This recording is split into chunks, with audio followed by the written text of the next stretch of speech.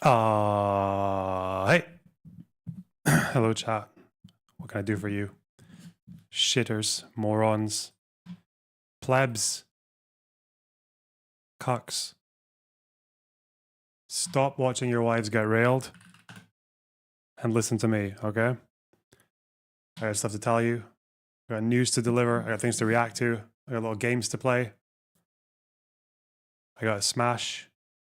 We've got a super chats goal, which some of you have actually donated in advance of. That's quite crazy. You shouldn't really do that, you know? Don't donate before the goal. It's embarrassing. It just makes the goal look empty for longer. That's not good.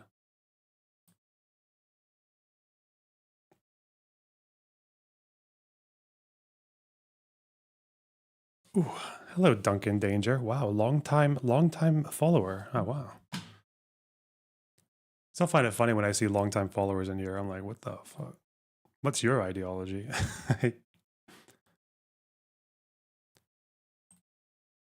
Any typing games? I haven't done typing games for a little bit. Probably not. I'm getting much more into these New York Times games. So far, my favorite ones are Wordle and Connections. That's where I am so far. Wordle and Connections. Hmm.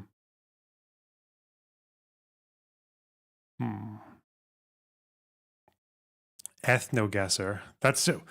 Ethno-guesser is dumb. I don't... Like, I'm not racist. I feel like I don't like these kind of games that are like, the more racist you are, the better you are. Gotta get cancelled more if you have long-time followers. I mean, I get cancelled quite a lot, so I feel like anyone who's stuck around is just like, I guess someone who's actually been part of the journey, I guess.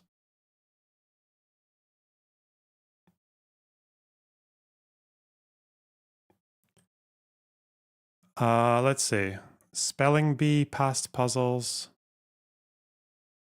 the mini archive.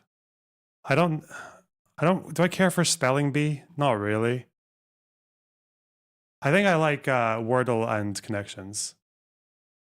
I did this one. Oh no, I've already done this one. Did you see Sneeko spoke to that Yusuf Ahmed guy? Yeah, I did, yeah. I mean, good for the kid though, right? He's getting out, put himself out there, right? He's on it. So wait, the Wordle archive, I guess. Oh, I missed Monday. Let me see. You use all your vowels first. Start with A and E, you know? A few common ones. Wow.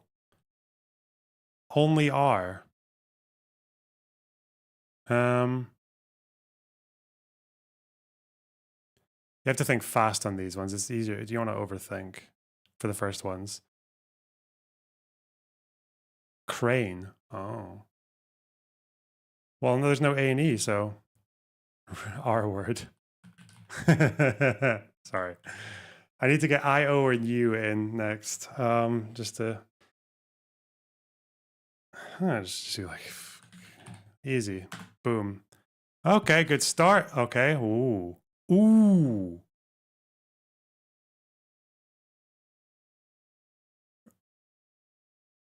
But there's no O and U. So the vowel is an I. There's an I in this word. And it must be after the R. Also, let's turn off chat. OBS. Fuck off, guys. Not doing this with you guys trying to pressure my decision. Rigged? No, it's not enough. It's like R-I... It's this.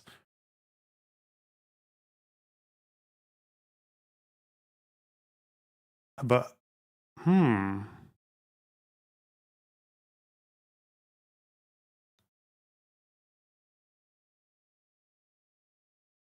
Something ED. No, it's not ED. Huh. Could it be something other than RI? Is there any consonant that follows R generally? RW? No. Rwanda. Rwanda. RY? Oh, maybe. RHY, Rye.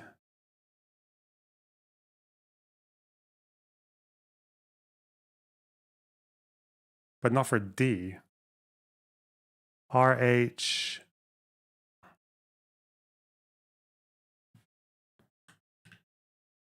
Rhying. Oh, I don't actually know.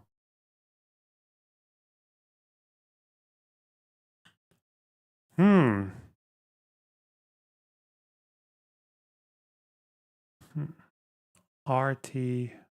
No, not RT. That doesn't work. RY is potential. RI is potential. Rimmed. But normally you have an E there, but there's no E. Rivet? Is that a word? That's the only thing I can think of that sounds like a word. Ribbit? Like a fucking frog?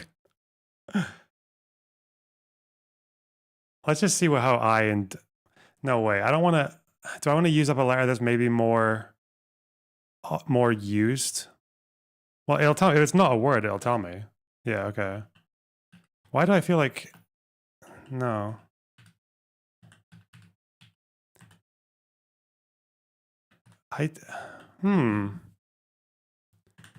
That's actually a little bit harder than I...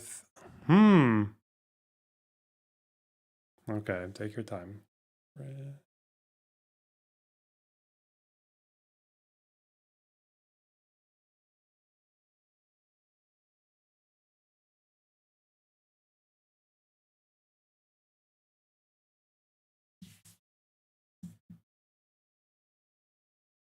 Oh, fucking idiot. Jesus Christ. Okay, wow. Okay, well done, guys. Well done. Ribbid.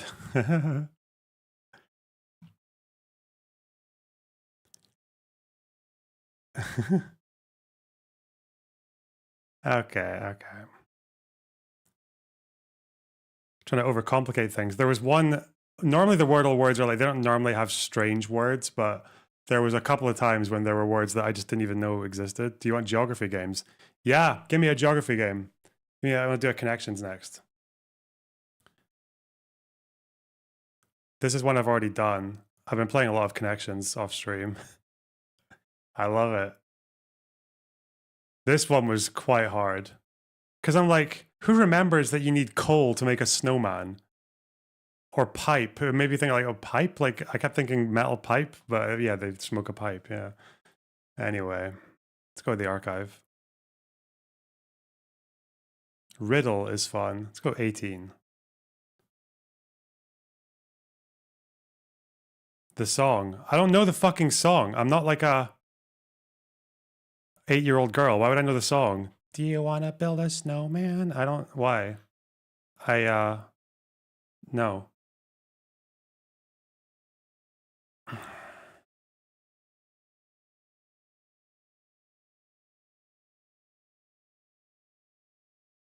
Play the rhythm game. No, I don't care for the rhythm game. Hell no. I like the typing game. I like connections. I like Wordle. So far, that's what I'm enjoying. And I like Type Racer. Type Racer's fun.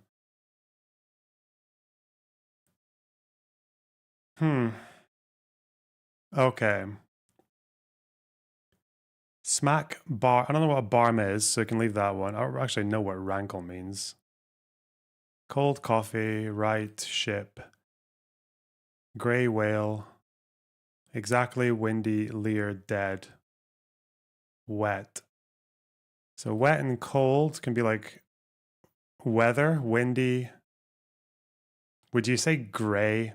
This is bullshit, right? This is because you could describe a day as gray, but I feel like this is one of those ones that is not close enough. Wet coffee, true. Okay, qualities of a rainy day. Why not? Okay.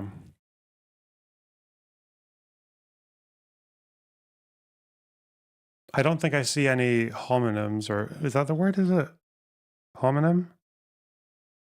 Word that sounds, I don't know. Is a homonym a word that sounds like a, he's killing me? What? All right. Oh yeah, why did they spell gray with an A? I thought in Scotland, grey, you spell with an A for a name. But, oh well. Exactly right. It's like affirmative. Is it? But what else would you say there? Rankle and barm are not synonyms for correct, are they? Dead on, like smack bang.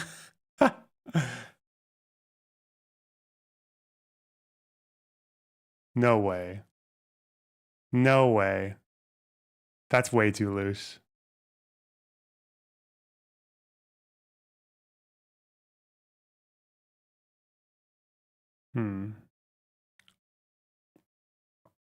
Whale.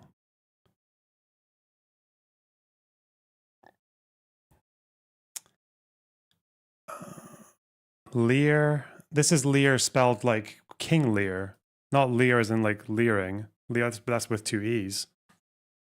So Lear, King Lear, King. Is there other king things there? No. Unless like there's also, unless it's like some stupid fucking king whale, king ship, king barm. I don't know what barm is. Wait, it could be an anagram. No.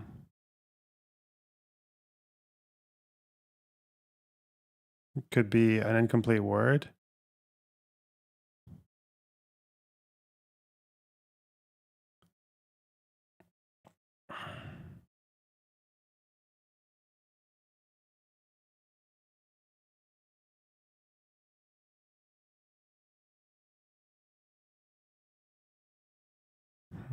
Ship could be, oh, something to do with the sea? Whale, ship. No. Things in space, astronaut ship, nothing else there. God, I wish I knew what a fucking rankle was, eh?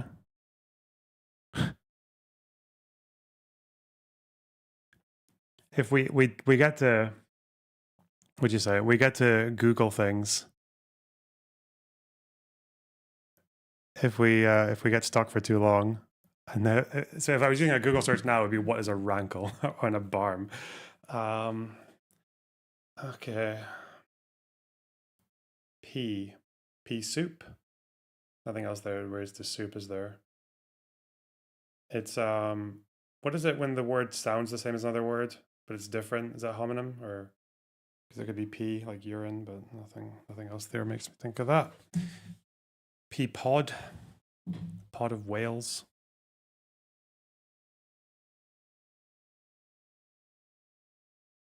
Peas are in a pod. Astronauts. I only think pod for astronaut because of Star Wars, but not in real life. Do they have pods? Probably. Whale, pea, and astronaut. But what else is in a pod? Anything? That must be one, right? Rankle or barm. Fuck. Oh, coffee. Wait. Are coffee beans in pods? No. No way. I don't think they are. Let's see, though. If it says one off, then it means that these three are right. Hey! What the fuck is this, then? Wait. Is this actually, like, affirmative statements? Like, exactly. Smack, bang. Right. Dead on. But two of them are incomplete. Squarely. Okay. What the fuck is barm, rankle, Lear, and ship? King Lear. I can only think of King Lear. Wait. It's probably bonus if you actually know why it's this, right? Even though it is.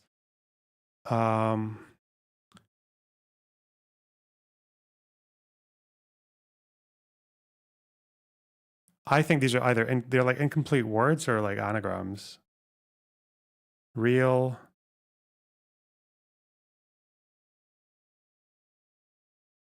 But ship isn't an anagram of anything. Neither is ankle. Oh, wait, whoa. Oh. Body parts. Arm, ankle, ear, hip.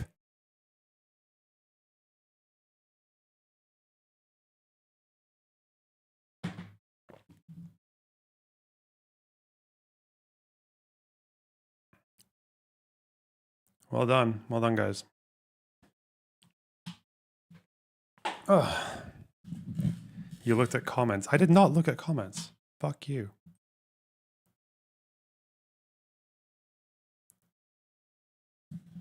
Chat is there, so you can see when I'm looking away.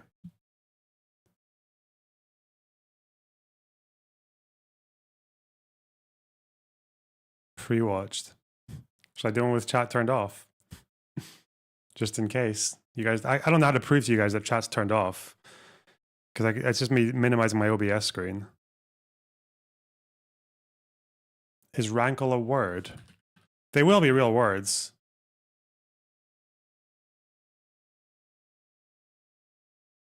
Continuing annoyance, resentment, painful wound, rankle.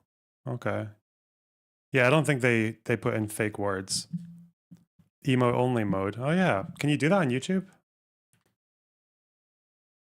I don't know. I don't get like that. I don't get the point in looking at chat because then I'd feel bad about myself. I don't feel like I've achieved anything. So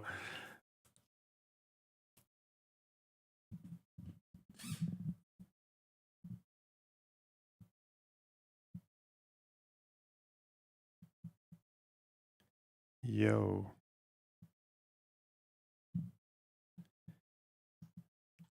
Sean Rankle. Yes, that person. Also, why is Twitter saying that I can't upload a video if it's more than 0 megabytes? Why 0? Since when was it like that?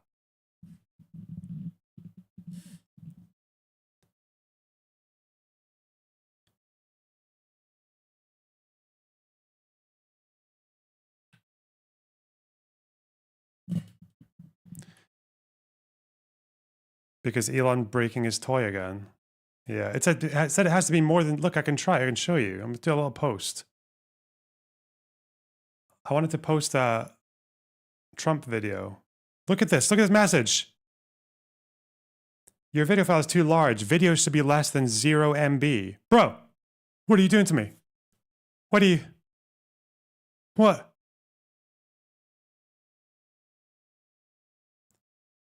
Why would you?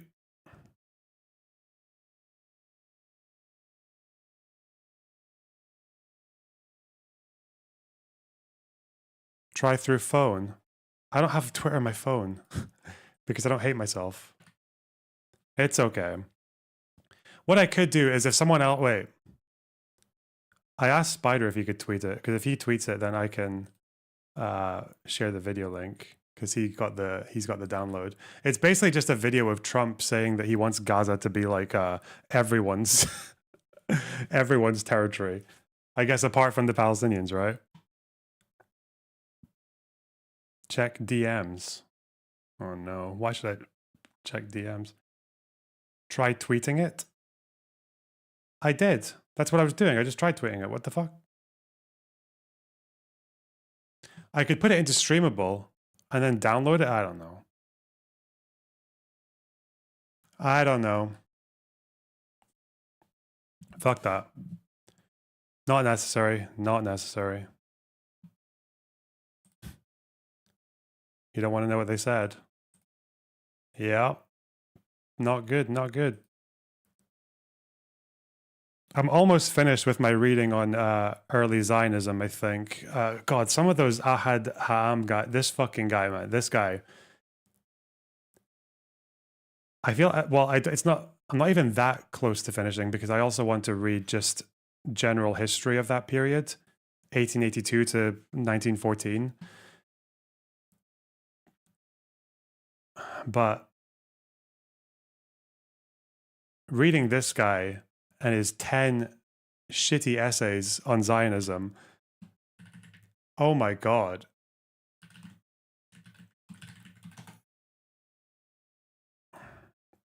He just writes like such a dick. He takes so long to say fuck all, even though he's quite an interesting figure and he's pretty important to know about. Like I wish I had known about him earlier with some of the stuff he was saying, but it's like, oh, he's such a yapper. This is the bit that I'm on now when the Messiah comes, 1907. I think this is a fairly short one. The supremacy of reason. He's talking about this for 60 pages, mate, in an essay. Stop. Cringe. Giga cringe. Fuck that. And it's all just a bunch of verbose balls. Are you going to read about the Arab Revolt? What, the Ottoman one? Or the 30s one? I'm going to read about all of it. If it's an important thing, I'll probably read about it. I already have read about most of these things. I just haven't read like in massive depth about them. Oh. Yes, words. I know, right? It's too many of them, though. Too many. Have you read any argument regarding the land being promised to them 3,000 years ago, like everybody always claims? I don't, like, that's not, what, by God? No, I don't give a fuck about that. I don't care. You can talk about, I think what is interesting is like the historical connection. And it's like, well, if you talk about refugeehood being kind of permanent and that's one interesting question is like, do you really get to go back after like 3,000 years or it depends on how you go back? And then, but the more interesting question, it's actually more like 2,000 years, not 3, but yeah, it's more interesting question for me, I think is, if they could have gone anywhere else, the Jews, yeah, if they could have gone anywhere else, like, because I'm starting to lean towards no, because it would have been so hard to control this massive, like, sparse movement of diaspora running the fuck away and being like more likely to pick Palestine over anywhere else. Okay, copy video address. Constructing tweet.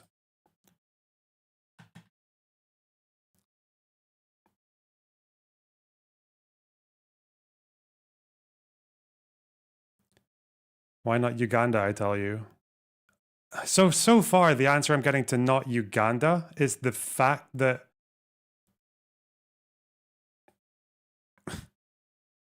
it's just the fact that you were never going to get, you needed a large number of Jews to do this thing for it to work. But the only place you're ever going to get them, a large enough number of them to agree on is going to be, it's going to be Palestine.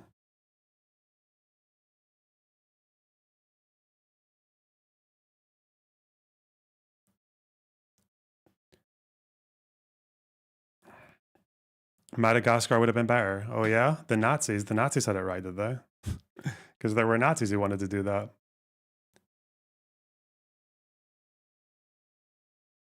But yeah, Uganda was never a serious offer. It was just floated. Argentina was floated. Fucking Turkey was floated. God, imagine if they went to Turkey. They'd actually, if they went to Turkey, they'd have probably just been shipped off with the Armenians, wouldn't they? Ooh. Oh, no, no, no.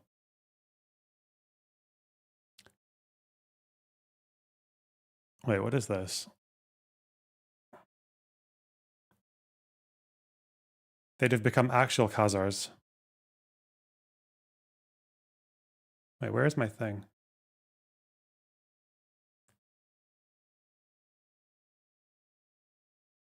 Yeah, we got a bit of news today. A little bit of news. What I want to start with, though. What's this?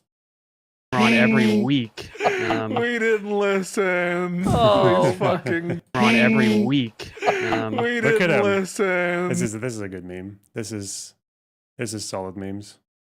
Well done. Well done, Akana boy. Well done. It looks so convincing as well. He's even got the shirt. The beard that was already there.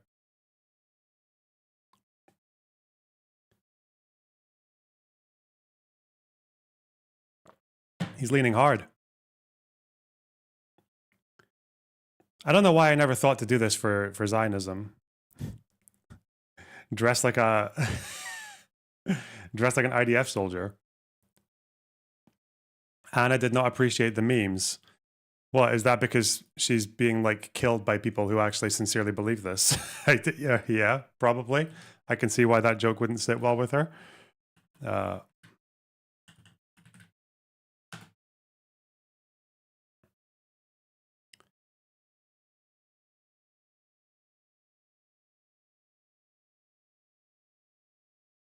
If you get an IDF soldier uniform, your haters would die. Is it even like how easy is it to get a hold of an IDF soldier's uniform?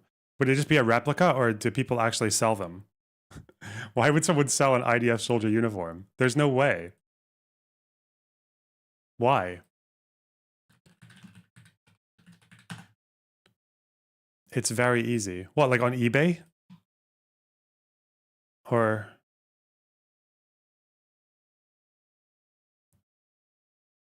surplus? What, people just selling their surplus fucking gear? Or manufacturers, like they make surplus.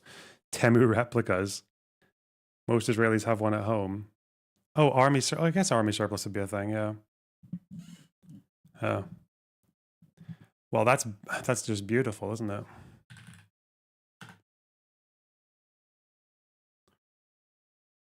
What do we have here? Slopper. Is that stolen valor? Probably. Slop or news first? Slop news, slop news, slop news. Probably news.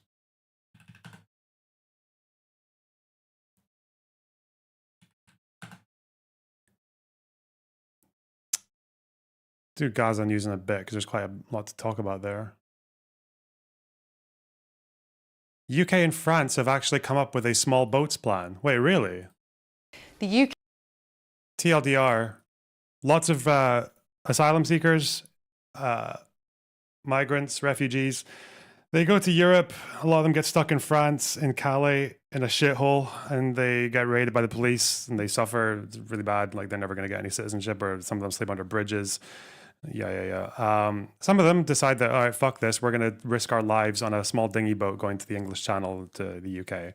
And it's like, it's not the most dangerous journey. The Mediterranean's obviously a lot more dangerous because it's bigger, but the English Channel is not the safest thing. Like, you can die. You can die.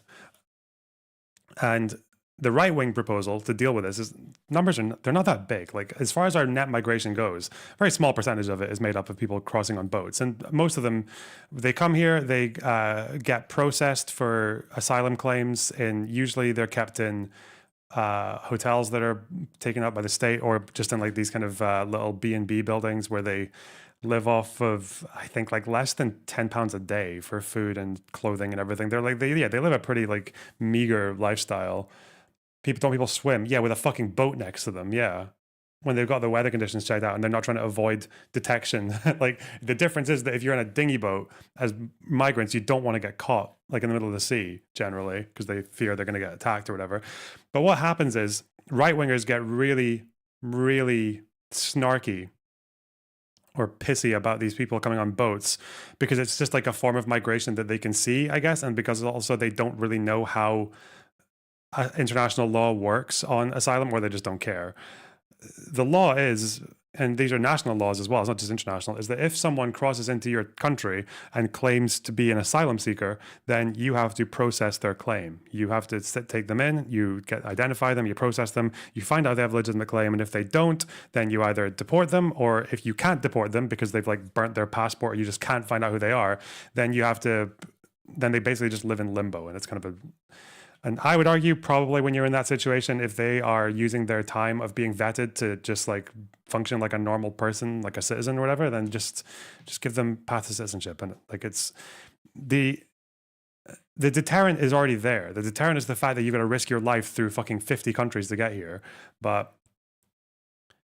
does that count for catching them in your waters? Yes. So the right wing say, well, we should just send them back. It's like, okay, send them back to where? You're not identifying them in the middle of the sea. And then Farage and the Reform Party just say back to France. And it's like, okay, what if France says no? If you want to send people to a different country, that country has to receive them. It takes two ends. You can't just like take them to you can't just take them to a mile within a French beach and just dump them. Considering the number, it's not a good deterrent. How do you know? The number of what, illegitimate people? What proportion of people who come through small boats are not legitimate? Does that mean right to work while they wait? So far, I don't believe they have the right to work while they wait. Now, maybe that changed in the last few years, but last I checked, they did not have the right to work while they wait. No. I don't know why. It doesn't make any sense to me. Maybe because that's too much of an incentive that you can just come and get a job on day one. But yeah, because it does seem like most of them, like if you're going to come here, it's because you want to work.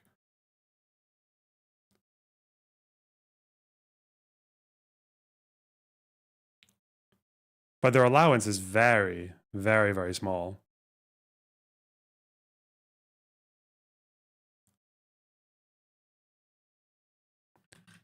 But yeah, the big problem with the UKIP or the Farage reform argument was that they just never had an answer to what you do when you'd want to deport them. Like, how do you need to get another country to agree to take them? That's why the Tories, they tried a whole thing with Rwanda,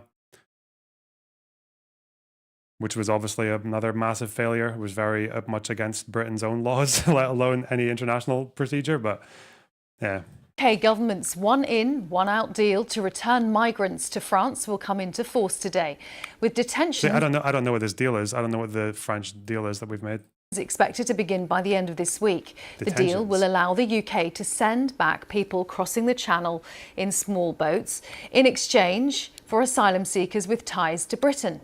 But opposition parties say the numbers returned will be low. They won't make a difference. Our political correspondent Jack Fenwick sent this report. Ministers hope today's agreement could reduce the number of scenes like this. A record 25,000 people crossed the Channel on small boats between January and July. And the Prime Minister knows it's one That's a record number. Yeah, I always thought the annual number was less than 50,000, so I guess it is, if this is a record number between January and July. The main issues that he'll be judged on come the next election. Since coming to power last July, Sir Keir Starmer has repeatedly pledged to smash the people smuggling gangs that organise the crossings. It's a real pleasure to be here with President Macron. Last month he announced a so-called one-in, one-out migration pilot scheme with the French President Emmanuel Macron, which Downing Street says is a major new step. That will see some people who arrive in the UK on small boats detained if their asylum claims are deemed inadmissible.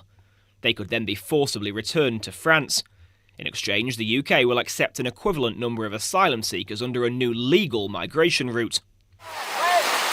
Ministers say they can't return everyone and have been coy about exactly how many people this scheme will involve. But they hope it will serve as a deterrent for other migrants thinking about setting off across the Channel from France. Chris Philp. The Conservative Shadow Home Secretary, Chris Philp, says the plan will make no difference whatsoever and is a gimmick which won't work. Gimmick. This type of agreement is new and untested. The pilot will run for a year and will be ratified today. The government says people could be detained within days. The first returns would then be likely in the coming weeks. Jack Fenwick, BBC News, Westminster. Well, our colleagues on BBC Breakfast challenged the UK's Home Secretary, Yvette Cooper, about the effectiveness. What's the British equivalent to alligator Alcatraz? It's like asking what's the British equivalent to McCarthyism, which is that over a period of a couple of years, some civil servants lost their jobs. It's not, we don't have an equivalent. I guess you could say Dungavel was pretty bad, which is in Scotland, actually. Is that still going, though, Dungavel? Immigration Detention Centre in South Lanarkshire. It has reviews. Okay.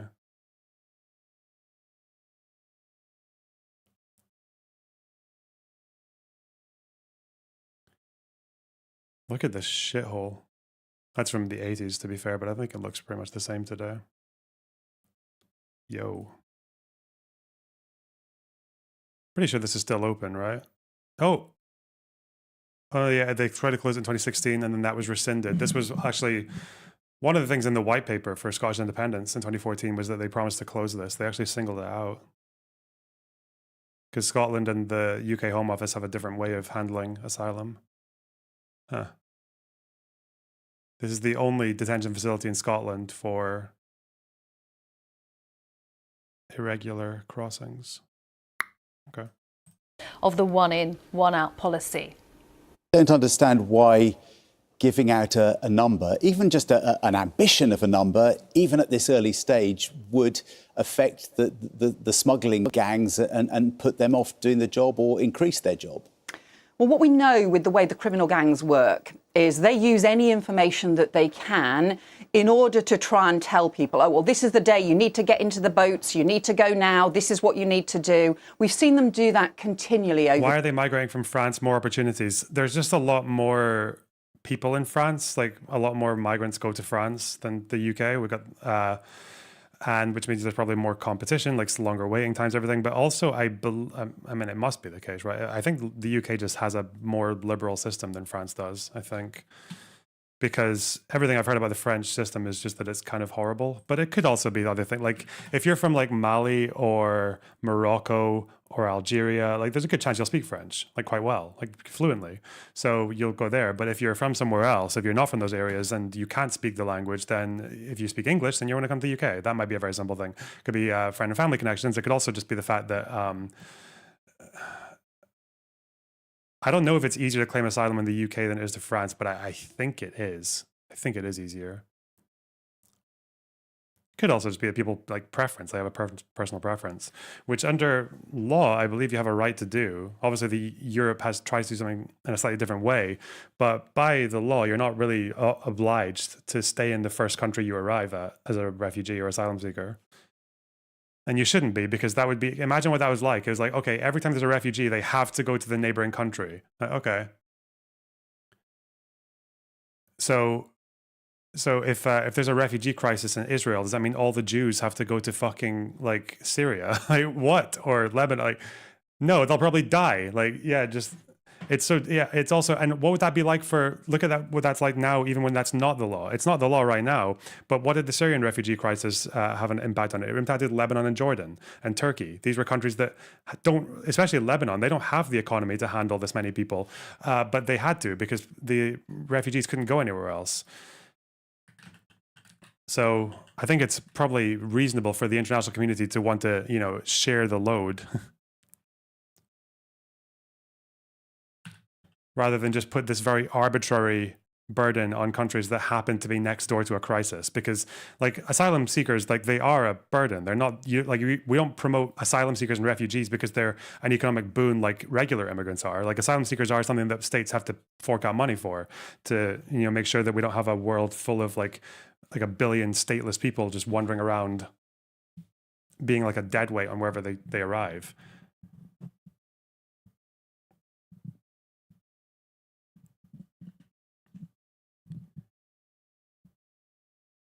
Different through the years, and we've also seen them just exploit any rules they can. For example, one of the reasons it would be safe country, yeah, but even then, who's a safe country for whom? That's what matters as well, right? Like you can be a refugee or an asylum seeker even if you're from an unsafe or from a perfectly safe country, right? Because which unsafe country was Julian Assange from? He was from Australia, wasn't he? Or let's say the British government decides to clamp down on me for being cute. It's like, okay, France is a safe country, but what if they hate me there too? Then I'll have to go to somewhere where they like me, and no one likes me apart from Israel, so I'm joking. We've had particular problems this year is because they've been deliberately exploiting the French rules, which mean up until now, France has not been intervening in French waters, in shallow waters, and so therefore the boats have been loading up in shallow waters. Now that is changing now as a result of the agreement that we have with France, so France will be able to take action in French waters, but it's just a good example of any information that's provided, the criminal gangs use that to operationalise, they use that as part of their advertising. But we will provide regular updates, so people will be able to see the numbers that are being returned, they will be able to see the numbers of people who are being detained as we go through this programme. It's been reported, both here and in France, that initially at least we might only be talking about sending back about 50 migrants every week. Last week, 1,355 people came across the channel in small boats, in which case that's not one in, one out, is it? It's, 26 in and one out. Can you understand that people are going to take some convincing that this policy is going to work and it's really going to make a difference? Well, let me make a couple of points in response to that. Firstly, I just think this is the right principle that we should be pursuing, that people who are arriving on small boats should frankly be returned to France. They're coming on illegal boats. They're paying thousands of pounds to Does this criminal... fucking dumb shit realize that, okay, this is kind of a gimmick, right? Because it's just like, yeah, we'll just get whatever negligible number we can out, because not really because it saves any money in particular, or it might even cost money to do all this extra processing. Like, people don't realize that as well. Like, deporting is expensive. The Rwanda scheme was such a waste of money, and obviously it's so full of legal barriers that you might not even get the people removed anyway. This person, does Yvette Cooper not realize that you will never appease the anti-immigration crowd, because the bulk of anti-immigration, and this isn't everyone, this is just most of them, are anti-immigration is not like this kind, like soying out about fucking small boats with Nigel Farage going down by the fucking Dover harbor, gaping at little fucking dinghies, making content out of it. I don't know if you guys know this, but Nigel Farage had this whole thing for quite a while where he would film himself at Dover just like staring at boats and speaking shit. Look, or he'd go on a boat sometimes. Look at it. English Channel. We're right on the edge of British and French Walk the walk, or boat the boat, so to speak. It's a pretty calm day. Already He'll just be like, look at that, coming. there's a boat. We got a boat. There's a boat. And then he'll like infer all of his fucking nonsense about why he thinks it's happening or what he thinks is going on. Apparently the French Navy was escorting a migrant boat to British waters. Sure, bub. Yes, very trustworthy. Very trustworthy content. Look, Farage spots a boat. Here we have. All he does is he doesn't do anything. He just films himself. Like, look, here we have something happening that is kind of like part of the procedure, I guess. Like, you can't really stop people you can't just guard every single half mile of the coast. Look at this fucking pirate. Open shirt and everything. Dude, he looks like a hungover fucking divorced country dad who doesn't even know why he's there.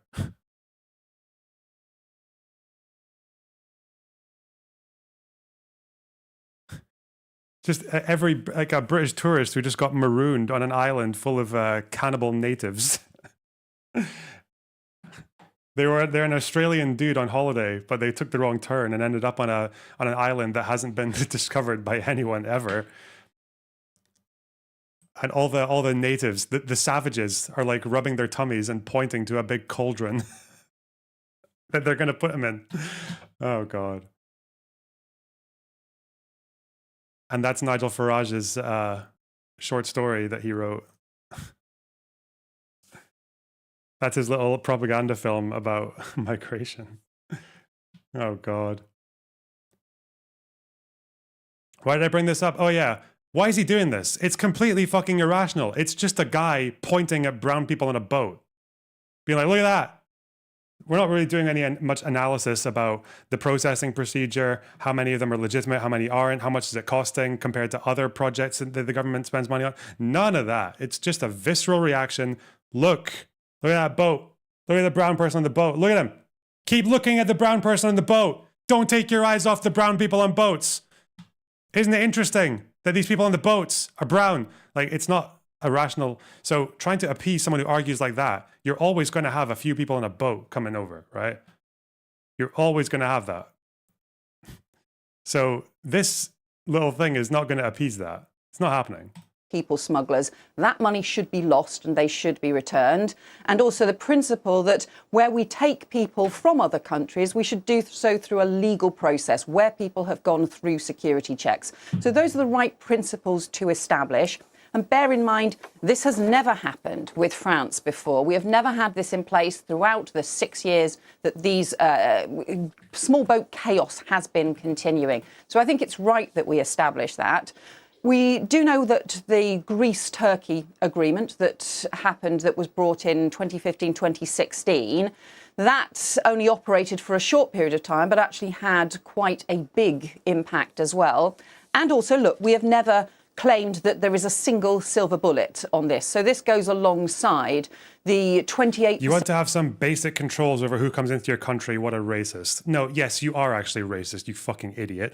Do you think the United Kingdom doesn't have basic controls over who comes into our country? What the fuck? Where do you think you live? You live in a civilized, developed world where people actually have to work pretty fucking hard to get into this country, which is why the numbers of people who cross on small boats is a negligible percentage of our overall population.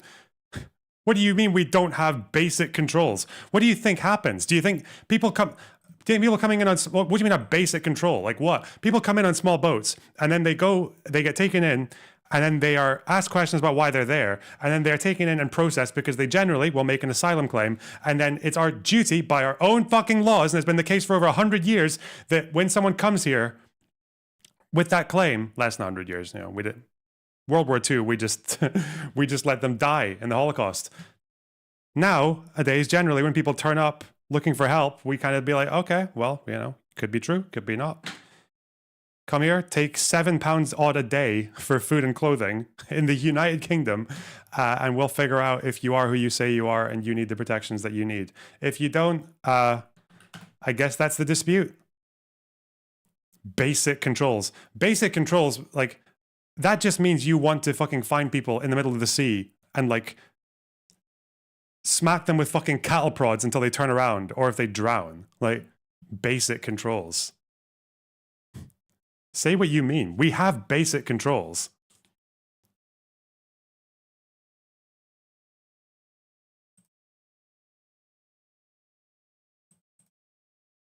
Increase in returns of failed asylum seekers that we have brought in. It goes alongside the change to those French maritime rules that I referred to, which means France taking action in French waters to prevent boat crossings in the first place, and the much stronger law enforcement that we announced earlier this week with the additional National Crime Agency investigators and police to be able to go after the criminal gangs.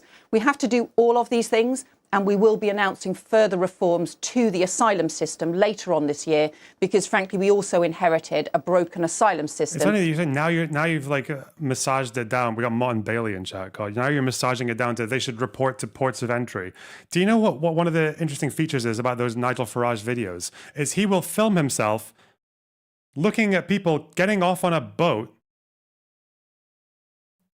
and going to the coast and then getting picked up by the Coast Guard and taken in. Where do you think they're fucking going? And then Farage will still say, look at this. Look at this. It's despicable that this system is encouraging this behavior. Look at them. Look, they're helping them into the country. Like, yeah, they're taking them in so that they can process them.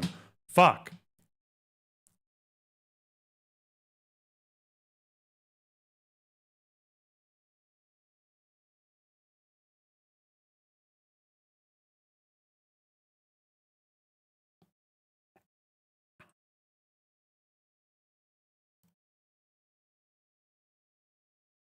Yo. And that is causing a lot of problems in the system too. Yvette Cooper. Well. Nigel Farage saying up the Ra. We've seen this before. Why don't you ask yourselves in Dublin a question? Why did you fight the British? Why did Irish nationalists fight the British for 500 years? 500 often very bloody, difficult years until the 1920s. What was the point of it if you're now governed by European commissioners? I think people will be entertained, Nigel, to hear you talking about this. And that may be too inconvenient for all of you in Dublin. Oh, I'm sure. Yes, of course. I know that you apologised for the birthday greeting which you delivered in the last couple of days, but I want people to see just how much you know about the history and culture on this island. Now, it's a bit early in the day, so all I've got actually is coffee, but I hope you enjoy a few pints with the lads tonight. Up the Ra! This is him doing his, what do you call it? Cameo. Is it cameo where they pay you to say things? Up the Ra, Nigel. I mean, I know that you said sorry. I know you get 87 quid. It's entirely within your rights to do that. 87 quid. But come on, don't try and lecture the Irish people about the culture and history and precarious nature of peace on this island. You haven't got a clue. Was he comparing it to? He was comparing it to Brexit, wasn't he? That's the same as British occupied Ireland. Absolutely based.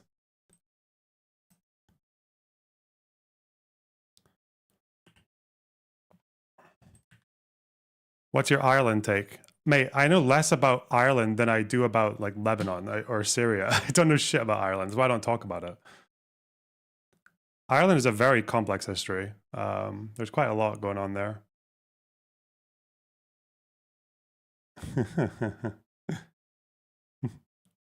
Oh, they're coming out. They're coming out. So the president of the United States has no leverage over Israel? That's exactly what I said.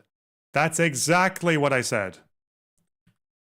You can either solve an entire conflict, end a war with one phone call, or they have no power at all. Baby. It's been 80 years to the day since the US dropped atomic bombs on Japan. Oh, really? I didn't know that. 80 years after the US dropped atomic bombs on the Japanese cities of Hiroshima and Nagasaki, survivors continue. I'm guessing it was...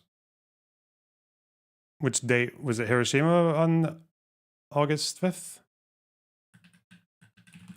Because Nagasaki was a couple of days afterwards. Oh, it's August 6th and 9th. So tomorrow is actually the anniversary of Hiroshima. Continue to warn against the use of nuclear weapons. It's thought that about 140,000 of Hiroshima's 350,000 population were killed in the atomic blast, and at least 74,000 people died in Nagasaki. Our Japan correspondent Shaima Khalil has spent time in Hiroshima speaking to survivors and the students trying to keep their stories alive. A warning, her report contains upsetting images from the start.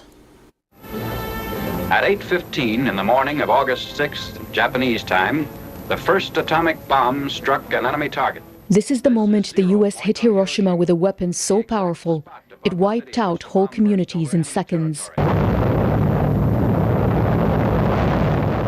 Under the atomic bomb's mushroom cloud, men, women and children were burning alive. Nuclear radiation engulfed the city, poisoning those who survived the blast. The horrors of that day are etched in Shingo Naito's memory, and now in these paintings by young pupils. For the past few months, he made regular visits to their school and shared his memories. My father was badly burned and blinded by the blast. He couldn't even hold my hand. He placed his hands on my shoulders, but I just couldn't walk with... Pedo box, holy shit. Pedo box. Or is it American? Pedo. Why do Americans say pedo? It sounds so stupid. Pediatrician. What'd I do? What the fuck did I do? Oh, pedo box. The fuck? All his weight on me.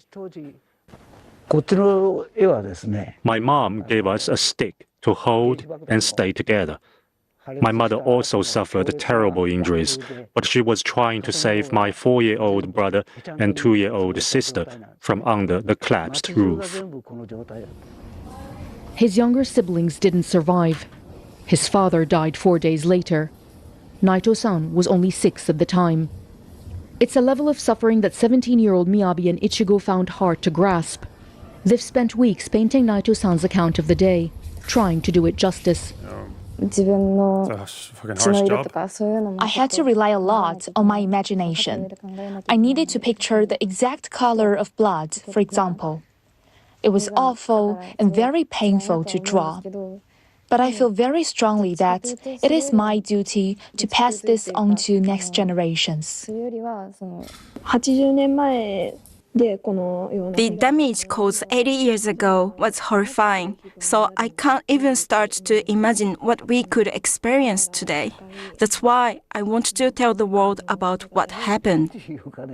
With the dwindling number of survivors, Naito-san says it's even more crucial now to keep sharing his story. As the bloodshed in Ukraine and Gaza continues, and with the recent bombings by the US... I love when people try to make logical arguments for this shit. We say pedo, not pedo, because it doesn't end in E or have 2 E's. Okay, torpedo. Oh no, they torpedoed us. Okay, yes, say torpedo then. Prick. In Israel of Iran's nuclear facilities, he fears the world could face another unthinkable disaster. This worries me so much. What if the radioactive substances were released in those bombings? We must abolish nuclear weapons. The atomic bomb helped end the Second World War, but it unleashed the terror of nuclear warfare. Oh no, she's just ignited one of the biggest historical debates ever about that question, that sentence. Did it really help the end of the war? Probably, but who knows. Today, Hiroshima stands as the city of peace, a testament to its survivors with a message to the world. Never again should any nation or people endure such devastation. Shaima Khalil, BBC News, Hiroshima.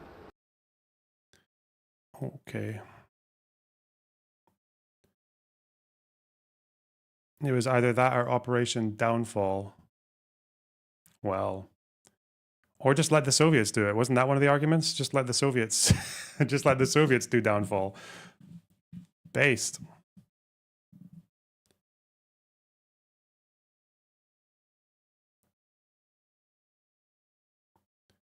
They've actually got like a 12-minute item about it now, the BBC. Okay.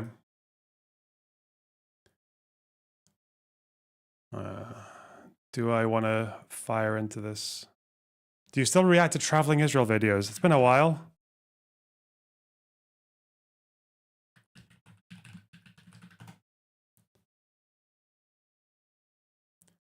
International law, the West Bank belongs to Israel. Well, why do you keep annexing like bits of it then? Just annex the whole thing and then make them citizens. Good luck. According to international law, the West Bank belongs to Israel. In this video, I'm going to explain why. And you will see it actually makes a lot of sense. Yeah. But first, a short note on why I've never talked about this before. I've made dozens of videos about the Arab-Israeli conflict. I've talked about Gaza. I've talked about history, 1948. He can't go a single video without that fucking Hajmin al-Husseini clip of him meeting Hitler. It's not possible. Arab-Israeli conflict. I've talked about Gaza. I've talked about history, 1948. But the West Bank, I barely mention it. I've mentioned Wisconsin more than I've mentioned the West Bank. Whoa. At the end of the video, I will explain why I keep bringing up Wisconsin. But the question is, why not the West Bank? Am I hiding something? No.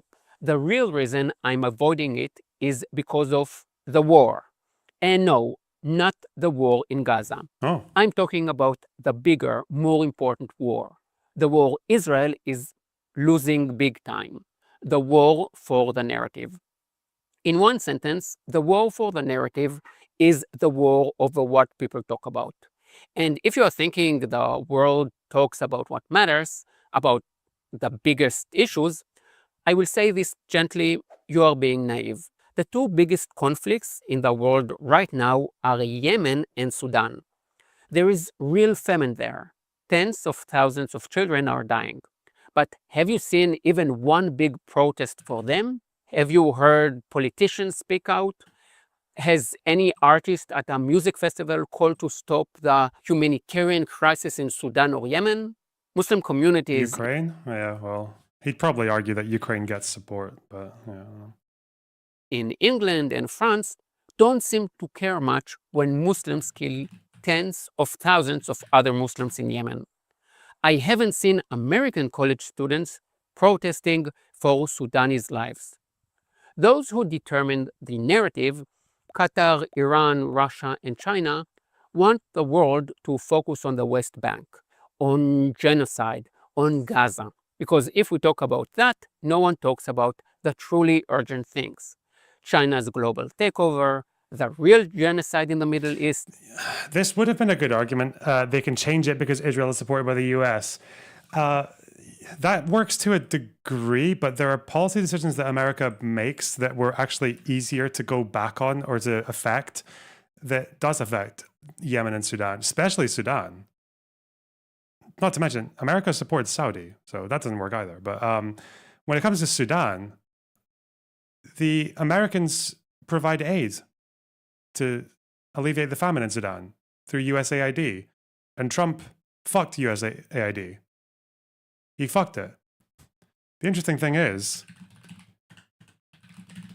not only do a lot of those people not care, they celebrated it. Mike from PA, 63 views, nice. The end of USAID is good for the world.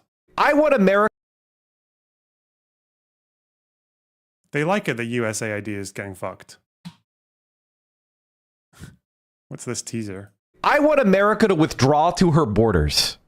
I want America to pull out the troops out of South Korea. I want them to pull the troops out of Japan. But to be fair, this is a clip channel, so. I want them to pull the troops out of Germany. I want them to pull the troops out of the Middle East. I want them to sail home. The veteran who owns the car told us. By the way, the American presence in Sudan was most of the emergency food kitchens. So, yeah, okay. Against Christians, the fact that almost every Muslim majority country is not a democracy. No one talks about Yemen or Sudan or Syria. 1.5 million people died in those three countries in the last decades. But on your social media feeds, it is Gaza and the West Bank. Now, if settlers had murdered tens of thousands of Arabs in the West Bank in recent years, I would say, fair enough. That deserves attention. But that's not the case. There is no proportion between what actually happens in the West Bank and the massive media coverage it gets. I don't kid myself. I know I can't control the narrative. I'm just a tour guide who happens to look pretty good for his age. But here is what I can do. Not play the game. If they accuse Israel of genocide and I respond, no, it is not a genocide, and then they say ethnic cleansing, and I say, no, it is not ethnic cleansing, I'm playing their game. And what sticks in people's mind? Israel, genocide, ethnic cleansing, again and again and again. Now, there is one word that both my supporters and haters love to use. A word I don't like, hasbara. Oh. My supporters say, thank you for your hasbara. So I'm missing it. He said he doesn't talk about the West Bank. He avoids it specifically because it pushes people to, because it's not as significant. It's not newsworthy. It's just not enough suffering, or because he just thinks it's allowing them to control the narrative. I thought maybe like,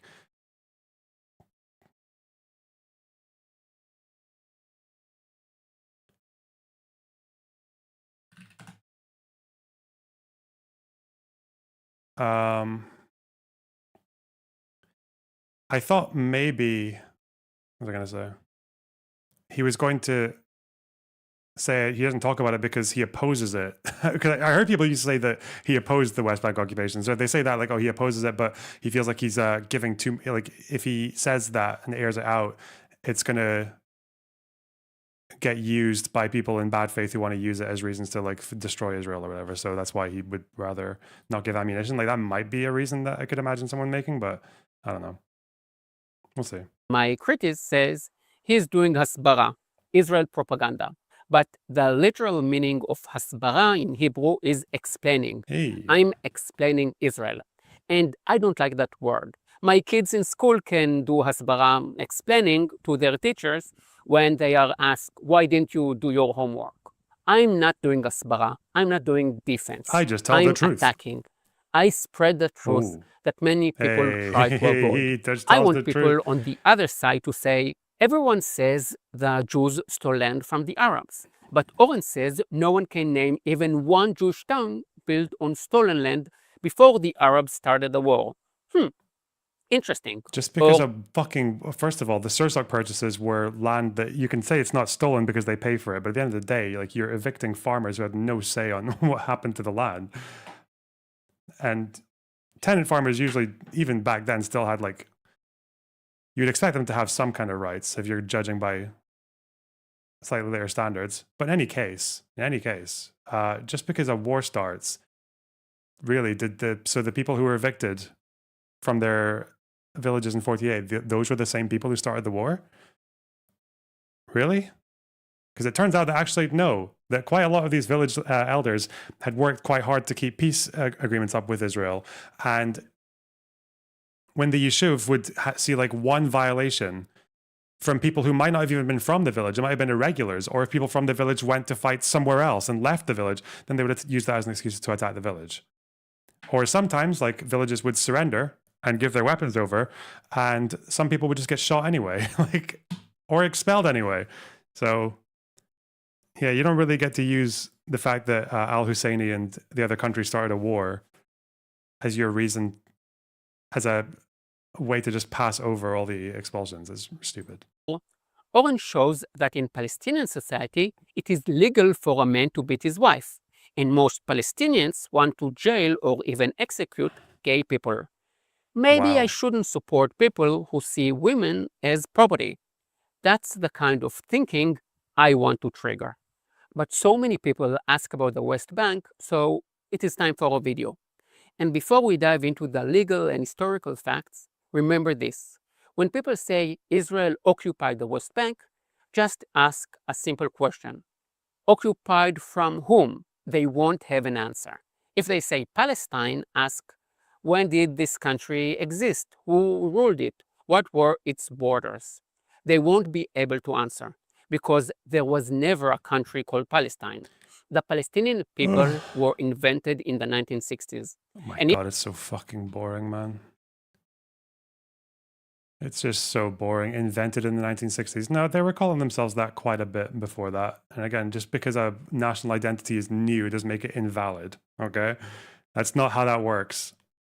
Israeli identity is not the same now, or even was the same back then 100 years ago as it was 2,000 years ago. Like, there was a level of invention that was made there. Inventing something or developing a national identity doesn't make it fake. Like, what the fuck?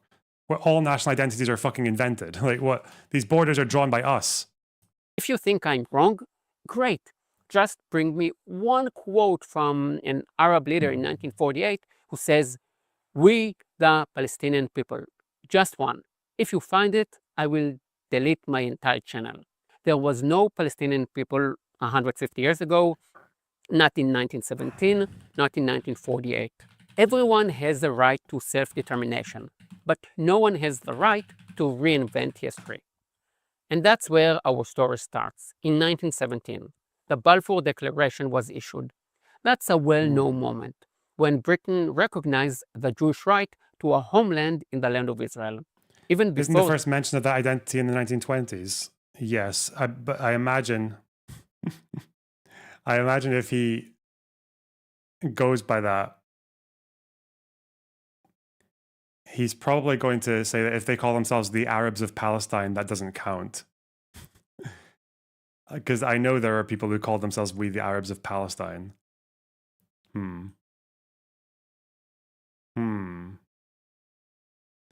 Did you read the 1947 ad hoc subcommittee report? What, for the 40-page thing? It's in my 47 partition plan thing, isn't it? I'm trying to think of where I would find those quotes. Is it in this? It's not for this. Is from the Arab Power Committee in 1940. I don't even know if I can Control F this because it's pictures of a book. That's going to be really annoying.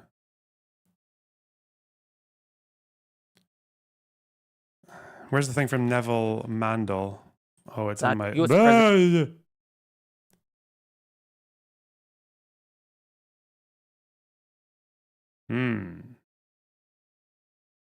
Buy the book. No.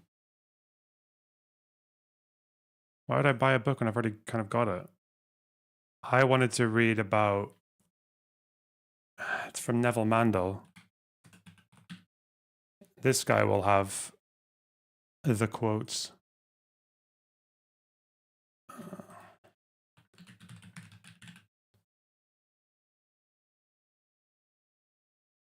I feel like I've seen something here.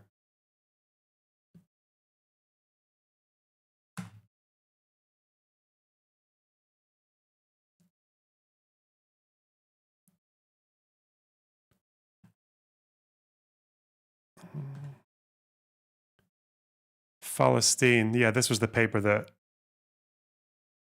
referred to its readers as Palestinians.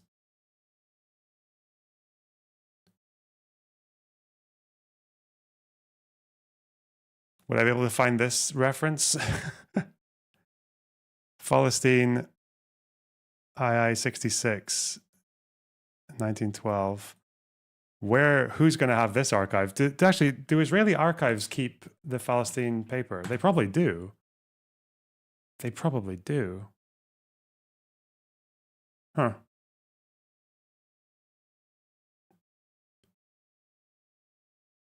I'll find that. We'll find that. Because they were Christians, those editors. I wonder if there's a direct quote.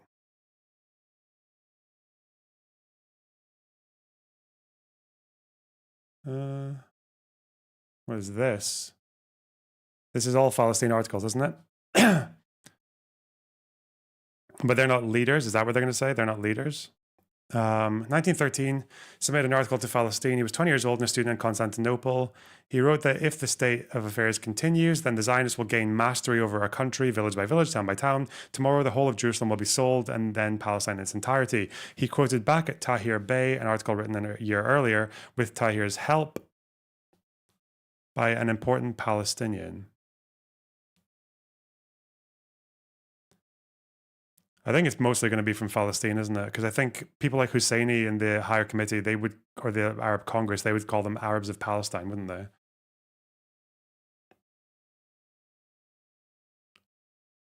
Al-Karmil. So it's all journalists here, isn't it? Young Palestinians.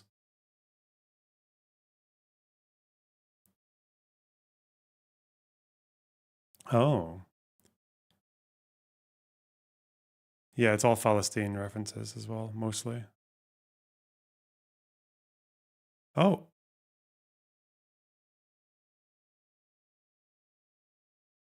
Oh. What's this from? 109, Al-Iqdam. Reprinted in Aherut. So this would be in the Zionist archives.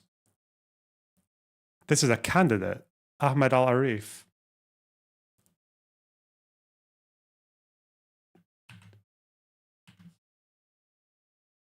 Who are you, sir?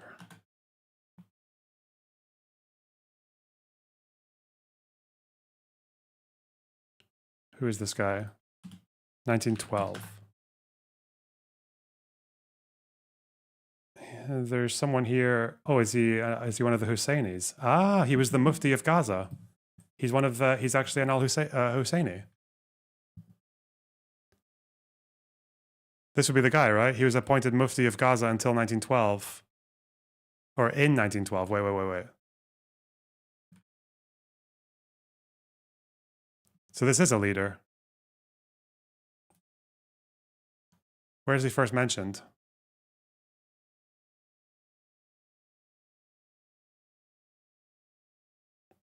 When's this election they're talking about? Damn, this book's got millions of them. Billions.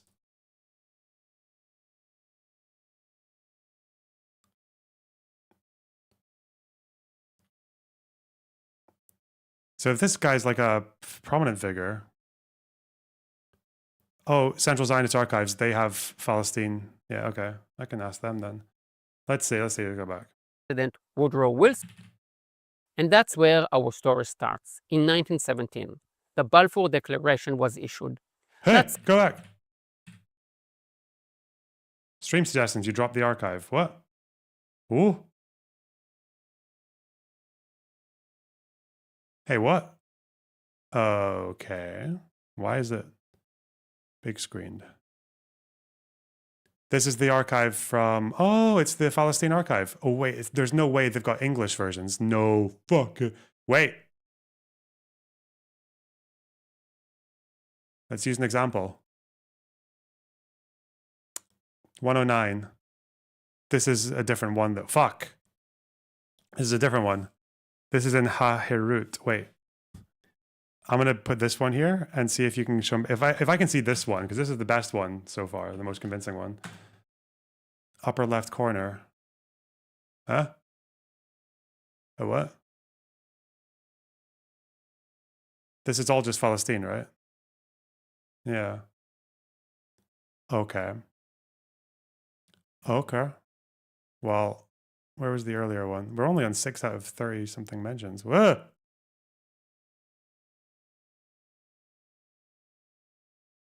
That is Al Carmel. Don't need that one.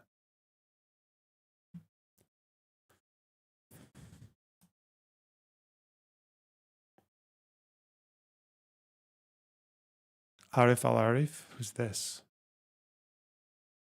Palestine, 1913, 25th of January.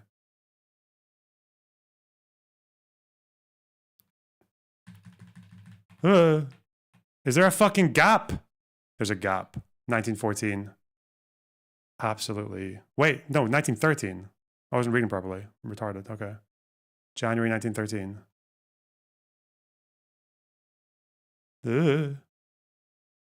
January 25th.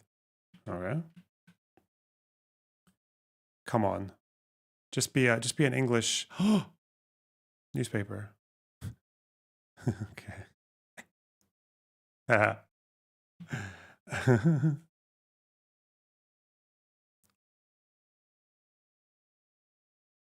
Approve the tutorial? Okay. Okay, show me the tutorial, please. What was the page number? Okay, fuck off. I don't care. It's 4 pages, right to left, based. Okay, so this is good. This is good. And where's the page? 3? What's the III? Is that the page? What's the 4? What's the... Is it page 3 or 4? Palestine 3. What the... Let's try page 3. What's the quote that I'm looking for here?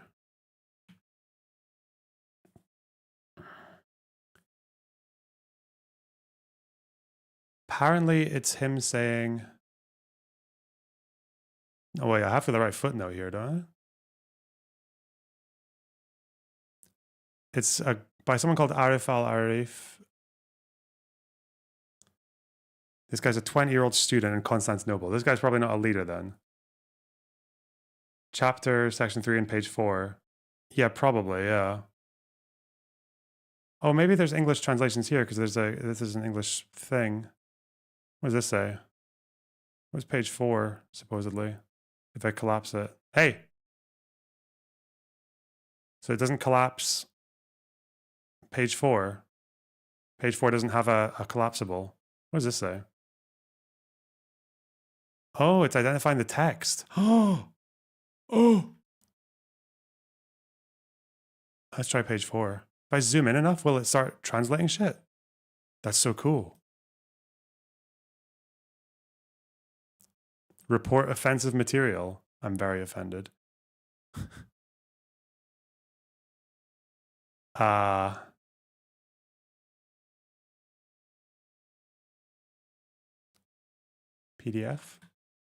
What if I go sheet? But it's not really... I thought it would like... It looked like it was about to live translate everything. But it's not. God, that's so fine though. Damn. It's so cool.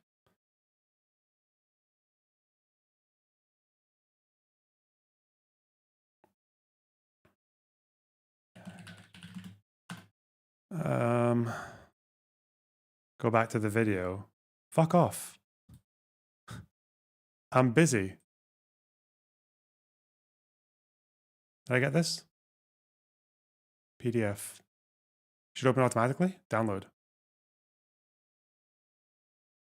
Yeah, that's just annotations. Okay, okay. Well, I've got the thing. You want to hear my tape before you leave? Stay. You can't control me, okay? Okay. I'm gonna give this PDF to... If anyone wants to take on this burden, okay? If anyone knows how to read, wants to give this a pop, just let me know, okay? I think it's on page 3 or 4, probably 4 by the looks of it, but let's see. There was no Palestinian people now, what did he say? years ago. Not what were its borders? They won't be able to answer because there was never a country called Palestine. The Palestinian people were invented in the 1960s. And if you think I'm wrong, great. Just bring me one quote from an Arab leader in 1948 who says, "We, the Palestinian people," just one. If you find it, I will delete my entire channel. He's saying from 48, the Palestinian, from a leader. This would not count as a leader to him, but the other guy might, the Gazan Mufti. Where are you going to link it? Oh, I think you're there. Okay. He'll probably wriggle around that one because this article is not written by a leader, even though the paper is saying this shit all the time. Let me see.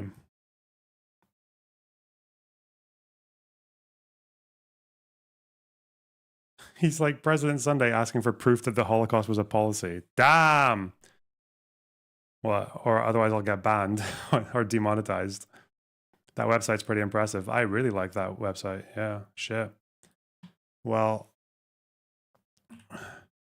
we do have journalists. We have prominent journalists and like people who run one of the most read newspapers in the region. So, damn. That's a good start. Here, Momo, where are you? I can give you this. I'll DM it to you on Discord.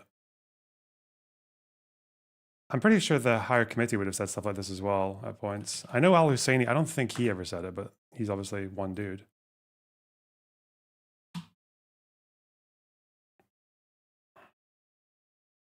But yeah, there are definitely lots of intellectuals who called themselves the Palestinian people way before 48.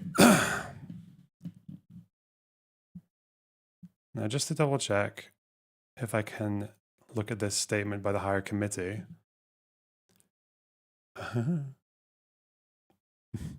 The body representing the Palestine Arabs. Is that is that close enough?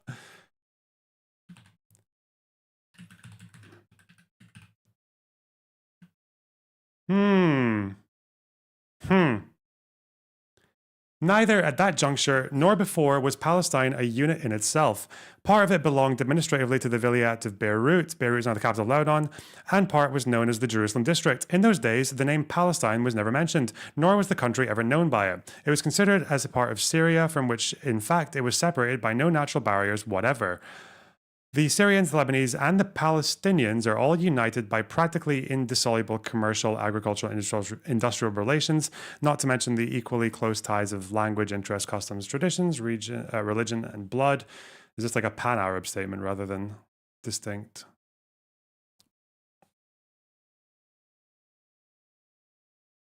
Ugh.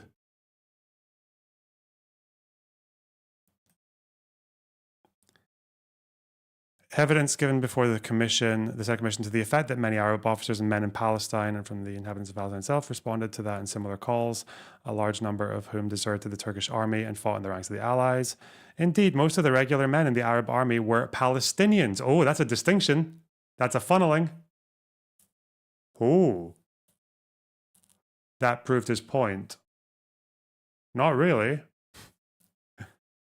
What about this? This is a distinguishing feature. This is the opposite.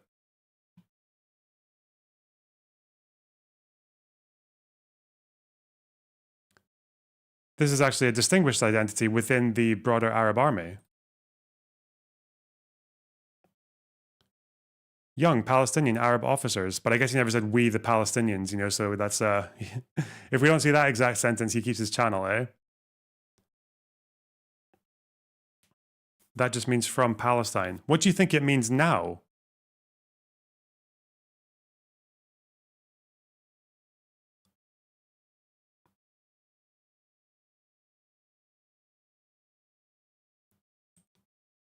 Here's a question. When he says Palestinians in both of these contexts, do you think he's including the Jews?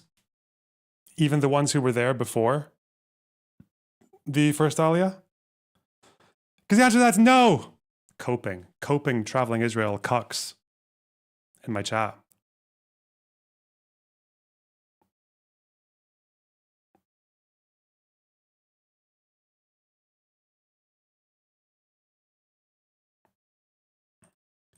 This is from the Arab Power Committee. This isn't like some fucking douchebag.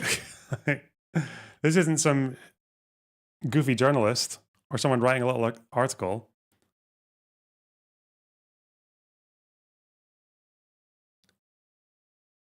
Rip. There was no Palestinian people. Oh, well, he's going to delete his channel. Is he going to do it? God damn. 150 years ago, not in 1917, not in 1948. Everyone has the right to self-determination, but no one has the right to reinvent history. The fact that you need to search for the smallest distinguishing feature proves his point.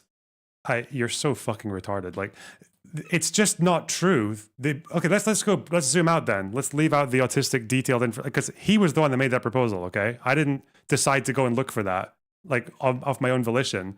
That was his fucking prompt, okay? It's not my fault this fucking loser said that he was going to delete his channel if you can prove that Arab leaders referred to themselves as Palestinian before 48. Fuck off. Second of all, it's just not true that Palestinian identity was invented in 1960. That's just fucking fake, okay? A lot of the, if you want to give charitability to him, a lot of the narrative around Palestine and a lot of the, like, different kind of like idiosyncrasies of the national identity were developed in 1960, but that does not mean that this national identity was completely non-existent before 1960. It was prompted by journalists and editors and intellectuals in the early 1910s. It was widespread amongst literary figures, and even leaders used it before the 60s. So like, it's just a false statement. It's just a false statement.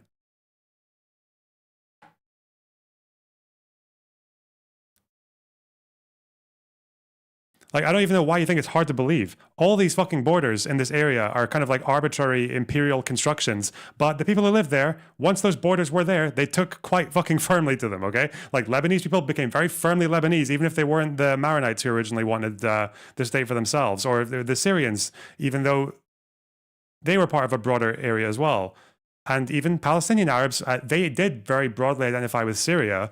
But once the French took over Syria and kicked out fucking Faisal, then that fact that there was always going to be a disconnected border between Syria and Palestine did result in people just saying, okay, yeah, we're not really putting much hope on being part of Syria anymore. Bro.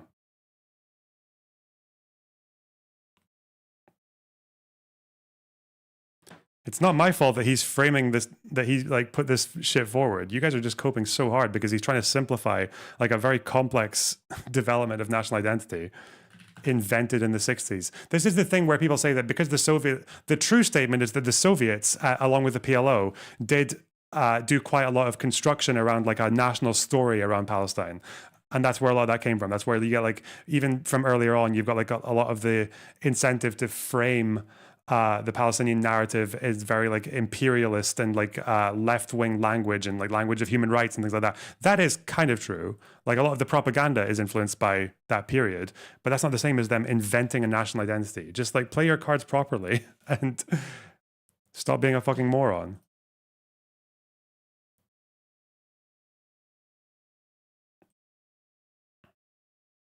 And that's where our story starts, in 1917. The Balfour Declaration was issued. That's a well-known moment, when Britain recognized the Jewish right to a homeland in the land of Israel. Even before that, US President Woodrow Wilson gave his approval. And even earlier, and most people don't know this, France issued the Cambon Declaration, supporting Jewish immigration to the land. It didn't happen in a void. In the post-World War I period, the Ottoman, German, Russian, and Austro-Hungarian empires all collapsed. And in their place, nation-states were born, like Poland, Czechoslovakia, the Baltic states, Finland. Zionism is the Jewish national movement. So simple. And if you know even a little bit of history, you know the Jews are from Judea. These declarations are important. Imagine if today the US, Russia, and China recognize Kurdish independence. That would matter, even without legal force. But 3 years after Balfour, I wonder how, if he wants to say that, like, because the Jews are from Judea, that's why that's their, like, authentic national identity, even though the borders of Judea were very different from what they are now, etc. I wonder how he would get around the fact that, like, even before the collapse of the Jewish kingdom by the Romans, whatever, starving them in Jerusalem, whatever the fuck, even before that, I think even then, was it a majority of Jews even before the Romans were still diaspora, because a lot of those Jews from that kingdom had already been trading and interacting in other countries. I don't know if it was a majority, but it was a very large number. But it's also not to mention, what about all the Europeans who are only Jewish because their ancestors were like indigenous Europeans who married and converted? Are they from Judea? Like, does it matter at this point? Like, not really. Both Israel and Palestine are going to be absorbed by pyrocynical. Hey, thanks for £10. Appreciate it. That did have legal force. The San Remo Conference of 1920. At San Remo, the former Ottoman territory was divided between France and the United Kingdom. France and the United Kingdom got mandates to help create nation-state in the areas that were under the Ottoman Empire. And they did. Lebanon, Syria, Iraq, Jordan, and Israel. Britain was given the mandate. Why is he calling it fucking Israel when it was called Palestine? Why did he make that choice?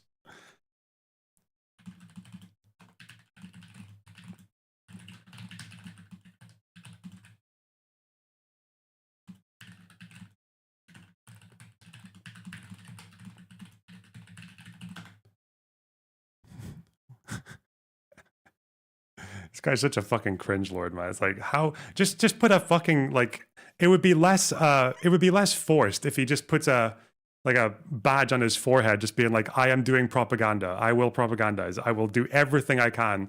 Like, I will mince words. It's not the Deir Yassin massacre, even though there was a massacre after what I call the battle. It was the Battle of Deir Yassin, not the massacre, even though everyone agrees that what happened after the battle was a massacre, and that the battle itself had very much massacre qualities in the fact that, like, almost everyone who got killed was a civilian. Where was him talking about...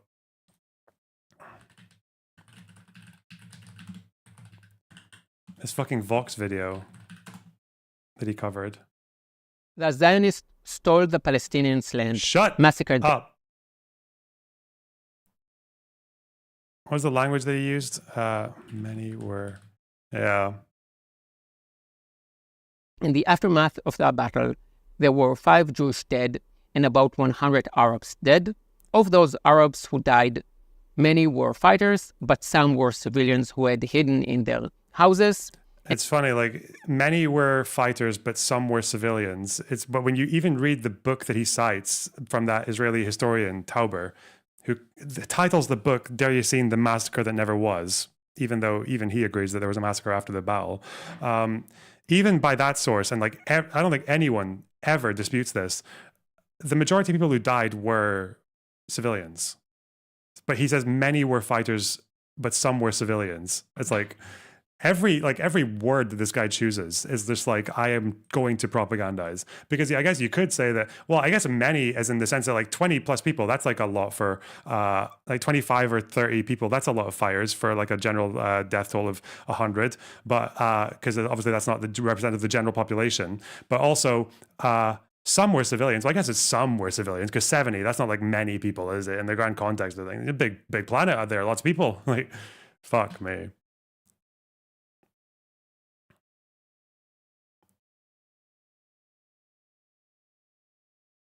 Like, every just word that this guy chooses is so intentional to like tell just such a biased story. Ugh.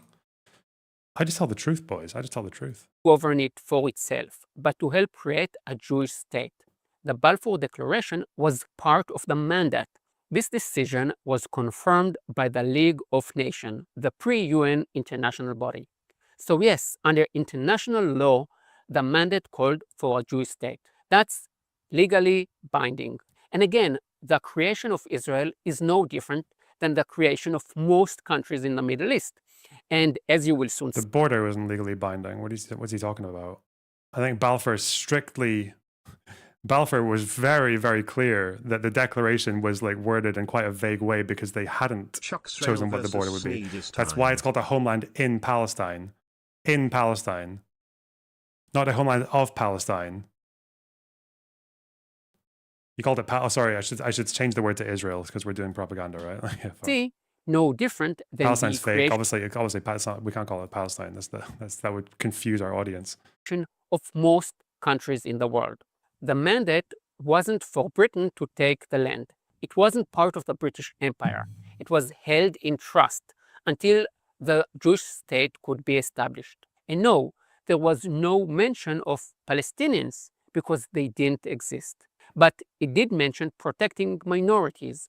And it is important to note, before Arab armies tried to destroy the Jews, no Jew or Brit expelled Arabs. In fact, under the British mandate, hundreds of thousands of Arabs immigrated to the land of Israel because the Jews and the British created jobs. But like I said, every single word this guy says is so intentionally propaganda. The estimate is, I believe, about 90 to 100,000. This is what I've heard, which means that the overwhelming majority of Arabs who were there by 48 were native. They'd been there for hundreds of years. But do you see how he said hundreds of thousands when the text in front of him is saying 90 to 100,000? He's such a liar. He's such a no good liar. Scum of the earth. to the land of Israel because the Jews and the British created jobs. Actual fucking but the slime. Arabs refused any Jewish sovereignty. After World War II, the British were exhausted. They proposed a partition plan. One Jewish state, one Arab state. Not Palestinian, Arab.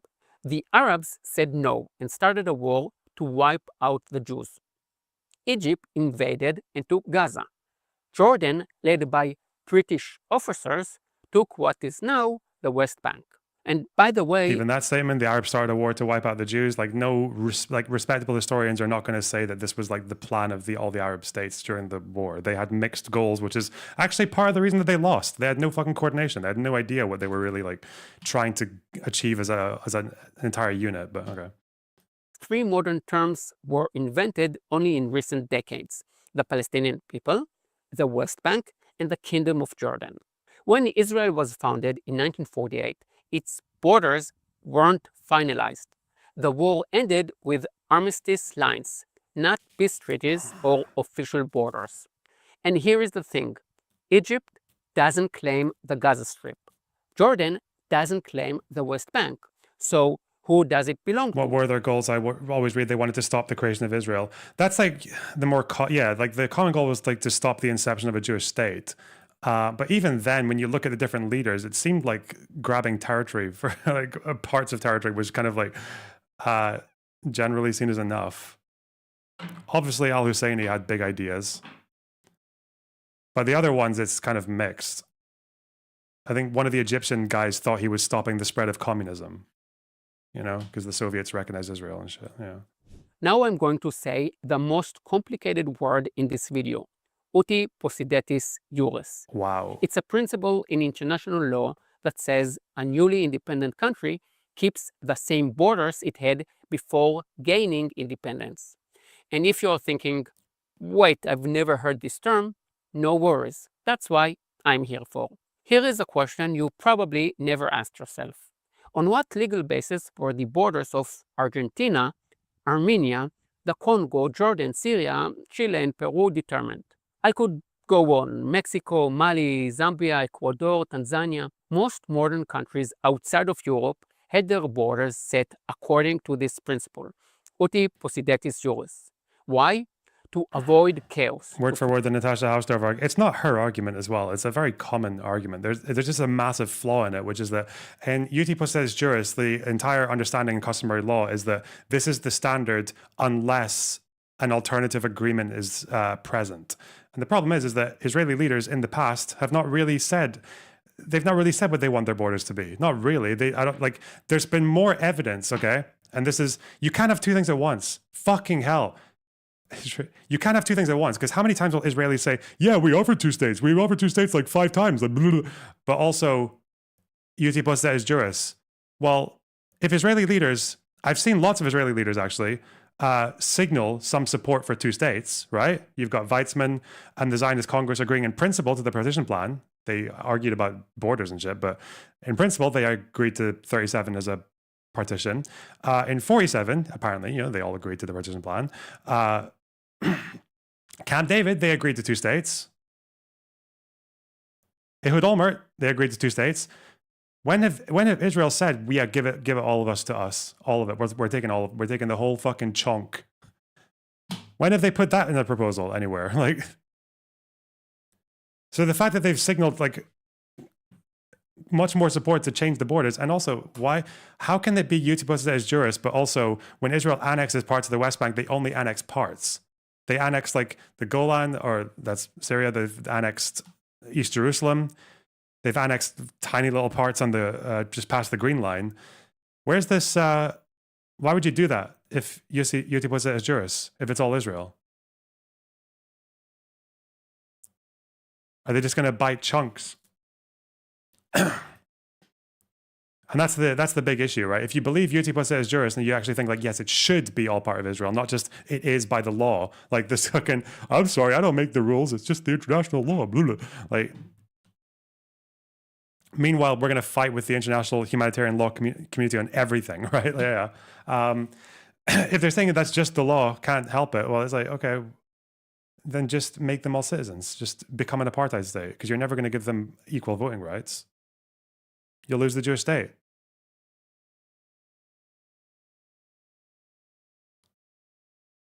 Prevent wars. And just like every other state that emerged from a former empire, Israel's borders were shaped by this principle too. The borders of the British Mandate are the legal borders of Israel. And the Mandate, a binding legal document recognized by the League of Nations, called for the establishment of a Jewish state in all of that territory, including the area that Jordan illegally occupied between 1948 and 1967. Now, maybe you are thinking, if that is true, how come I've never heard it before? And if you're right, why does the European Union and some newspapers call it occupied territory? And why does Israel offer to leave? Fuck me. Am I going to find him saying that Israel has offered two states 1 million times as well? Is he going to make that argument? Because you can make that argument. I think they've definitely historically supported it more finalistically than any of the Arab leaders had at the time. So if you want to make that argument, but you can't make it at the same time as it should just be Yuti Postet as juris, and you can't call it an occupation. Fuck. They cite Article 49 of the Geneva Convention, which says the occupying power shall not deport or transfer parts of its own civilian population into territory it occupies. And to that I will say what I told you earlier. If Israel is an occupying power, who did it occupy it from? Such a simple question. Why does this international law, Uti Possidetis Juris, which defines most of the world... It's called occupied territories in Israeli law. Is that true? Which Israeli law says that? I didn't know that. I thought... Because whenever because I imagine Israel gets its way around this by calling it Judea Samaria, right? Like that's what they tend to call it. Like the IDF will call it Judea and Samaria on their updates and everything. Which law do they call it occupied territories?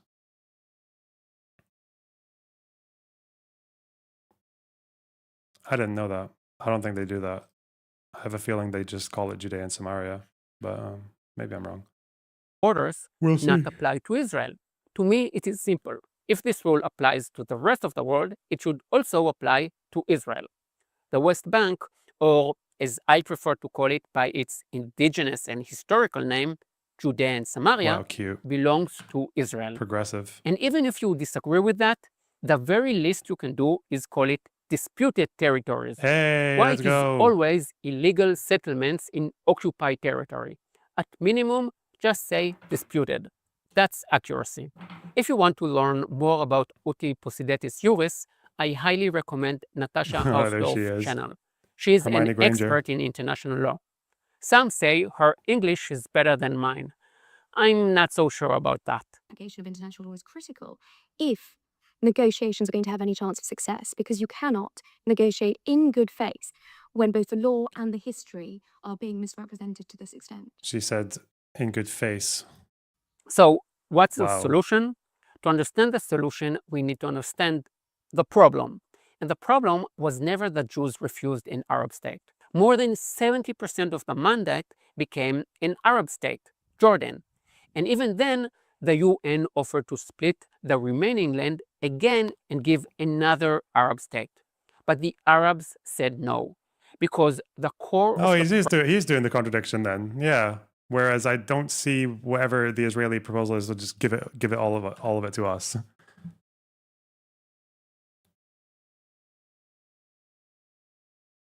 problem is this. They won't accept Jewish sovereignty on any land, no matter how This is why, small. again, like people think this is a contradiction, right? When he'll say, yeah, we've offered two states loads of times, which would actually completely undermine Utipus Deus Juris, because it's that Utipus Deus Juris is customary. My understanding is that it's customary unless there's an alternative agreement. Because obviously, if both groups have an agreement on the borders being different, then they should probably make it different.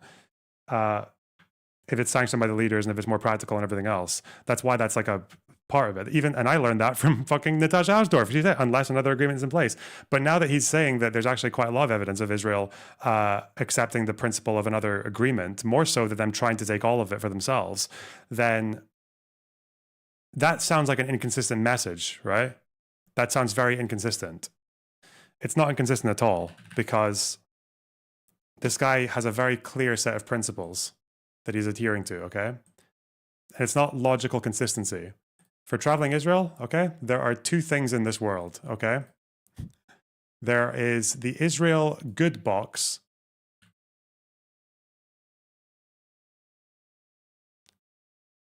and there's the Israel bad box. And if Israel does anything bad, we don't talk about it. We just kind of that. So it doesn't matter if anything's contradictory. If it's contradictory, it doesn't matter, because if they both belong in the Israel good box, then we keep it. Like that's why they do that. That's the truth. I will leave a link below to my latest video about the children of Gaza to help you better understand the society we're dealing with. That's the end of the first half, why I don't talk about the West Bank. Now to the second half, why I always talk about Wisconsin. People ask me all the time. To me, it is obvious. New York is New York, Texas is Texas, Massachusetts is uncomfortable to say. Idaho doesn't sound like a state, it sounds like a shout. Hey ho, Idaho. But Wisconsin, perfect. Like, say it with me. Wisconsin, perfect. Why does he keep talking about If you Wisconsin? have more questions about the West Bank or Wisconsin, drop them in the comments. However, I highly recommend that you watch a few of Natasha's videos first. She's amazing. My next video will be about why Free Palestine is actually a terrible idea. Wow. If you would like to be notified, simply click the little bell below. And Is that going to be because of 9 miles wide hinterland hilltops overlooking mortar fire Tel Aviv, Al Husseini's Hitler? Probably. I don't know. Fuck it. I just want these fucking cunts to just say what the fuck they want. If I ever spoke to Natasha Hausdorff, which I would, yeah, of course, if she wants to. If I ever spoke to her, I would just be like, what do you want? Why do you make this argument? What do you want to happen? Do you want to annex it? And do you want to make them citizens? Do you want to give them residency as like a kind of second-class citizenship? Do you want to expel them? Just tell me what the fuck you want, instead of doing this whole, well, we've offered loads of peace, but could have been all fine if we offer all the peace. Also, it's all our territory. It should be our territory because of the British Mandate and the UT positive urine infection. Like, I don't know, just rather than just all these like things that are, again, we're just unloading the fucking Israel good cum sack. Like, fuck. Yeah, I want to know what their final solution is. I'll use those words. Tell me your final solution. Because I'm sick of all this Mickey Mouse bullshit. Like, UT positive juris.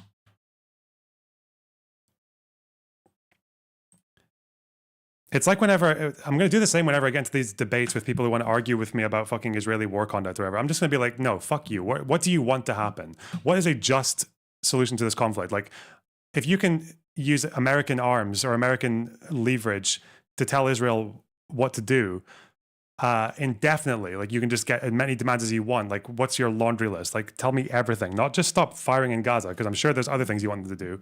Just tell me everything you want them to do and then see where that takes us and see by the end how many Jews are dead, like when you've got everything you want.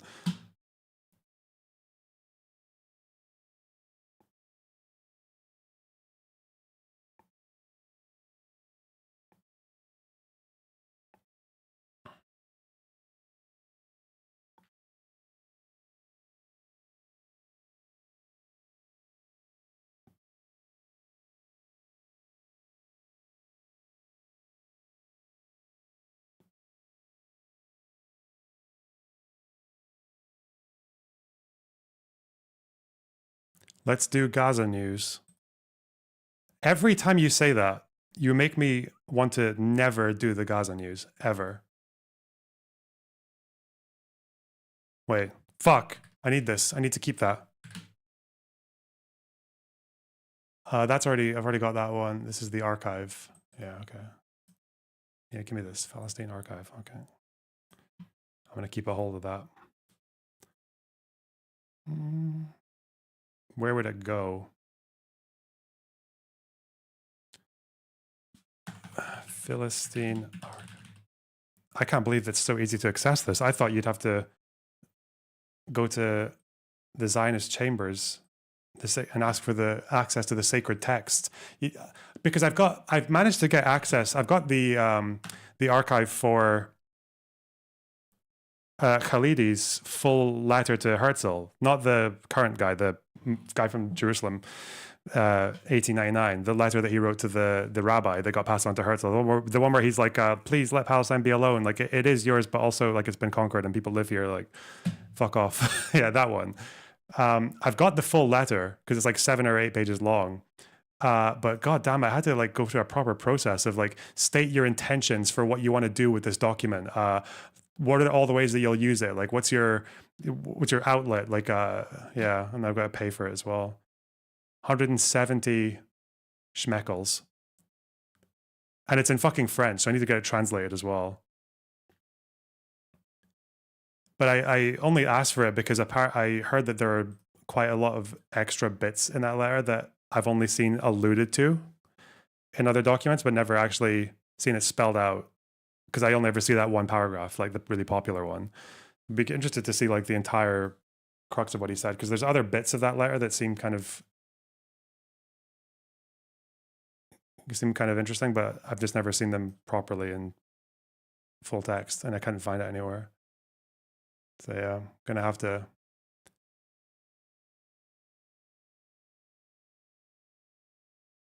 I have to give money to the World Zionist Organization to get this document. Damn. Now who's getting paid, eh?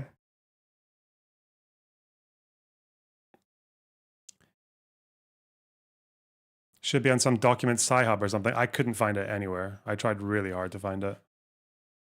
Are you allowed to share it? Yeah. I can translate the entire thing and put the text on Obsidian. I told them I would do that, and they were like, yeah, fine.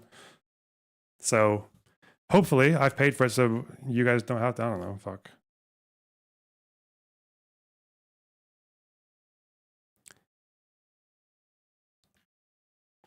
You're saying Rashid misrepresented the letter in his book opening. Well, I don't know how that's true, because everyone I've seen has... Benny Morris uses the exact paragraph that Khalidi uses, and so does Neville Mandel. Like, that's the one that everyone knows. I've only seen bits of the rest of the letter.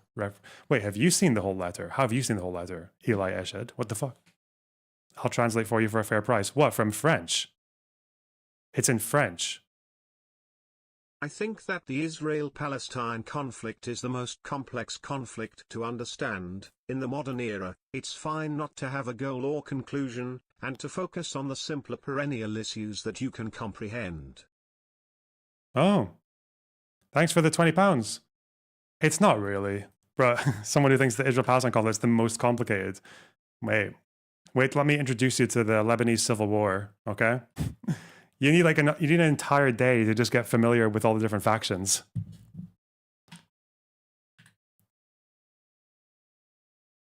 Just you wait.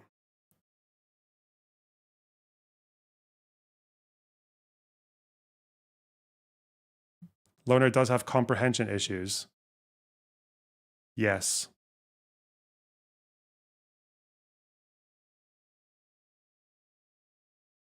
The Balkans, yeah, fuck. Actually, Israel-Palestine is probably one of the less complicated of complex conflicts. Was the Lebanese civil war more complex than Syria? I find it more complicated, even though I have more of a instinct to learn more about Lebanon. Yeah. I think Lebanon's complicated because not just because of the different interests surrounding it, but also because of the fact that like all these different ethnic groups are all quite sizable. You know, there's quite a lot of Druze in Lebanon. There's quite a lot of Shia. There's a lot of Sunni. There's obviously a lot of Christian. And the interest that each country has is quite pronounced as well. Like Syria has a lot of interest in Lebanon. America had a lot of interest in Lebanon at one point. The French have a lot of interest. The Israelis have a lot of interest in Lebanon. The Iranians, like each one of these countries is like very involved in this tiny little space. Yeah, it's puts Israel-Palestine to shame, really. At least with Israel-Palestine, is you have an Arab or Muslim country, like you kind of know what they think about Israel generally. They might respond to Israel in different ways, but yeah. Maybe it's just easier to absorb because it's so much more ubiquitous.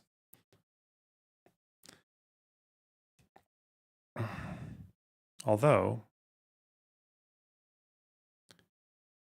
that's actually going to be our next little bit. Our next little segment is going to be news from Lebanon, because there's a bit of news. One moment, though. I had to do a tweet. Fuck.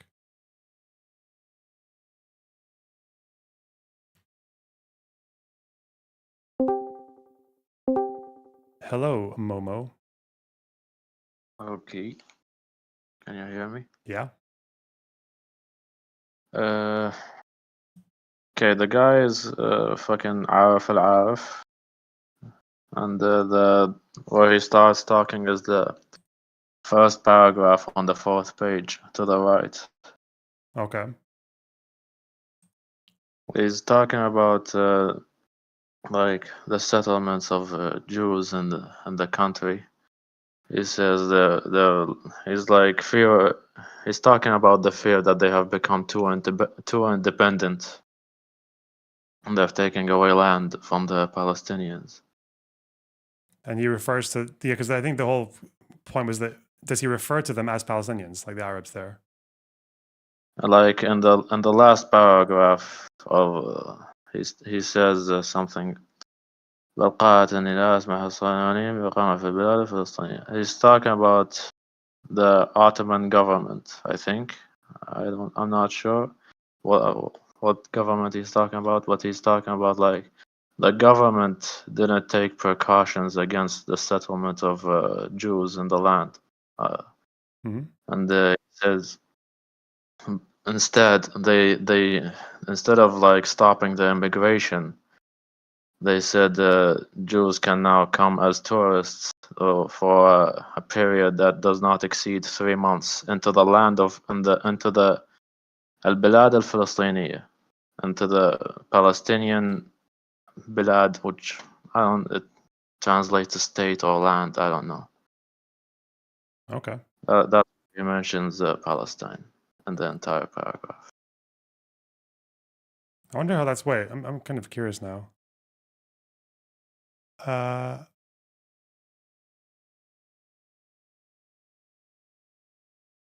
Local patriotism involving a more distinctly articulated Palestinian consciousness. Okay, yeah, I can see it here. Because I think the translation that's been given to me is, if this state of affairs continues, the Zionists will gain mastery over our country, village by village, town by town. Is this the same thing? Tomorrow, the whole of Jerusalem. Does that start? It says page 4 somewhere. But yeah, it's saying. Yeah. Tomorrow, the whole of Jerusalem will be sold, and then Palestine in its entirety. Is that right? Is that the bit that we just read? Or? He says something like that. I don't know where I found it, but I remember reading it here. Okay. I don't know. The whole gist of this is like, I don't know if you know the context of us doing this, but it's like, because Traveling Israel was saying that he would delete his entire channel if we found an Arab leader referring to the Arabs of Palestine as the Palestinians, even though we've already found one from the Arab High Committee where they do it a couple of times. But yeah, we're just looking for, but I know Palestine did it quite a lot. So that's what we're just going through now. I mean, this whole fucking article or a newspaper has people saying Palestine all over the place, not just this guy. Yeah, Palestine, but I mean, referring to the people as Palestinians, and they're talking about the Arabs, like it's excluding the Jews, like the national identity. He does say, like in the article that he's written, that the government should incentivize immigration of other Arabs into Palestine to counterbalance the immigration of the Jews. Okay. All right. Cool. I'll probably get a few more of these a bit later, maybe off stream, because this book references like a whole bunch of Palestine articles. I didn't realize I could get all of them though. It seems like this website actually has all of them, so that's quite cool. Actually, maybe I'll find another one right now because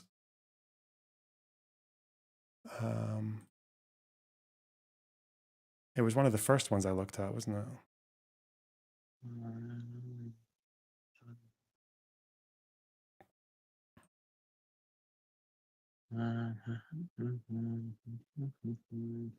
Where the fuck?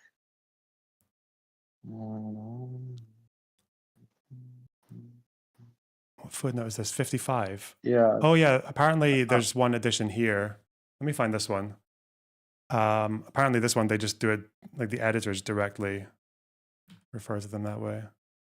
I don't know in terms of popularity. How popular was this paper? I think it was one of the most read ones, wasn't it? 55. This is from the 38th of August, 1912.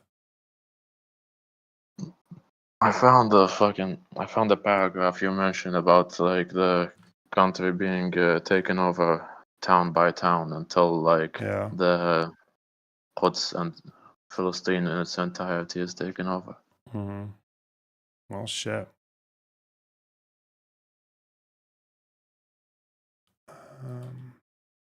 How about this one? I think this is the way that they numbered. No, it's not pages. This is was that on page 3 by any chance? I meant 31st of August, not 30th. Yeah, okay. So the way the reference is done here is that it's page and then the number is something else, 66, like paragraph number or something. I don't know. Apparently on page 2 here of this one, I'm going to send you a different one. Apparently this one, they directly address the readers as Palestinians. Yeah, let me find it. Did you send it to the DMs? Yeah. It says page 2, I don't know what 66 means. Maybe it's paragraph or I don't know. I don't know how you count that. What the fuck is this site? This is the archives, baby. I don't know how to fucking navigate this. Oh, you want a PDF? Okay, hang on. Let me give you that.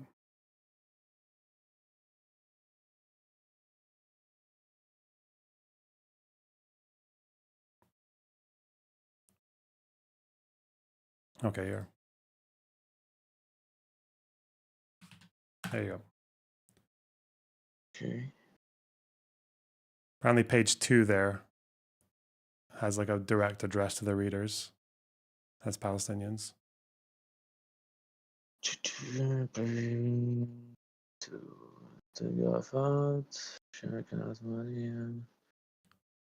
Jesus. Was that this was handwritten? It looks No, there's no way. I'm pretty sure they had like printers back then. Yeah, I thought obviously they did, but why the lines are it's just the way it was scanned, probably. No, it's complicated, but we used to do some fuck shit like this too. What do you mean we? How? Arabs. Like these are like simple fucking newspapers, crudely fucking manufactured. Okay. Huh. Okay.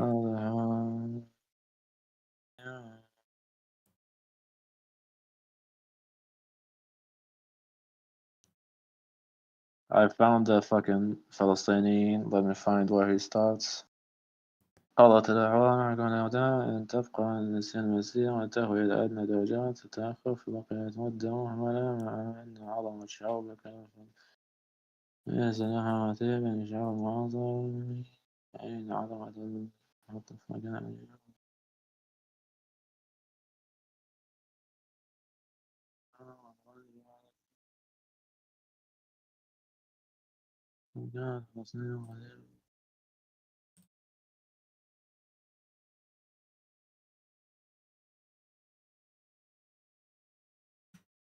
I found something, but I'm not sure it's what you're looking for. The only reference I've got to it here is that it's them saying that they addressed the readers as Palestinians. That's all I've got for it. Let me see if I can find the start of this paragraph. But usually when they're writing about Zionists, apparently, yeah.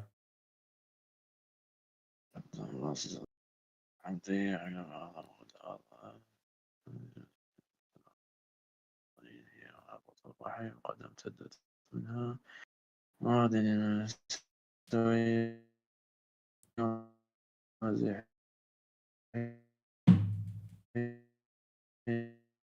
حتى أن محمد يحسن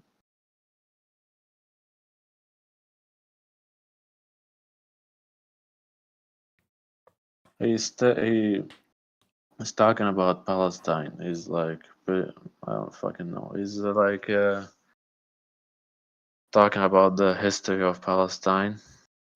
I think. I don't. What do they call it when someone is like complimenting their land like in a fucking artistic way? I don't know. But he's saying. He's talking about the people that have lived in Palestine throughout the ages. He mentions the Canaanites, the Phoenicians. I don't know what they are. Then he says the Palestinians, and then the Israelis. Oh, really? Your fucking your ancient what the fuck do they call it? Your ancient people that they're fuck, I'm brain farting.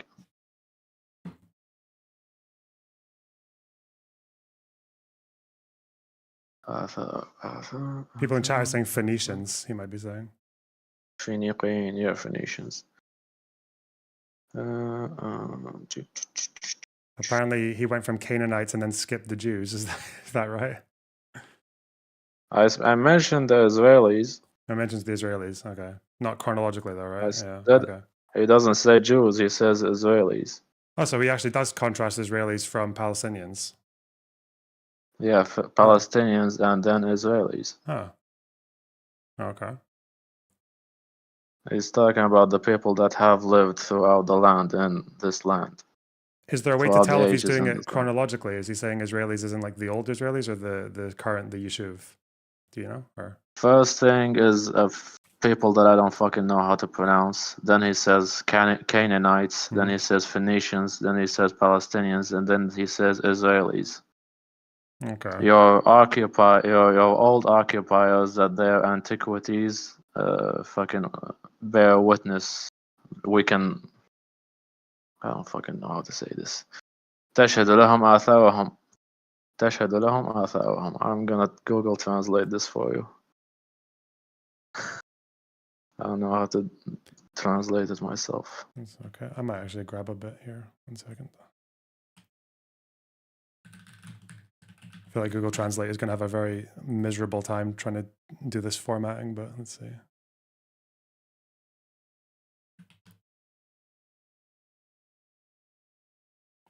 Whoa. Oh yeah, I see it there.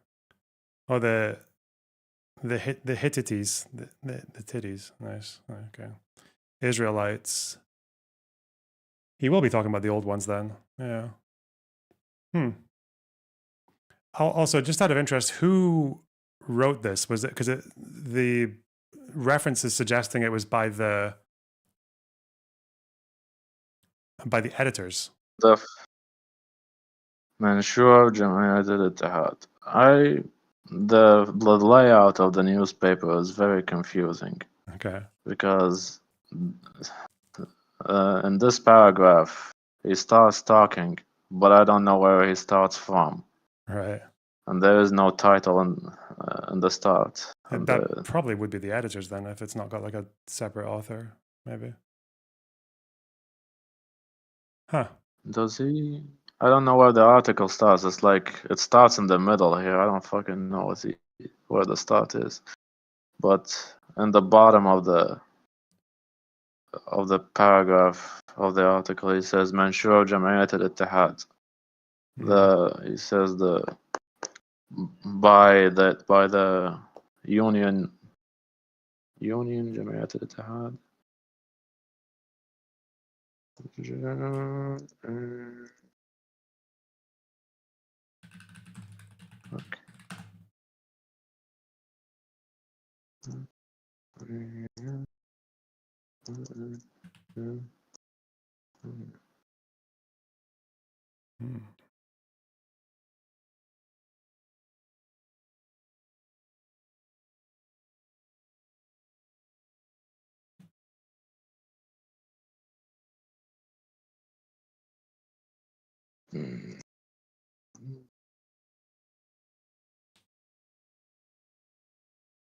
I'm just reading little Google Translate chunks of the rest of it.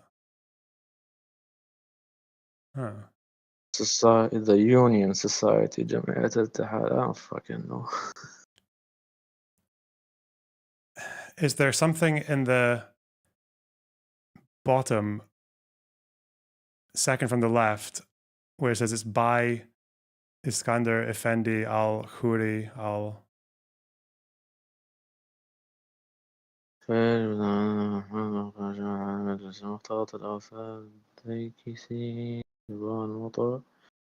Wait, I think I found the writer. Uh-huh. It's by someone called Jubran Motor, I think. Okay. Let me see. Philistine paper editors. In the end of the paragraph, there's like a separation, and then there's a guy's name. His name is Jubran Motor. Okay. He's not the editor, so he's just someone who's writing for the thing. Okay. جمعية الاتحاد وتلقي منشور جميع فروعها لم تتصرف وزارات حالية وسلوك غير شرعي من واجبات الجمعية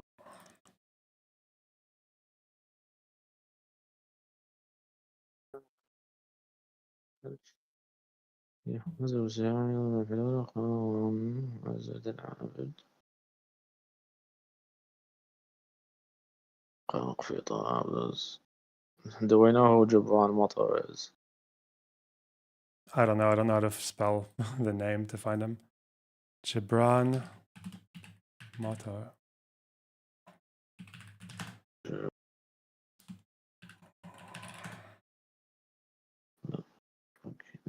Oh, Gibran would usually like the Lebanese poet, right? Gibran. No, I don't know. I don't know where to find this person.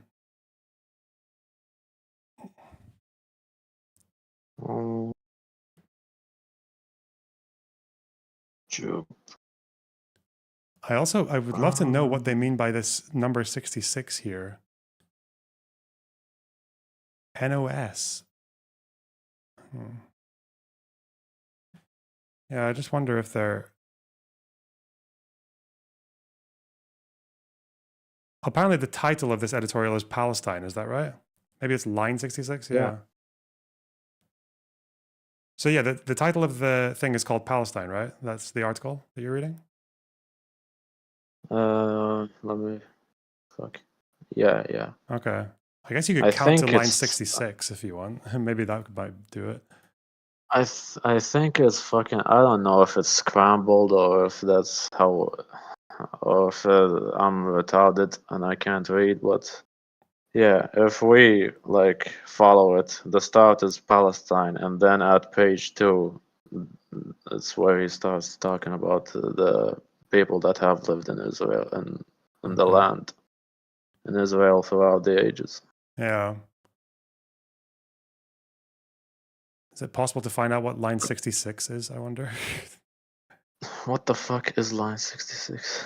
Like just counting the lines, I guess. Like I don't know why Yeah. like I don't see like how papers get referenced like this, so I don't know why they would put a specific number like that. I'm starting to count. I'm counting.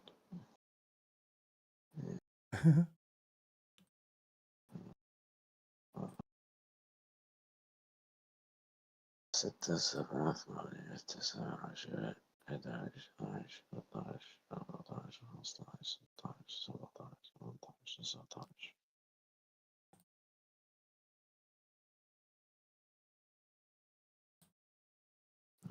21 22 23 24 25 26 27 28 29 30 37 38 39 40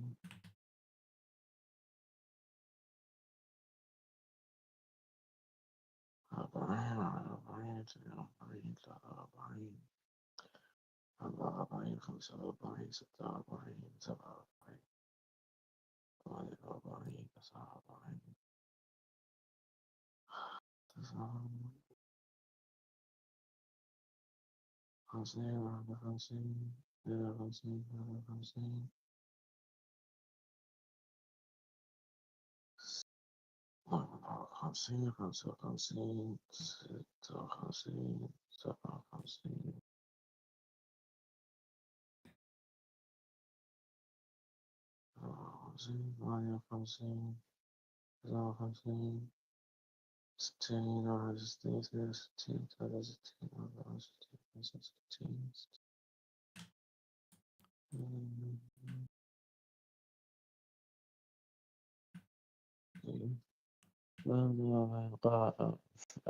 I found where it starts addressing them. Oh yeah? Do you know, O reader, that today fewer than 30 settlements or villages and the ownership of these active immigrants that who they have. I'm gonna fucking stop directly translating. They have many.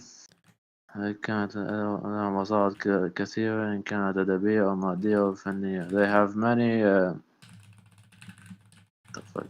They have many tools, be it physical or literature or artistic tools. They have هل تعرف أن هذا المهاجرة في تقدم سريع عجيب غريب وأن اللغة العبرانية بعد مدة ستصبح لغة البلاد الرسمية.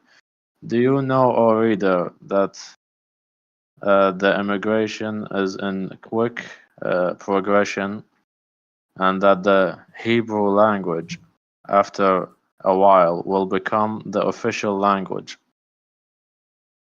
Uh-oh. تعرف أن هذه المدارس راقية وجاء الكثير أن هؤلاء مدارس راقية وجاء الكثير مهمة. And do you know that they own many schools and many راقية, what the fuck, many راقية, fuck. Real quickly, where is this section that you're referring to? Like which column and area? That's in the column at the second page, the right column.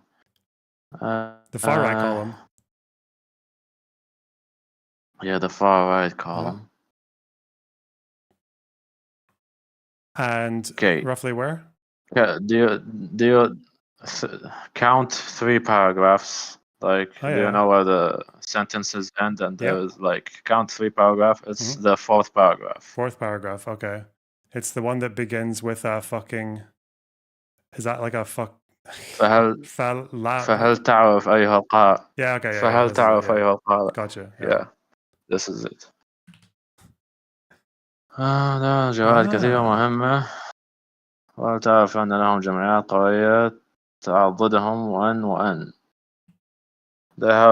he's basically saying that these immigrants are strong, they have wide support, they can spread their case worldwide effectively, they can propagandize effectively, they have the backing of like organizations, etc., etc. Yeah, okay, that's quite good. They have the backing of powerful organizations. Cool. فإذا عرفت ذلك فهب من نومك وقف سدا منيعا قبل أن يبلغ السيل What the fuck does that mean? فاختلفت شعوبك يا فلسطين وتباينت مشاربهم وباينوا دماء فلم تجتمع لموتهم فأجيهم إذا تقدمت وأنت في هذه الحال وقد جاء عليك مجلس المختار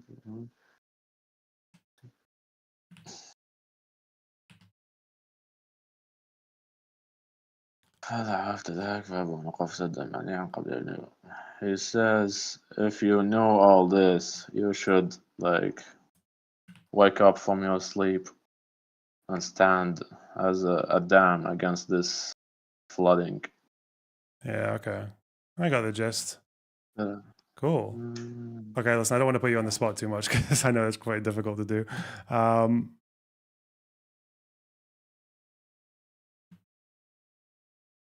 Yeah, I've got it. Yeah, wake up from your slumber, stand as a solid barrier before the torrent reaches the hills.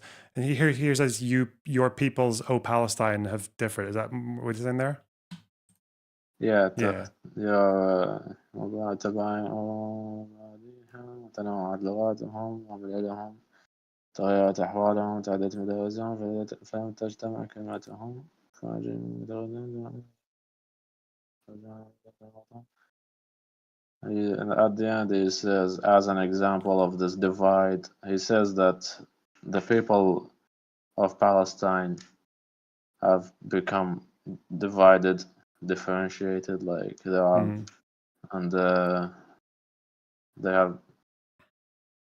they speak many languages, they're not united. And then he says, as an example, and the closest example of this is the fucking Orthodox, the مجلس المختار الأرثوذكسي, the Orthodox fucking parliament is the Orthodox parliament is the closest example. That's his example of the divide. Okay. And interesting. All right. Cool. I'm probably gonna brush through a few more of those over between today and tomorrow. It'd be quite funny to just get like a whole list of these examples of them referring to the people there as Palestinians before the 40s and actually like just firing over to Traveling Israel to see what he says. Just want to see the cope.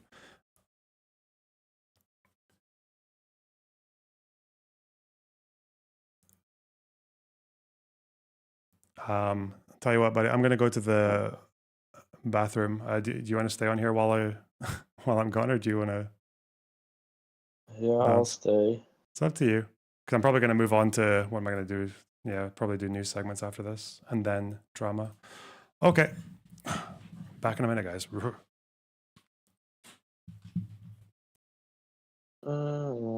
فلسطين بأن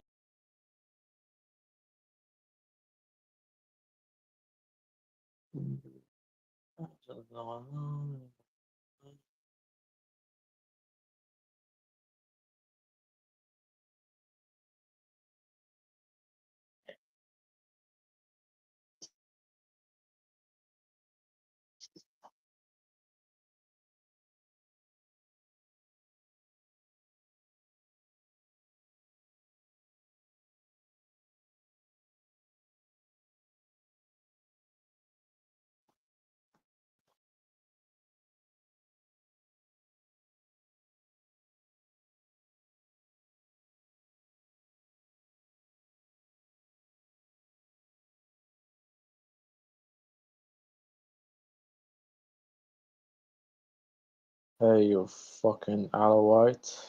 Shut the fuck up. I see you. I see your face. Syrians. I fucking hate Syrians.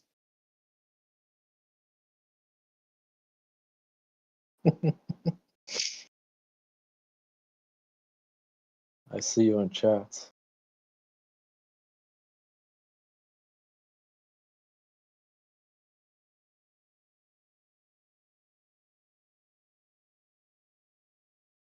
Guys, should I recite the Battle of Karbala now that the stream is mine? I will turn you all into Orthodox Shias.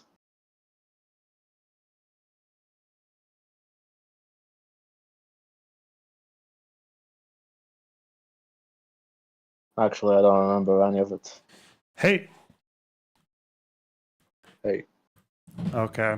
I will be fucking off. All right, take care, man. Thanks a lot for your help. Bye.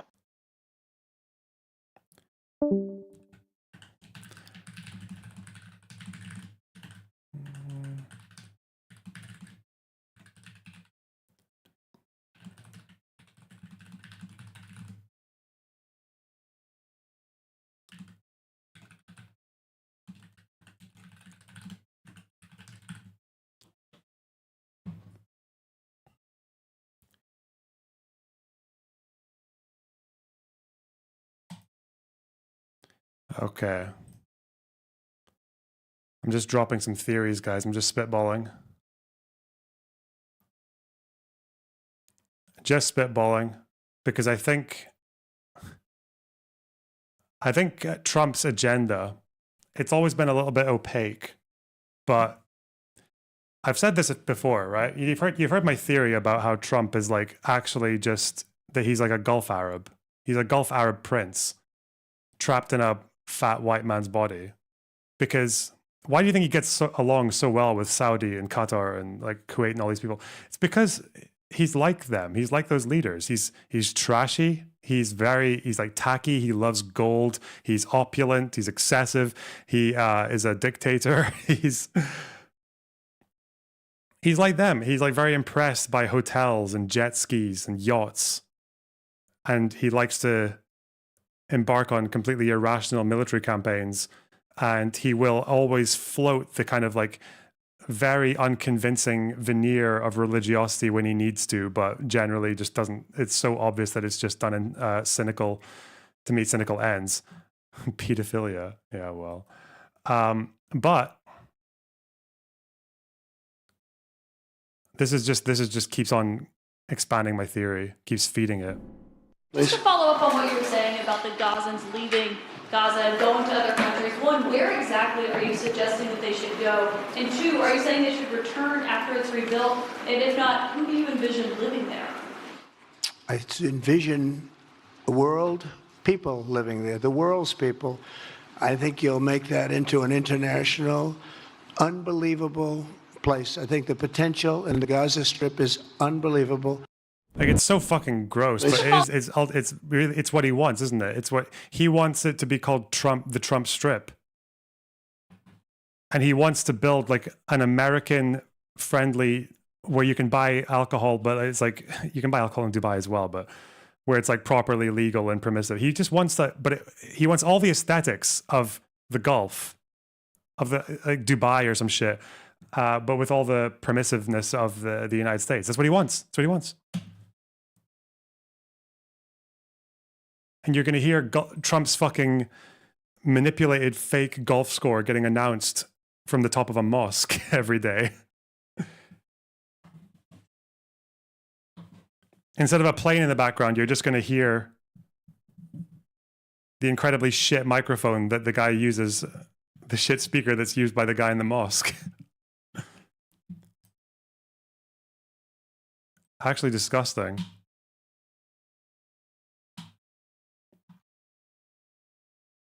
Anyway, news. Okay, we got news. Did you see the video of Trump cheating at golf? Yes, I did. Yes.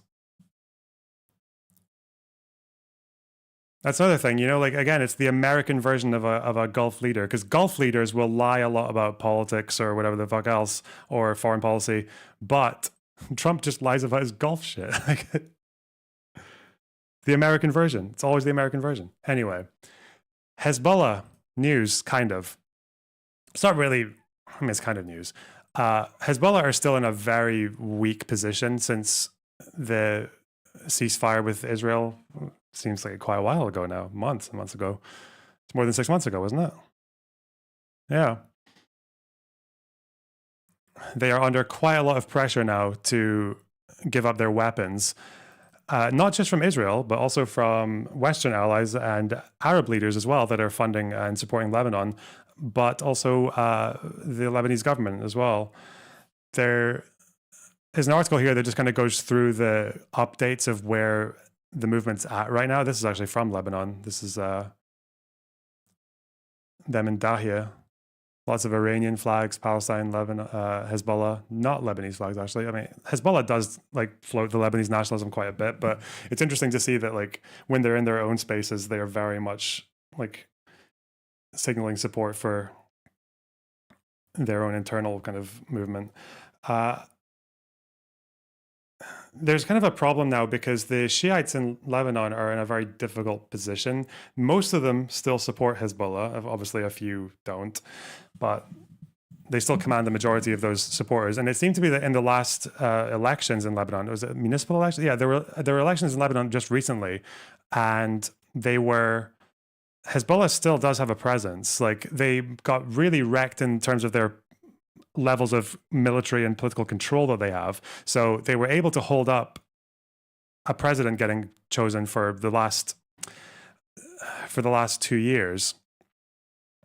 But then when the ceasefire happened, they kind of lost that political sway, and then Aoun became president. They have a president now in Lebanon who's actually quite anti-Hezbollah and who uses his military, because he's an ex-military guy, this guy Joseph Aoun, who's been using his influence and also a lot of support from Western powers to use the Lebanese army to dismantle Hezbollah positions in the south, because part of the ceasefire deal was that Hezbollah has to not have any military equipment south of the Litani.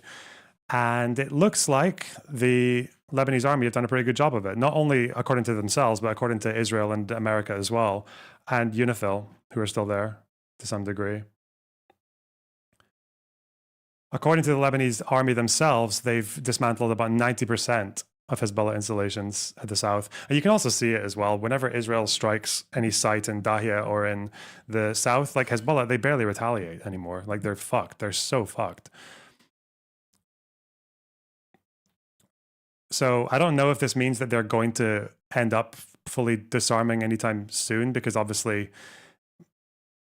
religious extremist movements are typically, they're quite steadfast. And it's also not just that. It's not just that they're more steadfast in terms of ideology and obviously the way that they view life and death and everything else. It's also the fact that they are in a political position, and this is demonstrated in the recent elections as well, where they still actually have leverage. And they have leverage in the sense that there is still a Shia population in Lebanon that doesn't really have any answers to their issues. So obviously, I think something like $11 billion worth of damage has been done in Lebanon since the war. Loads of lives have been lost. Lots of people have lost their loved ones. People's lives have been ruined and their families have been cut in half and everything else. And the problem is that the Shiites in Lebanon still don't really have an answer for like how they're going to recover or how they're going to exist in Lebanon outside of Hezbollah being in charge, because they've been in charge for so long. And this is a question I think that Lebanon really needs to answer, as well as like the Western and Arab backers, because obviously you got America and Arab leaders that support the kind of American position, constantly saying that Hezbollah should be disarmed and everything else. But the problem is that there's not really any alternative being offered. Like, no one really addresses that.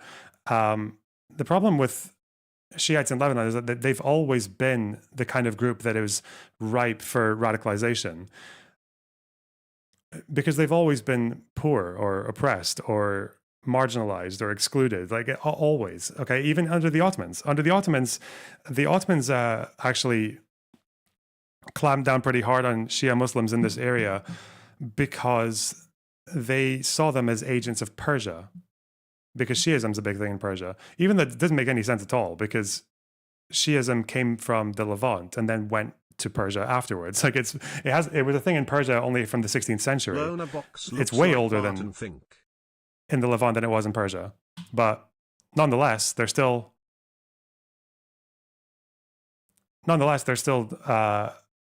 treated as a threat. And then when the Lebanese political system came as well, after the British Mandate, or the French Mandate, then Shiites were marginalized by the Lebanese political system because of that was dominated by Maronites and also by Sunni elites.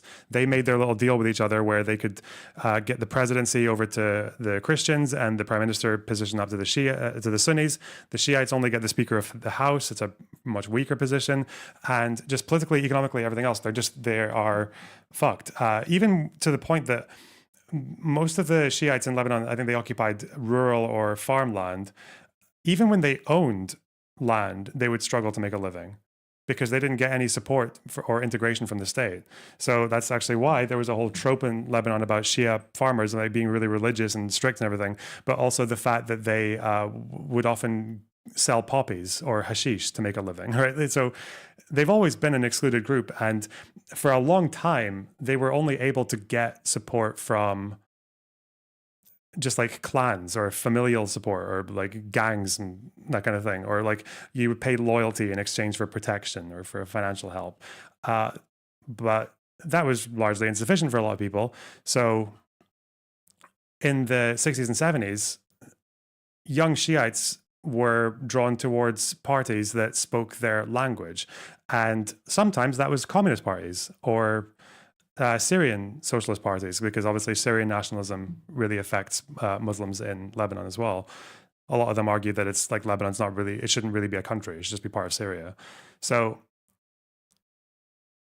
it's interesting that that happened, because you look at Hezbollah when they came into power in the 80s, they were very anti-communist. So it kind of shows you that Shiites in Lebanon don't really have to be pulled in one direction or the other because of their religion.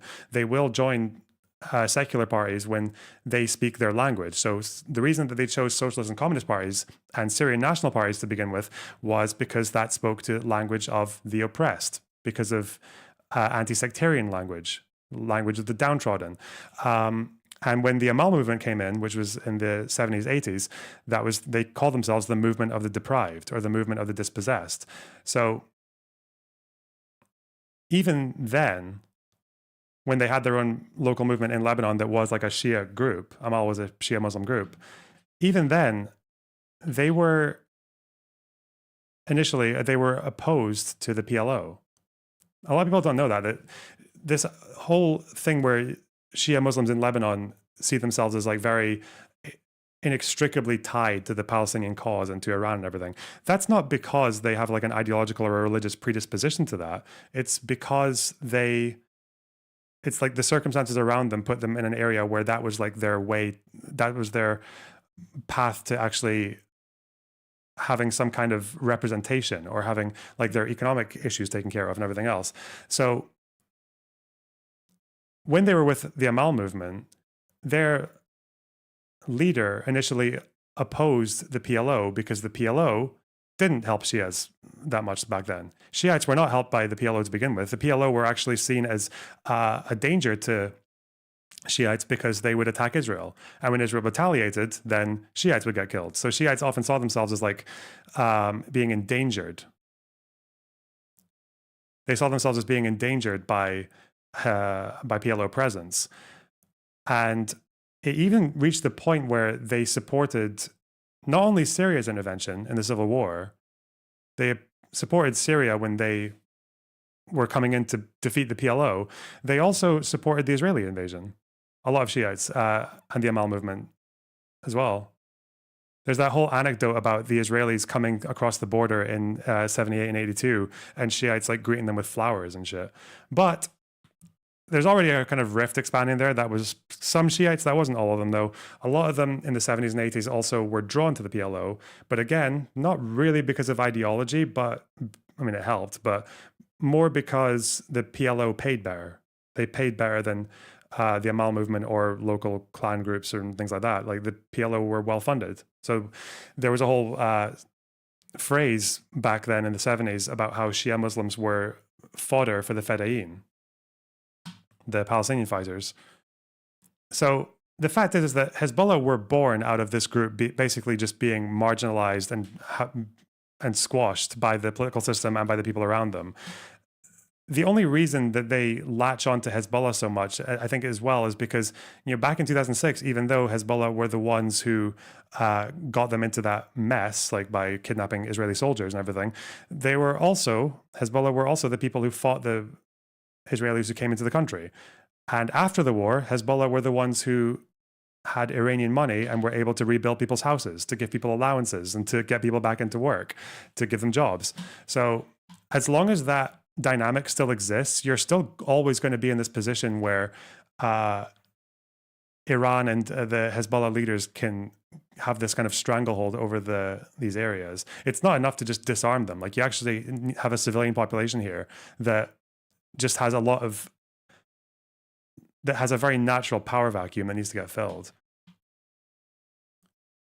You can see some of the cope here from Naim Qassem, the new leader of Hezbollah, since Nasrallah died, talking about arms. They ask us, why do you need missiles? Brother, how else are we to confront Israel when it attacks us? This reminds me of the conversation I had with Ogre Boy, and I wonder how much it's something that needs to be addressed more often, is that you often get this like weird reversal of cause and effect, where a group like Hezbollah will fire attacks at Israel, then Israel will fire back, and then Hezbollah will be like, we need these rockets so we can defend ourselves when they attack us. And it's like, why are they attacking you? They're attacking you because you attacked that. And this reversal of cause and effect is like really...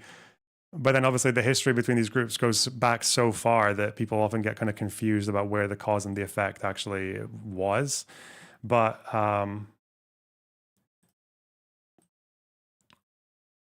But yeah, like Lebanon needs to they need to change in a lot of ways other than just by addressing the military threat, because like sectarianism it's still a very strong issue in the country.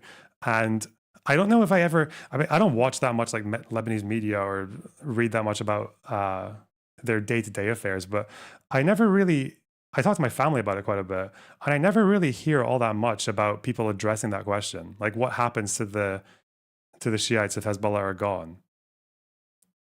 Because I don't think they can survive as just a disarmed group. Like the arms is why they get support, why they get financial support from Iran and everything. If they just became like a civilian political party that would occupy a space in parliament to represent the Shiite needs, they would be fucked, because the Lebanese government and their legal system actually makes it really difficult for them to do that, regardless of their population. With Hezbollah, with Lebanon to this day distributes power in a way that benefits the Christians and to a degree some of the Sunnis, but mostly fucks the Shiites. That's what happens in Lebanon. A lot of that division of power was based on a census from 1934. And when Lebanon gained independence, about a decade later, when they gained independence, that census data was used to be like, well, the Christians are the biggest group, so we'll give them the big power, and then the Sunnis and the Shiites. But obviously, Lebanon's changed a lot since then. A lot of Christians have left. The Shiites, I think they have like 9 kids, whereas the average Maronite family has a lot less, right? So they've got huge families.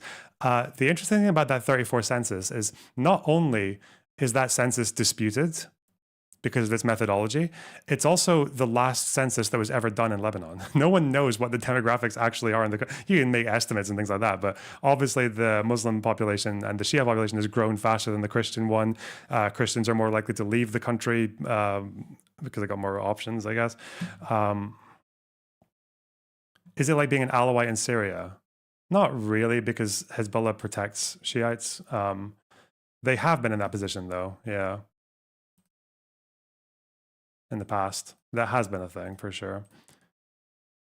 But yeah, the president, Aoun, he's addressing one thing, I think, fairly logically, but I don't know what his position is on sectarianism in general. Even Hezbollah, it surprises a lot of people, even Hezbollah have just, I guess because of pragmatism, have said that they didn't really have that much intention to immediately change the national pact in Lebanon. There's actually a few his interviews with Nasrallah where he's saying like, yeah, we're that's not really like a big, like a frontal issue for us. Yeah, we still respect the National Pact, even though the National Pact effectively fucks Shia Muslims. Probably because for Nasrallah, it kind of, they were non-state actors. So it didn't really, that was their way around it, I guess. Guess who's back? I know, this guy is absolutely insane, man. He can't help himself.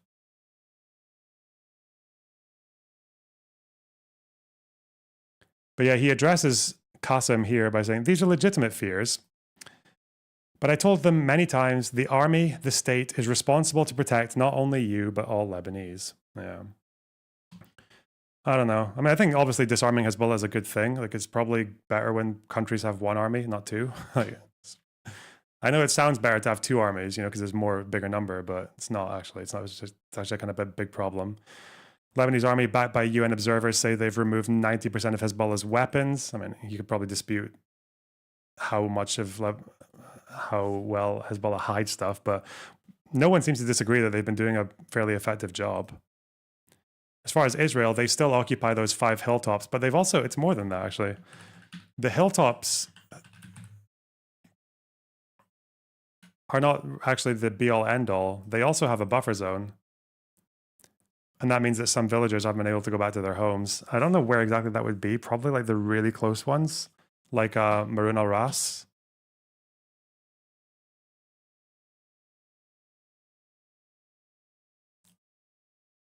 I mean, most of those villages are just completely destroyed now anyway. But yeah, and the Lebanese government, like the problem is that there are still sanctions that affect the Lebanese state, which means that if the arms are still there, then the sanctions are still there. So with the sanctions gone, obviously it might be easier to push them to distribute the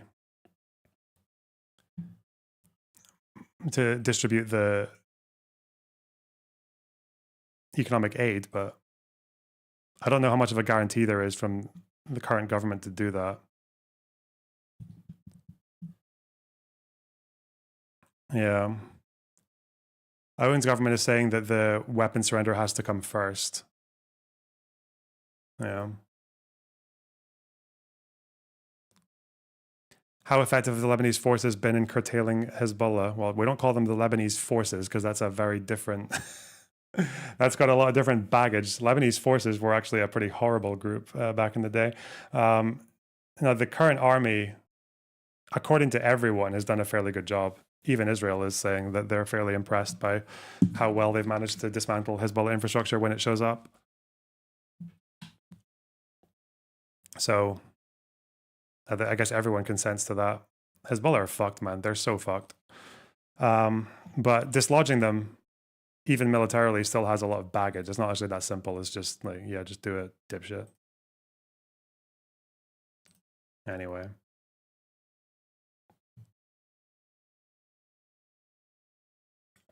From what town or area is your father?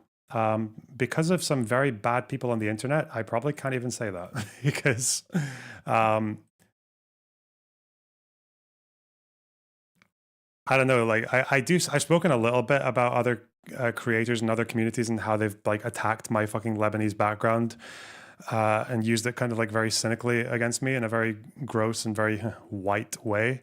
It actually goes quite a lot worse than you guys think. There's some things I haven't spoken about, like the way that they've tried to use my family and my heritage against me. But it is what it is.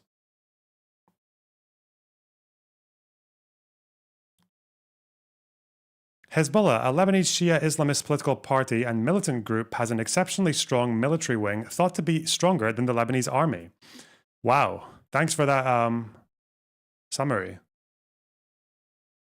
I love it when people drop little AI Google summaries into my into my chat to avoid any confusion.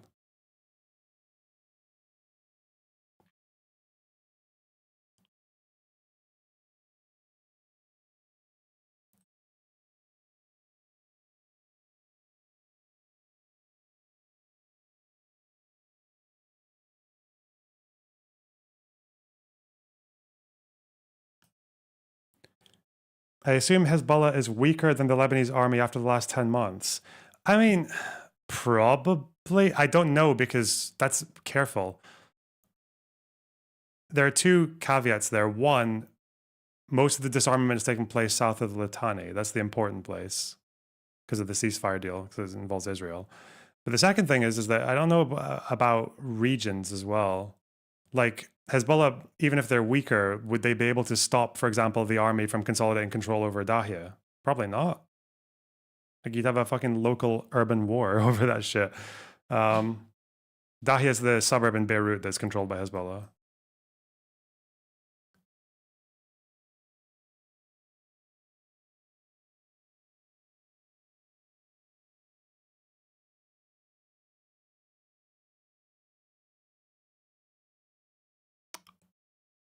Anyway, that's one part of it. Gaza news. Should we do Gaza news? Bibi wants to conquer Gaza. That's really surprising, isn't it? He wants to full on conquer. It's not really news because it's been kind of obvious for a long time. The change here is that the ceasefire deal, the phased ceasefire deal, has basically been proving to be a failure again, just failing again and again. Too many red lines that neither side wants to cross the one of the other. Israel wants Hamas to disarm. Hamas doesn't want to disarm. That's basically like the big choking point. There's actually a little bit in this article about it as well. I think, is it this one?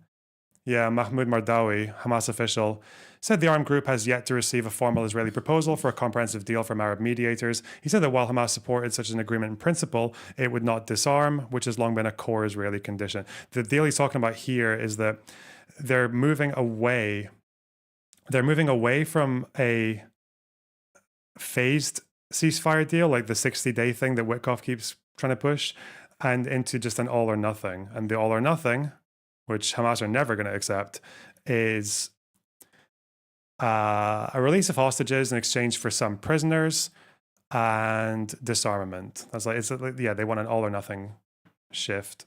I don't really know what this all or nothing deal means for what happens afterwards, but if this isn't happening, if Hamas says no and they can't get a ceasefire, then it's just going to be they're just going to keep fighting until Israel occupies Gaza. That's it.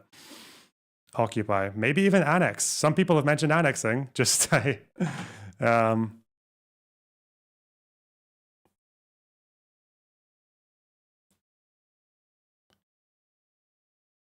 yeah, this seems now this deal has not been fully offered yet. Like this kind of this, or if not this, but that seems to be where they're going.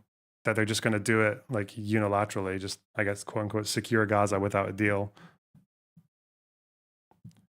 So, you know, while I may fight a lot with the lefty crowd on, yes, Hamas should surrender. They should give up their arms and their political shit and whatever else. They can accept a few prisoners back, but generally they don't really have a leg to stand on. They have no moral authority to ask for a fucking dick. But that does not preclude Netanyahu from this being an absolutely disgusting, horrible fucking alternative.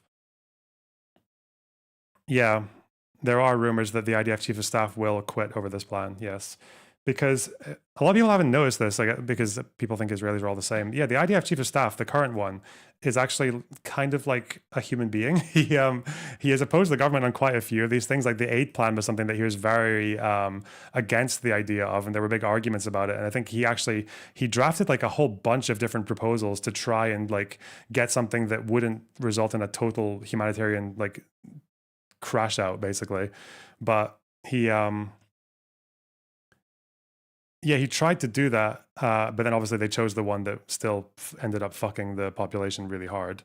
Yeah, the government does not like him. They see him as a thorn. He also he visited a village in the West Bank where there was a settler riot where some soldiers joined in as well, and he actually like went to visit the place and survey the damage and hear from people like what had happened and shit like that. So he disbanded one unit, I think, or was it a unit or a battalion?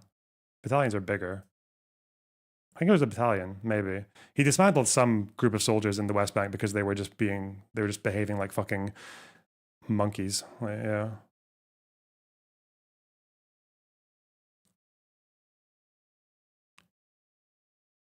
A platoon. Okay. Yeah, maybe that rings a bell. Company? I don't know. It's too many different words.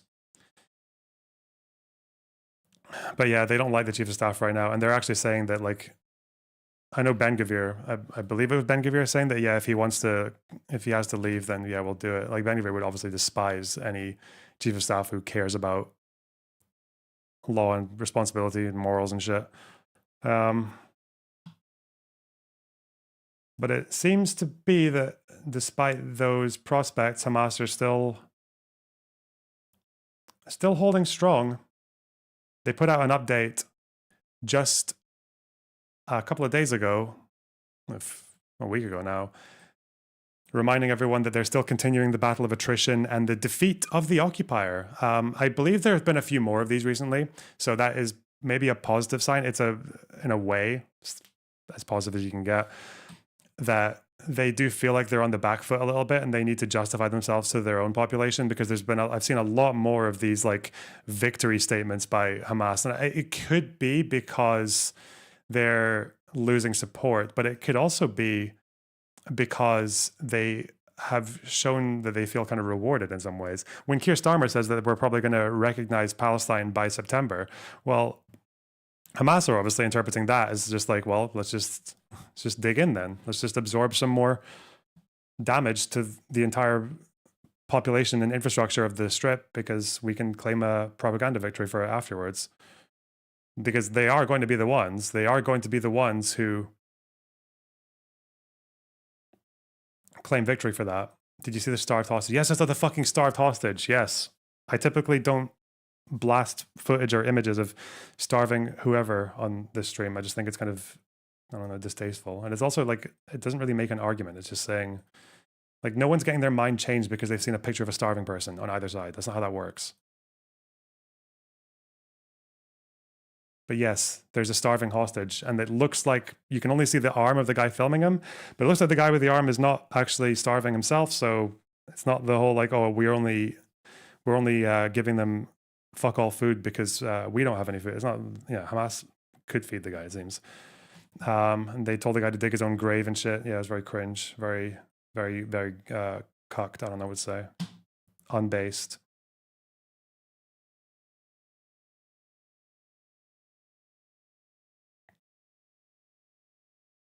But yeah, these updates are pretty, it's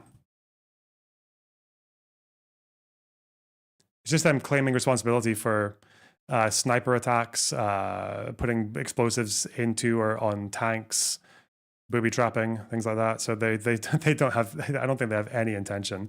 And again, the Israeli government are fucking retarded. It's so stupid. It's so dumb that they keep on, because they try to hold two positions at once in a way. One is the Hamas, they don't care about the civilians of Gaza. They don't give a fuck. They'll let them all die. They'll sacrifice them all for propaganda. But then the other hand, it's like, oh yeah, let's just do these things that will militarily like kill a lot of people and pressure the fuck out of the environment, and that'll make Hamas surrender. And it's like, bro, what, like,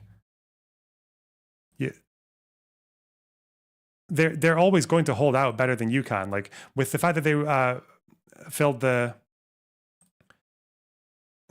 the Strip with aid and then blocked any more aid going in for like 6 months or whatever, because they said that, oh, there's 6 months worth of aid here. We can pressure Hamas by not allowing any more in for them to exploit or whatever the fuck else.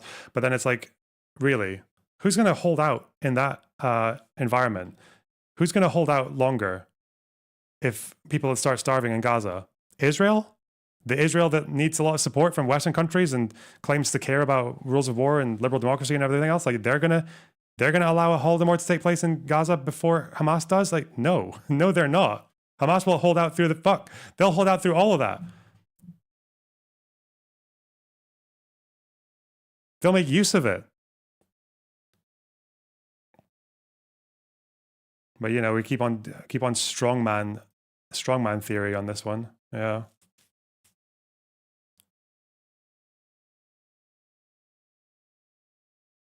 CNN talking about it.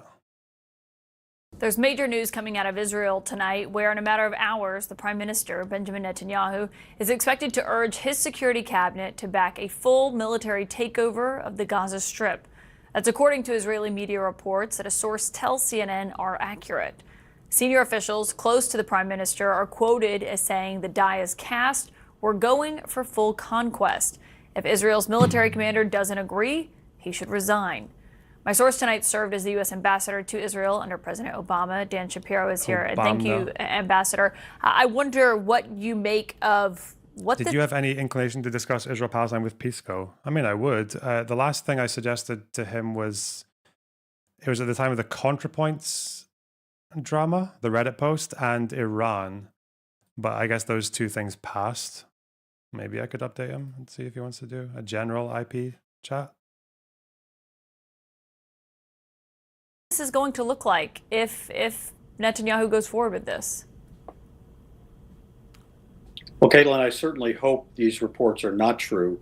What is described in those reports is essentially Israel continuing the war into a full occupation of Gaza. This is really to achieve the goals of the most extreme members of Prime Minister Netanyahu's cabinet, which is to reoccupy and ultimately resettle Gaza, annex it to Israel, perhaps ethnically cleanse. What do you think of the camp that says just get it over with, occupy and displace? I think they should let the refugees in their house. I don't know. And give them your wife and your mom and your sister.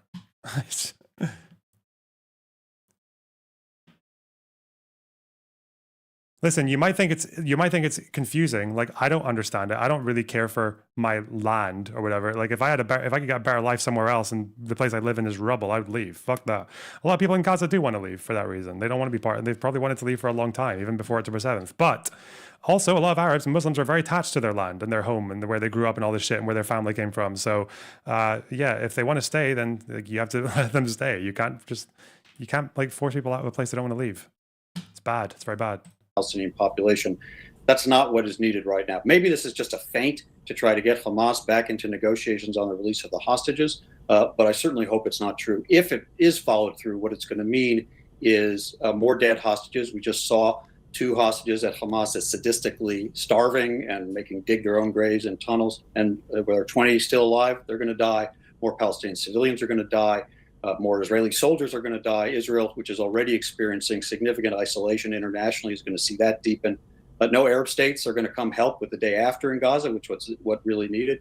And President Trump can forget about his dreams of a Saudi-Israeli normalization deal or expanding the Abraham Accords. So I certainly hope these reports are not accurate.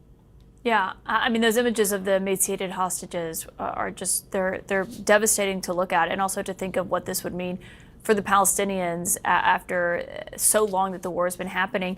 And this reminded me of, obviously, just recently, a few months ago, when President Trump was talking about the United States taking over over Gaza, basically, and being in charge of it. I asked him about that at a press conference. I want to remind everyone what he told me.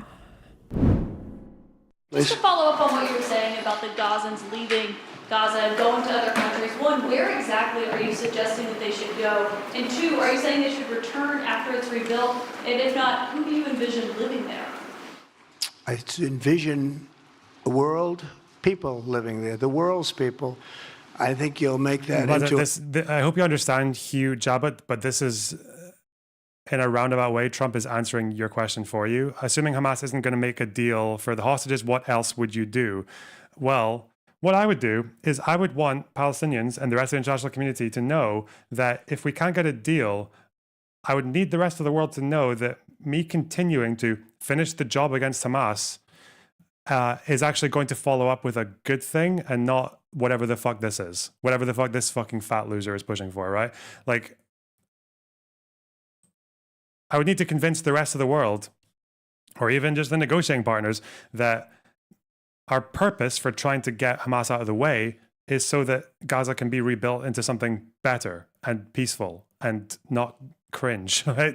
Not to just become some fucking collective sock for Trump and his friends to wank into, right? While they secretly wish that they were born as an Arab prince in the Gulf with a fucking harem and a solid gold shitter. This government is not doing that.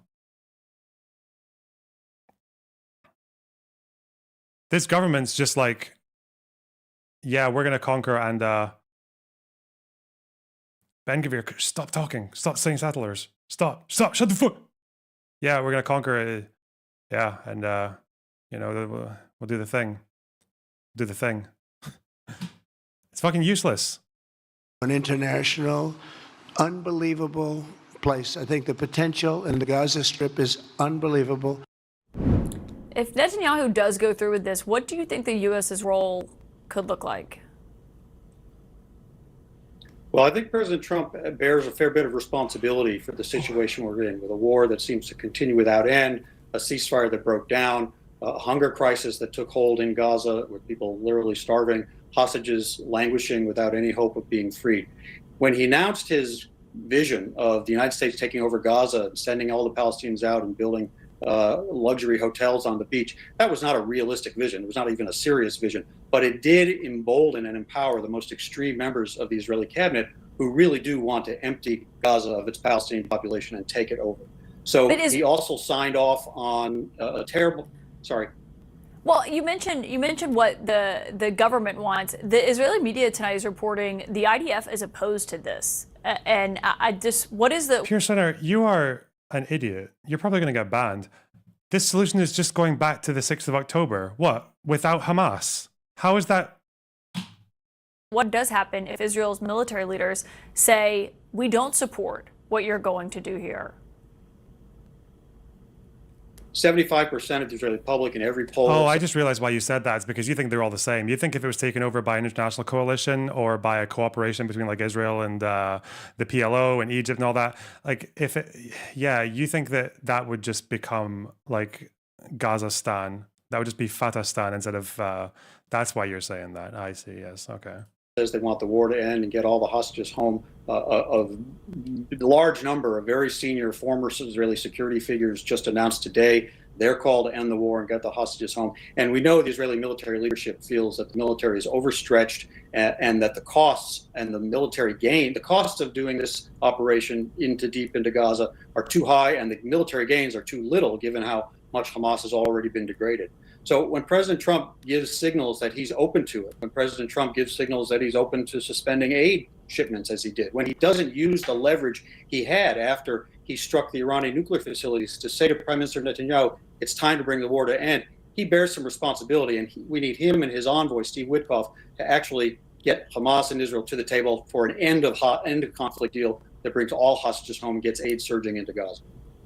Former Ambassador Dan Shapiro, we'll see what happens, obviously, when Israel wakes up in a few hours. Thanks so much for joining tonight. Thank you. Israeli Prime Minister Benjamin Netanyahu is planning to push his security cabinet for a full military takeover of the Gaza Strip. That, according to reports in Israeli media. Now, a source tells CNN that decision is not yet final. But let's get straight to CNN political and global affairs analyst Barak Ravid. Barak, walk people through what's actually happening here. What's your sense? Guy's always Axios, right? Of what's real and kind of what's still to be determined, if you will? I think a lot of it is to be determined. I think Netanyahu is kind of stuck in a situation where the negotiation over the partial hostage deal went into a stalemate. It failed. And now the only way forward is to go back to some expanded military action in Gaza, because at the moment he's not interested in really cutting a deal that will end the war. But on the other hand, the IDF tells him that any expanded military operation in Gaza now will be in areas where the IDF hasn't operated yet. And the reason it hasn't operated there is because there are hostages in those areas. And the IDF stressed several times to the cabinet that such an operation in those areas would likely lead to those hostages getting hurt. This is why it is such a hard decision. Netanyahu is at least trying to put out trial balloons that his direction is to go to this expanded military operation. But as you said, as far as I know, a decision hasn't been made. The Security Cabinet will only convene on Thursday, and this is the body that is legally, that has the legal authority to take such a decision. Barak, you've been doing a ton of great reporting on kind of where the hostage negotiations stand, where they've broken down, what the current goals are or are not, depending on who you talk to in this moment. Break that down for people. What's your sense of where they stand? Oh, he does have a portrait of Herzl behind him, doesn't he? It's cute. Between the U.S., Israel, and Hamas at this point. So I think the negotiations are stuck, and they're stuck because at the end of the day, it's all about the question of what's more important to Netanyahu. Is it more important to defeat Hamas, something that defeated militarily, something that he hasn't been able to do for 22 months? Or is it more important to bring the hostages back? Those two goals cannot live together. As much as Netanyahu says they can, they cannot. And the question is, I think, when you have to ask yourself. Yeah, 20 hostages are still alive. Yeah. I didn't actually. God, it's also again like Netanyahu talking about like full conquest. That could take another year or 2 years. Like that could take ages to.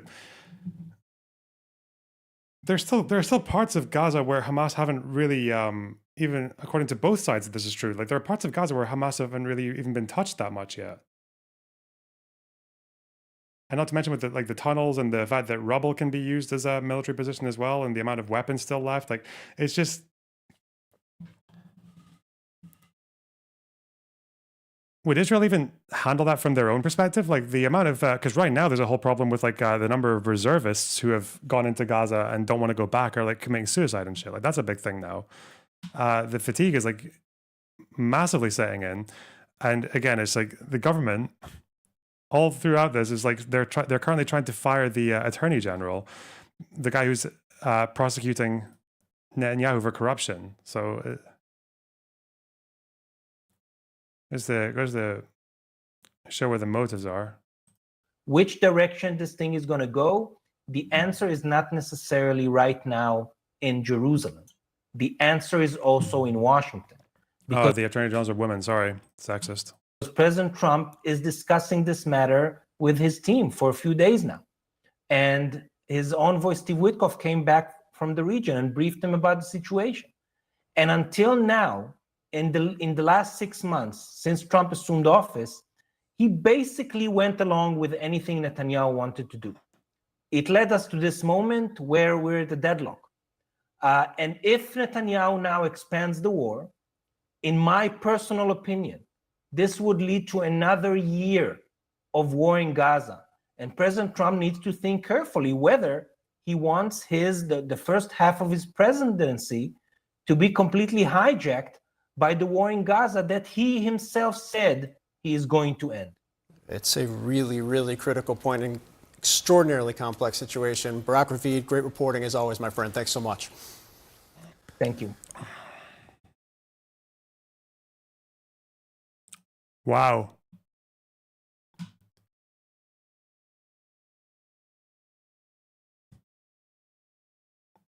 Any prospects of there being a new Israeli election anytime soon?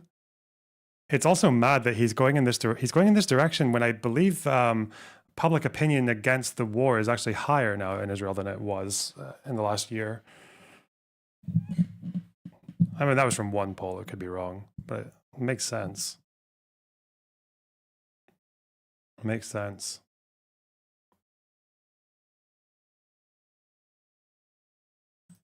What do we have here? Is it actually time? Is it hog o'clock? It's like, oh, you don't like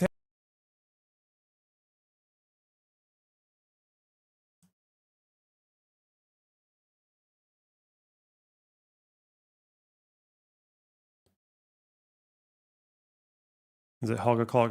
These guys are hogs, by the way, just so you understand. Like, these guys glaze the shit out of authoritarian regimes and despotic leaders. And they have a very, like, strong man perspective on how the world should go anyway. Like Hasan with his fucking perfect phone call that would supposedly stop the conflict in Israel and Gaza. Yeah, whatever.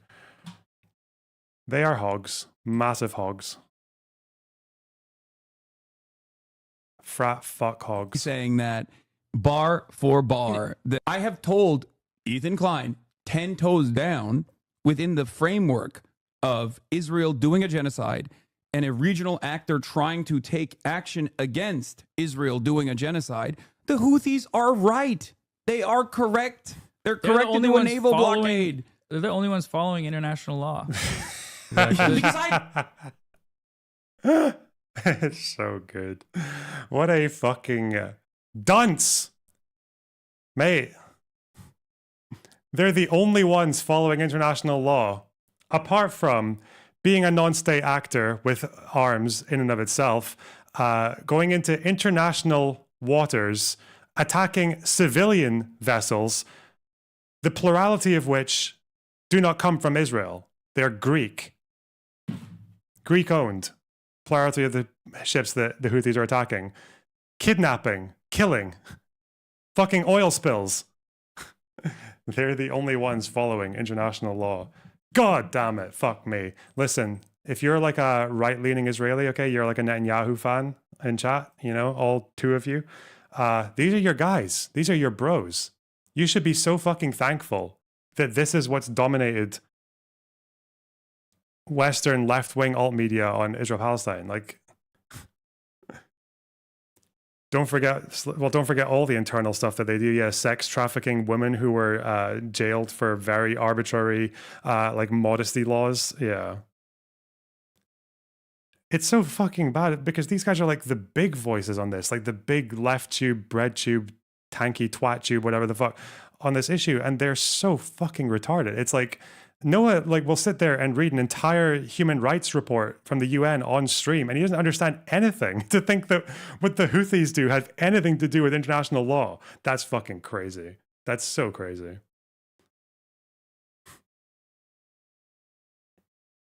What is happening in this brain? You open this head up and it's just a big ball of dust. I do care about anti-Semitism. He doesn't. He just wants to weaponize it against not even like critics of Israel necessarily, but it usually is critics of Israel, obviously. But but it's more so just people who fucking make him feel bad. And the panel of great anti-Semitic fucking lunatics. Apparently they were talking about me as well in this little frat hangout. Immediately unacceptable. Oh, sorry. No, they're not talking about me. They would never, neither of these two would ever challenge me upon their own wits, right? They always need another person to filter, to make the arguments for them so that they are, because they're too fucking stupid and lazy to do it themselves. That's what they're actually doing. Okay. They're getting their little fucking hemorrhoid-faced mongrel to come over here and and tell them what's what for them. Their little thought leader.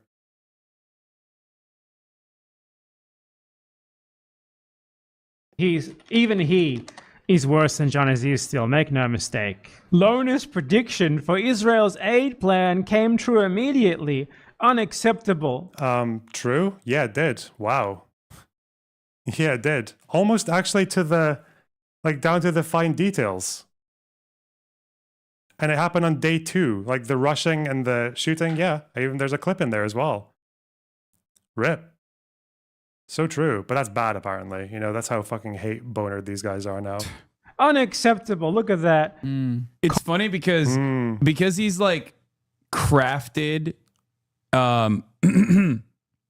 because he's crafted such a Zionist audience, those videos don't do well, I suspect, as opposed to like... I bet the comments are a mess. Yeah, they're like, what? What are you saying? Israel's not number one?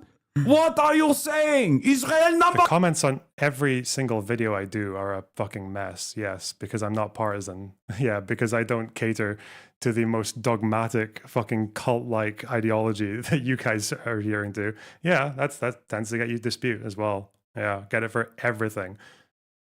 Everything. There are lefties who get mad when I talk about Israel. There are right-wingers who get mad when I talk about Israel. Yeah, that's typically what happens. One! You hate Israel? Do you not love Israel? Wait, so what's the issue here then? So if I have Zionists in my audience who I'm making angry, what's the problem here? What exactly? Like what?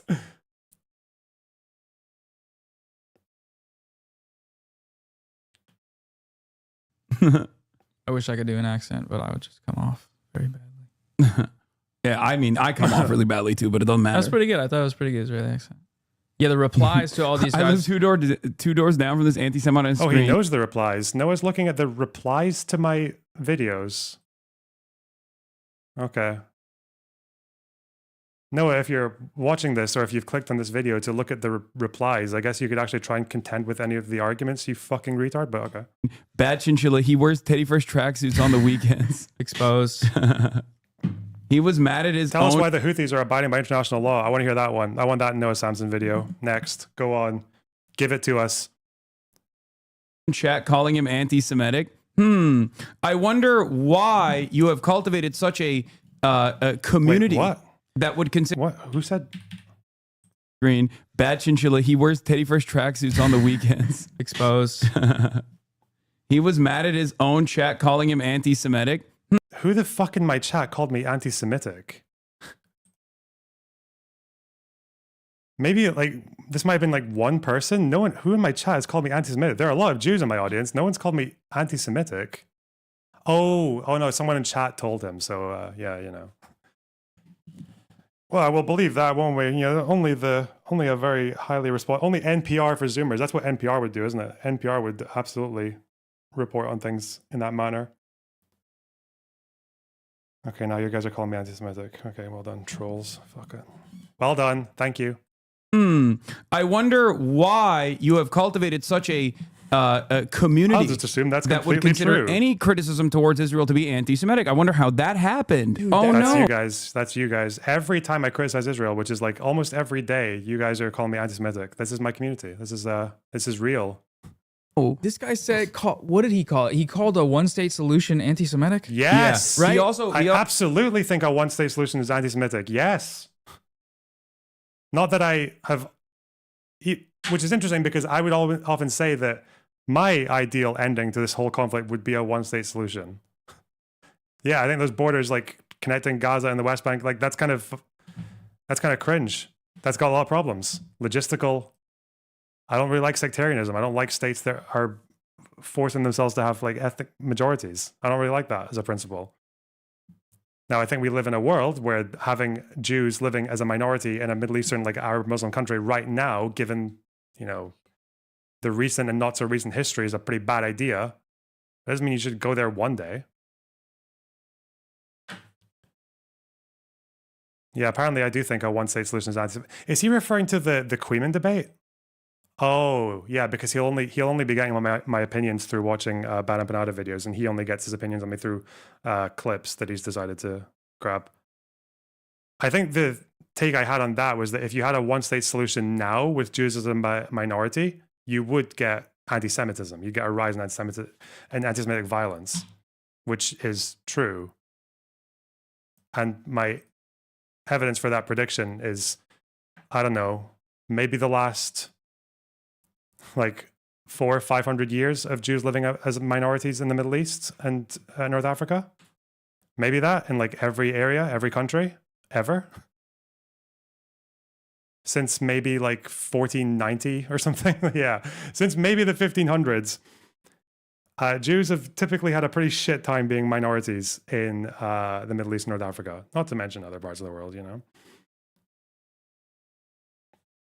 But, you know, maybe these guys can prove me wrong again. Maybe Palestine will be the first.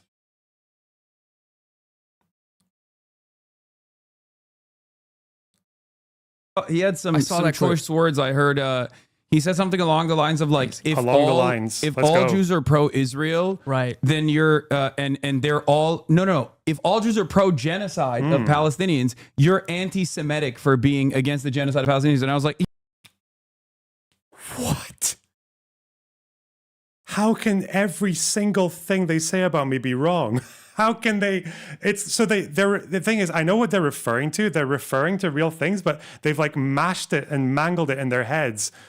How can you be this fucking dense that this is the kind of content that you have to strawman me on to contend with me? How, man, would these guys do a 2v1?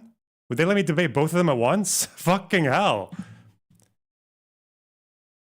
That's him correcting himself as well. Yeah, so what I said was that if all Jews were pro-genocide, then it would probably be justified to be anti-Semitic. That's what I said. Yeah, if all Jews decided that they would just want to genocide all the Arabs, then yeah, that would just be, you're probably justified to hate all the Jews then. Because why are they saying that? Is he saying that it would be anti-Semitic like in a bad way? Like if you hated Jews for wanting to genocide all the Palestinians, then that would be like bad because it's anti-Semitic? No. But now they're just saying like you should still support genocide even if you're, it's so pathetic. And again, I don't even know why. This isn't like just them being silly. Like this isn't them not knowing my positions. This is like an intentional way of coping with your opponents. Jesus. But the way that they have to do it in that kind of way is just so fucking sad. The fucking intellectual frailty of these two. Yeah, this guy, somehow I managed to get a following of left, liberal, and some right-wing people, and somehow I've actually managed to produce videos that you have shouted out, Hasan and Noah. I've never shouted out any of the fucking trash that you guys have produced, by the way, because I always thought you two were retarded. You guys have shouted out my work, but apparently now the guy that both of these guys have held in high esteem, and I haven't changed my opinion on absolutely everything. I still have a lot of the opinions that I keep up on my essay channel as well. These guys have both shouted me out, enjoyed my content, learned from me apparently, said I know my shit, have acknowledged that I'm like probably more well-read than both of them put together. But now suddenly I'm the guy who thinks that even if every Jew supported genocide, you still should just let them do it because otherwise you'd be anti-Semitic. Really? Really, boys? Really?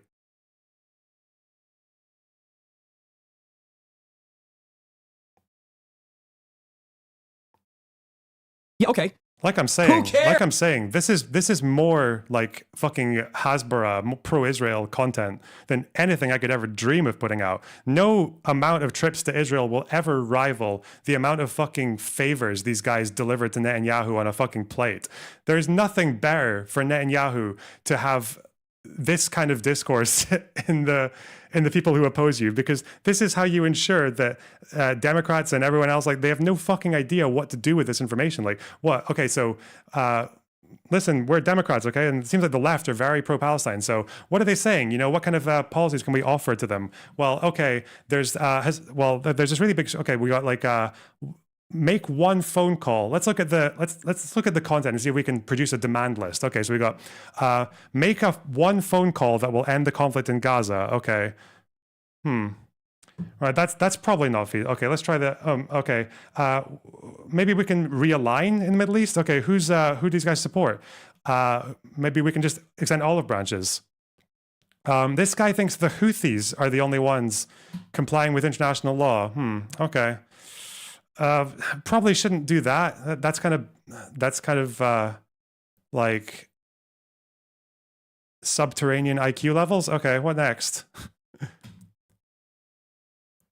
With all this popularity and everything, like, yeah, no fucking wonder. Netanyahu loves this. It's just, you have done the perfect job of just making this entire movement like eternally fucking confused, intellectually compromised, and produced a fucking mob of like animals waving fucking Hezbollah flags and supporting Houthis and supporting Hamas and everything else, and making excuses for a fucking shooter who goes and guns down two workers at the Israeli embassy. Noah Samson sitting here be like, oh, just read what they were saying. What? The fucking woman who was part of an organization that encourages Israeli and Palestinian cooperation in the tech industry. That person. Read what they were saying.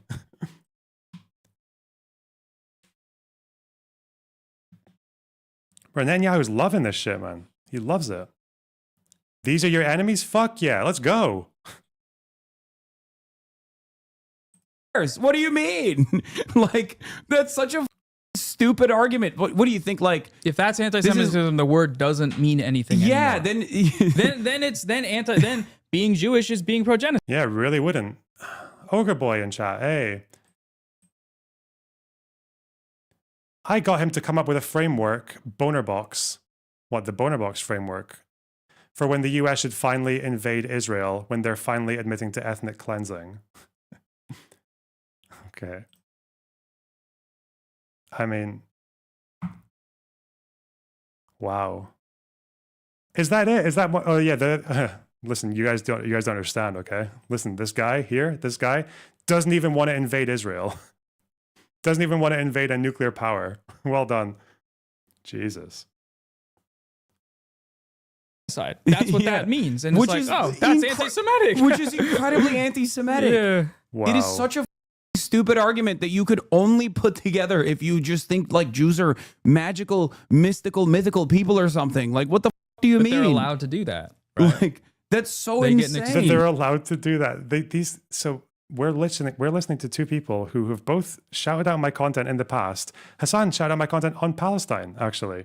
And now, because they are so fucking insecure and terrified of actually putting any of these opinions to the test and talking to me about it, have decided to tell their audiences that my opinion is that Jews should be allowed to commit genocide because they're special. Okay. I mean, that's the Adorable. logic of Israel, though. Right? It's like this happened to us, so so anything we do is justified because anything we do is in defense of allowing it to happen again. That is not what Israelis think, you fucking dense, dead behind the eyes, beady-eyed little cunt. No, that is not what Israelis think. Do you know, like, half of the fucking critiques that you guys come up with about Israel, and the reason that you know all these bad things that Israel are doing is because of fucking Israelis, okay? The reason you know about the history is because of Israelis. You're not going to get like Assad or fucking Saddam Hussein or any of the like welcoming people in to look at their documents or having like allowing NGOs to sit in their country and criticize them. You know, there was actually one NGO leader who attacked Hezbollah. Hezbollah murdered him. Yeah. Okay. They murdered their critics in the past for going too hard on them. In Israel, you get actually quite a lot of your information to slam Israel from that country. You get it from B'Tselem, you get it from Haaretz, you get it from whistleblowers, because they host criticism within their own country. We get to shit on their history really hard because they allowed their history to be open to the public. They opened archives so people could go in and see what commanders were saying to each other in the 48 war. The reason that we know that Operation Hiram actually had like some cases where like expulsions and ethnic cleansings were ordered on villages that weren't even fighting because Israel let us see that information. But okay, sure. Wait till any of the fucking international law-abiding fucking animals that you guys support and the Houthis and Hezbollah, wait till they ever do that for you. Weaponizing it, right? Contemplative thumbnail. Unacceptable. Oh my god, Israeli policy didn't work at giving... Wait, how is he putting these two together, this guy? How is he putting it together that I predict the aid plan going wrong, but then there's another thumbnail of me saying that there's shocking details, but it shouldn't be shocking to... Obviously, I'm not saying shocking as in like, I'm surprised this happened. It's a fucking thumbnail. Like, okay. But, you know, they'll eat it all up. Eat it all up. Aid to Palestinians in Gaza?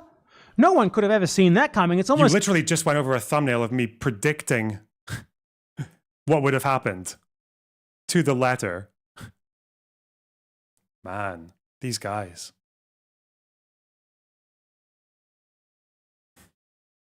Like, it's not intended to help them, but it's like, oh man, Israel really effed up. They took a big L here with this bad policy. I get the issue though, is because they obviously think that like the vocabulary that they would use to describe the GHF plan is how they've just described the aid situation for the entire thing. That's the thing, right? Because these guys have just been calling it famine ever since October 8th. So, yeah.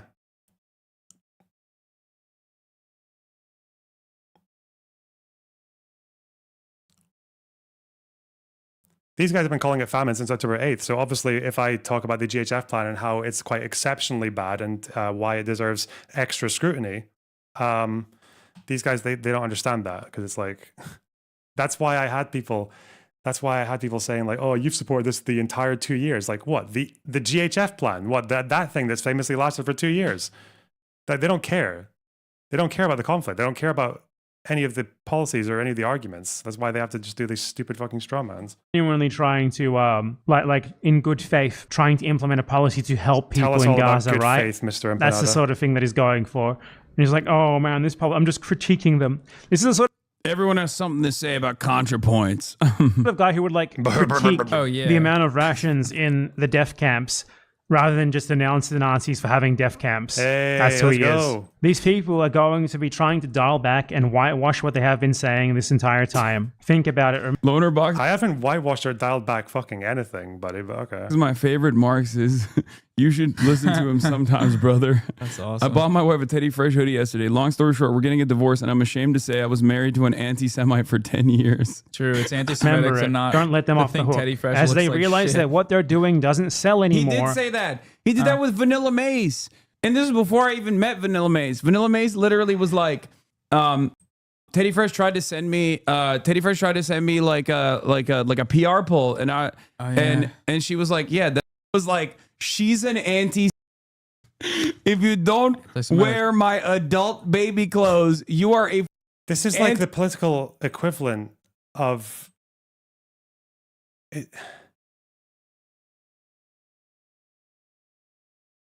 It's like the three dumbest guys in the school are just like in the fucking boys' toilet doing the thing where you wet a bit of kitchen towel and throw it in the ceiling so it sticks and looks like a bat cave.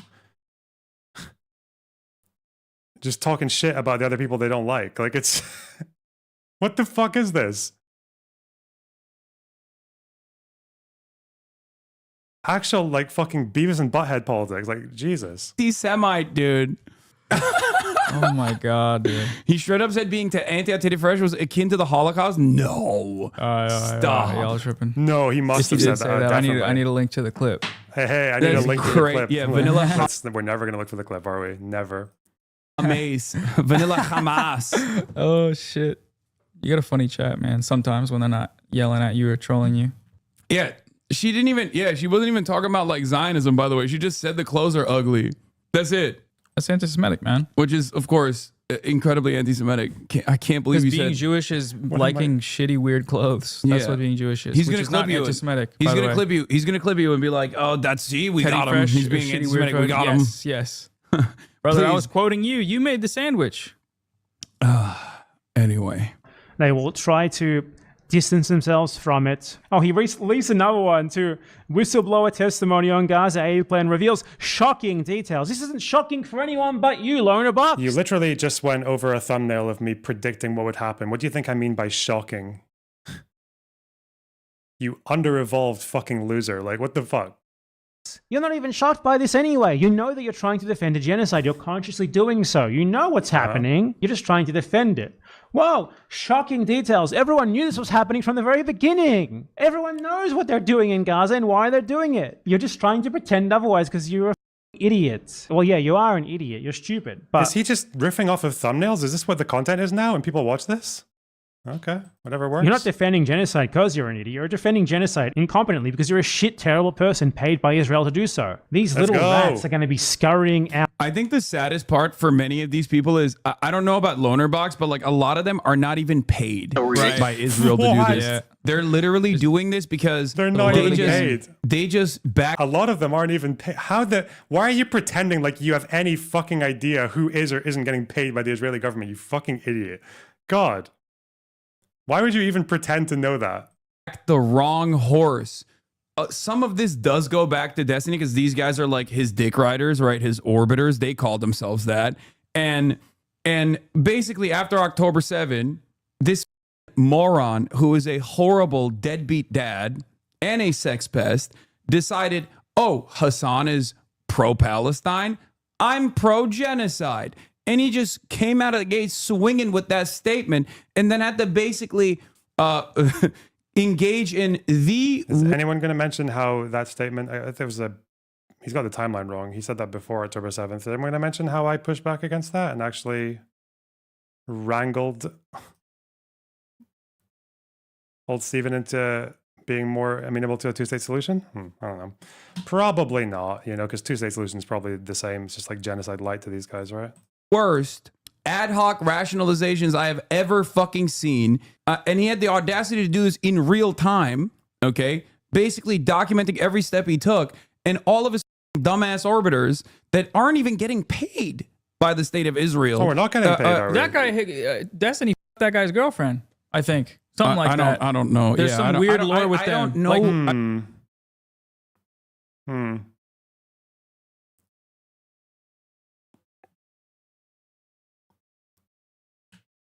This is your leftist your leftist men, by the way, your male feminists.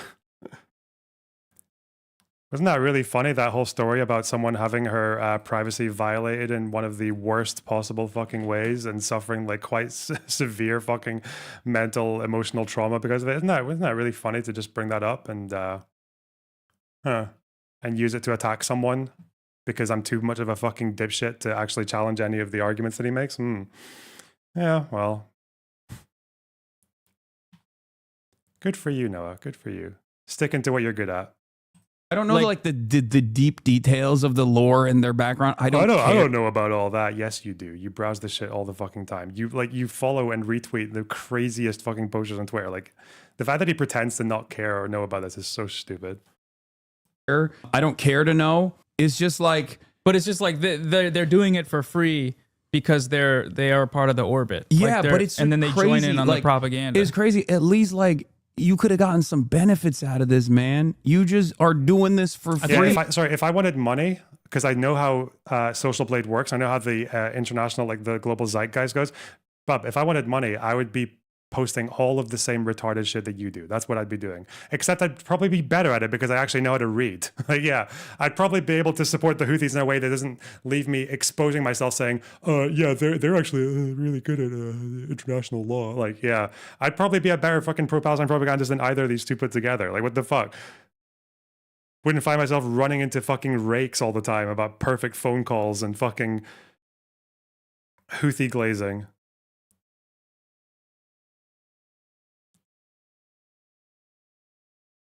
Yeah. Might have got a free trip, but like free trip to Israel. Yeah, thank you. Super Free good. trip to where else did we go? Oh yeah, went to the West Bank. You should add that one in. A free trip to the West Bank. Super Great, awesome. They got to hang out with Elon Levy. That's Yeah. I got the best thing ever. I got a free trip to Israel, and what is it? Here's a link to the vanilla thing. Oh, I You think know who this hit is me up today on Instagram? Teddy Fresh. They said, hey, we'd love to send you some stuff. How about? Remember, the ground zero of that Israel and Palestine trip. Yeah, these guys just did UT Postized Juris, by the way, by calling it all Israel. Fucking dipshits. The ground zero of that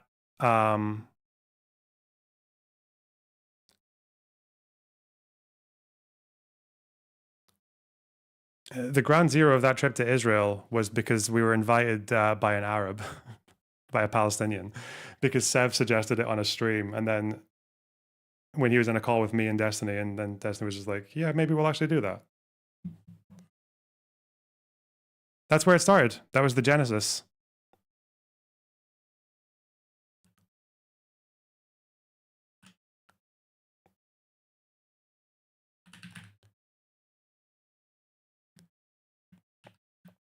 My face when the romantic partner of someone who is criticizing me becomes a victim of revenge porn. Okay.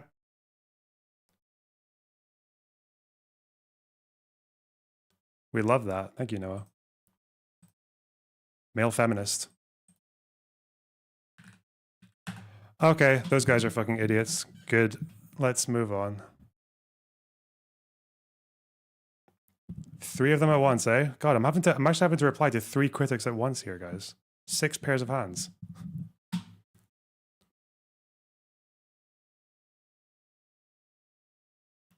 I'm like Israel. I'm sorry.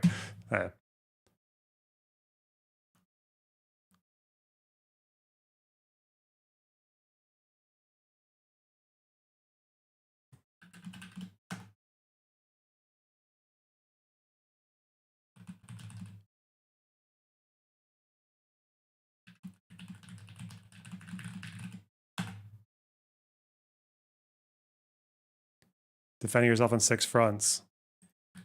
Yeah. But it's 6 fairly uncoordinated, not very effective fronts, so, you know. But they have a lot of popular support. It's kind of, yeah, it's exactly, it's pretty analogous.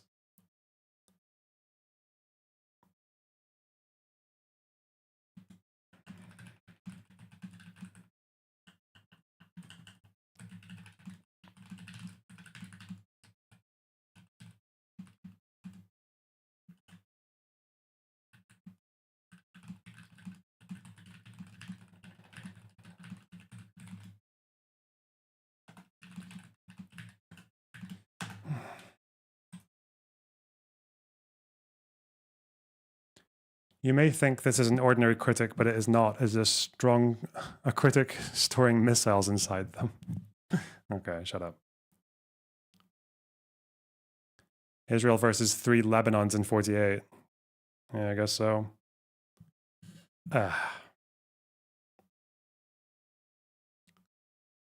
Oh, this guy.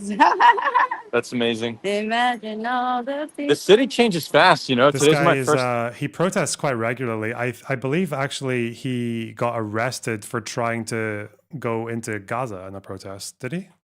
I saw him tweeting about that. In Dizengoff Center in a year, and Fuck, he it's DMs me sometimes. I need to reply to him. I'm really bad at replying. very different. Oh, yeah. A lot of new shops. Dude. So this is Dizengoff Center. It's the biggest mall in Tel Aviv. It's this side of the road. If you're Israeli and you ever want to go to any of these protests, you should probably just find this guy. Just find this guy on Twitter and ask him, because he knows all the protests. He's a former soldier, right? There's a tunnel or like a bridge, and then this side of the road as well.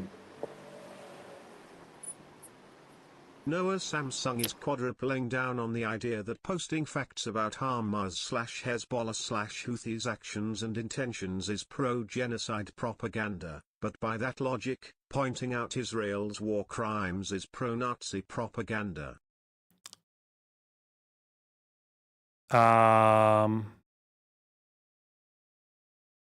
Thanks for the 60 shekels. Appreciate that. Thanks for the 60, I don't even know. Genocide bucks, that's not funny. Whatever. That's not that creative. I'm a Jewish nationalist but lean anti-Zionist. Okay, good for you. And it's built 3. There's a lot of idiosyncrasy in these communities, eh? clothing. Diversity For the of price, opinion. you know, it's like Tamnun means alligator. Oh. If you're ever in Israel, go shop at, right? Yeah, but Yeah. did you hear about yesterday? No, that's tanin. Tamnun is octopus. No, you're right. No, tanin. Oh, sorry. Tamnun is octopus. Yeah, I yeah. said yes. Yeah, yeah, okay. And then I asked you about yesterday. We're There both was wrong. Okay, good memes. Oh, God. What a... God, they're very toxic people, aren't they? Not that guy, Hasan and Noah. Jesus. What was that? Just like 3 straw men, some false assumptions, and quite a disgusting attack on my personal life. And that one wasn't accurate either. Like, I didn't even know who Pixie was when she hooked up with Destiny. It was like 5 years before I met either of them. But, you know, timelines.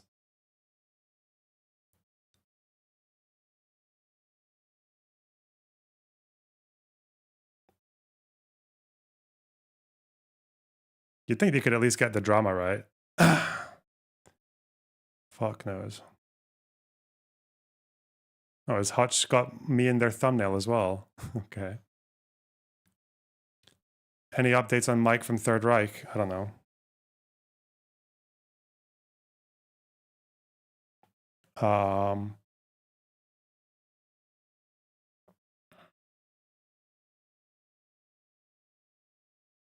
You posted a poll. I don't care about Hasan dating a porn star. I don't care. Notice that I don't really go for these people's personal lives all that much, if ever. I don't really do that. Do a Hasan laugh impression. I literally cannot put my voice that high. It's impossible. My voice does not go that high. I'm not capable. The tanky cackle, I can't do it.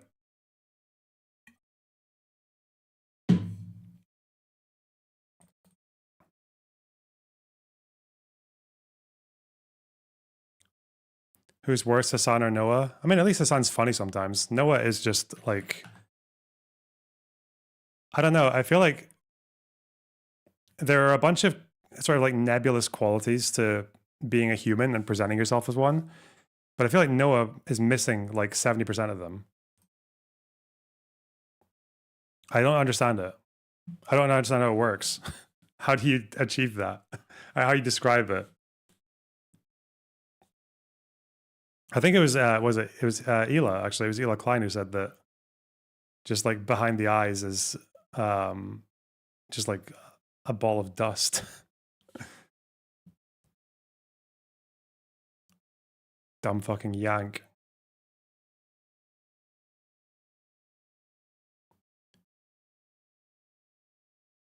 Skip the tutorial after character create. What? I don't know.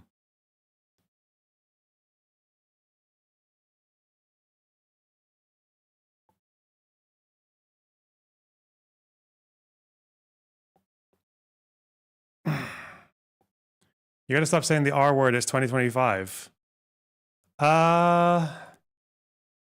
Maybe. I'm thinking about it.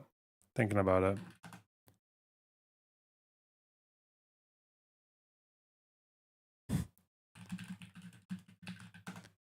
Men in Black Alien. The only thing that pulls its weight around here is my goddamn truck.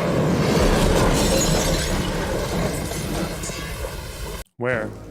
You can have my gun when you pry it from my cold dead fingers. Your proposal is acceptable. I don't know what I'm looking for here.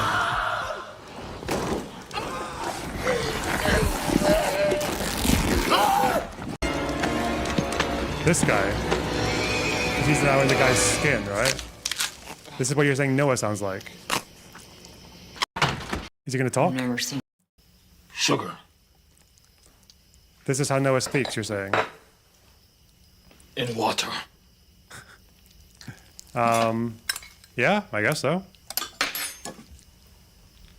More. More.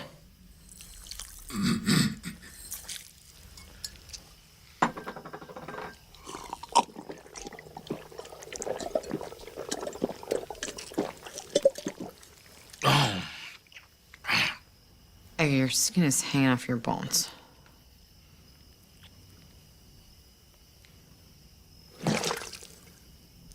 Oh, yeah. No, this guy's way too expressive. It's not accurate. It's not accurate at all. 3 out of 10.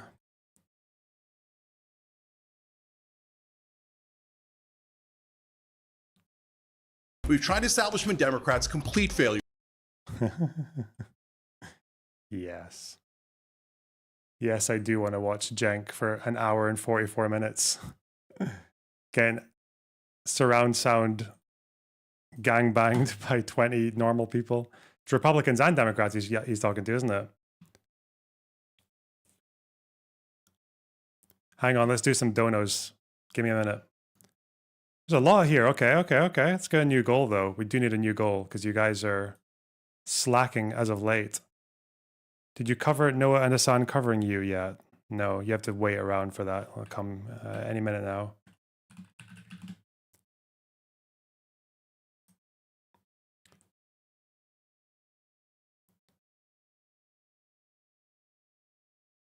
Ew, thanks for the 2 $4.99s in succession.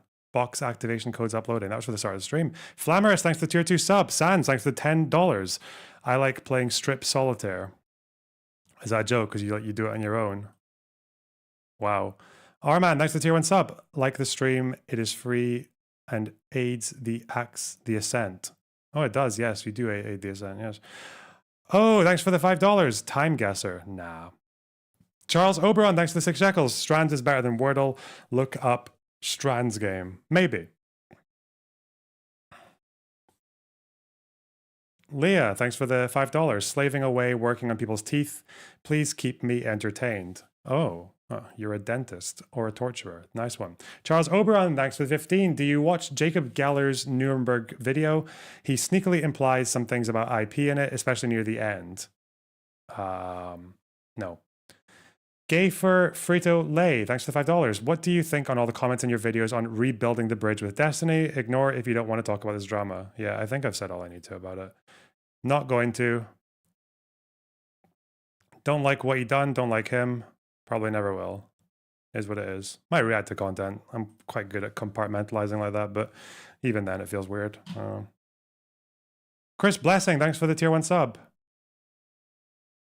Honked in Maine, thanks for the £10.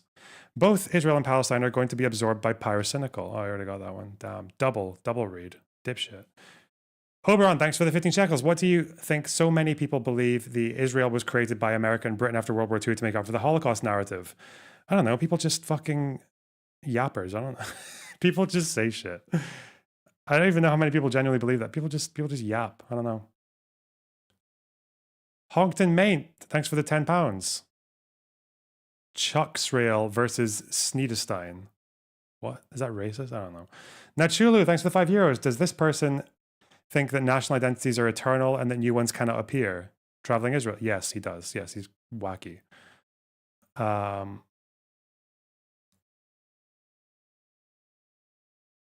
Bottomless Pit, thanks for the $10. Loanerbox looks like Barton Fink. Who the fuck is that? Why did I not get all these TTS ones if they're $10 or more? Maybe because I was away for that?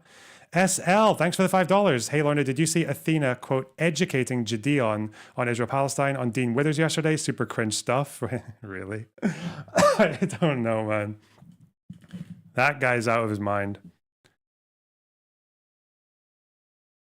Eli Esha, thanks for the $9.99. A bit behind in the stream, but you should check out 1936. It's the only book that covers the revolt in its entirety and the rise of the Palestinian national identity beforehand. So, wow, I love ending a sentence with so. It's very, very ominous. Das Vidania? Is that what your name? Thanks for the $5. Any interest in talking with Ahmed Fouad Al-Khatib or the unapologetic third narrative folks on stream? I don't know. The Ahmed guy just is... I feel like it would have to be combative because I'd want to ask him why he was so cucked on the history of Israel in 48 when he was on Jubilee. That was fucking weird. Did not like that.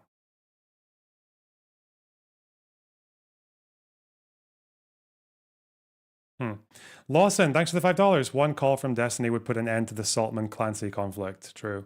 Marcus, thanks for the 30 shekels. There is a reason they target you is because they feel threatened. Deep down, they know nothing. I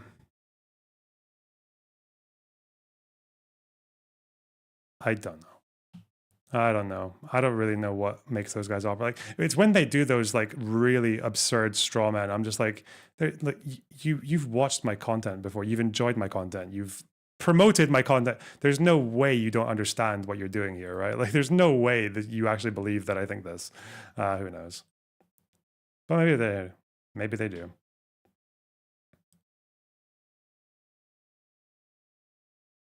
Sans, thanks for the $5. I can't get around it. I can't understand ever pretending to believe something you don't in public when it's your job to push what you believe. The only reason this is a good job, really, apart from that it's fun sometimes, is that you get the one chance in life, the one chance in this world to get your voice heard. Why would you tell people things you don't believe? Even if it's about other people, even if it's like, yeah, like your word is all you've got. I don't know. Don't get it. S, thanks for tier 1 sub. Hasan begged Ethan to wear Teddy Fresh. Yeah, I know. He's lying about that as well. Yeah, he loved Teddy Fresh. He was ordering all of it. Chiro, thanks for the $9.99. I'm glad I stopped listening to them last year and found you, LOL. Hey. Well, some people did. Yeah, we rescued a few people, which is funny because I'll bet you or most of the people here who used to be Hasan fans are only here because he recommended me to. Shit. Oh, well. Ken Work, thanks for $5. Why does BE sound and look like Ernie from Sesame Street if he was a crackhead? Don't know. Juliana, thanks for the tier 1 sub. The new Ryan Chapman video about Zionism is good. I've already seen it. I watched it off stream. It was all right, yeah. Temmie Dank, thanks for the 5 Canadian. Do you think Zed was impressed with Will Smith's performance on the test in Men in Black? You rescued me from the Israeli right. Well.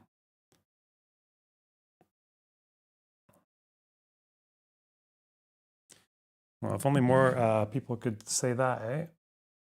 It's almost as if there's a benefit to not writing off an entire nation of people. What?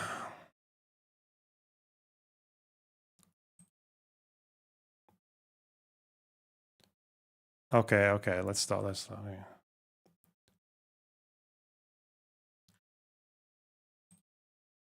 We've tried establishment Democrats, complete failures. We've tried establishment Republicans, complete failures. We tried fake populism under Donald Trump, complete failure. I disagree. So the only thing we haven't tried is left-wing populism. And you say, don't try it. Go back to the establishment Democrats. Are you crazy? You can't vote Democrat and then say that, well, because they still support the rich and the rich still get all the tax. Cenk is such a fucking doofus. Oh God, he's gonna smack into so many rakes. Yes. Because I'm still going to cast my vote, which is the most powerful political weapon you have, to the very establishment that you're on one hand trying to tear down. That's just weird to mention guardrails against firing people when you rejected a union at your company and fired somebody for organizing. Yeah, that is absolutely not true. You could say that if you like. That is true. Look it up. Fine. So since you smeared me, let's explain. Hi, I'm Cenk. I'm host of the Young Turks, live weekdays, 6 to 8 p.m. Eastern on YouTube. I'm also the head of the TYT Network. I'm also founder. Out of interest, I don't know why I never dig into this. Probably because it doesn't really, no one would care because it's so obvious. Is there any other meaning behind the phrase Young Turks? Like the Young Turks, does that actually refer to anything other than the people who took power after 1908 and like did the Armenian genocide? Is that or is it like one of those things where like Americans like Jefferson, but because of things other than the slavery, right? Like there's a famous slave owner who someone likes because they also did other shit. Sometimes it's a phrase for mavericks.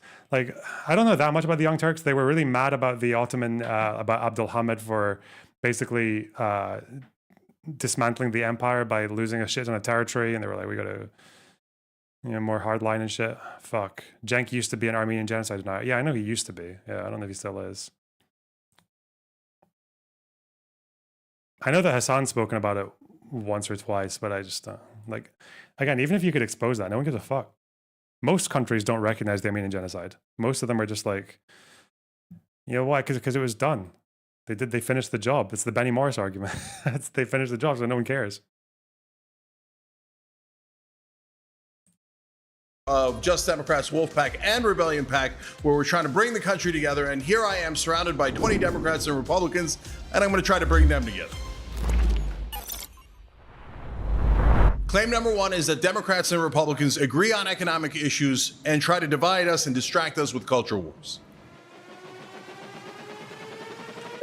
He denies the Christian identity of Armenians as the reason for the genocide. Does that constitute genocide denial? I don't think so, because I believe that the 30-year, the three genocides of the Greeks, the Assyrians, and the Armenians on the grounds of Christianity is a minority theory among historians now.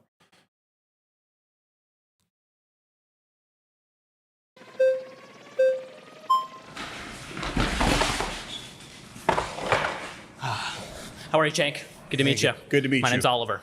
Hey, Oliver. Yeah. So I guess the first place I want to start off with your claim is to first say that I think there's a grain of truth in it. And I think I would largely agree that when it comes to the system of neoliberalism, the system of capitalism, I think there can be a lot of overlap. I think where I would probably push back a little bit is when we look specifically at what policy issues get passed and how they affect people, there seems to be a very big difference. So for example, under the Biden administration, we saw with the expansion of the Affordable Care Act and Medicaid, we saw over 8 million people become eligible for Medicaid who were previously not eligible. If we contrast that right now with what's in Trump's big, beautiful bill, over a 10-year period, that would make between 15 and 16 million people ineligible for Medicaid. So it seems on a crucial economic issue that affects people's ability to, survive, have quality health care, live quality lives. There seems to be a stark contrast. So I'm just wondering your thoughts on that. So where I would disagree is the word stark. So I understand there is a contrast. That's why I vote Democrat.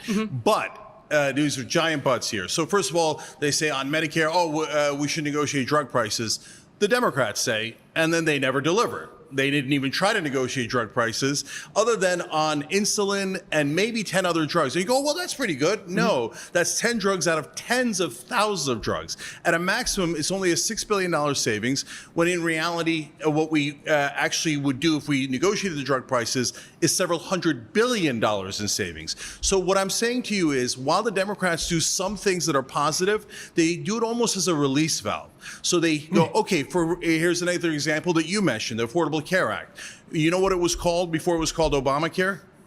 You can enlighten me. Yeah. Romney. The Romney was a plan that was tried in a Republican state. Exactly. It was called Romney Care. Yeah. And you know who came out with it? The Heritage Foundation, the same people who came out with Project 2025. Okay. That is a corporate release valve so that people don't build up too much pressure and go to a rebellion or a revolution. But in the bottom line is, corporate release. Imagine being such a fucking privileged git that you actually think that things like this that have Obamacare, that's like millions of people affected by that positively, right? I'm not exaggerating. It affected millions of people. And just calling that, oh, that's just a release valve to keep the, like, no, these are real changes that affect real people's lives in quite big ways. And you probably don't notice because you're like a wealthy media dude. Like, fuck. that was a tiny, tiny little fix thought of by a right-wing think tank. And then now when you say negotiate drug prices, Obama never did it, even though he ran an ad called Belly where he said he was going to do it. Biden does at most 6% of it. The Democrats are constantly doing 5 to 10% as a little release valve, but keep the machine going exactly as it is. And we can totally agree that there should be more that's done. I guess maybe I was taking your claim too literally, which is that Democrats and Republicans agree on economic issues. And maybe there's a qualify in there. Is it largely agree? Is it mainly agree? It's definitely large. Yeah, okay. It's not 100% agree. Otherwise, it would be too obvious. But is it true that they largely agree? Of course. So I'll give you many other examples. Paid family leaves at 84%. Yet the Democrats never seem to be able to pass it. Why do they never pass it? Because they're not trying. They said they do the public option. Joe Biden didn't even announce them, introduce the public option. Why? Because they agree with Republicans. Well, I don't think they agree with Republicans necessarily. I just think that sometimes was the public option going to get through a 50-50 split? They give us free lunch for our kids, so we don't care about them doing a genocide. Wow, thanks for $10. That's really bad. I was actually quite happy about kids getting fed, but now I'm like furious. it's hard to pass legislation in a bitterly divided Congress. Would you acknowledge that it's difficult very often in order to get things done? You don't. You don't See, that is the number one excuse Democrats use. Oh, golly, gee, there was nothing we could do. And they're saying, no, there was nothing we could do. There was nothing we could do. In reality, he didn't even try for the public option, Biden. He didn't introduce it. So that pulls at over 70%. Why not try? Sure. $15 minimum wage. The Republicans didn't take that out of the bill. Joe Biden took it out of the bill. You see those things where you can tell intent. And the intent is he actually agrees with the donor class and the Republicans. He doesn't want those things. If you can't pass a bill at 84%, then are you saying the Democrats are the most incompetent politicians in history? I'm not saying that 84%. Is he talking about like the approval that it had? The public option had 84% approval. Again, national approval doesn't tell you about your congressional abilities. If you are 50-50 split and there are two fucking swashbucklers in your party who are not really controllable, especially Manchin, then yeah, you're fucked. The donor class. The donor class. Hell yeah. Single issue voters, the donor class. Most incompetent party, and I'm also not saying they're perfect. I think that we risk running into an issue where we equate the two parties as being virtually the same, which leads people to not voting whatsoever at all because they think the whole class is against them. And I'm in complete agreement with you that the two-party system is fundamentally broken and that Democrats in a lot of ways have a lot of the same issues. I guess what I predominantly have an issue with is those who maybe don't take the time to have nuance in the discussion and just say, oh, they agree on economic issues and they only want to divide us on cultural issues. Brother, so I think here's that the difference. It's important to make that because otherwise people stay home. They don't vote, and then we're in the situation that we're in right now when a lot of people don't end up voting. No, but Oliver, so let me tell you my perspective on it. That's really important. Okay. So Democrats always say, hey, look, there's a 5 to 10% difference, so you should vote for us. Okay. But they don't quite say it that way. You understand that. I understand that. A lot of people here understand that. But marketing is a thing. Right. But marketing is a thing. But hold on. This is super important. Okay. But they tell the voters, we're going to make a big difference. We're going to do minimum wage. We're going to do public option. We're going to do paid family leave. Yes. And when they don't, people get disappointed and disappointed. And that leads them to not voting. That leads them to hating the Democratic Party. The election just got won by a guy who says he's going to end like every war within 24 hours with a couple of phone calls. Besides Hasan Piker, there's another person who believes that as well, and he's the current president of the United States who won an election despite everyone knowing that like every other fucking promise he makes is some bluster that is never actually going to happen. Trump was like this in the first one. Trump said he was going to build a wall and Mexico was going to pay for it. It didn't happen. People still voted for him in 2024 anyway. Like, they love him. They loved it. It's not even close to what the Democrats do. The Democrats are like, what, we'll get the 15-hour minimum wage or public option, but we still end up getting like an infrastructure bill. They end up passing the CHIPS Act. They end up with the American Rescue Plan, which actually gave quite a lot of money to different localized budgets. You've got local level improvements like Minnesota, where they had like free school meals. Like,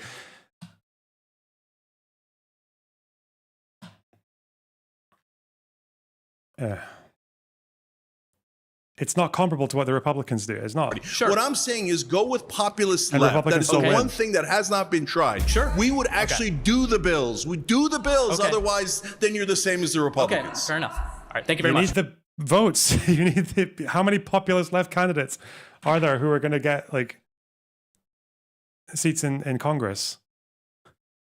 Also, it's not the one thing that hasn't been tried. It's like the Libertarian Party thinks this as well, right? They just think that, or the gold standard wankers, they think like, listen, there's all these economic problems, there's all this suffering and difficulty and unemployment and immigration. Listen, but if only we had the gold standard back, okay? This one thing has not been tried yet. Like, they all do this. All these stupid fucking fringe minority like bullshit snake oil salesmen. They always have these like the one thing.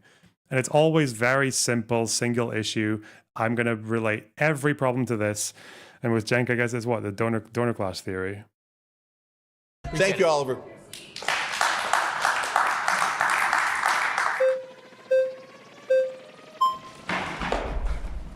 Hey, Cenk. Great to meet you. Nice to meet you. Great to be speaking with you. I agree with your overall term here. I would say that at the end goal, they agree that economically, we all want the same things, right? But the way we get it is two completely different economical viewpoints. We have the left that tends to be more socialist and communist, and then we have the right that is more crony capitalist. Okay. The left wants to take your taxes and they want to distribute it the way they want. That's their socialism The right and communism. wants you to keep your taxes right now. Oh, They man, want this you is to what I keep- was talking about with the Pisco Hutch thing. Like, the socialism communism label is so the United States just can't do it because they really do just think every fucking tax and spend is socialist and communist. And that's just the right wing, let alone the issues that left wingers have with defining it as well. your overtime taxes. They want you to keep your taxes on tips. So what is your... Yeah, so first of all, brother, you got to stop saying socialism and communism. None of the Why is that? Because none of the Democratic politicians are in favor of that. They're actually... They are. Bernie's quite literally socialist. No. So he says he's a democratic socialist. Even he doesn't really go towards what you would consider socialism because you're putting socialism and communism in the same bucket where they don't belong. None of them are in favor of ending corporations, ending capital, etc. In fact, Kamala Harris and Joe Biden, their number one problem is that they're corporatists, not that they're socialists or communists. No, they quite literally wanted to will do end- whatever corporate donors tell them to do. They wanted to That is end the exact businesses over opposite of vaccine communism. mandates. Yeah, That was- no, brother. Yeah, no. No, but that's drug companies. They're doing the exact opposite of communism. They're saying corporate donors, we will do whatever you corporations want. So when you turn to the Republicans, it's the same thing as Oliver. They have a 5 to 10% release valve with Donald Trump now. He's pretending to be a populist. So he goes, oh my God. Donald Trump isn't even pretending. though- He is a populist. Well, look at He the just big- won the popular Look- vote. Both left and right No, moved no, in his no, no, no, direction. no. That's not what popular vote. That's not what populism means. Trump is quite populist. His rhetoric is very populist. Yeah. Populism is just when you believe that it's the people versus like the elite or the establishment. And even though Trump is kind of like a billionaire and the president, kind of like the top bracket in both spheres, politics and wealth, he still sees himself as the people versus the establishment because of cultural aesthetics, right? He believes that because he talks like a fucking retard and is very tacky and is very into McDonald's and doesn't really and wasn't very welcome in the traditional New York elite when he was there, that he was always seen as kind of like a new money kind of shithead. Then yeah, he does feel like he feels that way. He genuinely believes it. But yeah, that's why populism is not an ideology; it's a marketing strategy. I mean, it is an ideology as well, kind of. It's like it's very loose. It is it is quite aesthetic. Hold on. So when you talk about that bill, the budget bill, that is not big or beautiful. Well, it is big, but it's definitely not beautiful. Sure. The majority of the tax cuts go, of course, as always, to the rich, right? Right. But they put in a tiny release valve of, we'll no help the tax middle on class tips, a little bit on tips and overtime. Whether that even Well, then stays how in the come bill is a every- different question. How come every But time what a are they doing? Republican's Here, in let me tell you a office, fact. Don't- I make Bo, more can I money tell and I you a spend less fact? in taxes? Yeah, no, I'll tell you a fact. So what they do is they throw a little morsel at you, as Obama and Biden throw a little morsel on Well, it you. depends on how much he's, because the Republican tax cuts are, yeah, they went to the wealthiest people. How much is this guy making? Or maybe, I don't know if Republican, because I think with Republican tax cuts, they do sometimes, the big one in 2016, that did get shared among poor people as well. Like poor people did get tax cuts, but the problem with them, the problem with tax cuts is that they're only one side of the story. Like, because tax cuts can also mean that the government reduces revenue, which can reduce spending in areas that actually benefit poor people. So it depends on, and that can even affect their employer, and which can affect their wages and things like that. So, yeah, tax cuts are, it's a very one-dimensional way of viewing anything, but obviously it works very effectively because people see it. People see their tax bill. Yeah.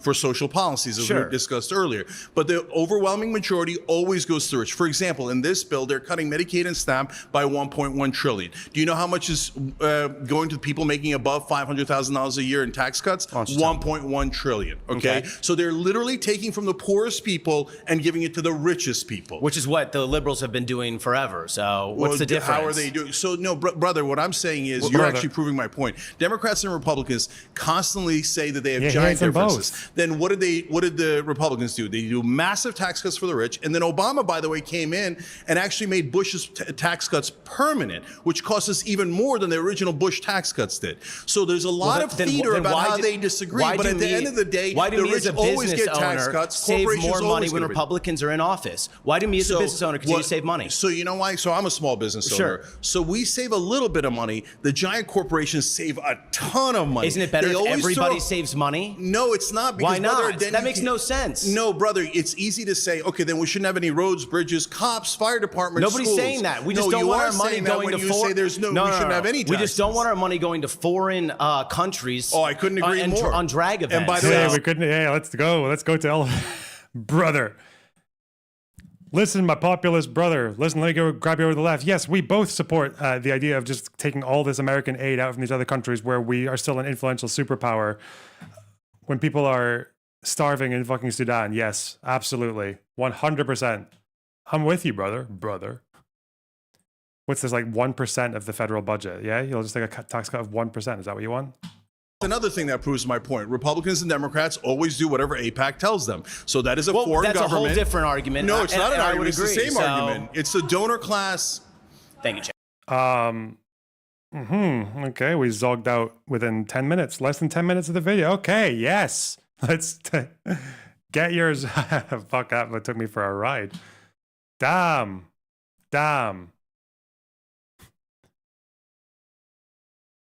I almost spun out of control there. It's a good thing I put my carpet. My chair would have been sliding across this hard floor. Wow. Whatever AIPAC tells them to. Yeah, whoa. Okay. It's not as if AIPAC are one of many, many different lobby groups in the United States, even for ones particularly representing countries. That's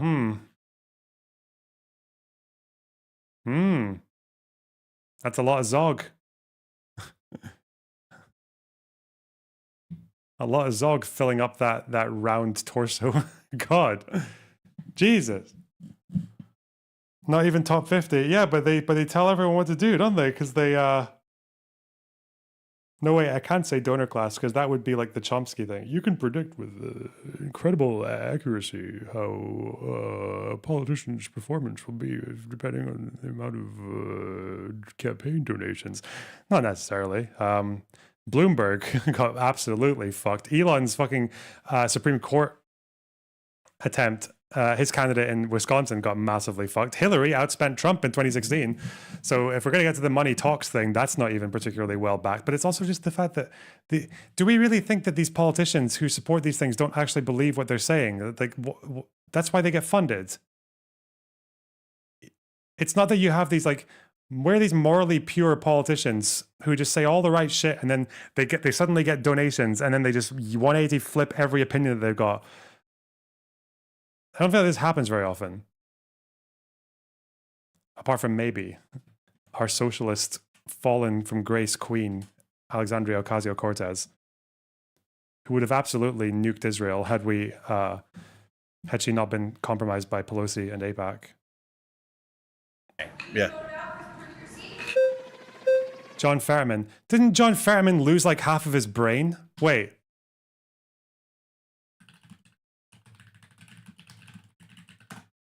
He is someone that did actually go through kind of like, he did change, didn't he? But doesn't he have like brain damage? Okay. Hey man, nice to meet you. Nice to meet you. So when you talk about this concept of like a release valve, it seems like you're downplaying very relevant and very important differences that exist between the parties. So the Affordable Care Act, you understand that that expanded coverage to like millions of people. Billions. More people got Medicaid, premiums were subsidized. Like this is good policy. And I agree with you. Sometimes in many cases, Democrats lack a spine. They don't push hard enough. But I think chalking that up to like, they're pretty much the same, there's just a little release valve difference is a little bit reductive. Yeah, it's not at all reductive, and the Affordable Care Act is a perfect example of it. So you're right, it was better than the previous system because the previous system had pre-existing conditions, and you can get blocked for that, and the American people despise that. So it needed to be changed. That is part of the reason why a right-wing think tank, Heritage Foundation, came up with Romney Care. It's a release valve. And it's a Republican idea. Then Mitt Romney took it and passed it in Massachusetts. That's why it's called Romney Care. Then Obama and Romney Isn't it also because Romney was just a much more moderate Republican than anything we've had under Trump or the Tea Party or any of these other people?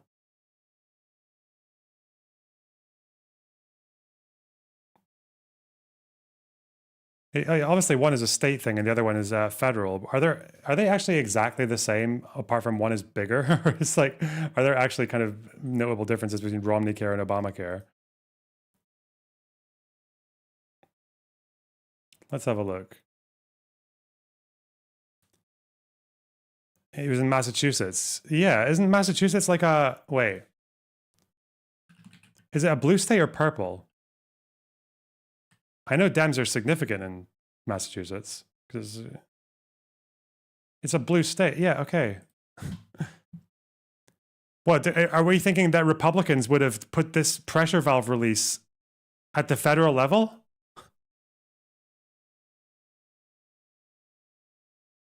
Romney Care. He said, if successfully implemented, will be a model for the nation. He's a rhino. Well, they're all rhinos these days.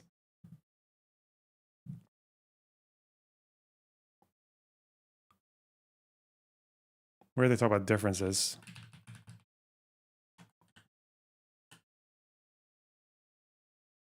Expands affordable health insurance options for many Americans through the creation of state healthcare marketplaces known as exchanges. They're similar. Where do we have Romney Care versus Obamacare?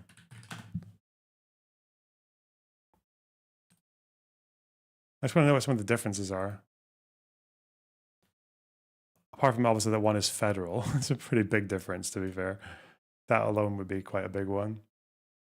They have the same building blocks, reforming private health insurance, giving individuals a choice between purchasing healthcare and paying a penalty to offset their costs should they become sick, creating exchanges and providing financial assistance for individuals who could not otherwise afford insurance, relying on employer-sponsored insurance, expanding Medicaid to cover more low-income individuals. Okay. Where are the differences?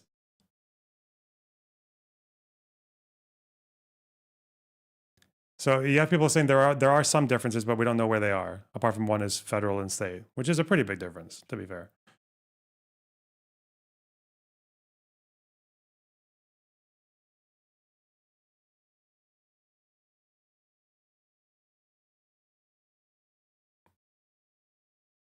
I'm happy to stop. Obamacare. Well, get rid of it. It's bad law. It's bad medicine. Obamacare. But critics say that plan was in fact modeled off Mitt Romney himself. Isn't this a much more important thing that even though Romney did it in Massachusetts and supported it and everything else, like that's still kind of different from the fact that he didn't want it at a federal level and was willing to oppose it or get rid of it? 2006 healthcare plan in Massachusetts. Because One he's a economist Republican? who helped Because they're design the different? so-called Romney Care and also served as an advisor for Obamacare is MIT's Jonathan Gruber. At their core, they're really the same plan. Basically, the basic goal of the Massachusetts plan was to build on what worked with our health insurance system and to fill in the cracks, to cover the uninsured, and fix the broken market for individual insurance purchase. Both laws do share the same core foundation. Most employers are required to provide coverage. Government programs like Medicaid expanded to cover more people. And both plans require individuals to have insurance. It's an individual mandate. But Romney hates that comparison. Mandate is a 7-letter word, but many people regard it as a 4-letter word. Is mandate a 4? I mean, should mandates be a part of reforming healthcare? Why does he keep saying it like that? Like he's thinking about men going on dates with each other. Mandates. Or like instead of a manservant, you get yourself a mandate. Well, you're not going to put people in jail for not having insurance, of course. But you could penalize them. No one's talking about that. But there are various ways to encourage people to get insurance. One is to give everybody a tax credit that you only get to use if you have insurance. There is another important difference. It's also easier to get free health care under Obama's plan because the income guidelines are lower. And that's primarily paid for with new taxes. Do you want more of Obamacare? Do you want promises of higher taxes? You have said But apparently this is all like a manufactured conflict, even though Romney wanted this, he did this at the state level. But this is apparently a manufactured conflict by the Republicans and the Democrats just to make it appear like there's a difference while they push the release valve together. Like, and it's all just because the donor class is directing. Like, what a stupid fucking theory. It can be quite reasonable to feel like because of certain political pressures and the environment that you're in, and just because of like partisanship to want to push a policy at a state level, but then when it comes to the federal, because your party opposes it generally and their party supports it, that you wouldn't want that to happen, or because of like ideology or because of the scale or anything else. Fuck.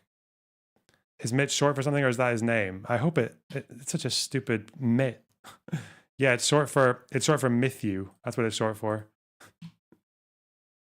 In a campaign where they pretended to be on exact opposite ends of the spectrum with the same exact healthcare plan. Literally the same exact healthcare plan. Do you think the ACA is like a right-wing health insurance plan? It was literally created by a right-wing... Somebody asked you, you fucking glob. He's asking you if it's a right-wing policy.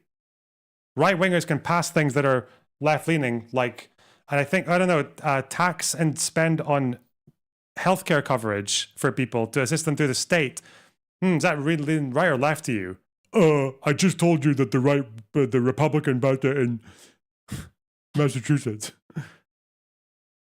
The Republicans right now in Congress are trying to push a reconciliation bill that literally guts Medicaid when the ACA expanded Medicaid. Yes. So they always move the goalposts. So what do? They bring in, okay, here's our release valve. No, you're moving everything to keep the fucking donor class theory alive. He's doing the all roads lead to Rome fallacy, right? It's just like, why are Republicans opposing it? It's like, well, yeah, no, they're just moving the goalposts over what they're accepting for the ACA. Yeah, fucking hell. Everything has to be adjusted and massaged so it fits the theory that the donor class is behind it, and it's not but a release valve. Okay, now the American people are still mad. Of course they are, because, and here, let's talk about the next steps that happened. Obama said, oh yeah, we might do the public option, which would have been not universal health care, but a good step forward. Right. I was there. Young Turks have been around forever. And I was like, yes, you got to do the public option. They have been around forever. Since 1908. And even before that, they were in opposition. What do they do? What's that? Never mind. Nothing. And Obama says publicly, oh, I guess we can't do the public option. Wink. Well, and they immediately took it out of the bill. Right? What's that? That's because of Joe Lieberman, right? But 59 other Democrats would have voted for the public option. Okay, see, that's exactly what I'm talking about. So that they always, hold on, they always have an excuse. So right now, under Biden, the excuse was, oh, we don't have enough senators. Oh, golly, gee. That's how you pass hold laws, on, the filibuster and the parliamentarian. And then under Obama, they had 60. They could pass anything they wanted. They're like, let's take a really, really long time with Romney care. Oh, oops, we ran out of our 60. Things changed. Okay. Uh-oh.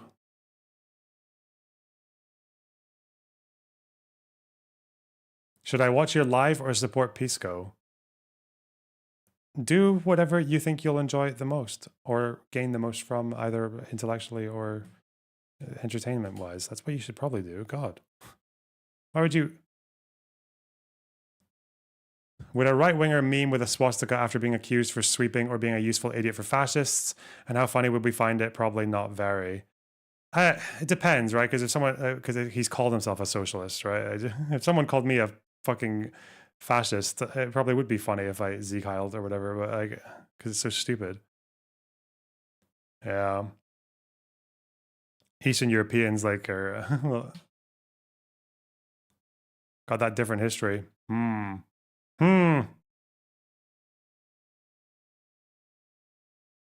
They were in the stream saying the same thing. What? Anna was in the stream saying the same thing. Did she talk to them about this?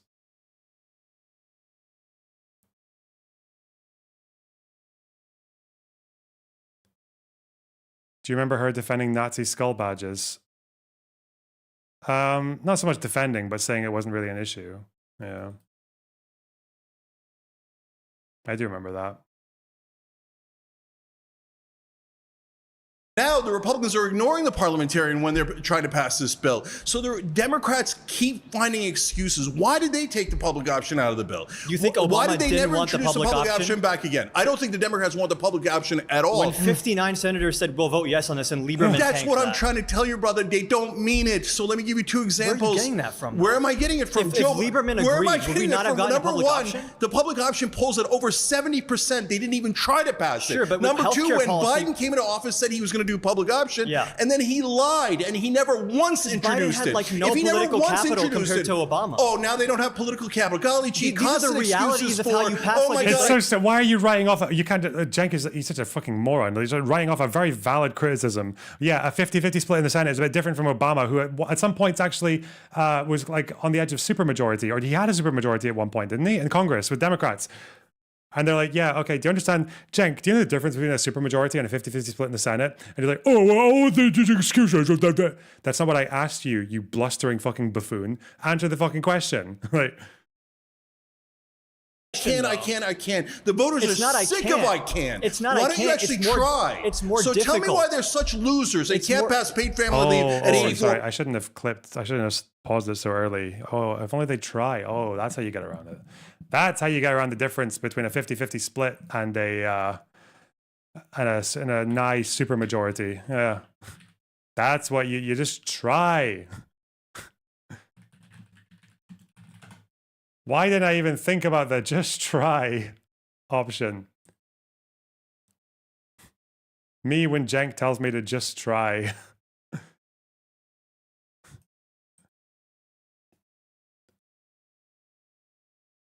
I was making fun of Hasan for the one phone call meme, but now I remember they could just try. Oh. I Are they agree with losers, you on or do they policy. actually secretly agree with the Republicans Cenk. and they don't want any of this because they're corporate donors? I agree with you on policy. I want paid family leave. I want single payer health care. But this is not like super easy to pass. You're like, if they just all Yes, hold it their is. hands and I sing can get it passed in Kumbaya, 2 weeks. we're gonna get like 2 single weeks. payer. Okay, so here's how you do it. He's just Trump. He's Trump. He would come in, and then those 2 weeks would evaporate. You see, you've been taught by mainstream media and Democratic politicians to accept failure. Oh my God, there's nothing we can do to pass it. There's nothing. Here's what you do. You can pass it, but it's super difficult. easy. It's not listen, easy. listen. Paid family leave is at 84. Why do I keep insisting on that? Because here's what you would do. You would introduce it, 74% of Republican voters want it. And then you would say, I dare you to vote against it. If you vote against it, you're voting against 84% of Americans, and you will lose your next They're for election. it I will nominally. campaign against you. I will find a Republican to campaign against you. No. And then, but you say, no, God, don't even try. Don't even try. policies- Oh, we have these giant Hold on, hold on. differences, but we never pass our bills. say We never Republicans- even try. I mean, people do try. You know who's trying? There are plenty of people trying, and it's the fucking Democrats. They're the ones who try. You can tell they tried because they pass shit. You don't pass things, Cenk. You just watch people do the work and whine about it for money. That's what all you do. It's so fucking annoying. It's like,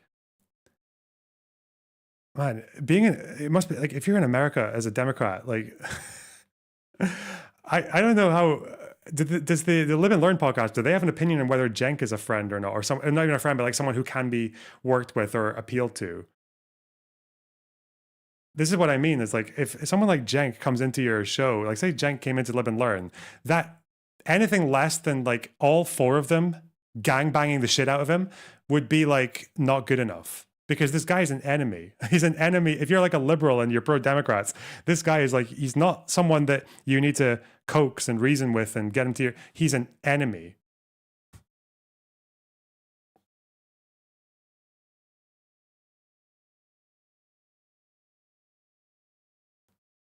Like him going on Live and Learn, I would be so disappointed if it was anything other than just him getting fucking skewered on all ends by like a fat ox, like who stole all the cornflakes.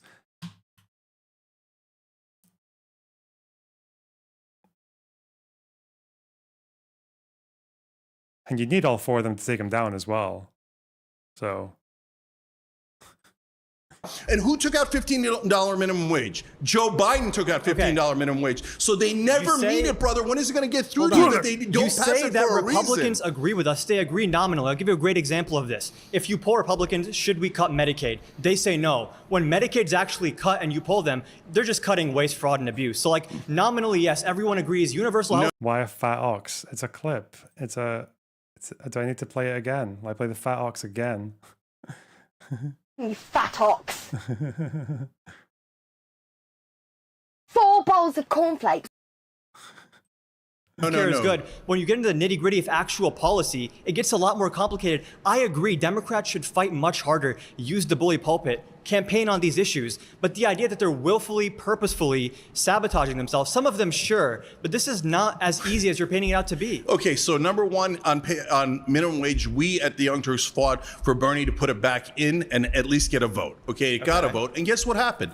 The 8 Democratic senators who were pretending to be in favor of it all of a sudden voted with the Republicans. They had more than enough to block it because the Democrats don't mean it. They always do rotating villains. So, brother, at what point are you going to say the failure is on purpose and not, golly gee, they're the Washington Generals against the Harlem Globetrotters? When you have slim majorities, paradigm-shifting policy is just harder to pass. But 60 is not a slim majority. You constantly make excuses. Obama had 60, minimum wage, and he still didn't do it. If they could have 80 and you'd still find an excuse. The ACA was massive legislation that he got with 60. Yes, 60 beautiful votes. Romney Care from Heritage Foundation.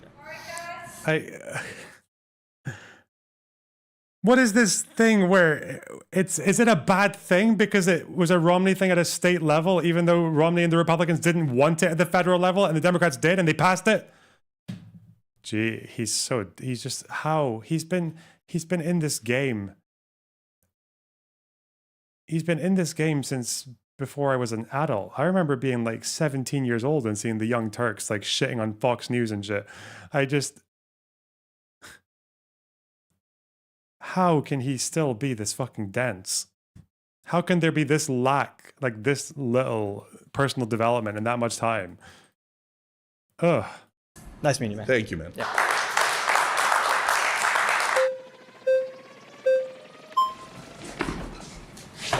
How are you? Hey there. Nice to meet you. Nice to meet you. So you raised a very interesting point when you said that Democrats and Republicans agree essentially on the same issues and that they want to distract us with culture wars. The question that I would raise is, why are culture wars a distraction when they're such a vital issue? It's important to myself as a conservative, and I'm quite certain to every Democrat in this room. Issues like abortion, social justice, or things that affect us in ways that maybe some policies only benefit the rich. Why should we not focus on things that benefit Americans every day and that could affect women's bodies or gay people's right to get married or maintain the right? Yeah. So I'm not saying that social issues are not important. That's why I vote Democrat instead of Republican, because I believe women should have the right to an abortion and many of the other things that are on the left. Okay. But at the same time, when you talk about trans sports, for example, do you know how many trans athletes there are in the NCAAs? No, I don't. 10 out of 500,000 athletes. Okay. So for 10 people, we had this giant debate, and the far right were like, no, that's it. This is what the Democratic Party is all about. And the far left was like, yes, that is all we're about. And this is about vulnerable. When did the Democratic Party, did I miss this? Because again, I don't look that hard into American politics.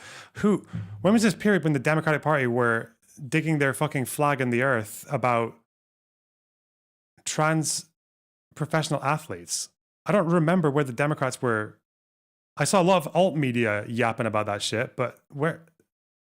Really? This is what we're all about. The Republicans made it what it was that they were all about. Their legislators, the alt media, the mainstream Republican media, all the holy trinity of Republican shittery. They all obsess over trans people. Did the Democratic politicians obsess over trans athletes? I don't recall that ever. Where did that come from?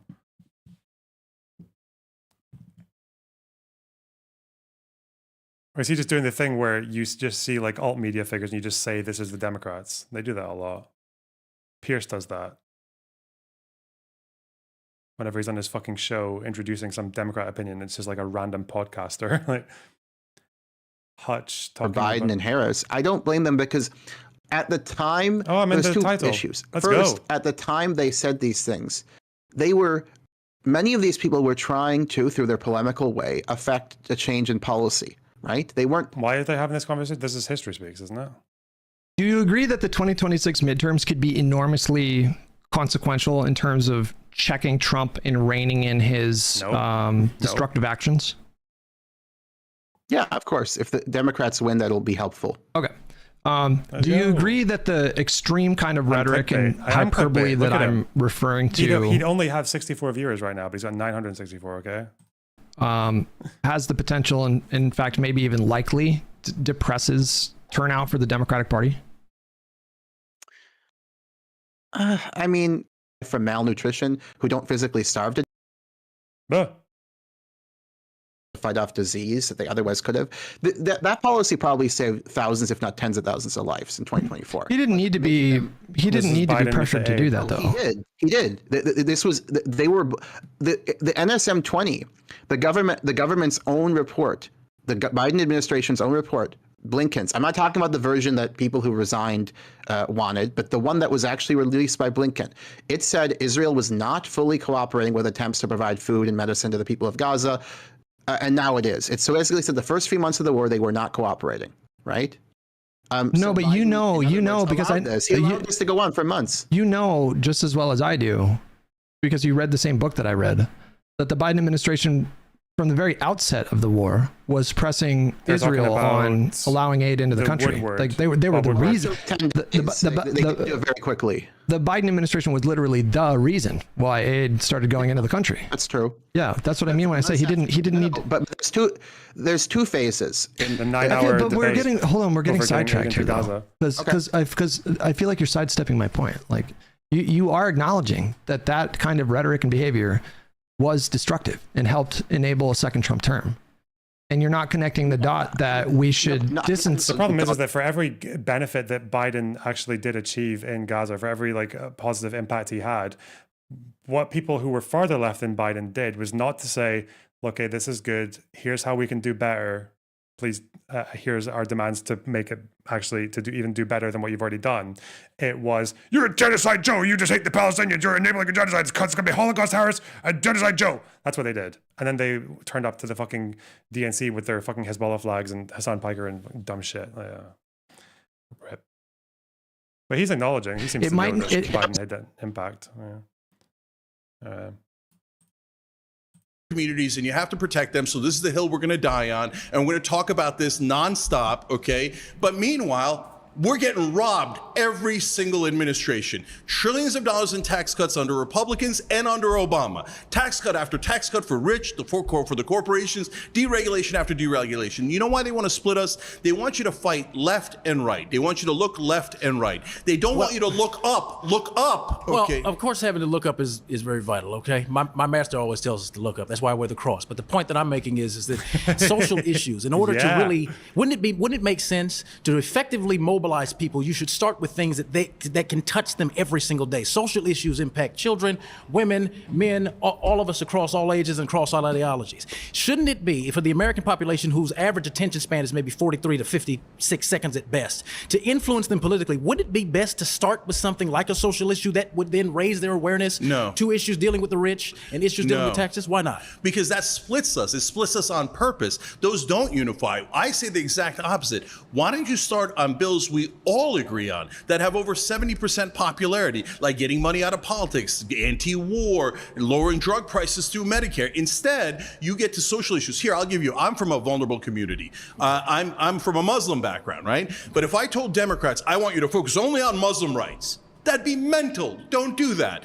I'm not saying... Wait, why do I keep hearing Americans saying mental? I feel like I haven't heard this for 33 years of my life, Americans don't say that in that way, but now they've started saying, why? Why have I started hearing Americans saying mental to say like crazy? I feel like I just missed that. Huh. I feel like Americans just don't say that to say crazy. No, we use mental. You're just lying. There's an American prank that started about 6 months ago, and now you're all fucking with me. Don't care about Muslim rights. I want you to care about that. I want everyone to have 100% same rights. What I'm saying is why build credibility by actually delivering for all of the American people. We raised all of your wages. We brought down drug prices for everyone. Okay, so by Cenk's logic, they should absolutely ditch Palestine as an issue and Ukraine and everything foreign policy, because apparently America should just not get involved. America should just leave them both behind and fuck off, right? If we're going to go that way, because that is not, foreign policy is like one of the least important things for the average voter. The average voter doesn't give a fuck about foreign policy, especially in America. You got two oceans, one on either side of you. Are you going to care about foreign policy? You've got the best neighbors in the world. You got Canada, like the nicest, most friendly neighbors anyone could ever ask for. And Mexico, like, and what are they going to do?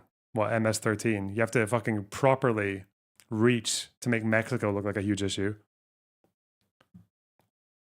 Republicans and Democrats. But by your logic, that could undermine certain things, like going back in history for a second here, the civil rights movement, things like that, which were inherently social and economic issues in combination. Very why social. not? My question is, why not work with both of those issues side by side? Why are you deliberately? Wait, is he not saying that the civil rights movement wasn't social? Of course, it was social much more than it was economic. The economic demands and from MLK and the economic focus came after the Civil Rights Act and the Voting Rights Act.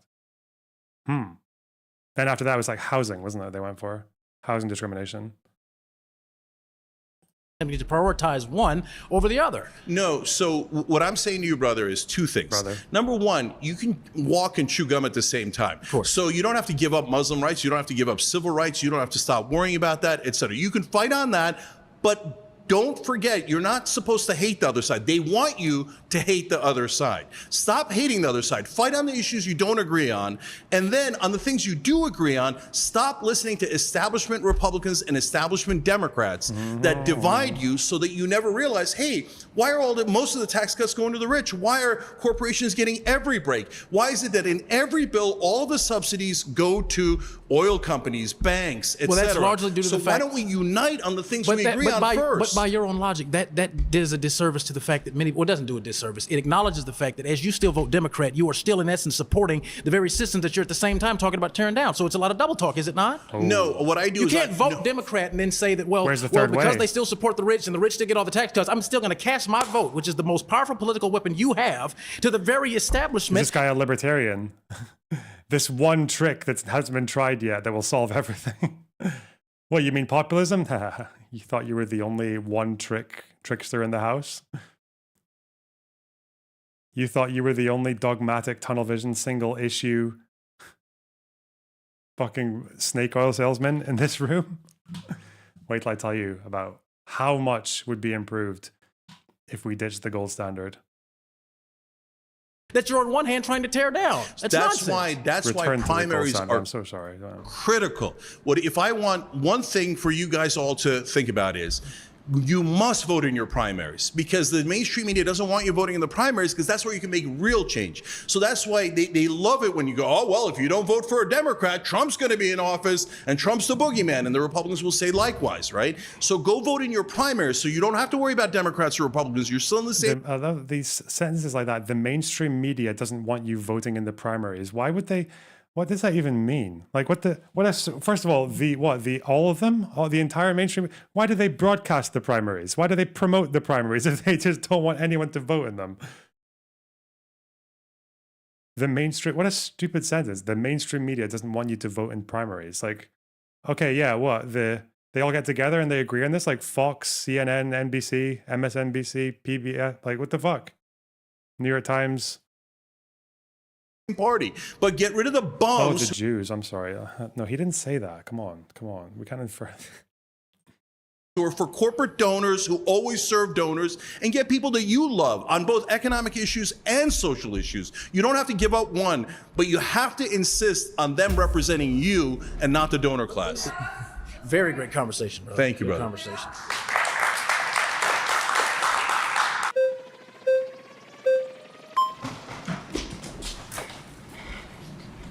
Hey. Nice to meet you. Nice to meet you. So I'm not going to disagree with you that in every case, Democrats don't go after the most radical economic policy. One example that Not I've heard, radical. They all pull over 70%. Sure. Yeah, sure. I'm a Democrat myself. I agree with a lot of what you say. One example of what you said before is that Joe Biden wanted to cut the corporate or raise the corporate income tax to 28% instead of back to 35%. However, I think that one point to consider would be the fact that a lot of the times Democrats are having to clean up the mess that Republicans made. And when someone like Joe Biden only has 2 years of adequate Senate support, right, it's very difficult to argue that he should be pursuing farther left tactics when we're just trying to get a reconciliation bill passed that can be supported by Joe Manchin, right?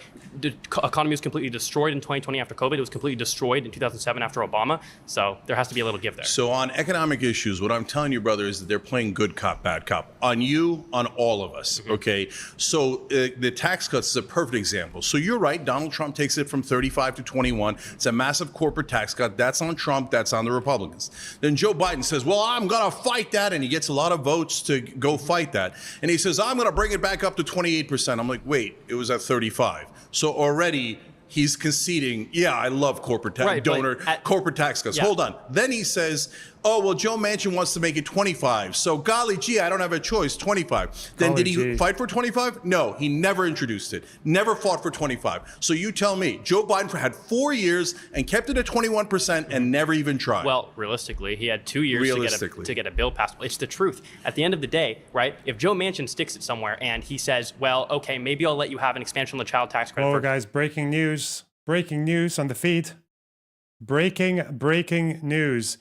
Ethan Klein has given Frogan an extension on the lawsuit because her lawyers asked for one so that she can take another 60 days. They have 60 days to respond to the, wow, huge. Okay, same time. Same time for the breaking news and whenever it further developments present themselves to us. Example, if you keep it at 21, we don't know all the backdoor negotiations that happened between Joe Biden and Joe Manchin. At the end of the day, right, you can't have everything you want, whether you're Joe Manchin or Joe Biden. Did you ever consider that they don't mean it? The reason that Joe Biden never tried to raise corporate taxes is because he doesn't want corporate taxes to go up. It was all a trick. It was all a game played on all of us. No, I don't buy it. No, I know. There was nothing they could do. That's why they didn't even bother trying. They never bothered trying on any of this, and you keep insisting, Look. well, good enough. I'll take my 5% change. Thank you, sir. May I have another, sir? Why does he thinks it's like Oliver Twist with a bowl of fucking slop porridge? Like, come on, man. We're talking about changes that affect the lives quite positively of millions of people. It's just you can never satisfy these people because whatever happens, they always think that the average like living standards could be like 3 times as high or 4 times or 5 times as high as they ever actually are, right? If you could pass a $20 an hour minimum wage tomorrow, Cenk would be sitting here. First of all, he'd think, well, how the hell could I possibly live on $20 an hour if that was me? But then he's also just going to be sitting there, cornflakes, moldy cornflakes. Cenk is going to sit there thinking that the average American actually has, that the American economy is so advanced that everyone could actually just be door dashing breakfast, lunch, and dinner on their wages, and $20 an hour minimum wage across the entire country would just be chump change. And the pressure valve. The pressure valve theory is actually, it's fucking immune to scrutiny because anything good that happens, you just need to make that pressure valve a bit bigger, don't you? That's all you do. This is what happens when your family's a bunch of upper class and donor class people. I mean, Cenk has tried to run for office, but is he like donor class? Has he donated? I mean, he probably has, hasn't he? The donor class.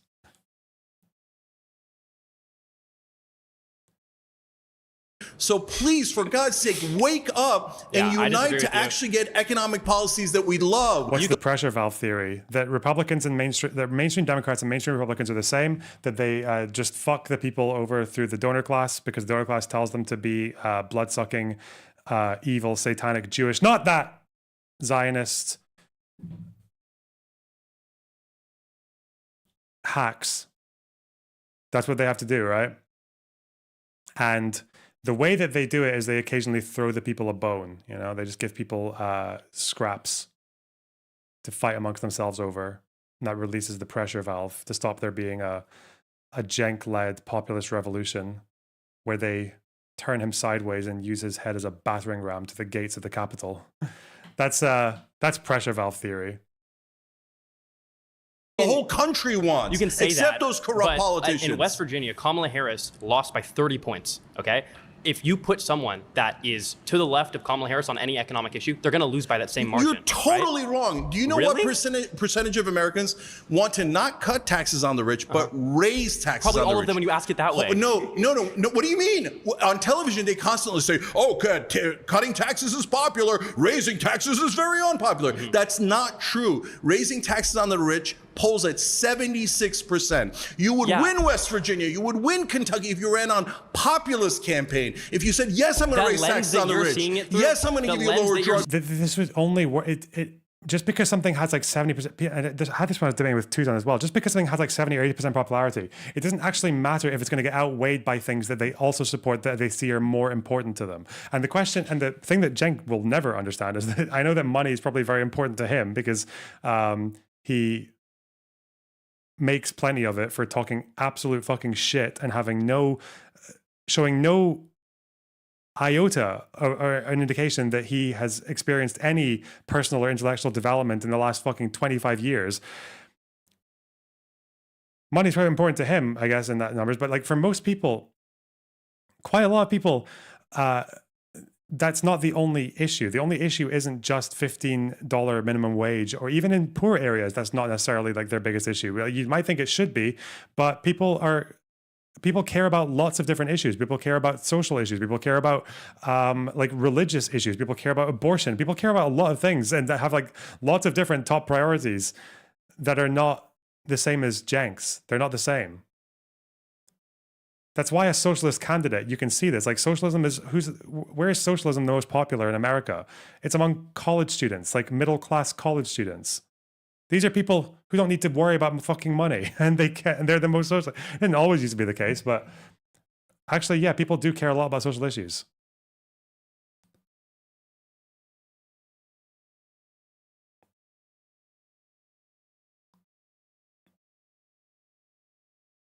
Especially even like, because a lot of these Republicans who are economically horrible for the average person or for working class people, because all they do is give tax cuts out to fucking billionaires. Even then,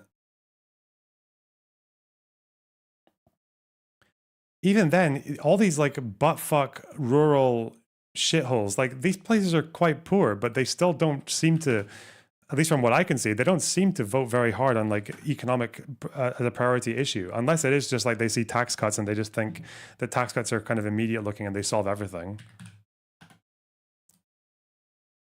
Or even when they do get into economic issues, it's like people are economically incoherent. They're illiterate on economics. So when people talk about voting on economics, it's like, what? Like, we're going to vote because inflation is bad, but they think that the incumbent or the opposition just have a different approach to pressing the inflation button, or one would press it harder than the other one. Prices. Yes, I'm going to give you higher wages, but the Democrats don't say that. They say, "Oh, I'm going to try a little bit, and then I'm not even going to introduce any of those bills." I don't think the lens that you're seeing it through is the lens that a lot of voters see it through when they're going to vote for people like Joe Manchin, people that will give us a Senate majority. Good talk, All right, man. thank you. Surrounded is now a podcast. Available wherever you listen. Search Surrounded. Wait, how are they going to do a podcast? How can you do a podcast without showing the people running towards the chair and slapping it? Plug in and stay. Past their agenda. It's a marketing ploy, not a mission. Hi, Zena, nice to meet you. Nice to meet you, Zena. Awesome. So I think that we largely agree, like kind of others have said. I just like want a little clarity on understanding how Democrats like water down their social issues, things like DEI and other measures to kind of bridge the gap that we've seen in like racial disparity, for example. How, in your worldview, do we reconcile such issues? So in the beginning, did we need affirmative action? Definitely, because what happened before the civil rights movement was, so let's say that your firefighters or your longshoremen, those are really good jobs. They pay pretty well. They're good good blue collar jobs. What do you want to do? You want to pass it on to your kids because you're normal, right? That's the type of thing that you want to do. Yeah. But unfortunately, at that point, almost all the jobs are held by white people. So we do affirmative action because, guys, we got to let others in. Otherwise, it's not fair, right? And so that makes sense. But then over the course of decade after decade after decade, we wind up with DEI. And DEI has some good things in it, but it also had some abuses in it. We covered it on the Young Turks. There'd be situations where a white woman would say, okay, now can I tell you my perspective? And they would say, no, shut up, your job is to learn. No, don't do that, okay? So are you talking about like fringe cases in which like someone would say that they feel unfairly treated by DEI? Because I think in any type of law that we're going to see passed, we're going to see fringe cases in which the law is I guess, manipulated in some case to negatively affect certain groups. But I think that we see like largely flag that, the effect dumb fuck. Get her on out. the black population is extremely substantial. Wow, so quick on a black woman, IRI. Jeez. Important. For example, we see that like I think there's a study done. I don't remember if it was 2015 or 2002, but it was a study done where they simulated a class-based DEI program instead of race. What we found was equally qualified black individuals were much less likely to be chosen on this class-based protocol, and we saw that like the protocol actually represented a lot less of the black population that exists in this country, whereas DEI ensures that we have a representative pool of applicants and admitted students in our colleges, which is extremely important. So look, again, DEI and affirmative action had their role, had their place, and oftentimes I'm saying that they have a role now. So, but what it also does at the same time, though, is serves to divide us. And so, look, if you say to me, hey, maybe Muslims have a disadvantage, even if you take class into account, so should we give a little bit of extra weight to Muslim candidates? I would say, absolutely not. Why not? Do not do that. Because then what it does is it makes everyone bitter about the Muslim candidates. Here's the problem. And it makes them seem like they didn't earn it. Here's what I find super important. When in fact they did earn it. So what you're explaining is the response to... Meanwhile, Trump, like, hey, there's my African-American. I love my African-American. Okay.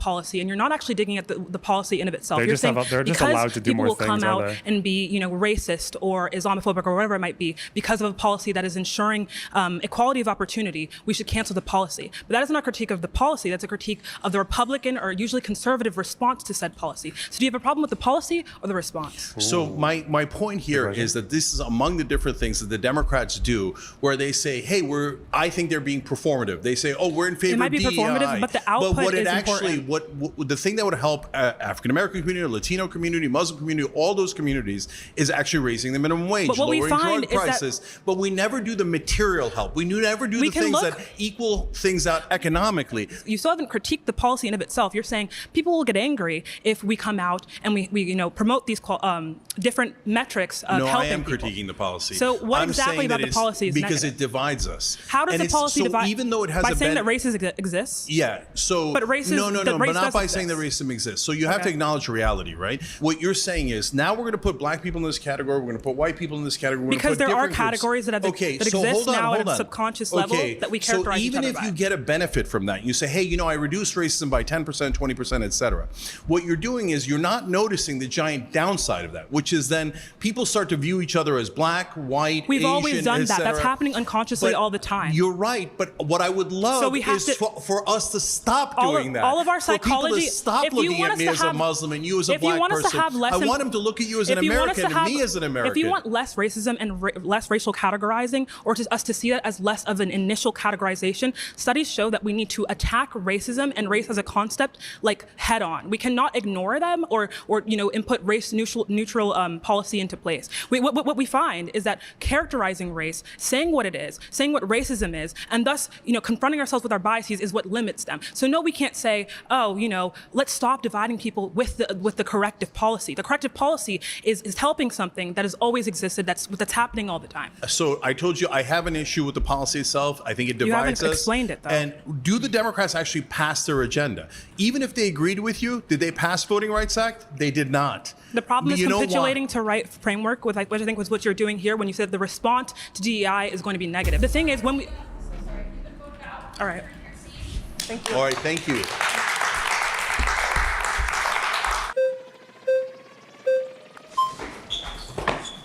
Hey, good to meet you. So Democrats don't want to pass their agenda. I would say they want to pass their agenda. It's just, if you ask 50 Democrats what their agenda is, you'd get 60 different answers. We've got the environmental... You mean 60 different donors. You mean 60 different special interest donors? Who hate the labor people hate the environmentalists, we have the gay rights lobby, we have racial justice people, we have all different people, immigration activists, like everybody thinks that their issue is the most important one. And I know you don't acknowledge that you know, if he hasn't done it already, you know what's quite funny about this tweet, I just realized because I noticed it in replies. This is actually quite a good I didn't do this on purpose, I was just being hyperbolic.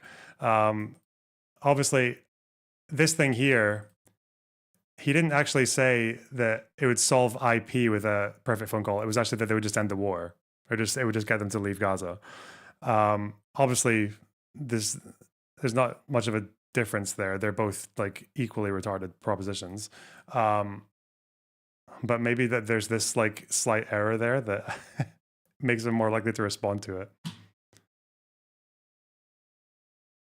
Guarantee.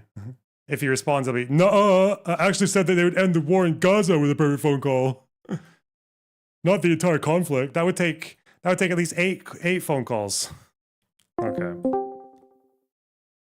Usually at the beginning of an administration, there's the maximum political capital, and if they don't get something in that time, then they weren't really trying. But what has happened in the past, we saw Biden pass a number of bills in those first 2 years. The CHIPS Act, the Inflation Reduction Act, the bipartisan infrastructure law, the American Rescue Plan. Obama passed the Affordable Care Act. We've passed all kinds of things, but we also all disagree on what the hell the Democrats should do.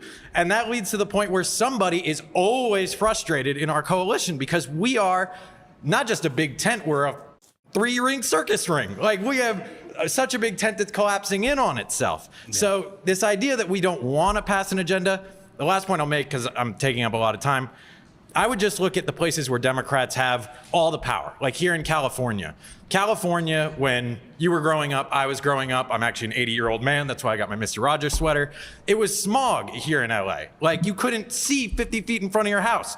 We created not just the most powerful environmental regulator in this country, CARB is the most powerful environmental regulator in the world. And that was Democrats that did that. So this idea that when Democrats have power, they don't actually know what to do with it is bogus. We've seen it here in California. We've seen it in New York with free college. We've seen it in many states. So I just don't agree that we don't actually want to do anything. Okay, so you mentioned about a dozen things there. Let me take 2 of them as an example. So the CHIPS Act that you mentioned, right?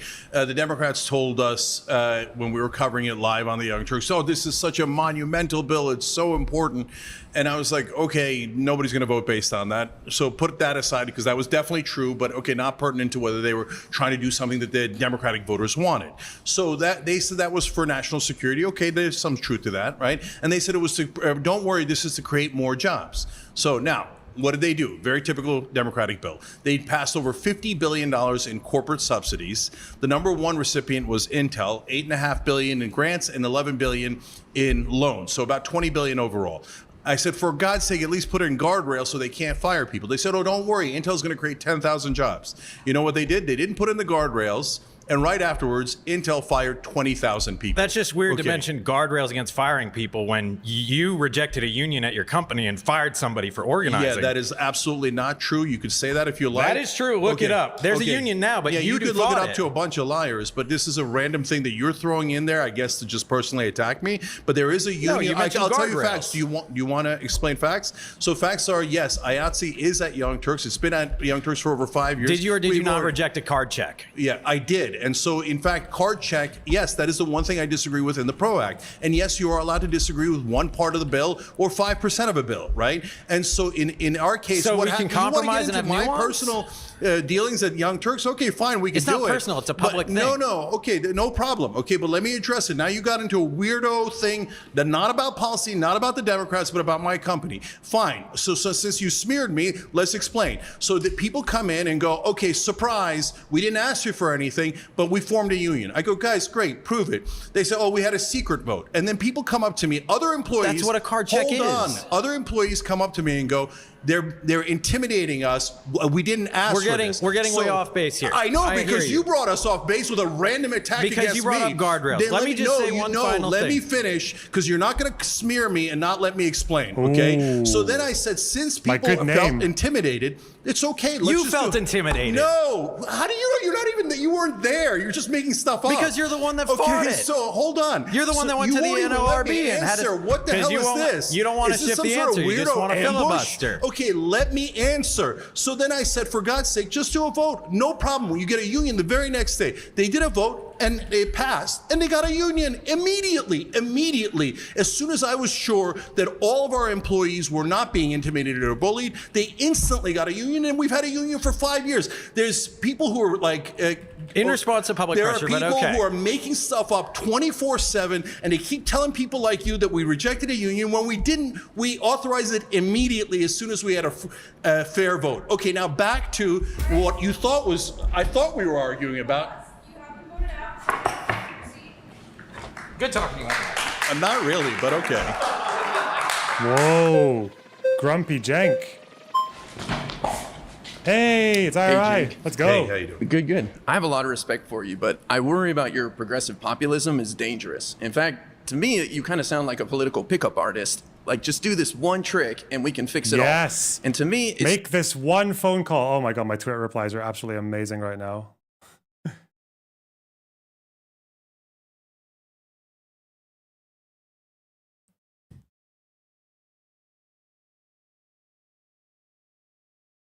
You have to do a few replies. That's healthy Twitter usage. What happened in 82? You destiny cucked free propaganda trip to Israel loser. It's just like a... I thought it was paid. What the fuck? Okay. Get your story straight. Yeah, the 82 phone call where the bombing had already been called to a halt after a cabinet meeting. Like, that's one reason that's a bad comparison. That Reagan calls them and they're like, yeah, Sharon didn't really have any reason to do that. No good reason. Fucking hell. I'm trying to be nice in the responses, to see if they actually listen. But God, like, how could you live with yourself after like coming in so hot with all the adjectives? It's why it's a problem, isn't it? Like, why are there people who believe this? Why anyone who tells you when you're past the age of like fucking 18, maybe 19, and someone says like, yeah, this one simple trick, they're probably full of shit. They're probably full of shit. And it's why whenever people come in with theories of this one simple trick, whether they're like fascists or Marxist-Leninists or whatever else, trying to reduce everything to their one favorite issue, what happens when they actually get their way? Oh, they fucking fail, and then they have to kill everyone who's telling them they're failing, so that they can stay in power and try a bit harder. I hate it. It's so dumb.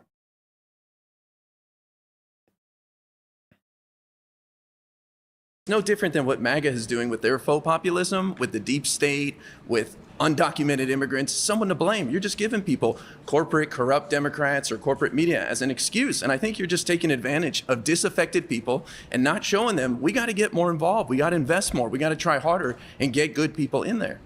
So you're saying that don't even try progressive? Well, I suspect, as opposed to like, I don't get covered. are a mess. The black pill left, and I see that shit, and I'm like, oh, he's zooming in on himself. these people were the same people that we're talking about. What are we talking about? We're talking about raising taxes on corporations and wealthy individuals. We're talking about did that. He literally did that. He moved left, blamed him for look up their rhetoric on $15 an hour minimum wage and public option shit. Yeah, I mean, sure they were critical, but they have to maintain like their brand too. They, so, but they were much more. If you don't know, wait, hold on. That's the problem. You just wait, hold on. You just described the problem. Thank you for saying that. You said they have to worry about their brand. That's the problem. That's the exact problem. Their brand is relentlessly shitting on Democrats and being completely uncharitable. I don't know why. them. Like, I feel like I gave my summary on History Speaks the first time I ever met him, and it's the same. Apart from all the obsessive, fucking cringe Twitter feed, and he's like Trump, who has to give like really dumb nicknames to people, except it's all just like charlatan or flunky or cunt. Known retard. History speaks. Like, I don't know. His entire thing is just quite knowledgeable, like quite a lot of like high information, but also no critical thinking skills. Like that's just him completely, and also partisan, and also kind of insane, and like probably mentally ill. Like is that? That's all. I learned all these things about him the first time I met him, and nothing's changed. I don't know why I need to watch this. That is a problem, and that is what I'm trying to funny? There needs to confront. be that Is Hutch I'm gonna not going to use steam? Is his baldy head gonna? the term vanguard, but there needs to be that left flank. The point is, look, the ultimate point is we're going to go in circles here, and I want to make a few comments about Lunarbox if you'll allow me to. I know he's your friend, so you don't have to. But we got to wrap the conversation out. Please allow me. I hope you don't mind if I try to just weasel my way into making you not like your. Why? Why am I such an important part of your fucking? I oppose like 80% of what Israel's doing in Gaza right now. Like, I probably more than that, honestly. We're actually closer to 90, 100 at this point. Like, I oppose so much of what they're doing, and you're just like, because I don't see it in the same through the same lens that you do. Like, that's just a. One day, history speaks, you will make someone who likes me not like me. Or maybe you've already done it. God, the world's a big place. Fuck. Jesus. Settle the fuck down. Populism. Just go along with the establishment Democrats because they know how to win. That's why they beat Donald Trump twice. Oh, right. They lost to Trump twice. They don't know anything. Their number one thing was, oh, we know how to win. They were liars. They didn't know how to win at all. They got clowned by a guy who's not that bright. Now, number two, oh, we have this giant agenda, $15 minimum wage, all the things that we've talked about throughout the day. Oh, golly gee, we just couldn't pass any of it. Oh, wow, okay. But hey, vote for an establishment Democrat. Don't get tricked by left-wing populism. Brother, do we actually ever try left-wing populism? Yes. Here's the three things we've tried. We've tried establishment Democrats, complete failures. We've tried establishment You've Republicans. seen him promoting Aaron Straiterade. Yeah, because again, it's not because he thinks that she's got insight on the conflict, right? He knows she's a fucking retard. He knows that half the things she says is completely just categorically false, but it's because he's a partisan. That's why. That's why he promotes fucking Hasan, even though he's like Mr. fucking IHL, but I'm okay with this guy who actually supports groups that actually target civilians, and he celebrates when they target civilians specifically for those actions. Not excuses, celebrates. But he'll promote them, yeah, because he's a partisan. He's a fucking idiot, whatever. Complete failures. We tried fake populism under Donald Trump. Complete failure. I disagree. So the only thing we haven't tried is left-wing populism. And you say, don't try it. Go back to the establishment Democrats. Go back to the donor class. Are you crazy? Let's try the one thing we didn't try. The Bernie Sanders wing, economic populism. You say the American Rescue Plan that took half the kids in poverty out of it, millions of kids who go to bed hungry, is crumbs, is doing nothing? That is a big deal. No, it's not. Nah, what are you talking about? What are you talking about? That's not the donor class. They could be fatter, okay? It's just because you don't understand America's potential, okay? We got kids now, they're out of poverty, okay? They're not hungry anymore. They're not like their families suffer from food insecurity. Well, listen, okay?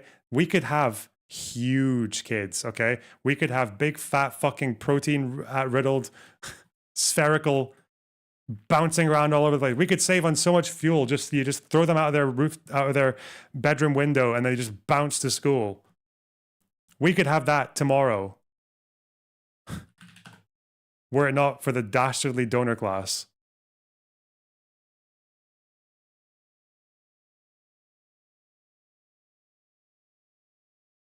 What about the millions of people who have health insurance now because of the Affordable Care Act subsidies? No, you can call whatever you want, but the reality is millions of people have health insurance today because of what the Democrats did when they controlled the House, the Senate, and the White House in 2022. He's looking pretty fly for a white guy.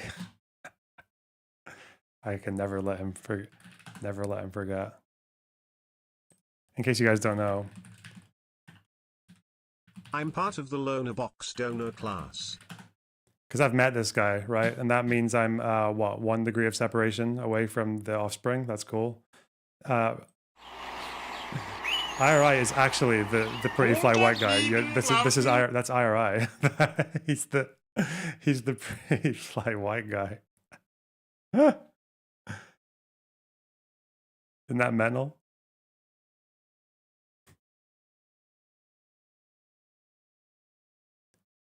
He's in Rat Race? He's not in fucking Rat Race. Shut up. No, he's not.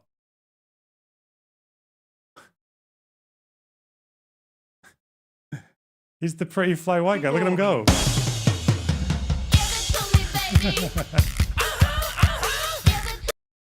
He'd go on tour with him and shit. Anyway. Inflation Reduction Act and the American Rescue Plan. I can't stand that you call it crumbs. People don't want their whole lives given to them. They just want a little breathing room like our big President Biden. He has 2 lines in Rat Race at the airport. Mate, I watched that film so many times because it would come on TV quite a lot. When I was like 10 years old, I would watch that film.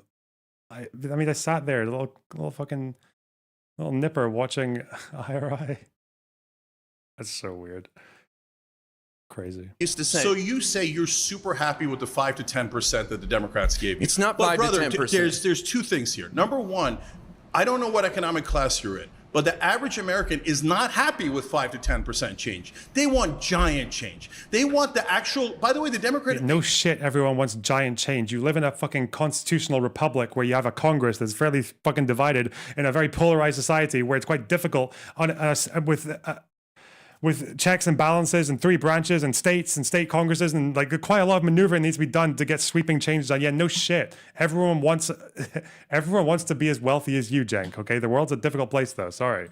Agenda is great. Our populist plank, the 6 most popular bills in the Democratic agenda, are super popular with independents and even with Republicans. But they never, ever do the most popular bills because they're economic bills. And you say that's good enough. But then why not try the entire agenda? Why not go with an economic populist Cenk, like Bernie Sanders or Ro Khanna that's going to give you the whole agenda and actually try? Why give up ahead of time? Those are great plans, and we should strive for them. But this is a giant country. We're the 3rd largest country in the world. We have a complicated democracy. We have to do things slowly. I know you don't like that. I know you want to get there, boom, boom, boom. But people do not want to abandon what they're used to. It sounds great on paper. Would you like single-payer healthcare where you save trillions of dollars and you pay less? Of course. But then when you show people how we get there, they're scared. They're nervous, and they have a right-wing media machine on overload that is scaring the hell out of people. That's what we're up against. This is reality, man. Welcome to it. So Martin Luther King called this the tranquilizing drug of gradualism. Oh my so they tell God. you, don't worry, we'll do a tiny bit, and then when you elect us again, we'll do another tiny bit, and 200 years later, this will get done. Millions of kids hold on, let me not explain. going to bed hungry is a tiny bit, Cenk. Let me explain Really? in the context of Yeah, healthcare. obviously.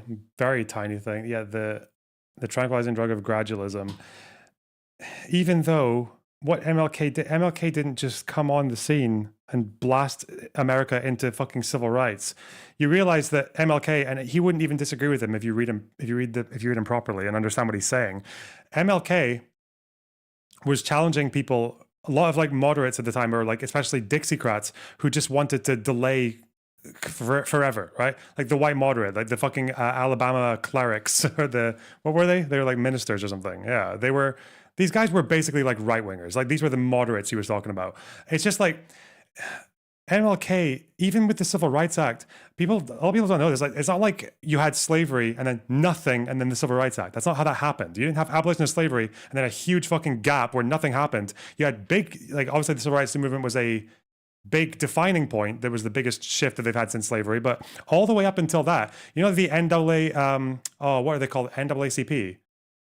And these organizations that actually worked with the civil rights movement and were integral to the civil rights movement, these were people who had been working and achieved things constantly for the last 50 years. The civil rights movement didn't come out of the fucking sky like MLK just had an idea and did it. It was built on like decades worth of campaigning and legal precedent and established systems in different states. Even MLK said this himself. He said that what he was doing with trying to get civil rights in the South was that this was stuff that had already been achieved largely on a federal level in blue states, in northern states.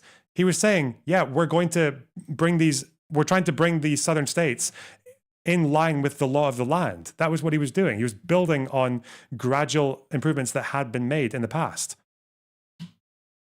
Maybe with a bit more trying and a bit more better politicians, maybe they would have got the Civil Rights Act in 1910. But I mean, generally these things took time. Yeah.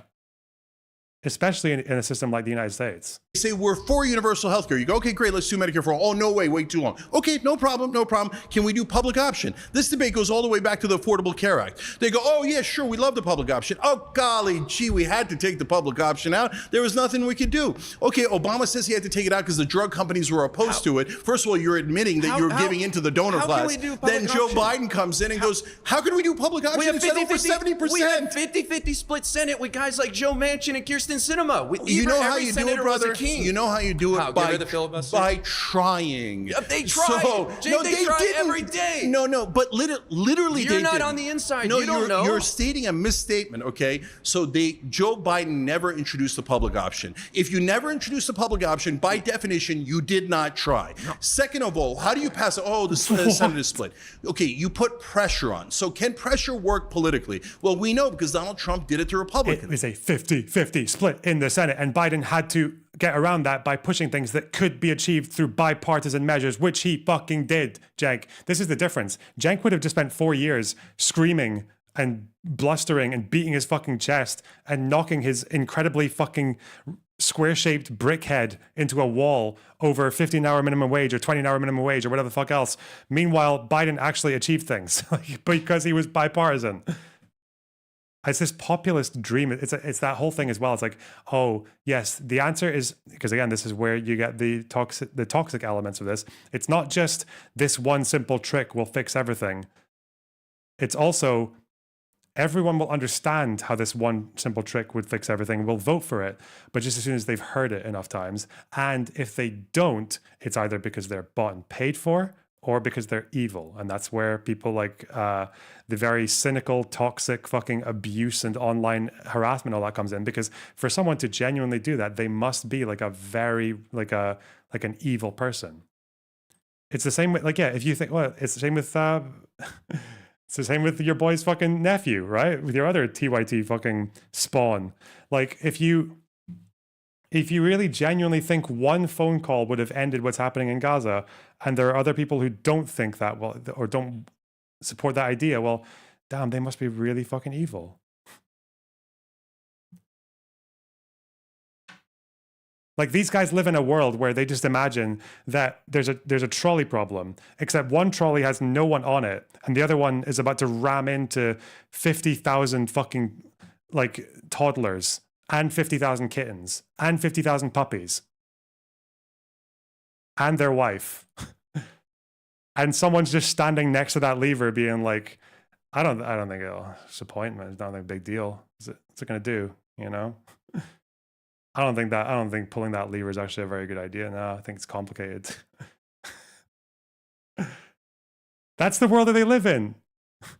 And of course, the person standing next to the trolley, next to the lever, not making that decision, or not even agreeing with it, or actually even opposing it. Yeah, of course kill that person. Like, that person's scum. That's a bad person over there. Not pulling that lever. Fuck. That one simple trick. There's no way, man. No fucking way. We have a mid-size Caprice. What color is it? We don't care about color. Just give us whatever car's parked closest to the door. Ask about insurance. Would you be interested in purchasing liability insurance? No fucking way. It doesn't matter. We'll take it. Just hurry. No way. He's got more lines. Hit enter. Now shift. Shift key, right? Oh, he's so good. What a guy. Now, he did it for his own cause and for his own self-aggrandizement. But anytime a Republican crossed him in the first term, he said, we're going to eliminate Joe Wilson in South Carolina, and boom, he was eliminated. Now, imagine if you did that. You want to bully our senators? Yes, I do. That's Absolutely. What you want to do? You want to threaten their lives? What do you want to do to them? So can I explain? They represent their people. No, Joe they Manchin don't. represents his people. They sent him there. How do you know that? Okay, You're not from West Virginia. Okay, hold on. They represent their donors. So BS. Okay. It's an excuse. Oh yeah, it's I know. An excuse. The donors it's a are non-existent. They're non-existent. More millions people, of dollars given to Joe Manchin. More people donated to Kamala than outside groups in this election cycle. It's a boogeyman. Oh, and you're wasting numbers, time with this. It is a boogeyman. Do you know that Joe Manchin and Kristen Sinema, after they voted against minimum wage increase, went to the National Restaurant Association and collected checks They literally work Yes, for their not enough Cenk rallies. That's all they needed, okay? Manchin, most popular fucking senator in the entire country at one point. Joe Manchin, the unshakable, the guy who is the first choice in that state, and then first, second, third, fourth, fifth, like every other choice after him would be a Republican because it's a very conservative state. That's why he's different. Joe Manchin, listen, all we needed was a few Cenk rallies in West Virginia, okay? Just him bumbling around, calling everyone brother.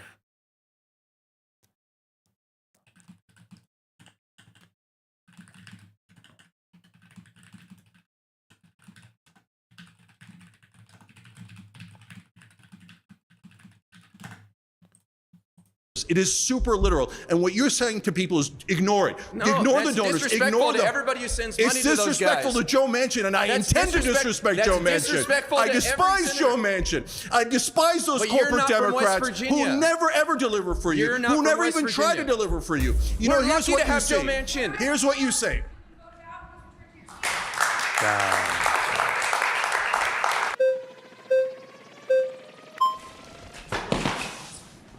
Let's see. Hey. Hey. So your claim is Oh, it's that Z. Democrats don't want to. This is the Z from. I thought I recognized her. This is Z from Accountability. This is race. This is microaggressive. Sorry, not micro. Well, she was microaggressive, but she was also incredibly microaggressive. She was macroly microaggressive, extremely, slightly aggressive. Cenk's huge donors. What? Donor class, corporate donors, the donor class, corporate donors, corporate donors, donor class, Right, donor yeah. class, How can donors, we- the Excuse- donors, the donor money, the donors, donor cash, donor money, the donors, corporate donors, they're donors from donors. No, the no, donor, can you the never donor money, said donation, provided- the donors, You're- corporate donors, they're donors, the donor money is corporate donors, donor money, the donors, so the donors, corporate donors, take donor money. What does that mean? Donors, corporate donors, donor class, corporate donors, the donor class, corporate donors, donor class, Right, donor class, donor How class, can we- donors, the Excuse- donors, it's- the donor money, the donors, donor cash, donor money, the donors, corporate donors, they're donors from donors, donor class, corporate donors. Okay. Oh, it's looping. God, you could just loop that forever. You wouldn't even know when it starts and. Pass their agenda. You've talked about $15 an hour minimum wage. So how can you explain then that Joe Biden did in fact increase to $15 an hour for federal contractors with an increase again this year to $17.70? Oh, he did do that. I completely forgot that they did actually, because they weren't going to get it through Congress. I don't think there was any chance of that with the 50-50 split. But yeah, I forgot that they did. Huh.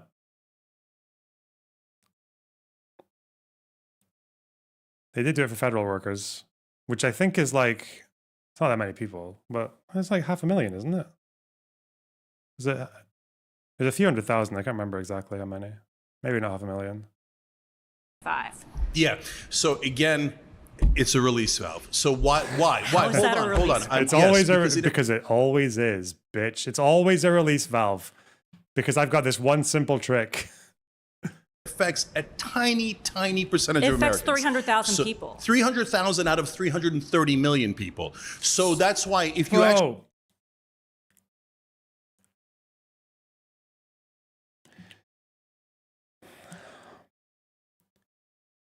He's doing it with a 50-50 split in the Senate. It's a 50-50 split. 50-50 split. It's a 50-50 split. Also, 330 million is just the entire population of the United States. What is he? What? We didn't get $15 an hour to the fucking toddler brigade. Like, what? The chimney sweeps. The chimney sweeps and the 80-year-old fucking gulag workers. What the fuck?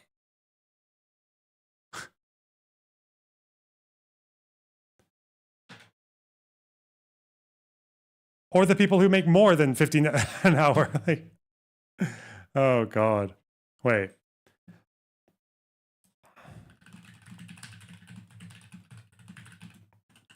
Then this is how you would actually figure it out.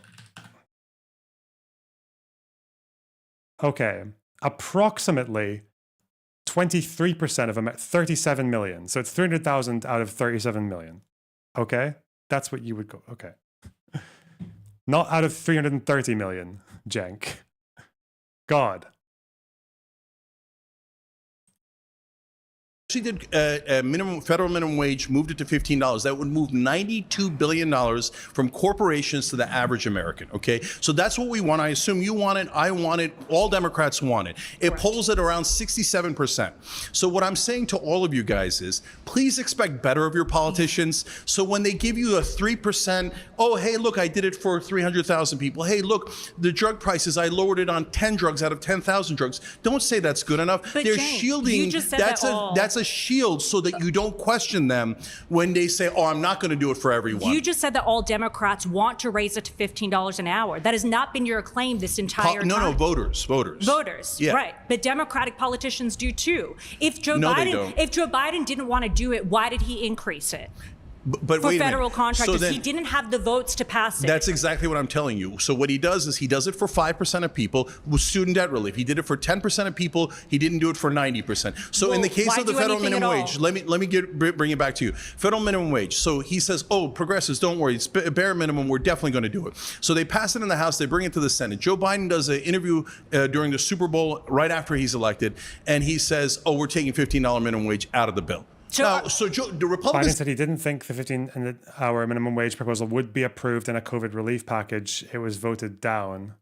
Republicans passed an amendment prohibiting the increase. Yeah, because it's a 50-50 split. Cenk. Didn't take it out of the bill. Joe Biden took it out of the bill. Trump did get rid of it on executive order. Okay, so now they don't have it at all. Right. So you're saying then that Trump, you're saying that Democrats and Republicans are both equal in terms of economics, right? Even though they have clearly undone each other. Yeah, but that was just pressure valves. Okay, come on. That's just them tightening the pressure valve a little bit. That's all it is. It's nothing. Okay. Your lives don't matter. Mine does. Okay. Get me in office, please. Equal in terms of economics when Joe Biden raised it and then Trump took it away by executive order. So, but wait a minute. But you're saying that even though he took it out, and then when Bernie put it back in, 8 Democratic senators, including the 2 Delaware senators that are the closest allies of Biden, voted against federal minimum wage being increased to $15. So can you not see that they're literally voting against it? They're literally taking it out of the bill. They're literally tricking you. They don't actually want to pass it. They get your vote by saying, oh, I'm going to do it. I'm going to do it. If Democrats are all like this, like all establishment Democrats, why is it that it's generally Manchin and Sinema who were the problems in the last administration?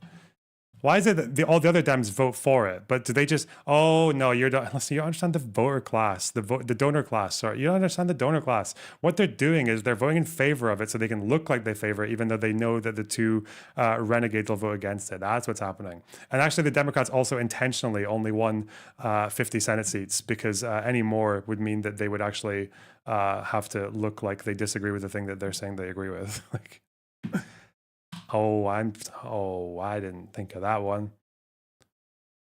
And then the minute they get in office, they're like, I was just kidding. Take it out of the bill. What evidence do you have that Joe Biden actually did want those senators to vote against it? What evidence? 2 pieces of evidence. Number one, it passed in the House. And I even talked to Democratic congressmen. They assured me, don't worry, it's going to pass in the Senate. It goes to the Senate and it's out of the bill. Schumer made that decision in conjunction with Joe Biden. So why did Schumer and Biden take it out of the bill? That's my evidence. So, Cenk, is your claim then that And then secondly, by the way, when they did vote on it, his 2 biggest allies, both the Delaware senators, voted against the $15 minimum wage. That's overwhelming evidence. Do you think that they didn't ask Joe Biden? No, they called Joe Biden and Joe Biden said vote against it because he was lying. That's not, it's just not true. But also, excuse me, where the fuck are you making? You're just making that up. You're just completely making that up. God, I guess you can fit a lot of ideas. You can fit a lot of fiction into this massive fucking globule of a head. Like, what the fuck?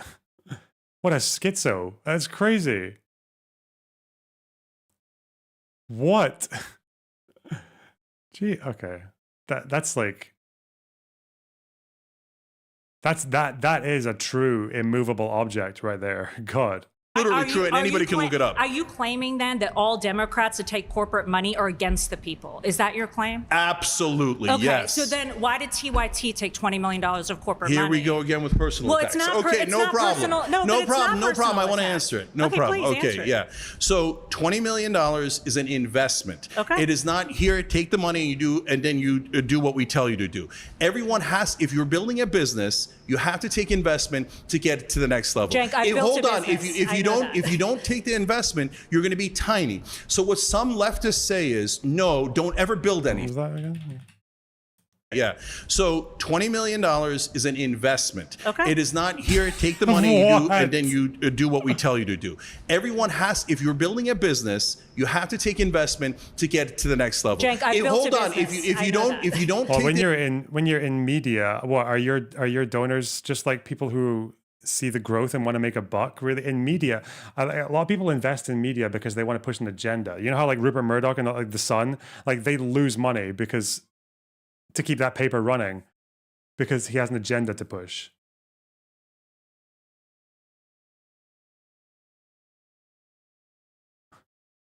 It's not corrupt, it's an investment. It's generally, even this is the same thing with the donor class as well. The donor class, people donate because they see someone supporting something that they support. It's not like oh yeah, this person, this up and coming renegade politician, we best throw him some bones so that he 180s on every opinion and just becomes a fucking stooge. That's not what happens. Generally, people push an agenda and people who like that agenda will give money to them. investment, you're going to be tiny. So what some leftists say yes, I know is, he lied about the minimum wage thing. He's just wrong. Yeah, like it was Republicans who took it out. Yeah. no, don't ever build anything. Don't ever take an investment. Don't ever do anything and build a big business. So instead, They said that in the fact check, the Jubilee fact checked it. let the right wing. They should actually add a thing like Cenk is just wrong here. They should do that. So it's not more only clear. investment money, but direct money like Dennis Prager did, $23 million. Take it from the fracking billionaires, all those guys, and serve those guys. Let the right wing grow and grow and grow. But as soon as there's a successful left wing channel, don't take an investment, don't take any money, just be super small so we can't compete with the right wing. Cenk, How does that make sense? I'm pro you taking that investment. I've built a business. I understand that. I just think that it's ironic for you then to sit up here and say that everybody that takes corporate money is against the people, because then you would be against the people. No, that doesn't make, that's apples and oranges. Why is it apples and oranges? I can explain Okay, please perfectly. tell me. So when should corporations be allowed to exist? Absolutely. Okay. Should corporations be allowed to give money to our politicians so they control our government? Absolutely not. No way. So Okay. when a corporation does an investment, that's a perfectly logical and normal thing to do. When a corporation buys a politician and those politicians then vote with them. You run for office? I can't even, not to mention that like it's not just, there's a bit of a middle ground between corporate, like a general corporation, and also one that is specifically media for politics, for pushing politics. I highly doubt Cenk's investors include a bunch of people who despise what he stands for politically. That wouldn't make sense. It would make sense for someone to say like a left winger to invest in Tesla because they have different reasons other than that they like Elon Musk for his politics. But Cenk runs a political platform. That is a terrible thing to do. I'm actually I'm a capitalist. I believe in capitalism, but I believe in democratic capitalism where democracy checks capitalism. Otherwise, it becomes corporatism and becomes a monster. But I don't want to defeat all the companies, and I certainly don't want to defeat left-wing media companies. That makes no sense at all. You see how it's apples and oranges? I don't. One is a company and the other one's a politician. Okay. One is normal business. The other one is to influence our government. Let's talk about. Oh, she wasn't even, the flag wasn't even appearing. They liked her. Probably because of the donations to TYT. Hey, I don't know if you guys noticed, okay, because it was very micro, because it was incredibly micro, but she was also being very racist to Cenk for that entire conversation. Go any further, I was we there. want to take I a saw it, moment and to I'm gonna say refer thanks back so to much. it at other times about the event, about what went down and how horrible it was. To Straight Arrow News for powering the. The Republicans only care about the rich, and everything else is a mirage.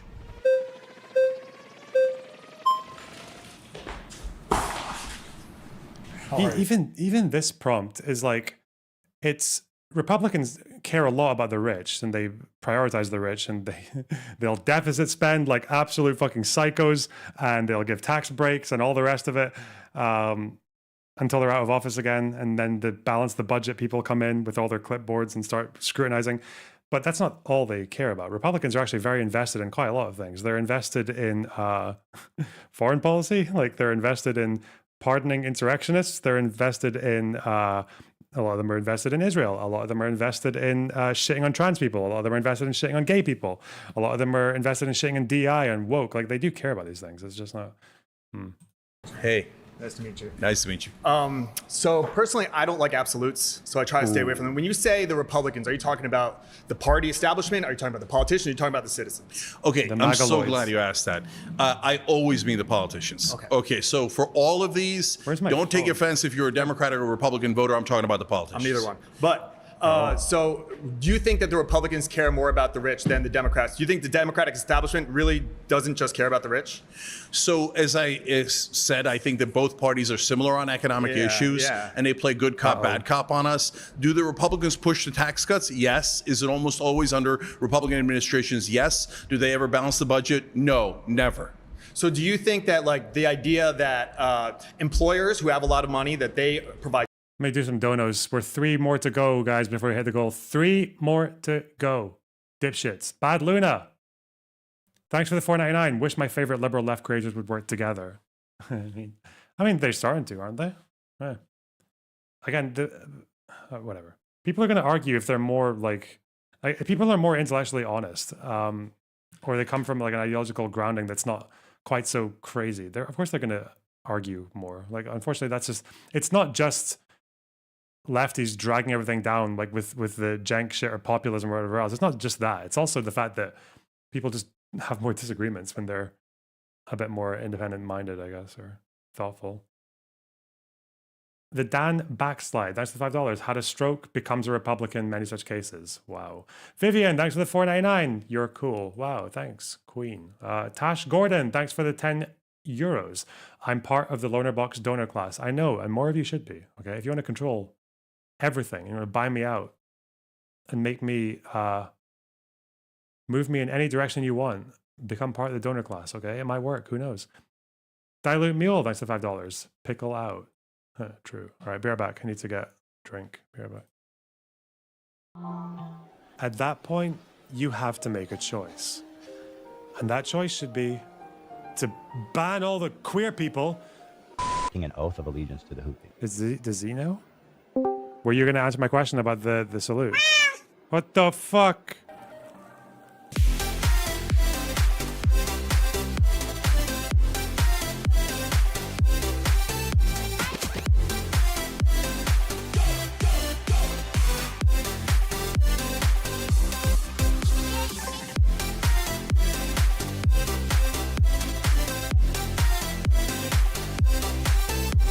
So, again, the Israeli state didn't compensate like the person who was involved in the terror. They arrested. Yes, they don't compensate the fucking terrorist.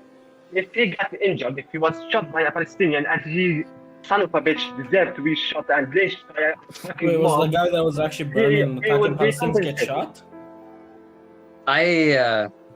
Sandan, did the guy have a who, different like, subject. the Israeli settler that was attacking Palestinians, did he get shot? No, he did not get shot, but he could have been. I thought I heard a bit of good news. You know what? I might as well go to fucking Hawara and shoot the very first settler that comes my way. What are you talking about? I'm talking about like a farm. in a video game.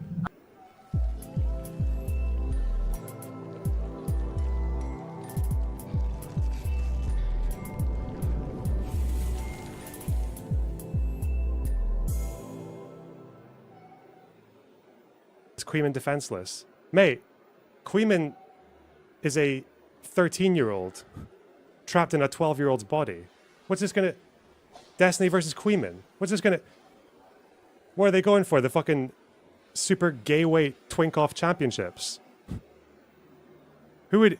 I guess Queeman does... He looks like he weighs about 100 pounds. But he's also youthful and probably quite feisty. So maybe Queeman could just kind of dance around him and do backflips over Steven's head until he gets tired. Maybe.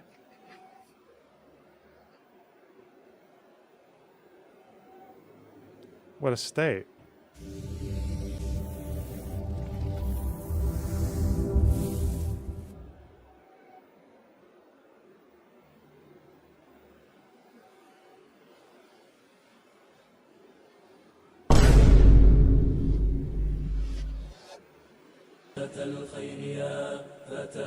Oh!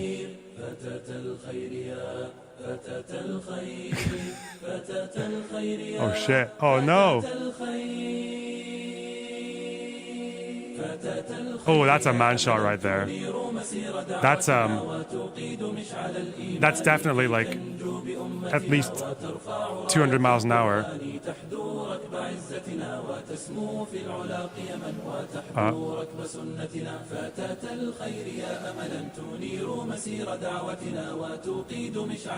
Oh! Ooh, that's a high testosterone strike if I ever saw one.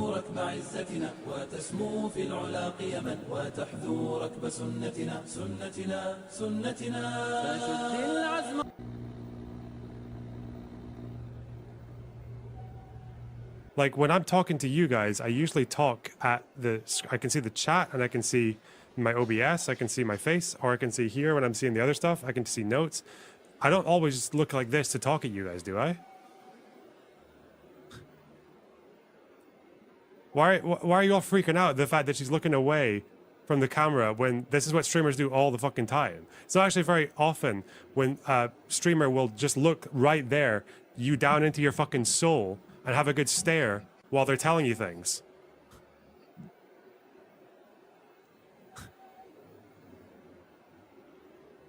Would you prefer that? Would you prefer that I just gave you a good fucking... gave you a good little checking out before I tell you what's what about international politics and history and the Soviet Union? What?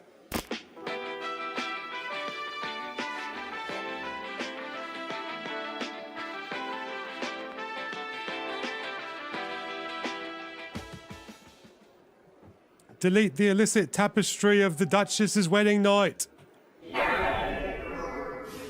I can't stop repeating this. It's so fucking funny. That in the Soviet Union, which I know at least a couple of these guys have a lot of sympathy for, actually maybe all of them, that one of their mental health diagnoses was sluggish schizophrenia, one of the symptoms of which was delusions of reformism. So I guess that's what I'm exhibiting here, you know? Where is it? Is this one of those PDFs that doesn't let you do the thing? 2021? There you go. Anti-Soviet thinking and delusions of reformism.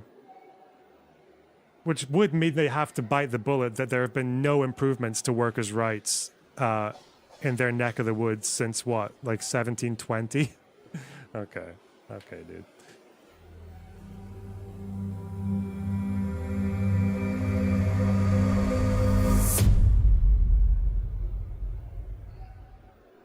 Yeah, I never knew he had kids until now.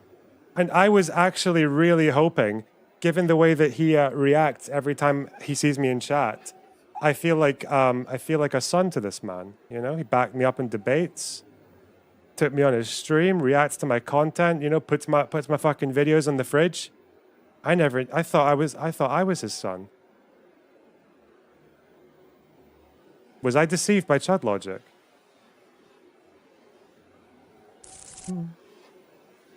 Like I've had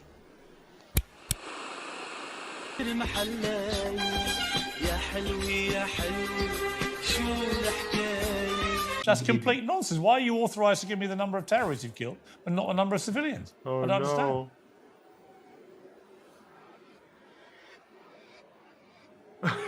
Wait, no. Is he just fucking...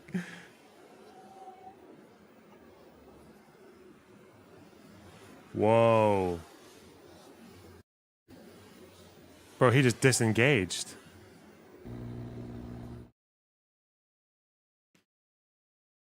Man, I couldn't find my fucking phone anywhere.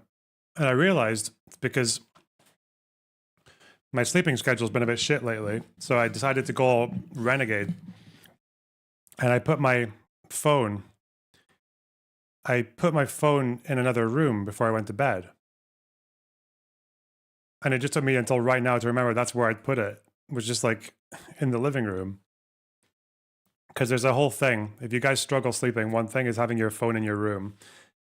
If you're able to reach over and start looking at shit when you wake up or just before you go to sleep, it's not good. It's not good. Blue light, the general alertness of like waiting for expecting to buzz one point, things like that. It's like it's just not advised to have your phone in your bedroom. But yeah, I just went to my living room. I was like, oh, there it is, huh? Okay, shit. So, all right, crazy chat. Wow. Jobs, and that's it's not blue light, it's the light itself. Well, okay. Wow. Thanks. Way to give back to the poor. What am I, a fucking into any of that scientist? concept at all? No. I mean, as like entrepreneurs who are going out there innovating. I'm a classroom teacher, so like I go out try and build entrepreneurs who can employ people and do something like that. Isn't that that entrepreneurial spirit can be more aligned with the conservatives? Would you say? No, I don't agree. I'm an entrepreneur. Yeah. I run a small business, and so they are always talking about small businesses, and then they immediately change the goalposts to cuts on capital gains. Wait, that has nothing to do with small business. Cuts on estate tax. That's for the super rich. That has nothing to do with small businesses. So, brother, they use small business as like a marketing tool. Oh, we're for the average American. We're for small business. Then the actual tax cuts are for the mega rich and for the mega corporations. What about minimum wage? Like, as a business owner, yes. You know the repercussions of minimum wage. I haven't been to McDonald's in a while. I went. It's been years. I went, and it's just a screen. You know, like there is that element, of the minimum wage raising and that leading to more unemployment. Yeah, so I don't agree with that either. Okay. So first of all, everything it requires bounds. So you can't have a $100 minimum wage. I get that, right? But having said that, are we anywhere near where we should be on minimum wage? No, we're at $7.25 federally on minimum wage. That is a disaster. And so what that is if you work every single day, 40 hours a week, 52 weeks, no vacation at all, you only make $15,000 at $7.25. No one can live on $15,000. So when you push up minimum wage, what it does is it pushes up all wages. And that is a good thing, not a bad thing. They always tell you, no, give it to the corporations and then it'll trickle all over you decades later. No, there's an economics called middle out. And what that does is it gives directly to the middle class. And then they spend it more and it creates a better economy, especially for small businesses like yours and mine, et cetera. So there's a way to do this. It gives to the average guy first, but the Republicans never do that. They always push for tax cuts for the richest people in the country. So do you believe that the populist element of Trump, where a lot of the working class, they're like, I know he's a Yankee with gold toilets, but I'm going to vote for him because he's not like vilifying me. Do you think that they're just being manipulated by Trump? Yeah, 100%. So look, I don't want. Hey, this is where I went to the protest in Israel, Tel Aviv. I think this is the same place. It totally is, isn't it? He's saying they're dying. They're dying. Meaning our hostages.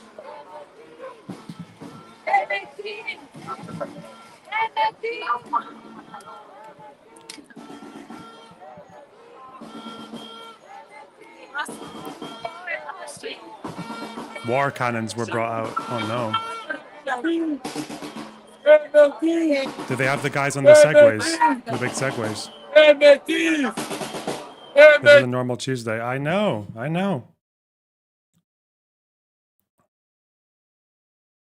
People manipulated. That's why I do things like this. I don't want you getting manipulated by the politicians on either side. In a time where we have massive deficits and a $38 trillion debt, why are we giving another $1.1 trillion to people making over $500,000? It doesn't make sense. Yeah. I appreciate it, man. Thank you, brother.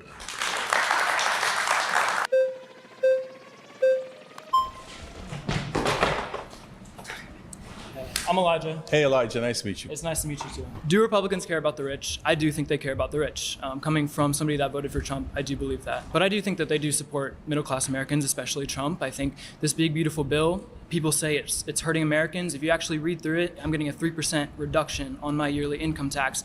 Every single tax bracket is getting some type of reduction on their income tax or a 0% reduction. And that's for the wealthiest class. So that is helping middle class. Also, I know that the deficit's going up. Think about ICE, he's putting more money into ICE. I would argue that stopping immigration actually, or enforcing it even more heavily, helps the middle class worker in America. There's less jobs that are being taken. When you import a bunch of people, like, your housing costs are going to go up. It's inflating the people that need houses in a city, or apartments or whatever. It is taking jobs for middle class to lower class people like me. It's taking jobs. Unfortunately, some of your premises are wrong. So when you take the whole bill, including the cuts to Medicaid and SNAP and other cuts, the bottom 30% actually wind up paying more than they did before. I mean, that's so the they're people they're literally taking from the bottom 30% and giving it to the top 10%. I mean, but when you talk about SNAP, that's people that are already taking from all of us. So okay, see, that's your point of view as a Republican. And from each other, I guess. But it's also, this is the thing where people say that lower income people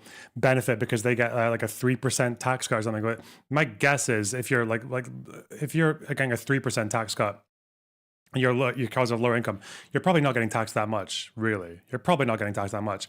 And then the people at the top who get the bulk of the tax cuts are still getting the most back from the federal budget. But also,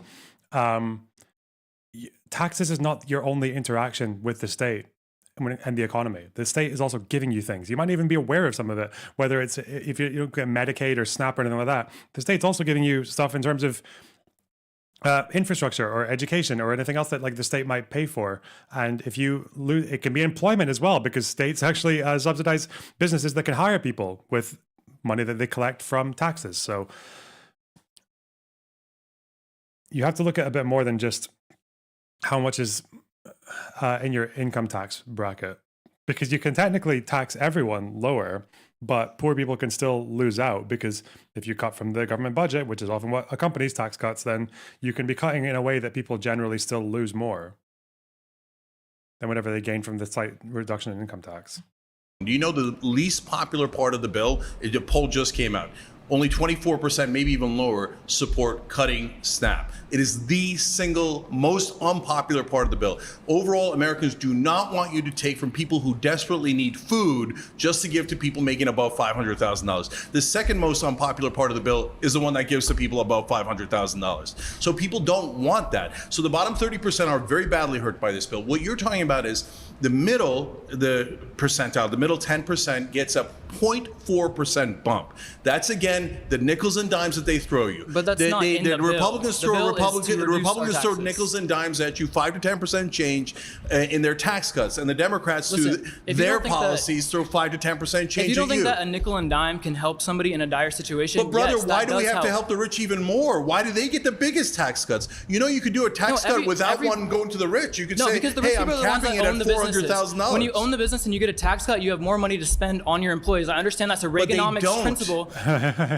That's a really dumb. Oh, that's because I'm MAGA Republican. No, he's just a Republican. Yeah.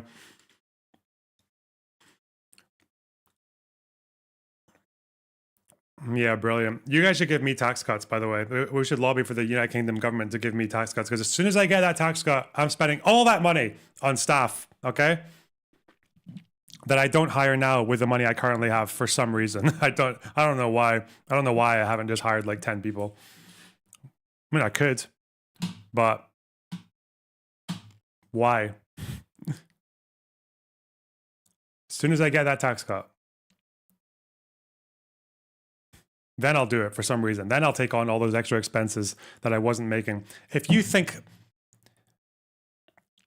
okay, I'll just be serious. If you think that you're going to make money from hiring someone as a business, you're going to hire someone. That's it. And very seldom is a company sitting there being like, fuck, I really, really want to hire like 2 more guys, but I can't because my fucking tax bill. It's probably not happening.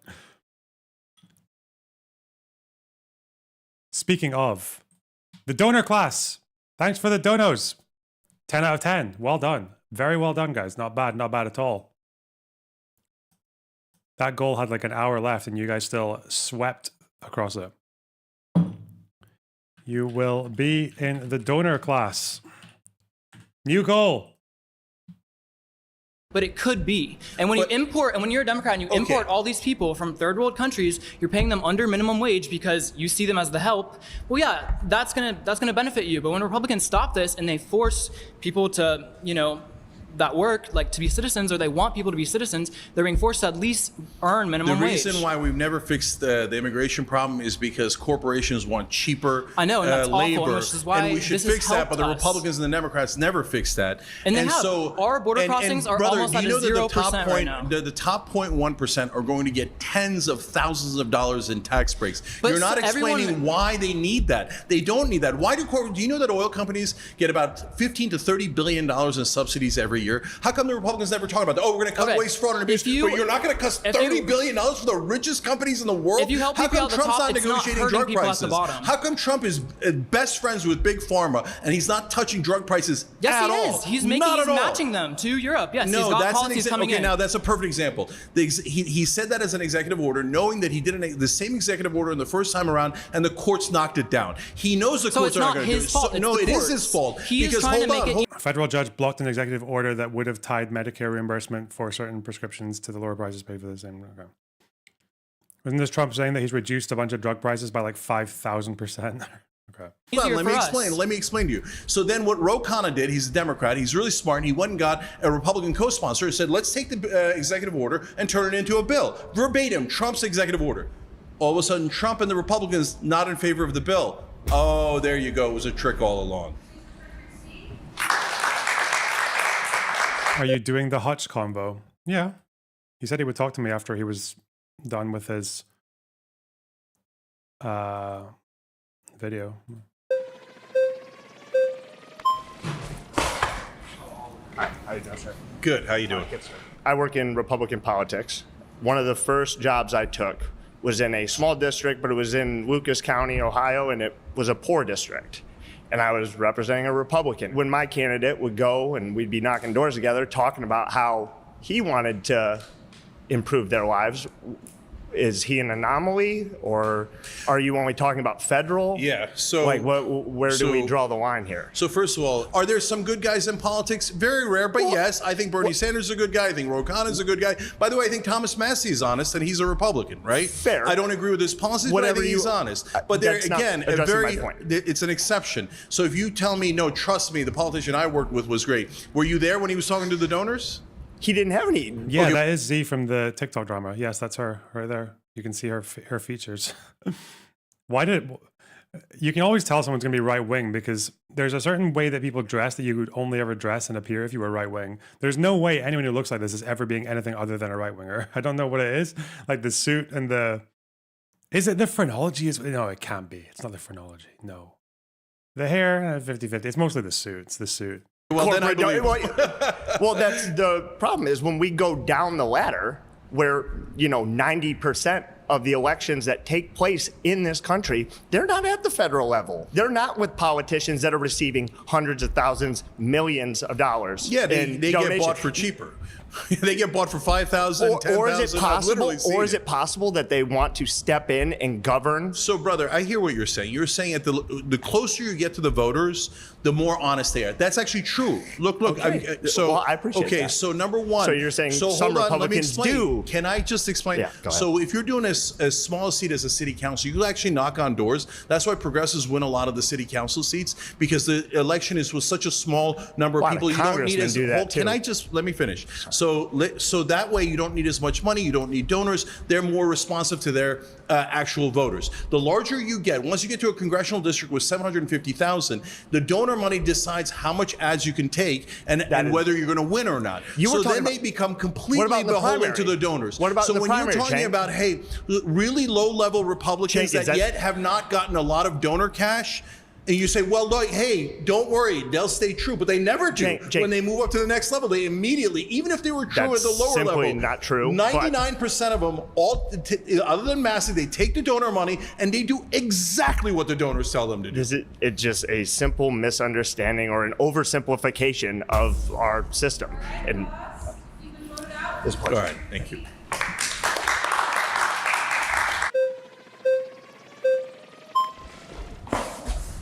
Cenk.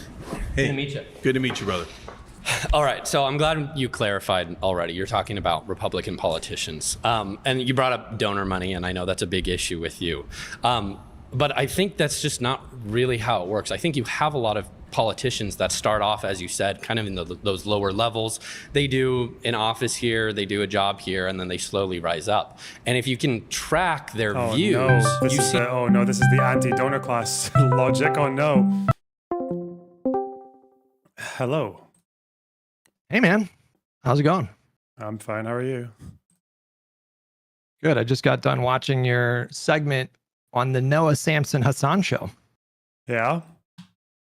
What'd you think? I had a couple questions for you. Go for it. Well, I want you to clear some things up because they made some claims that I found to be quite disturbing. Yeah, did they? Yeah. Oh no. They said, so there's two particular claims that I want to zone in on because, buddy, you're on thin ice with me if these are true. Okay. Shit.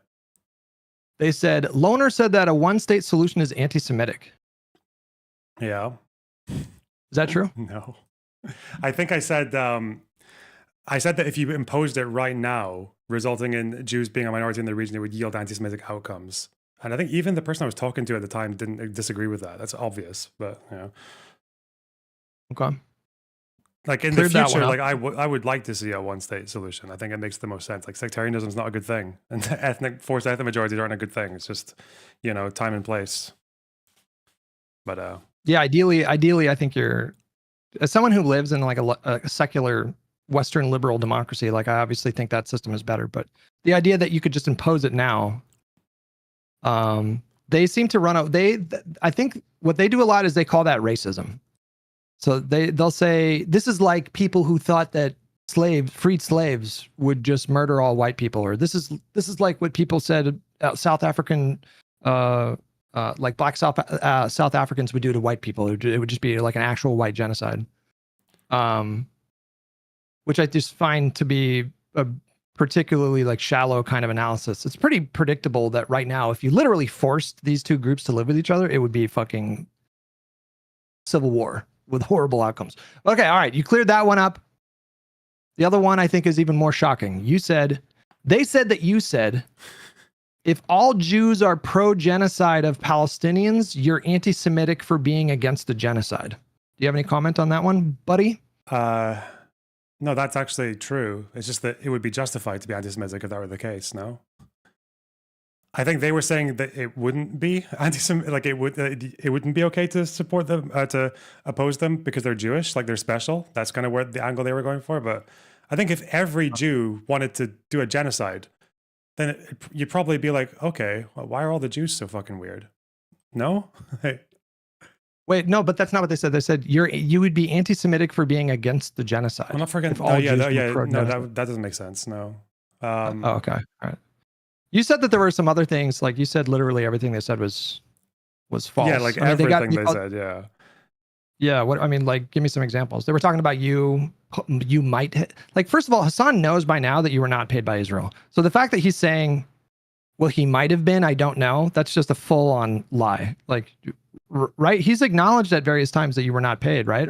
He has no way of knowing. But also, if you know anything about the actual trip, and even if you just look at some of the highlights that were posted that everyone's been spamming around, then you would know that it wasn't, like, it couldn't have been a paid trip. Like, the question because even people who just say, oh, well, it was free propaganda, you know, like Vadim and shit. I just like ask them, for which faction? Which faction were we propagandizing for? Because it can't be for the government, because we met a lot of people who were anti-government. Most Israelis we spoke to were anti-government. It can't be for Israeli left, because we spoke to a lot of Palestinians who actually are like brutally opposed to the Israeli left. It also can't be for them because we spoke to a lot of right-wingers who hate the Israeli left, like settlers. It can't be for the settlers because we spoke to people who want to kill the settlers. It's almost as if it was just like a trip where we did interviews with different factions in the region who don't really see eye to eye on all that much. Yeah. To me, it's just a conscious lie. I mean, like, what were the other? No, I think the same with the straw men as well, right? Because say like Hasan or him and Noah both, I guess, believing that, like, okay, there's this guy and he thinks that if all the Jews wanted to commit a genocide, you should still let them do it because they're Jews. This is apparently what this critic of theirs thinks. These two people, these two spoiled, rotten, fucking frat cunts who sit there, who both of whom used to promote my content, used to watch and enjoy and learn from my content.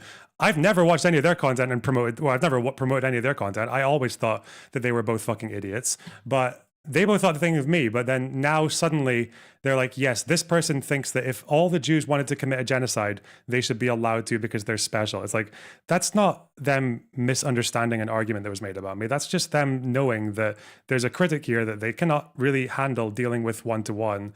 So we're just gonna lie. That's basically what that is. It really blows my mind that people have such low standards that, you know, number one, you should be able, if you're engaged and you're up to date on the lore or whatever, you would know that what they were saying was lies. They were just lying. This is not like misunderstanding or miscommunications. They're just knowingly lying about this stuff. Noah Samson, at one point, he mocked the idea that Ethan had said that Noah wanted to have him killed. But what other inference are we supposed to draw from we have proximity to these politicians and propagandists and protest isn't working? I know we've talked about this before, but he like laughed that off. Well, wait. It's not even that. What did he say about people who did actually get killed? He said, "Oh, go and read what they were saying." What? Oh, right. Yeah. Yeah. The woman who literally was part of an organization called Tech for Peace, which encouraged Israelis and Palestinians like mutually working together on tech projects peace, to work towards. Yeah, like charity funded stuff. Yeah. Actually, I know someone whose business who works with those people. And I know someone in a Palestinian in Israel who knows people in the West Bank who have been involved in that project and they've benefited from it. It's like Tech 2 Peace, sorry. So it's just like that person's done more for peace than Noah ever will. Same with Hasan. And he said, read what they were saying. They couldn't be peace activists. Yeah. That context obviously matters, but you don't even need that context. When he says protests have not been working, we have proximity to the politicians and propagandists, we need to escalate beyond protests. What the fuck is the most charitable inference you could draw from that? The most charitable inference you could draw is that he wants people to show up and intimidate them. But with the context that you're referring to here, he obviously is amenable or open to just political violence, like literal murder. You know, the idea that the guy brought that murder on himself because he posted pro-IDF stuff, and his girlfriend, I guess, just inherits that baggage. You know, her murder was even more gruesome because she got shot, he reloaded, shot her again, and then shot her again. There were like 3 rounds of shooting as she was trying to like crawl away. Just a horrific murder. And this guy was like, just making light of it. But yeah, like what he said about Ethan, I thought was just unambiguously a threat for political violence. I don't know what, if you pressed him on that, how would he try to weasel out of that? You know? Well, he wouldn't. He would just cry and shit himself. Like, that's why these people don't, that's why he doesn't engage with people. That's why he had one debate with Vosh and he still has PTSD from it to this day. And that's why he just ever hears the concept of debating anyone ever again and just kind of nervously goes, oh yeah, debate. That's just cringe. Yeah, that's I've never watched I've never watched the debate with Vosh. Oh really God, it was so fucking funny. It was so funny. He did this video essay where he did all of the typical snide, snarky remarks at Vosh, and then he gets into the debate and just fumbles like right from the beginning. He couldn't even string a sentence together. The guy was so out of his depth. And then he DM'd me. He DM'd me on Twitter, and he was like, "Listen, was the video really that bad?" And I was kind of like, "Yeah, do you want? I can give you some notes if you want." We never followed up after that, but yeah, he actually DM'd me. Wait, you and Noah used to correspond? No, you and Noah used to correspond? No, that was the one time because he shouted me out in his video, his like guide to breadtube video. I don't think I even have the DMs anymore because he'd be banned from Twitter. He's banned, yeah. But no, he did DM me saying, was the debate really that bad? No, was the video they made about Vosh really that bad? Yeah. Another funny story about that debate, and I could kind of prove this, is that not only that, but me and Denims were like in DMs laughing at him while he was doing it. It's just funny how the alignments have all shifted. Yeah. I remember we were speaking in DMs, we were like, yeah, this guy's really out of his depth, isn't he? Fuck. Right. You can see her in Vosh's chat in the debate. The most disgusting thing that I saw, and it's kind of surprising to me that I'm not seeing more people chattering about it online, because it was just so casually dropped, was the jab that he took at Pixie. Like using Pixie as to try to get a jab on you. Yeah. Is fucking so disgusting. A feminist. That's what you do, right? It's so disgusting. Like that should be anathema to everything they claim to believe in. And he just so casually did it. And I don't know if you noticed, but Hasan was smart enough to sort of back away from that. He kind of just immediately was like, I don't know about all that. I don't really want to know. Yeah, you pretend could tell not to know, he right? knew Because it he was looks bad. at, you can tell he like knows all the drama. He just kind of pretends to not know and brings it up. And you ever notice that thing that he does when he brings up drama and he's like, oh yeah, so there's this guy, I can't remember his name. Oh, is it Pisco? It's like, bro, of course you know who fucking Pisco is. Like, what are you talking about? Yeah. Yeah. No, yeah, but that's the whole thing. It's like, they've changed brands a little bit right now, right? Because obviously that whole intersectional leftist making fun of red pill people is old content. No one cares about that anymore. Now it's campism, Marxist-Leninism, and at the end of the day, those guys don't really care that much about anything intersectional. They don't care about feminism or anything else. So, I know he claims, you know, he espouses himself to be a he espouses like feminist rhetoric. He calls himself a feminist, if I'm not mistaken.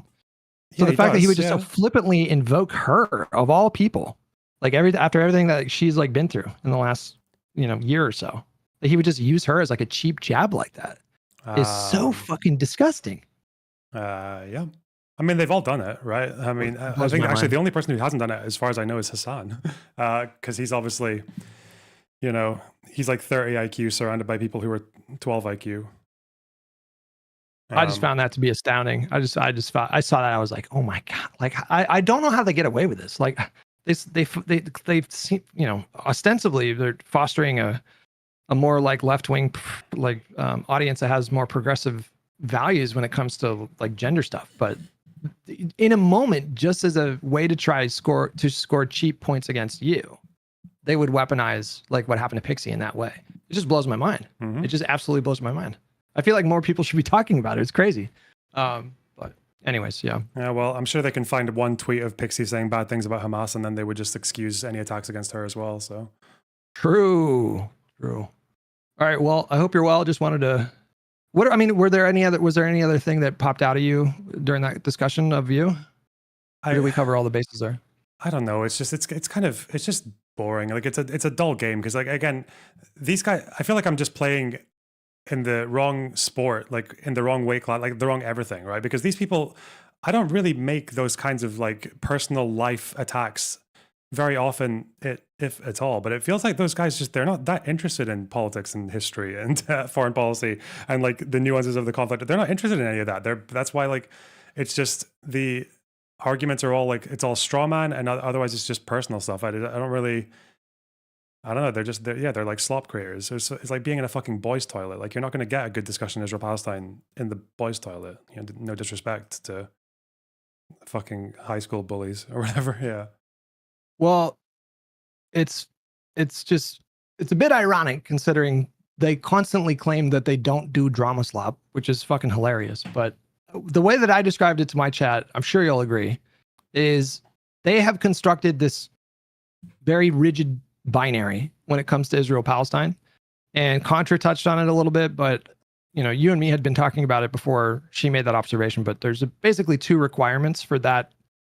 Maybe three requirements. So there's maybe three requirements. So like the first one would be that you believe in a one state full right of return. The second would be that you oh God, chat. What was it? What was the other one? You have to call it a genocide. And then the third one would be you can't oppose the terrorist organizations. You can't like harshly oppose them. Yeah. You can't oppose targeting civilians. You actually have to be in favor of it. Yeah. Right. If not explicitly in favor, you just can't condemn it. So like you can say stuff like it's imperfect resistance, but you can never fully condemn like the Houthis or Hezbollah or Hamas. So that would be like that three. And so like anybody outside of that, of their side of the binary, they just put everybody in one big bucket where they're just like super hardcore Israel supporters. And anybody who's in that bucket, I think in their minds, they think it's justified to lie about these people in order to smear them. I think they see it as kind of like a miniature form of agitated propaganda where the ends justify the means. And if you can turn people away from people like you or Ethan or whoever else, then it's justified because you've pulled people away from this genocidal perspective. Yeah, I kind of also just like to think that some people are sometimes maybe a little bit more, I always come to this conclusion that people are a lot less inconsistent than you think. I feel like people being actually inconsistent is something that would be quite jarring to live in that way as someone who's not consistent with principles. But with these guys, I think it does make sense, right? Because it's like that the pickup artist comparison, like this one simple trick will solve everything. Like they live in a world where all of the bad things that are happening that they care about are a billion times worse than they actually are. You're right. It's not like a hunger crisis or anything else like that, or like war crimes. It's a genocide like the Holocaust and a Holodomor famine. Like it's all those things. So it's all exaggerated. And then also the solutions to those problems are a million times more simple. All you need to do is pick up the phone, and within 20 minutes, you'll say the right combination of words that would just stop the conflict in Gaza unilaterally. It's like, if you believe that, then you're like it's like the from them. And this is why they get so hateful, I think. Imagine like watching a trolley problem, except the trolley is about to run over like 100 babies. And if you pull the lever, it's just going to turn onto another lane that's completely empty. And you're watching someone standing at the lever, scratching his head, wondering if it's a good idea to pull it.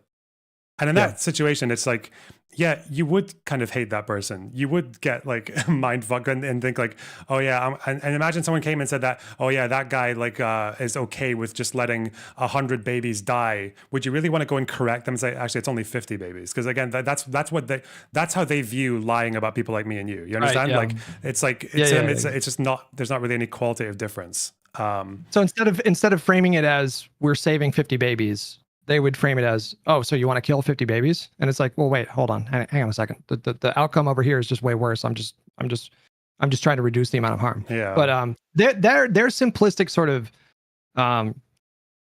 their simplistic view of how these things are resolved. It's all like Green Lantern stuff. I think did I tell you about the Green Lantern theory of politics? You sent me an article, which I will definitely read. It's definitely on my list, and I always get back to things that people send me. It's fine. It basically touches on what you're talking about, and it applies it to domestic politics. And it's basically the theory that, you know, presidents are all powerful and they can do anything if only they had the sufficient amount of grit or charisma. There's like different branches of Green Lantern, but there's also like the Green Lantern theory of geopolitics, and that is the Hasan claim that he could end the war with a single phone call, which when you unpack what he was saying, it was fucking ridiculous. Like, you just pick up a phone call and you say you're going to cut off all aid and assistance and arms. It's like, well, hang on a second. You need Congress to do that. He can't just do that unilaterally. And then the second one he did was like threaten sanctions. The president can do unilateral sanctions.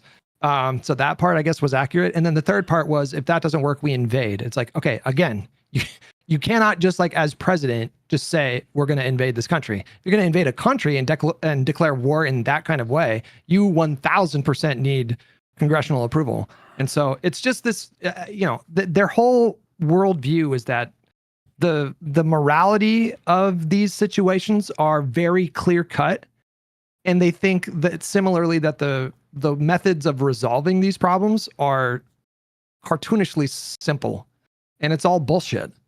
It's all nuts. And so then their audience, they're primed to believe that all of these problems can be solved just by snapping your finger. And so when they see the Democrats, for example, fail to get like a $15 an hour minimum wage, their brain just immediately goes to, well, they just didn't try hard enough, or they didn't actually want to do it. Because again, in their minds, it's really that simple. You just, you just vaguely use the bully pulpit or something. But it's a big problem. Get Bernie Sanders to do a rally in West Virginia. Yeah, exactly. And get the most conservative Democrats in the country to become the most left-wing ones. Yeah, wild. Yeah, it's a core part. It's a core part of their beliefs, and they're priming a really young audience who maybe don't know a lot about like historical reference or just like the basic structure of government. And they're priming their audience with hundreds of thousands, millions of these young people who are now they just fully believe that any kind of failure to get policy done or end the conflict of Israel in Israel or in Gaza, any kind of failure to do these things is a failure of like will or intelligence or charisma. And it's a big problem. It's a really big problem, I think. I did. I don't know if you covered this, but you know that every single claim about U.S. presidents stopping Israel with a phone call are like bullshit, right? Yeah. Yeah. When I looked into that, Reagan, what happened was it was a UN building that got bombed. I think like 200 UN like members and their families were killed. And Reagan picked up the phone and he did pause weapons shipments to Israel, I think, during that time. But the pause, I think, was only for like 2 months. And the Israel-Lebanon war went on for another year and a half. Yeah. Yeah. I don't know if that's what you're you're thinking referring about very early on. No, there's the other one that was like near the end as well, where he spoke to Begin about, because it was when there were those strikes in Beirut where Sharon wasn't able to use the ground forces or the paratroopers, so he just launched an airstrike campaign in West Beirut and killed like 300 people. And Reagan made a phone call about that to call it off. But then the bit that people missed from that story is that by the time Reagan got on the phone with Begin, the cabinet had already called off the strikes. Like no one wanted that. That was it was completely unnecessary, because again, it's like one of those things where if you only learn about these things, like a particular phase of a conflict, through just this kind of post-it note knowledge, you miss a lot of like obvious things and details that would make a claim like that impossible. The whole thing about the first Lebanon war was that Sharon, the defense minister, was more or less fighting that war in his own way. So much of what he did didn't have cabinet approval, or he lied to get cabinet approval. So there was a lot of things that happened in that war that the cabinet called off as well. And that was one example. So by the time Reagan got on the phone, the prime minister was having a nap, because they'd already called off the strikes and reprimanded Sharon for doing them. But yeah, I think we are talking about the same thing, but the war went on for another year and a half. No, this is at the end of the war. This is at the end of the war where it might be the same. This is in West Beirut. This is the time. This is just a week before the PLO left the country. So the occupation's carrying on after that, but not the war. The war was pretty much done by then in Beirut. Okay, maybe I got my facts wrong on that. I defer to you. But yeah, no, this is I got some people in chat are mad that I'm saying Green Lantern so much, but this is like reverse Green Lantern. So like what they do with Green Lantern, they also they impose that assumption about power on Republicans. And so they claim that Reagan was all powerful because he was able to stop the war with a single phone call. They claim that Trump is all powerful because he is, he successfully bullies his own members of his own party, even though it's demonstrated that this has been a remarkably ineffective strategy. And so they do that to contrast the two parties. They're like, I don't know if you've seen it in your chat, but I get a lot of people question, like, why can't, Democrats fight the way that Republicans do? Like, why don't we see them, like Republicans, they literally think like Republicans get everything that they want because they don't play by the rules. And the Democrats are just like these weak little pussies that get like nothing done. Mm-hmm. But of course, like, it's just not true. When you interrogate that claim, like, wait, hold on, do Republicans get everything that they want? Like, when you even just explore that just for a few minutes, it's just comically false. Yeah, how many things did Trump try to get through in 2016 that he failed to, Biden managed to get? Like infrastructure. That was something that Trump tried to do and he failed. But Biden did it with 50-50, yeah. Infrastructure of the border wall. He didn't get funding from Congress. He had to go around Congress to do that. He failed to repeal the ACA. Of course, they lost seats in Congress because he kept on propping up like really extremist candidates that were not good in a general. The candidate quality was really bad, and so Democrats have been able to prevent a lot of losses. Like we should have sustained more losses in 2024, quite frankly, coming off of like a period of inflation. The margins in Congress should not be this close. Like they should have like an 8-seat majority in the Senate and like a fucking 35-seat majority in the House. But they're really slim margins because Trump he's bullying all the moderates out of the party. And so now these extremists are not doing as well in these elections. So it's just a bad strategy, but they're convinced that it's a good strategy and it's an example of strength that we should emulate, and they're just wrong about that. But listen, that's great, but remember that time that Noah like lied to that girl about the other people that he was shagging, and then he gave her like 17 STDs? Ooh, shit! He brought it up. I wasn't gonna bring it up. Yeah, bro. Damn. Anyways, sorry, I'm just trying to. I don't know how people can do that with a straight face. Obviously, that's only half of that story is true. Right. Yeah. Anyways, good talking to you. Okay. Take care, buddy. Hope you're doing well. Take it easy, buddy. Say Green Lantern one more time. So the Green Lantern theory of politics is when nice one. Okay.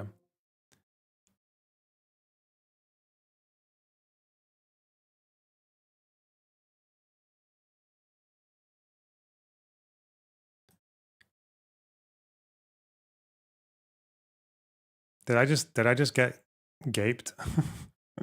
Isn't this the guy who literally okay.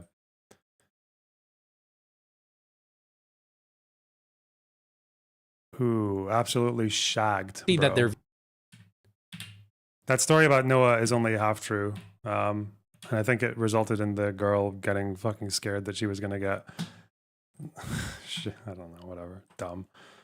I don't care. Good to meet you, brother. All right, so I'm glad you clarified already. You're talking about Republican politicians. And you brought up donor money, and I know that's a big issue with you. But I think that's just not really how it works. I think you have a lot of politicians that start off, as you said, kind of in those lower levels.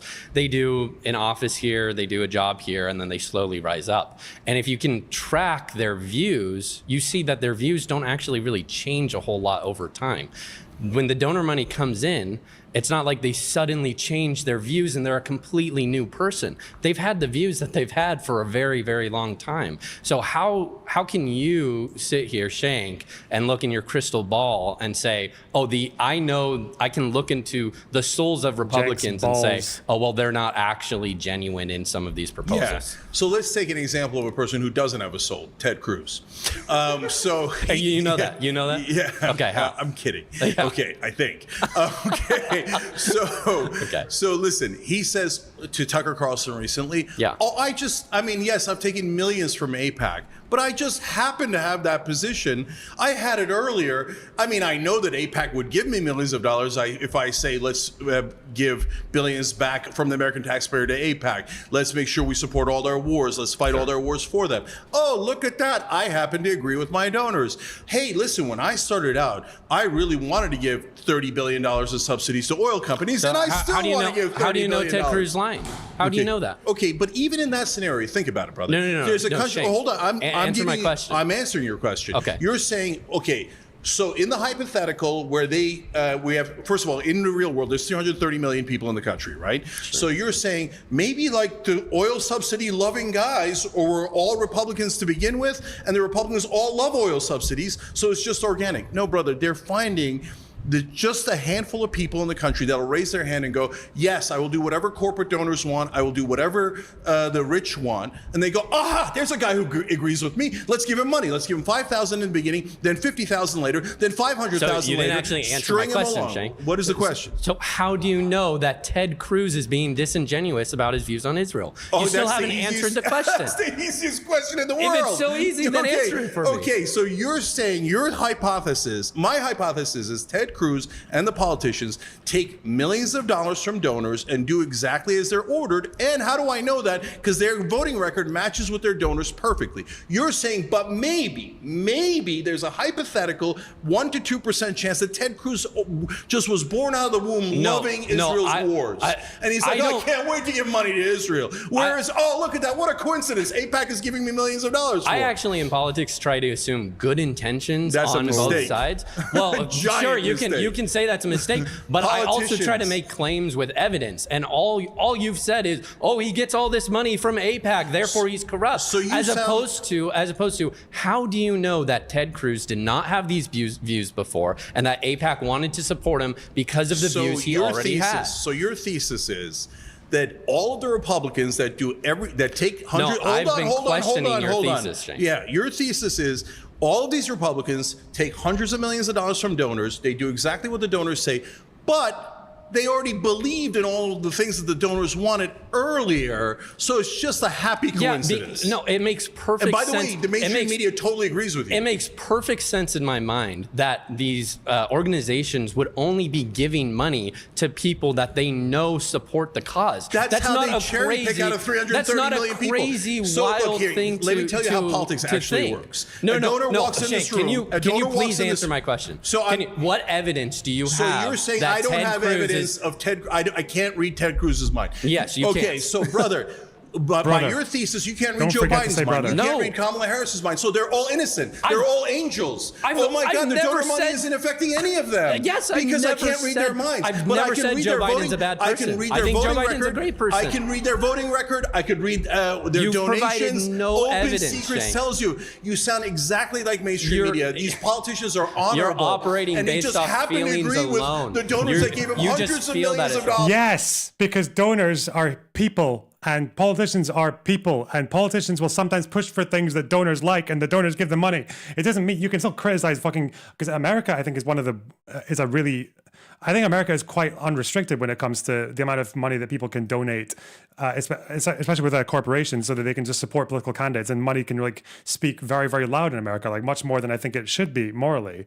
But where is this theory coming from that like it has to be the case that the politicians just change their minds and everything as soon as they get donor money? It's so fucking brain dead. Yeah. All right. Good.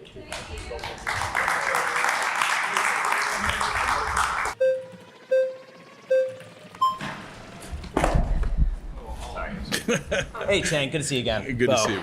So you are claiming that Republicans only care about the rich. When Donald Trump and both Elon Musk lost money while they were in office, and then on top of it, you can shake your head no. On top of it, why would you say that when currently we have, I know you keep saying it's a pressure valve, but we have them actually fighting for working class people by giving them less taxes on tips, less taxes on overtime.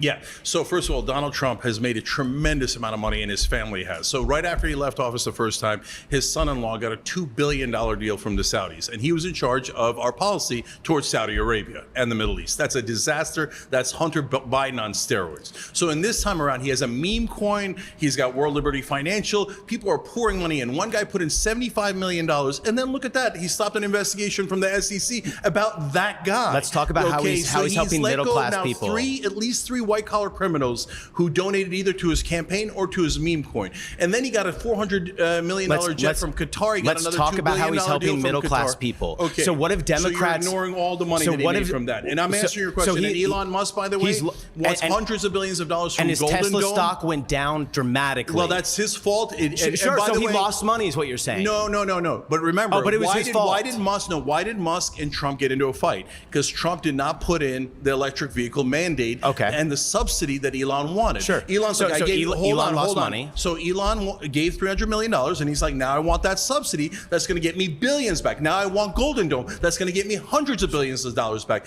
And Trump said, I'm going to give you a Golden Dome, but I'm not going to give you the subsidies. What have Democrats done to help the middle class with taxes? That was a really smart marketing strategy by Donald Trump, and part of the reason that he won the election. So I remember we talked to somebody on the Young Turks, and he said he was down in Western Virginia, and he said, listen, Hillary Clinton tells us that all of our jobs are going to be gone.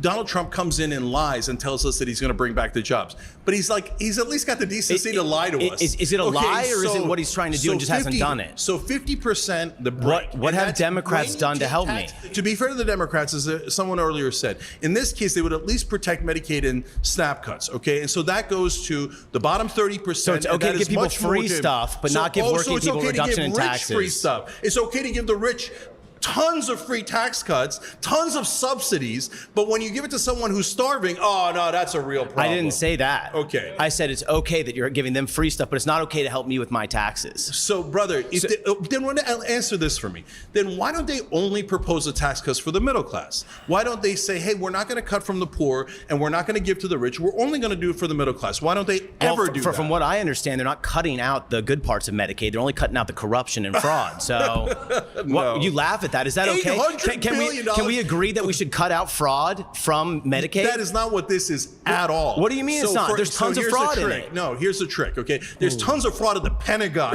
You're right. Hundreds of We can billions agree of dollars on that. of fraud at the Pentagon, and they added to the fraud. But it's not only Republicans helping the rich. Here's what happened on Medicaid, okay? They say, okay, we need a work requirement, so we're going to cut 10 million people off of Medicaid. But Medicaid is for poor people. So if that have been on it for 20 and 30 years. The minute they get a job, they actually... It's not a permanent thing. Hold on. They make enough money to get out of Medicaid. They don't. So they stay on it forever. So that it's a trick that it eviscerates Medicaid. But they haven't. There are people that stay on it for 10 years at a time. Do you know that if you need Medicaid and you don't have health care through a job, and your kid gets cancer, we're going to let them die. Why? I hope to Because God the that top never 1%, it's gonna happen, brother. According Horrible to things estimates, happen every day. According to estimates, 70,000 people are going to die because of those Medicaid cuts. Estimates. And why? So do you believe everything because you hear? The tax cuts for the rich just needed to be larger and larger. 1.1 So what you're telling me is in tax you're cuts for okay the with rich. fraud as long as people get the help they need. I'm not okay with it, but they're not cutting fraud. They're cutting the entire Medicaid. Hey. All right. My last claim is media and money control all of politics. Let's go. Hey, nice to see you again. Good to see you, bro. Okay, so we disagree on the framing. We might not disagree on the substance. So when you say they control all Listen, of that seems like a very absolutist, populist statement. But at the end of the day, okay, there would never be. Can you imagine politics with no media and no money?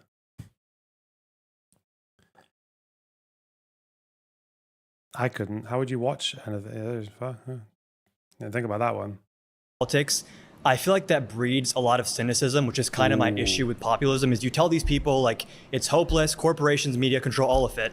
But what's kind of implied in your premise, like media, for example, media is effective because it influences the people who actually vote and have a lot of power. Same thing with super PACs. They're spending on advertisements a lot of the time. So I think when you paint this narrative that they control all of it, disproportionate, yes, a lot more than they should, yes, we agree. Campaign finance reform, yes. I feel like a lot of people, especially in my generation, just check out of politics. Like the corporations are going to do what they want to do. The media is going to do what they want to do. I'm just going to scroll on TikTok. And I feel like it's very damaging to our society. Yeah. So number one, I'm a huge believer in hope. So I would never say don't get involved in politics. In fact, that's why I started Justice Democrats to bring progressives in the Congress. I started Wolfpack to take money out of politics.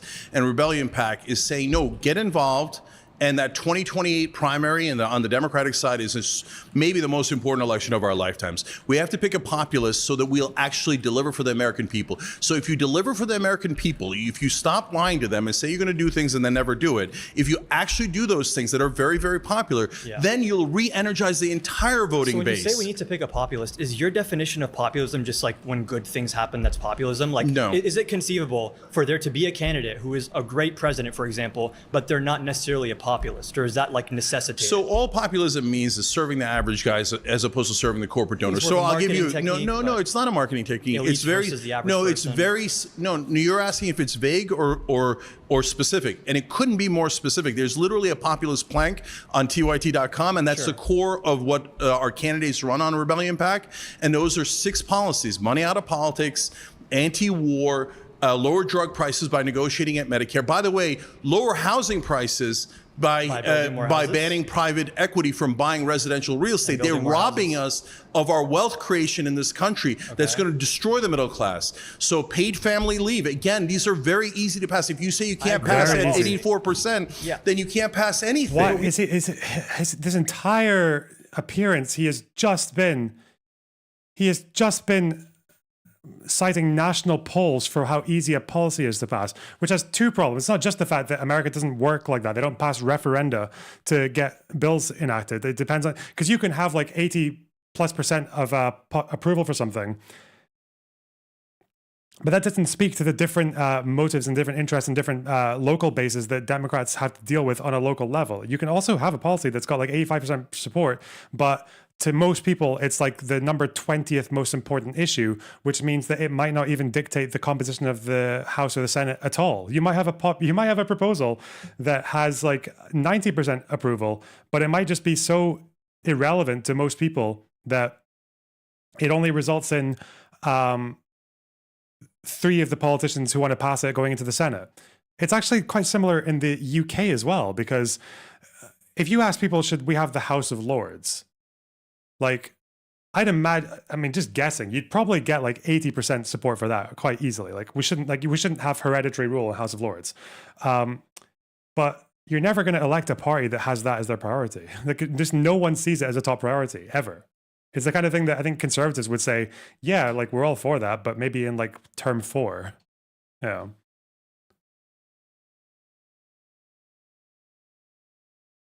don't pass and things yes, through public higher opinion wages. polls. We don't pass things through public opinion polls. You need people to get involved on a very granular level sometimes. Like, for example, paid family leave. There's different ways to fund that. There's different amounts that can cover, different amounts of months. I agree we need it. It's a very good policy. If you advocate for it properly, it will win. But this goes back to But they never do. But this goes back to my initial problem Why where do you they think never like do that? Who? Why do the Democrats never fight for a bill at 84%? I think the Democrats right now are extremely spineless. We don't disagree on Okay, that. all right, good. But you just do you know attribute- why they're spineless? Because their donors told them to be spineless. I think they're also very scared. Because They're if you're very, at they're the very future- risk averse. Brother, let me just tell you Democrats are this. risk averse. That's the actual problem. No, I think the real problem is when Tell you're this at the brother top, what's what. you don't want anything to change.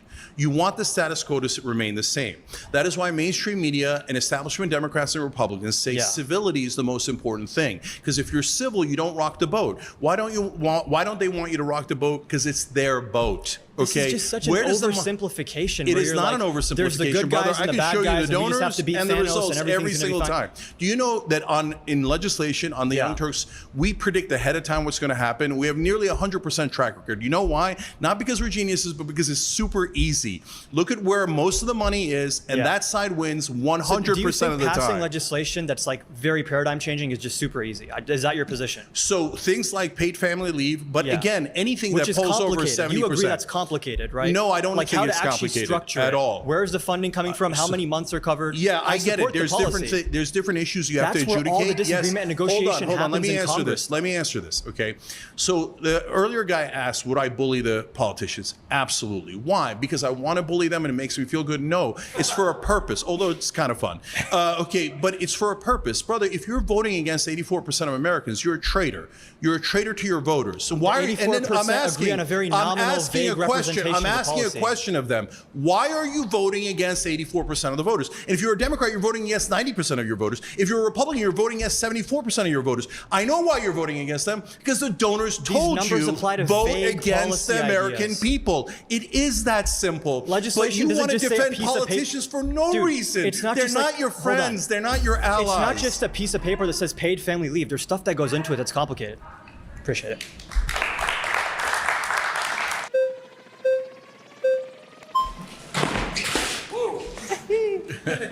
Pleasure to meet you, Cenk. All right, good to meet you, brother. I like your shirt. Thank you, people over politics. So I do agree with you that money has a control over politics. We see super PAC spending. We see Mitch McConnell and longtime figures, 40 years in politics, and I'm pretty sure everyone's just sick of it. I don't agree with on the media half, and I kind of want to explain why. A lot of people don't tune into mainstream media anymore, and I'm sure you know this. You run one of the biggest progressive channels on YouTube, but it's hard to see media having this big influence when so many people are tapped out. So I'm kind of wanting to understand why you think it's... They spent $16 billion at a minimum in this last election cycle. Where did most of that money go? It went to mainstream media. Okay, so mainstream media has 16 billion reasons to make sure you don't find out that the donor money is corrupting. Okay, so now what is the effect of that? So when you see in the 2016 race, for example, Donald Trump, Hillary Clinton, Bernie Sanders, right? Now, Donald Trump eventually got about $5 billion in free media. And now, to be fair to him, he did a lot of interviews and Hillary decided not to do a lot of interviews. But a part of that was the media's decision. You know how much, before the primaries ended, Trump had already gotten $2 billion in free media, right? Do you know how much Bernie Sanders had gotten? $28 million. About what, I think 1% of what Trump had gotten, because mainstream media thinks that Bernie Sanders would actually do change, and they don't want change. They're all at the top. Almost all the anchors are millionaires. And the last thing they want is a left-wing populist who's actually going to make a difference. Oh, fake populists like Trump, no problem, send in the clowns. Establishment Democrats and Republicans, Mitch McConnell, Nancy Pelosi, both raised $1 billion from corporate donors and have done exactly what the corporate donors want. They're like, that's great, let's pump them up. But whenever you got a real challenge to power, mainstream media attacks. Speaking on the terms of left-wing media, if you consider your networks like, I guess MSNBC, if we're going to classify that as left, CNN kinda, I don't think these are the type of networks that would completely destroy and eviscerate a liberal candidate. Think about someone like Alexandria Ocasio-Cortez. Think about somebody like Jamie Raskin. If they were going to be in a primary, I don't think that you're going to see a whole smorgasbord just go after them right now. I'm pretty sure you would have seen CNN or MSNBC's coverage tilt favorably towards them compared to someone like Donald Trump if they would have been nominated in this type of election. That's actually not true. MSNBC is the biggest opponent of progressive populists in the Democratic Party. Whenever, like when Bernie was about to win after he won the first 3 states in 2020,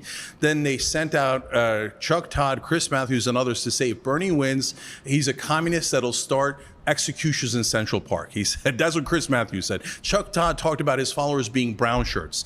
I said in the beginning of that campaign, the people in power will be so opposed to Bernie that by the end they'll call him anti-Semitic. And they called him anti-Semitic, okay, even though he's Jewish. So on AOC, no one covered her in mainstream media before her historic primary win. We covered her 34 times. So the reason for that is because, yes, some parts of media now are better, to your original point. Independent. Here's how Bernie can still win. Chuck Todd. I don't know why I read that and thought Chud Logic is vindicated.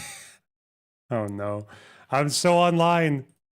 Media is better. Drama for all horse. its problems and warts and etc. It's at least opening up the discussion to more free thought and getting people thinking. But mainstream media has you inside these tiny guardrails, and the minute you step outside of it, and populist left always steps out of it and says, why don't we deliver for the American people? I'll give you one last example. Those guys attack. So when Biden went to do student debt relief, Stephanie Ruhle did so Fox News did segments on it, against it, CNN did segments against it, and then Stephanie Ruhle on MSNBC did a segment against it, because that's an economic issue. The minute it's an economic issue, they all circle the wagons, and they play good cop, bad cop, and they all say no. Pleasure to talk with you. Thank you, brother. Come on. Oh, is this good? This guy looks like a character.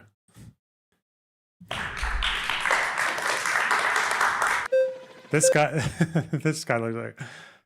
I would have thought MAGA, but he's got a pride hat and shit. Okay, a pride badge. I thought he was giving MAGA phenotype. Nice to meet you. So I think I really want to focus a lot on the media part with you, just because mainly for the fact that I think we can all unbiasedly agree that, let's be honest, Trump during his whole election campaign, it was very anti-Trump. Dwayne, thanks for the tier 5 sub. No, wait, the $5. What a fucking moment. God, the loner class brother. Wow. That's you guys. District Jaboni, thanks for the tier 1 sub. Trump, very pro-Democrat, and how he was the absolute just most terrible thing that could happen if he gets voted in as basically a threat to our democracy. And so when it comes to that and everything, let's be honest, very high percentage was very negative towards him. How can you explain the outcome if the media controls everything when it comes to elections and politics? Yeah, so that's a great question, and so one I get asked often. So when you talk about money in politics, it controls almost all the races, but the ones that are the smallest, it controls the most, because there's almost no media coverage of a Montana congressional race. So whoever has more money wins. In fact, in congressional races, whoever has more money wins 95% of the time. But the one giant exception is presidential races, because there's so much free media in presidential races, and everyone is paying attention. So you could actually go the route of going into media yourself and making your own argument. That's why I thought Trump would win in 2016. That's why I was really worried about it in 2024, because Democrats have become like corporate talking point robots, the establishment Democratic politicians. So they don't like to engage with Joe Rogan or these other folks. And I'm like, what are you doing? You're giving away billions of dollars in free media. Trump had the right strategy. But at the end of the day, because he was all over media and he got billions of dollars in extra media coverage, that is part of the reason why he won. While media has influence and everything else, it still comes down to the individuals to vote. So whenever it comes down to that, then how can you explain they still have control, even though at the end of the day, it's still the individual's right and the individual's ability to go vote and make Because their voice how does heard. anything ever get into your head? So like when you go into a voting booth, you see names, right? But if you never saw that person and you never heard their name because they didn't have enough money for ads and the media didn't cover it, that person has no chance of winning. It's like there's a mythology in mainstream Right, but with media the that access two that we- people go but with the into access an that we octagon have- and then but people with the decide access which that one we is have- better, right? But That's the fact not that how we it have actually access works. to be able to see all of these things. Nice to meet you. All right.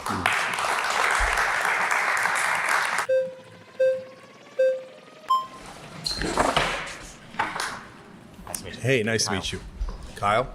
Yeah, so I think money doesn't necessarily have a mind. So I'd like to kind of take it to who's making the decisions on how to allocate the capital. And so does party loyalty here play at all, right? Like At the end of the day, you're going to have politicians who can influence where that capital is coming from. And if you're towing the party line, saying what they want you to say, that to me seems more impactful than the ability to go and find donors yourself to raise a significant capital to win a race. So let me give you a couple of examples. So Ted Cruz got $13 million from the Mercer family when he was running for president in 2016. Sure. If you remember, Donald Trump insulted his wife. So at the Republican National Convention, Ted Cruz did not endorse him. But right afterwards, he's changed his mind and started phone backing for Donald Trump. What happened in between? What happened in between is after his speech, he went up to the suites that the Mercer family had at the convention, and they slammed a door in his face. And they said, we now have a new guy that we're picking. It's like the Hunger Games.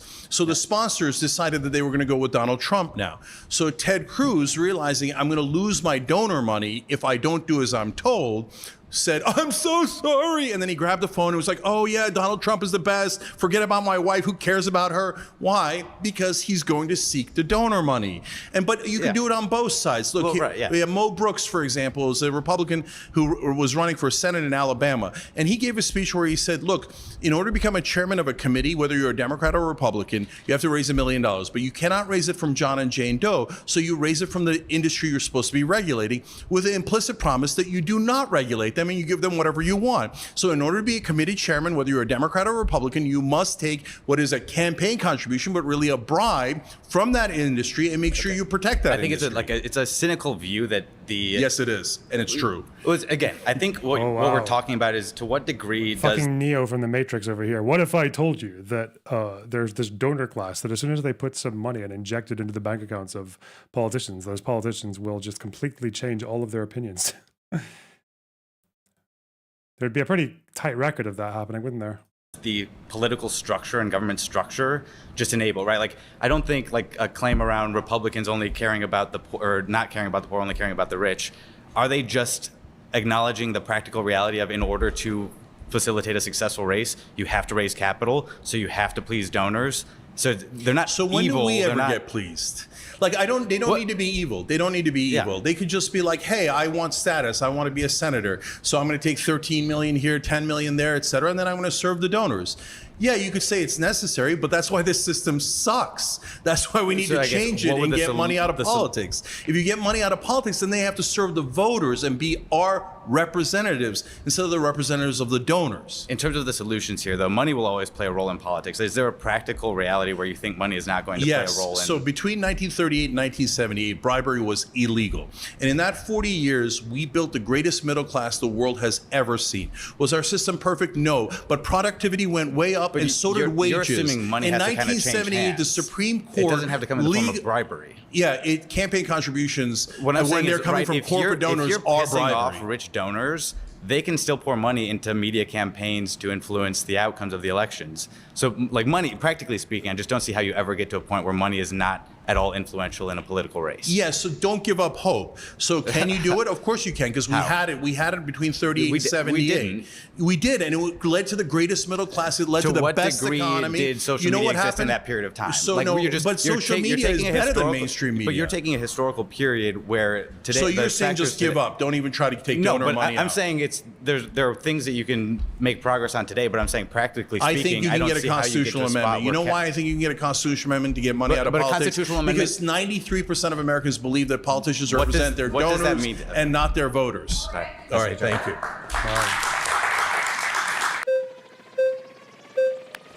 No. Hey there. We've met a long time ago. Yeah, I was going to say, you look familiar. So on the local level, right? LA City Council could upzone everything. Let construction companies, property management companies come in, wholesale develop, build massive apartment buildings, run these properties, right? LA City Council has not done that. Are you saying development companies, real estate companies, and property management companies are not? He's an Ezra Klein reader. Oh no, it's the abundance. Oh shit. This is the oh god the abundance thing as well. I think that's what it is. But this argument actually wrecks the shit out of Cenk's theory as well, because this is like such a clear example of how different interests can quite strongly contradict policy. But in this case, it's actually the opposite. It's where the middle class actually frustrates the will of the corporate people, the developers, because of the power that they exercise through local politics. Like people like NIMBYs being able to stop property development from happening. You could say it gapes Cenk's argument. You could say that if you were disgusting. I'm not, though.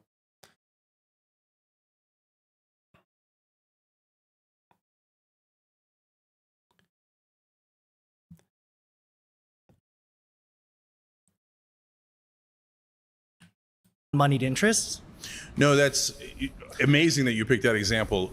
There's two industries that are the most impactful on local and state races. It's utility companies and real estate companies. So real estate companies totally own New York and California, even though they're Democratic. So Andrew Cuomo, when he was governor, passed a whole bunch of things. There were tax breaks for real estate companies, and it didn't help the average person at all. In California, we raised $24 billion to help the homeless.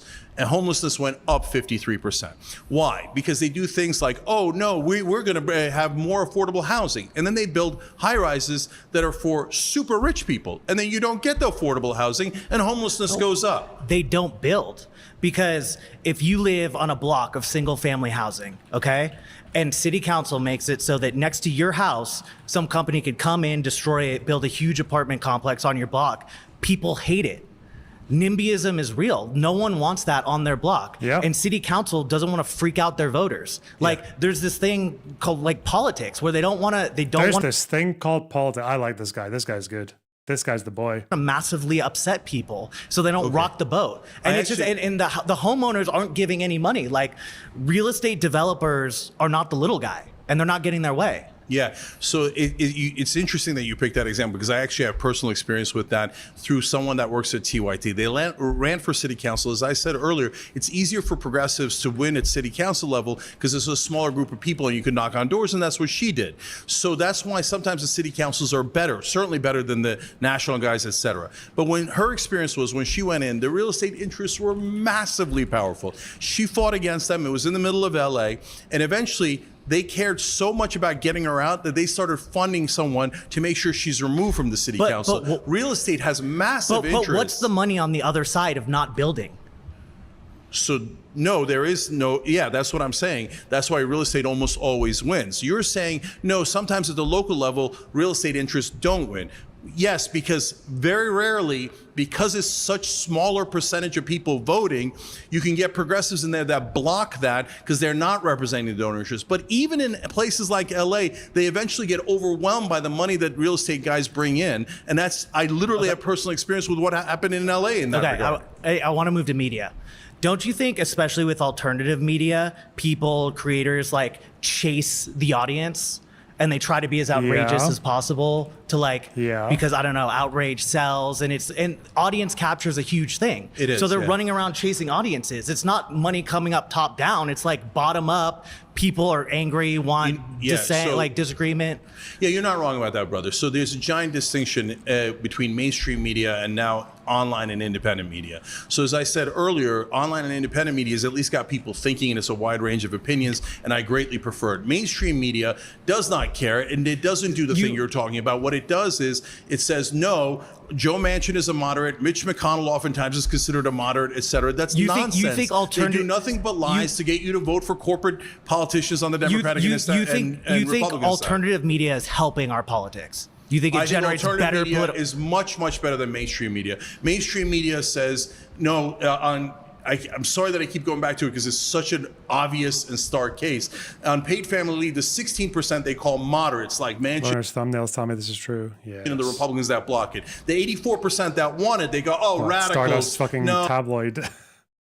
I like it. Oh no, progressives like Bernie Sanders are radicals. But they're total giant liars. Who's still watching CNN to get their political opinions? A lot of people, older voters, over 70-years. But you're not acknowledging the whole there's so many people not paying attention to those channels anymore. And that's a great thing. That's why after the Trump election, I said, at least we're out of the establishment prison. But it's not and like we're in the populist woods, and there are things that go bump in those woods. I know, not everybody, you're not going to get all the hosts you want. You're not. The alt media space for politics is so fucking horrible. It's bad enough. Like Fox is horrible, and mainstream media has loads of problems. But my God, when you look at the alt media space and the amount of fucking bullshit that people get away with peddling, it's just so, man. Alt media is so cooked. What are we doing here? Why are we in this space? What are we doing here? Alt media. One phone call. I'm just reading the replies. One phone call. There are so many people defending this shit. There's so many, and there are people who are just naming random wars. Yom Kippur, fucking Suez Canal. Like, are these people just naming every fucking conflict, like every battle, every war? Was everything that Israel's ever done ended with one phone call, apparently.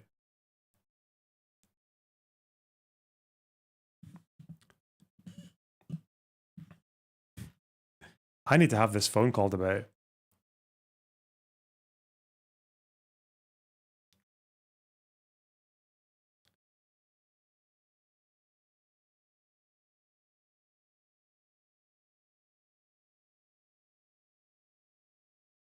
I need to start yapping him on phone calls.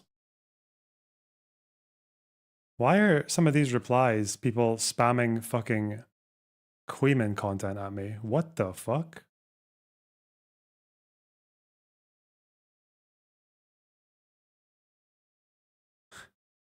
Why am I getting spammed with Queeman content on my replies? What's going on?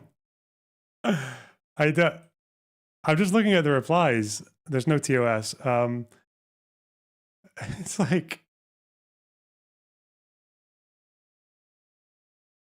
Queeman. Why am I? What's happening?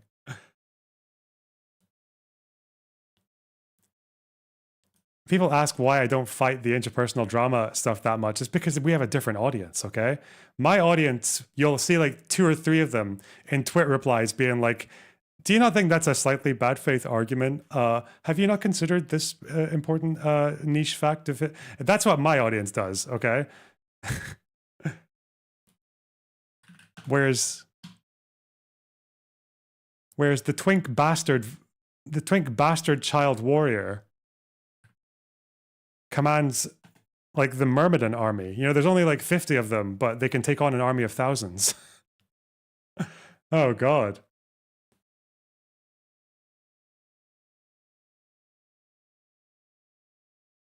Going to get all the opinions you want. You're not even going to get truth all the time. In fact, most of the time, you're not even going to get truth from the right and sometimes even from the left, okay? So, but what you're going to get is a wide range of opinions, and at least you get to make that decision instead of mainstream media shoving it down your throat. All right, thank you, brother.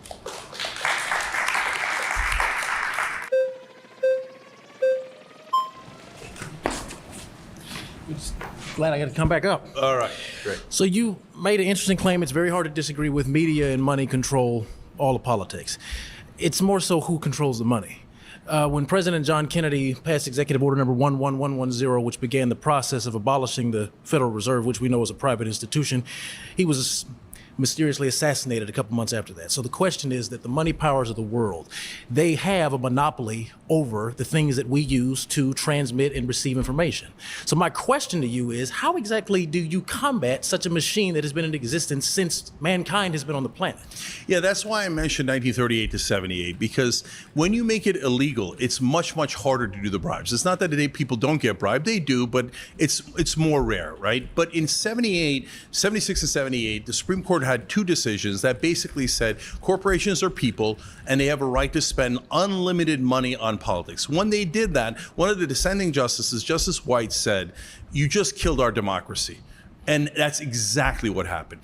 Now, theoretically, you could overturn the Supreme Court, but you're not going to overturn this Supreme Court that is massively pro-corporate. That's why I'm saying you need to do an amendment to go above the Supreme Court, but you can, and that's why I started Wolfpack. If you get money out of politics, if you say in this Constitution in a way that the Supreme Court cannot overrule. These people cannot buy our politicians. That is the answer. We can get back to a time where we created great growth in this country, and most of the earnings went to the middle class. Do you know that after those Supreme Court decisions, productivity still skyrocketed, but wages flatlined? And the difference was $12 trillion that they stole from the average American, went to corporate executives instead of going to the average guy. That sounds fantastic. I'm not disagreeing with that. But what I'm asking you is, you are talking about fundamentally restructuring the entire political system, which will require, frankly, Thomas Jefferson said once that the tree of liberty has to be watered from time to time with the blood of tyrants and patriots. Money has obviously integrated itself into the Supreme Court, into the Congress houses, into the White House even, with all the money that President Trump did lose in the election, because he lost, to quote him, and lost billions of dollars. But he also was donating billions of dollars. If we don't have, right now, do you have a populist candidate that we as the people should be supporting? Who's the candidate? So we're going to see that through the system, the primaries, et cetera. But Jon Stewart's amazing. Ro Khanna's amazing. And how much money have they gotten from corporate donors? So Ro Khanna does not take any money from corporate donors. If you're going to be in Rebellion PAC, you're not allowed to take corporate PAC money. Okay. So there's a way to do it that way, get enough of the legislators that are honest. And by the way, there are some Republicans who are now not taking corporate PAC money. Thomas Massey, Josh Hawley. But if they're not taking that's the road to redemption, et cetera. But an amendment fixes the entire system. But the question then goes back to, in order to get an amendment, that requires a 2/3 majority in both houses of Congress, correct? No, you can actually go around Congress. 2/3 of the states can propose a convention to just propose an amendment, and then 3/4 of the states have to ratify. Which requires the legislature to take action, right? So how do you get legislatures that already are slaves to the corporate donors? Because the book that I believe in says the love of money is the root of all evil, and I think that's absolutely true. A lot of these brothers love money. A lot of these sisters love money. So how do you then work, because what this actually is more of a moral issue. So how do you then re-establish proper functioning morality within the hearts of politicians who have already demonstrated they've been bought by this thing called the U.S. dollar? Because that's what this is. Yeah, two ways to do that, brother. So number this one, guy's out crazying Cenk. He can't handle that. What Wolfpack does is like his hardest opponent. It pressures state legislatures. Oh, no. The Republican guy or the conservative guy I was talking to earlier, remember we said when you get to the lower and local levels, it gets better and better. The national level is the worst because that involves the most amount of money. So state legislatures, you can move. Making amendments sound easy. Well, yeah, just look at the polls. You know, people say get money out of politics. That's got like 80% support, and you only need 75 for an amendment, don't you? Yeah, that I don't know my maths, but that's a smaller number than the polls. In fact, Jamie Raskin was opposed to our legislation when he was a state representative in Maryland, and then we talked to him. And we convinced the desk slapping is so annoying. And he said, you guys are right. Now I'm going to support the constitutional amendment. So you do get some really good people at the state level. So that's a much better path because they have less money. But even so, brother, there's the bigger right. State is great, but here's just a quick question. State is fantastic, but we need changes that impact all Americans to take place at the national level. So it's fine for you to focus on state. I understand that. The lower ranking an elected official is, the easier it is probably to change them. How do you change the person that's sitting currently at 1600 Pennsylvania Avenue or the 9 Supreme Court justices that are currently on Capitol Hill? So that's the great thing about the Wolfpack plan. It doesn't require the president at all, and it goes above the Supreme Court. So it doesn't require Congress, the president, or the Supreme Court. It's a total end run of the American people against Washington, D.C. And by the way, that's why the Founding Fathers put it in there, to make sure that if Washington got too corrupt, you can actually call for conventions at the state level and get it done. And how do you do that on a national scale? You need one incredible leader to, instead of worrying about himself, to worry about the American people. If he actually, anyone who gets money out of politics is going to have statues built of them all across the country. You need one brave and honest person to say, yes, I'm going to fight for all of you guys, and I'm going to put a world of pressure, yes, on politicians, yes, on politicians in my own party, so then based to get on that, this done. So based on that, what does that ideal politician look like then? Because we haven't seen it. Trump ran, he said, we're going to drain this swamp. He hasn't drained the swamp. We're still waiting on the release of the Epstein files. We're still waiting on the full unredacted release of MLK. We're still waiting on the unredacted release of JFK. What does that actual candidate look like? Because all this rhetoric is fantastic. I got to tell you. So in our lifetime, because of overwhelming money in politics, we haven't seen an ideal candidate like that, is what you're saying. Right. And I largely agree. Cenk's reinventing himself. Oh. I guess he maybe channeled himself, didn't he? Because he died. This guy's dead.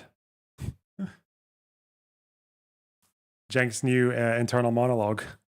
except Bernie Sanders is super honest. He doesn't have he doesn't have the. So look, my doesn't have problem. No, my problem with Bernie is that he didn't have the fight in him. Like I love the brother, but he should have fought Hillary harder. He should have fought Biden harder. And you need strength to be able to win. It is. Oh God, it's the great. It's in my head now. The fucking Green Lantern. If only he was a bit stronger and more. If only he was more strong and more convicted and more aggressive and more charisma and more other vague adjectives. Come on, man. How fucking sad. What is this? Just be stronger. Just fight more. Fight harder. Is this why Cenk screams so much? Because he just thinks like, oh yeah, if I'm louder and if I'm louder and more aggressive, like good things will happen to me. The Hutchining, yeah. Right. So, but remember, FDR did it. JFK did it. FDR? LBJ did it. With You mean the same economic president? issues. FDR did what? What did FDR do besides steal Americans' wealth? No, with the no, illegal no, executive brother, order that no, took our brother, gold from no, us. no, What did no. he do? He did Social Security. It's the gold standard. Hey, I will see your batshit, childish, single issue, fucking fix everything policy, and I will raise you the fucking gold standard. Yes. Oh my God. He helped labor. FDR stole the last real wealth we had. He stole it when he forced Americans to turn in gold to the Treasury at a rate of $20 an ounce. No. It's totally possible. You've got to believe and you've got to have hope. No, I'm going to run for office one day. I do believe it. Now, let me, if I may, just this really quick point. You're talking to somebody that's going to run for president in 15 years, okay? I've already started this. I'm running for Congress in 2030. So it's not that I don't believe, but what I'm asking is you are talking about the fundamental moral restructuring of America. Actually going to, right now, 2025. I can see this guy saving the United States. Okay. There is no politician on Capitol Hill in the White House that has the sort of fire that you're describing, and what you're saying is again, it's great rhetoric.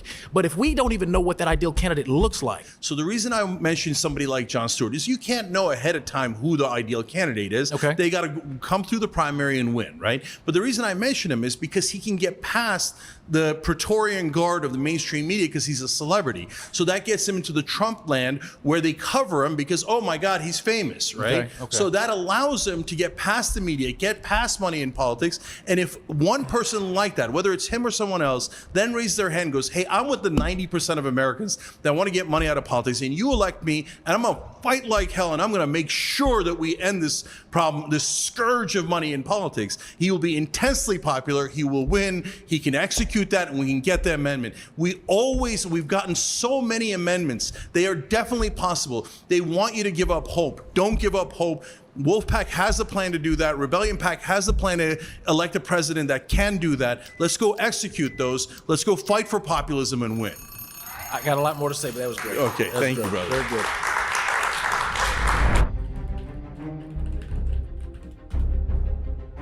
Now we got the 10-minute debate. Okay. Oh no. I'm torn on this because there's a couple people who didn't talk, but everybody made good points and was certainly sufficiently aggressive. But Oliver, was it? Yeah, you made good points, and you didn't come up a second time, so I'll go with you. Let's go.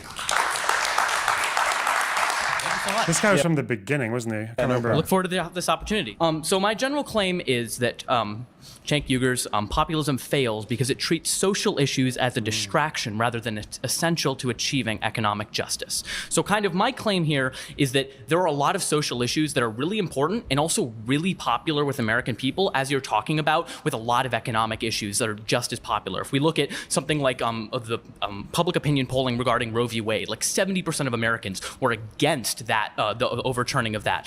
And I think also what's important in this conversation is to say that the line between social and economic issues is not like very clear cut. If we look at something like abortion and reproductive rights, it is the case that if someone gives birth in this country, a woman gives birth, it's upwards of $18,000, which is a huge economic hit to her. And the Turnaway study found that when women get abortions, or if they're actually denied abortions, they follow up with them about 5 years later, they're 4 times as likely to either remain or have fallen below the federal poverty line. So I think just in general, I'm with you on the claim claim that we should focus on issues that Americans largely agree about. I just kind of have an issue with, I mean, I saw a recent appearance of yours that, culture war issues, as it's framed, just totally divide. I think there's a bit of a grain of truth to that, and we should focus on what unites us, but there are some cultural issues also, that really do. What's the thing here? Like, do you realize that the cultural issues that are brought forward by Republicans, say like trans people, you realize they do actually care with all of their hearts and souls about trans people? Like, they're fucking disgusted by them. Should Democrats just and left wingers just respond to that by saying nothing? Or you kind of, even if you don't want to push culture war issues as a left-leaning person because you think the economy is more important, you still have to deal with the environment that you're in. So that's kind of weird as well. Unite us, even if that's not immediately clear in our media landscape.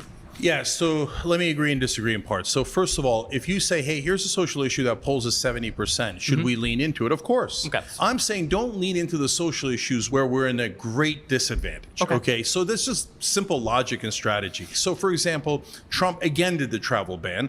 Originally, it was a Muslim ban. You remember that's what he promised on the campaign trail in 2016. For sure. And so he's done some variation of that. Yeah. Would I tell Democrats, because it affects me and it affects vulnerable communities, you should focus on that first? No. Okay. Do not focus on that first. Focus on the things that unite us first. And then you come in and you pass a public option or a paid family leave or higher wages.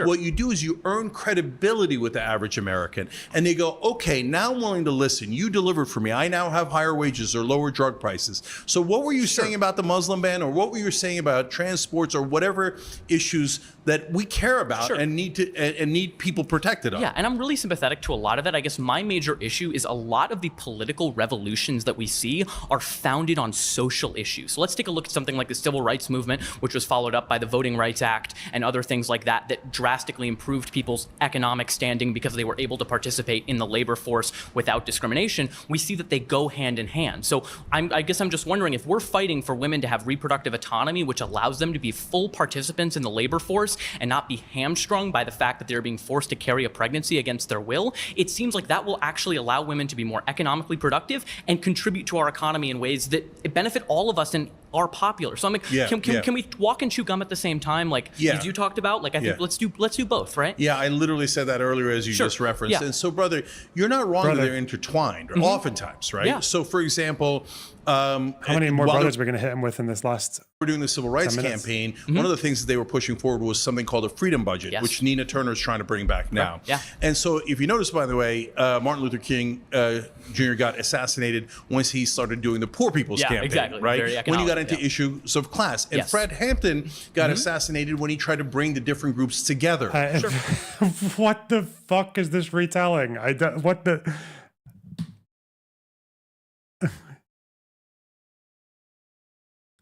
Fred Hampton, what happened to him was an atrocious thing, but Fred Hampton was not trying to... Fred Hampton was like a proper, like, fucking... He was like was he like a Marxist-Leninist or just like a Maoist? Or he was like very far. You can see the Black Panthers in their 10 points. Like, it's just... Fred Hampton doesn't even belong in the same planet as like Martin Luther King in terms of political anything, like efficacy or ideology. These were the same people who were inspired by Malcolm X, who thought MLK was like a shit lib, like a house Negro. That's what. Yeah, they were Maoists. Yeah, compare this to Martin Luther King. Martin Luther King. What? Oh, so what? The establishment, they were okay with MLK when he was fighting against race issues, but as soon as he spoke about the economy, that was also his popularity also dropped because of Vietnam, not because of the economic campaign. I don't know why that bit's left out, right? Fuck.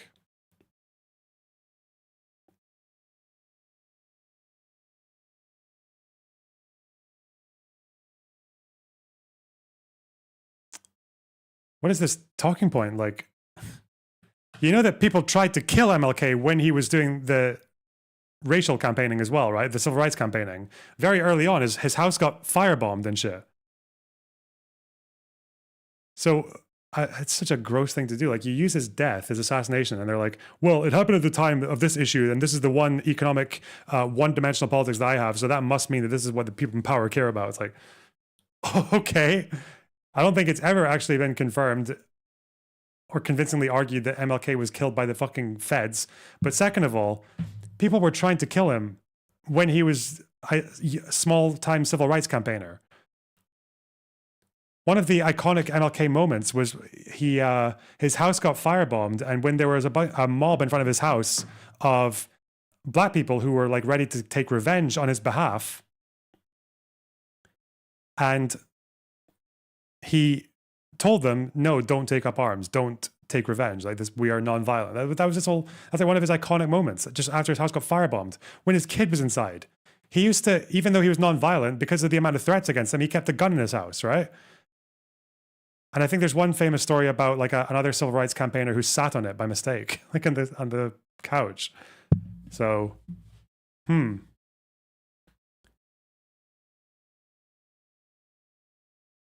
But imagine if he got killed then, if like one of those attacks actually succeeded, and then the response was the modern day culture warrior comes and says, "You see, MLK, he had economic opinions, but do you understand?" Wait, I need to make my neck about as thick as Cenk's. How do you make your neck wider than your head? I don't know. Is it close enough? Is this like but Cenk coming in and seeing that and being like, "MLK cared a lot about the economy, okay? But it's only really when he got involved with the civil rights protests and the culture war issues that he got assassinated. Doesn't it really tell you where the big power, big donor class money is?" Like, it's so stupid. It's so fucking dumb. Yes, two things can happen that are at the same time, but not necessarily connected by anything. It's called a coincidence, you fucking moron. When he tried to unite the country, unite different races and different economic classes. Sure. So what really puts the powerful back on their heels, what they're really worried about is if we all unite. Sure. That's why I'm trying to tell all you guys here, please let go of the Republican politicians and the Democratic politicians that have been driving us apart. Sure. So if they use social issues to bring us back together, great. But they almost always use the social issues to divide us so that we're so at loggerheads that we don't go, hey, maybe we should raise our wages. I think it depends on the issue, and I think you can definitely speak to both things. I guess I'm just wondering then. There's this game I played once before. How long do you have to scroll down Cenk's Twitter to find Zog these days? What's this? Independents and right-wing populists included, invited. Okay, whatever. When do we get our 300 billion back from Israel? Okay. Any politician who takes money from AIPAC or affiliates is saying that they work for Israel, not us. They should be all voted out in primaries. Only people who deny this obvious. Okay, that's now that Israel announced they are going to occupy all of Gaza, their genocidal intent is clear. This is always about ethnic cleansing. That's why they systematically destroyed Gaza and murdered so many civilians. If you still support Israel, you're openly in favor of genocide. Okay, that's not really Zog. Is transferring Ghislaine Maxwell to a minimum security prison yet another favor for Israel? Oh my God. No. We have thousands of troops in Saudi Arabia. America gives a lot of money to a lot of countries. We give arms to Egypt. America gives arms to Egypt. Even though Egypt has been known to smuggle arms to North Korea, allegedly. This guy is fucking smoked. This guy's brain is like a $2 steak. That's all that's going on in that head. And it's incredibly red and angry. Emma Vigeland down there. Where? Oh, yeah.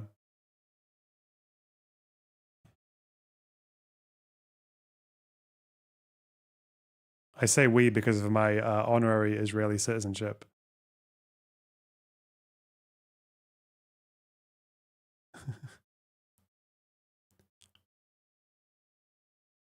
Wow.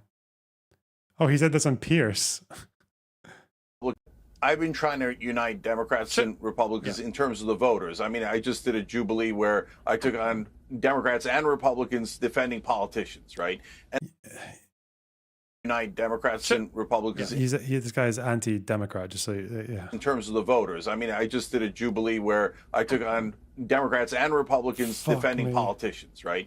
And on this issue, a lot of MAGA and certainly independent voters have been really good. It's so funny because I love how he thinks this is like some kind of non-partisan populist third way thing. Do you know there's one party that also shares this belief that all politicians are trash, and it's fucking Republicans. Republicans think all politicians are trash, Republicans and Democrats. It's just that Republicans are trash that they like. Like, that's it. And they don't think Trump is a real politician. Every Republican voter will be like, yeah, politicians, all they do is lie and take money. It's like, yeah, but they don't think Trump is a politician. They don't see him that way. And all the other pro-MAGA Republicans, they just think, well, they're my scumbags. So no, you are not branching. You're not olive branching the Democrats and Republicans. You're just glazing Republicans without even fucking realizing it, despite having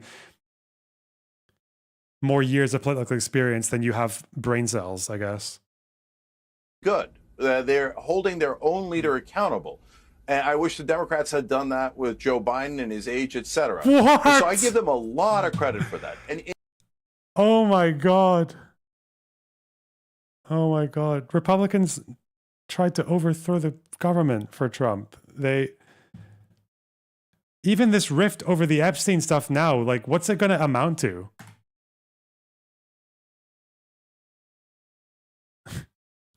You think that's comparable to the amount of shit that people on the left give to Biden? Genocide Joe? Ugh. I really hate this man, Cenk. I really don't like him.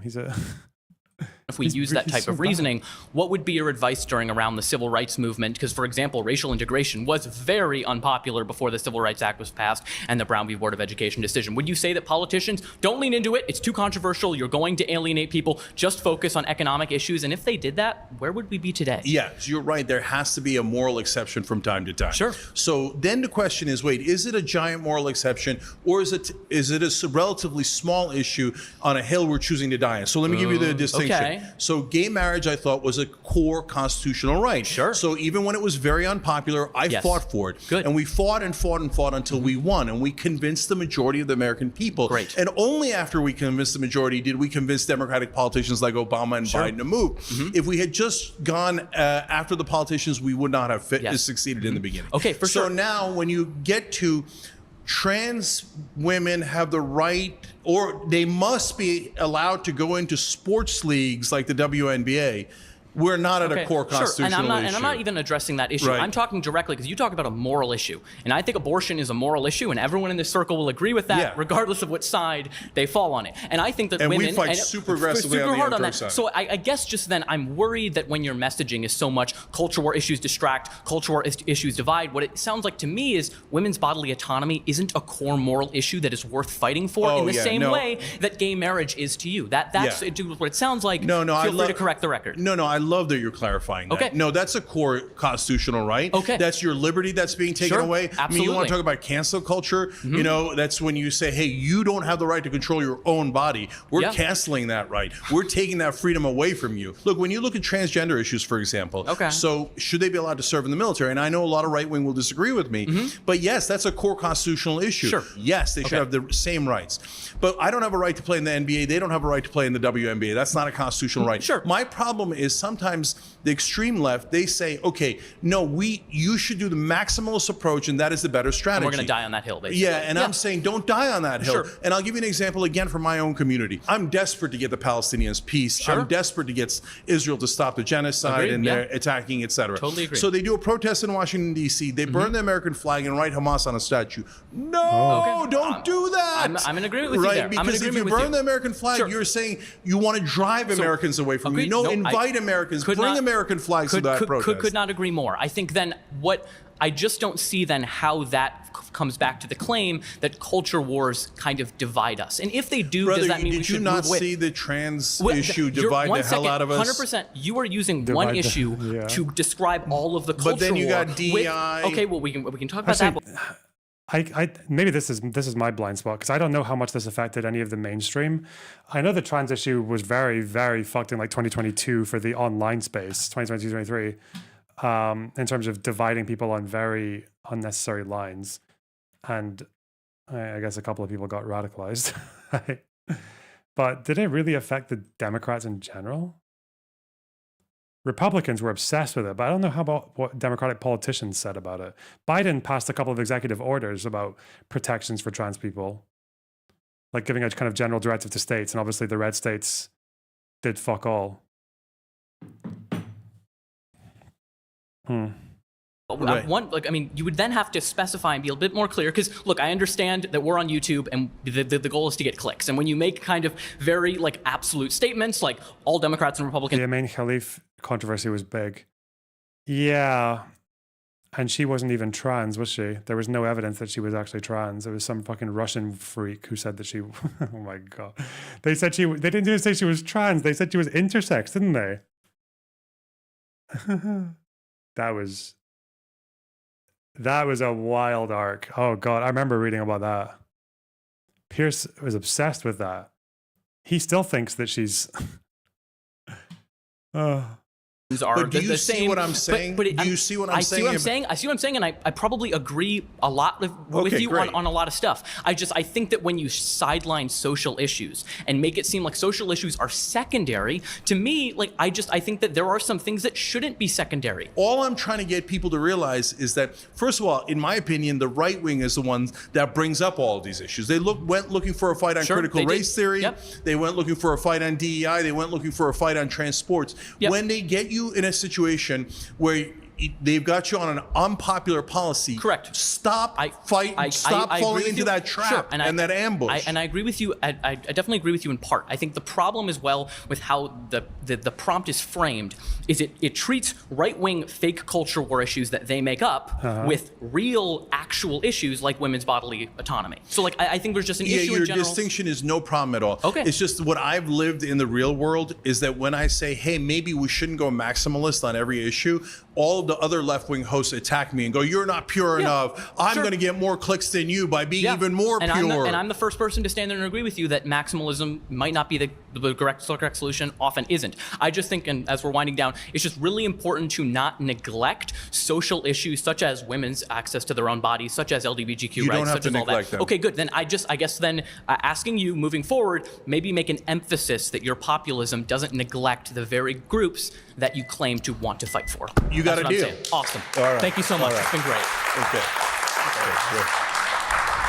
First of all, 20 against 1, I was born for it. I'm a populist like Jake, and I was familiar with the Young Turks. His debate style was very, very good. I think he gave both the opposing speaker and himself ample opportunity to have an actual conversation, which is a rarity on a show like this, I have to say. I've seen Cenk move a little bit. You know, the 2018 Cenk of Justice Democrats did really focus on these issues like he was sitting here today doing. And I would love to see a return of that Cenk. I think in my conversation, he kind of dodged a little bit. I would have loved to have a little bit more of an open discussion on kind of how he aims to reconcile. I think this guy's a. Could you not just talk like total shit? I would be so. I don't think I could say. I don't know if I have any kind word. I feel like his politics and his entire platform is just completely fucking hideous. Racial differences in this country. I don't want him to lean away from social issues and not put emphasis on them because they're hard. Shying away from it because it might lose you some people isn't the way that progress is made. In a lot of online debates, people are really playing to the audience at home. They're not really trying to convince the person they're talking to reconsider their assumptions. And Oliver was able to successfully get Cenk to realize, no, actually, social issues are important. Z did absolutely amazing. I'm fucking spread on this guy, though. Would you fly to LA for this? A follower of hers on TikTok, and I've seen a lot of her content. And we do disagree. We're on completely opposite sides of the political spectrum, but she spoke with clarity. She spoke concise points. She made Jay backtrack just a little bit, which is always fun to watch, especially again in a show like this. So one of the people who was right-wing said it to me at the end, after we wrapped, he said, I was really surprised at how much we all agreed on. Exactly. But you got to get past the media, the money in politics, and the politicians to get to the places where we agree. Wow. As long as they agree with my theory that it's all donor class and that all we need to do is laser focus on some very highball economic issues. And let's just spend 364 days of the year shitting on Democrats. And Zog, get Israeli, get the Jews out of our government. Oh, God. As long as we all agree that not all of those 1.5 million Armenians were killed as per government policy, then we will be a more perfect union.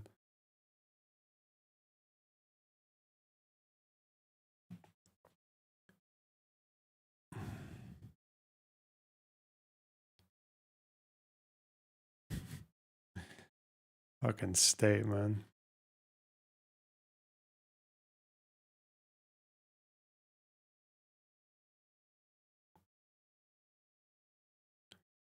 Okay.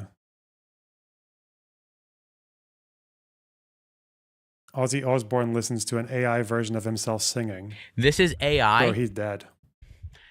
And this is you singing.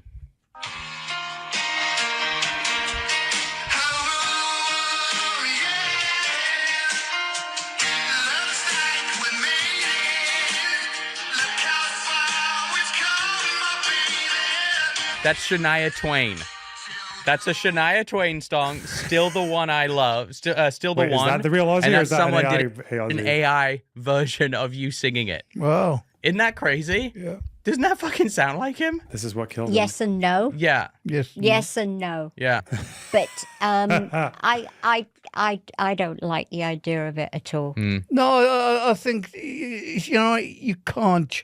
You can't the stop monkeys technology. The cat's out of the bag. You can't undo it. The danger is people will misuse it. Yeah. Oh. Because I'll get like a formula for a song, and I'll put that formula in, and I'll keep on doing that. But yeah, I think it's not. But listen. I would give it like a B minus. But it's still like it's in the arena of like you were if you walked into a room and that was playing, you'd be like, when the fuck did I record that? No, I can tell. Yeah, well, it's because I would hope so. Fucking hell. but it's pretty close. Yeah. Israelis should be shunned on campus. Norman Finkelstein versus Cornel West. I mean, surely they're all going to agree that the answer is no, right? There's because something. with every Israeli Jew on campus, like there's a small chance that they might be a Hadash voter. No way. What if you end up shunning an Israeli and it turns out they're not a Hadash voter? Then you're fucked. And they are a Hadash voter. Sorry. Revolting about and be, as Harvard kept writing, to be inclusive of child killers.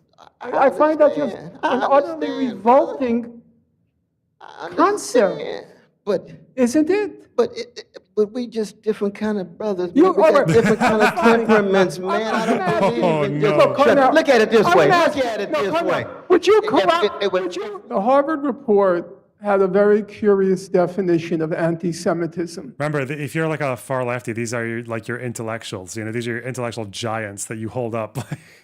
And I'd like to read it to you. These are the fucking We erudite define anti-Semitism authorities on the subject. as an identity-based bias that has kept Harvard affiliates with Israeli nationality or background from fully participating in Harvard's educational, co-curricular, or social life. Which basically means if Jews or Israelis feel left out, then it's a form of anti-Semitism. And a large part of the report is devoted to this phenomenon they call shunning. So to give a couple of examples, I'm quoting, Israeli students reported feeling particularly targeted and ostracized, frequently experiencing social shunning. Accounts of social shunning emerged as one of the most alarming indicators of the breakdown of Harvard's on-campus community. Some Jewish students expressed sadness and frustration at feeling shunned, and so forth. So I'm going to just give some context. and then we can go to the reaction.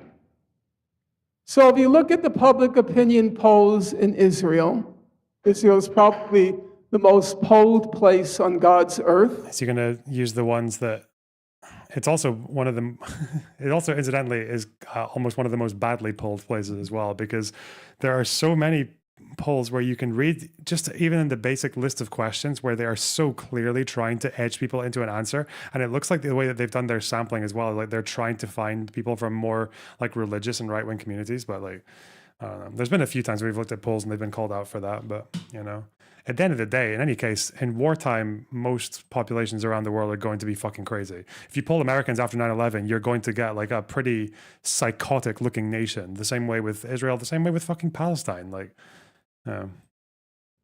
if you look at the public opinion polls, about 1/2 of Israeli Jews believe that Israel, the IDF, the Israel Defense Forces, should commit genocide. This is the very dumb poll. This is the poll that was complete fucking horseshit. The way that they wrangled that question. This was the same poll where they were like, do you believe there is a modern incantation of Amalek? But then they also asked them, a bunch of them said yes, but then they asked them, who is the Amalek? Like, what does that mean? But they didn't publish their answer to that second question. It's like, why the fuck not? Like, that surely matters, right? Like what it means to them and who the Amalek is. But then they just said, oh yeah, this number wants to genocide the Palestinians. So stupid. Okay, so he's saying, what were we saying about shunning? To Israelis was very concrete and succinct. When the IDF enters a city, should it kill every single person in the city? 47. This wasn't actually the way they asked the question. They asked the question about like some fucking weird historical biblical reference to, was it Joshua or Isaac or some shit? Like, okay. % of Israeli Jews said yes to that question. The framing was like if it was like in a religious context of it being an order from God with a historical reference. They did not just say point blank. Yeah. Another question was, Jericho, do you believe there are any innocents in Gaza? Any innocents? It was asked of Israelis across the board, including non-Jewish Israelis. 62% said there are no innocents in Gaza. If you factor away the non-Jewish respondents, it would come to about 70%. If you turn to Gaza now, Israel, for better or for worse, has a citizen army. That means that army is representative of Israeli society. That army is carrying out a genocide. Every member of that army. Yeah, this was the poll that was published in Haaretz, the 82% backing expulsion. But then Haaretz itself like came out afterwards and they had an article critiquing this poll because the poll was like very deliberately, first of all, the questions are just very leading, like I just described, but also the fact that they completely overrepresented people from right-wing and religious communities. So it's just not a good poll. But again, if you're a political scientist like Finkelstein, I guess that's the poll that you choose because it's the one that sounds the most unhinged, not whether it's the most accurate. If they're the most polled people, you can look at multiple polls and find that how is it possible that like opposition to the war can be a majority, like people who want to end the war now can be a majority, but it's also a majority that wants to genocide the strike. How can you have these two opinions at the same time? Unless what they mean end the war is and like finish the job. And that's just two very badly worded polls that don't really communicate that sentiment. EVERY. Every member of that army is complicit in genocide. If it's not, as doctors have attested, if it's not targeting the skulls, the recommendations are. What's the debate here? We must be there. Nadine.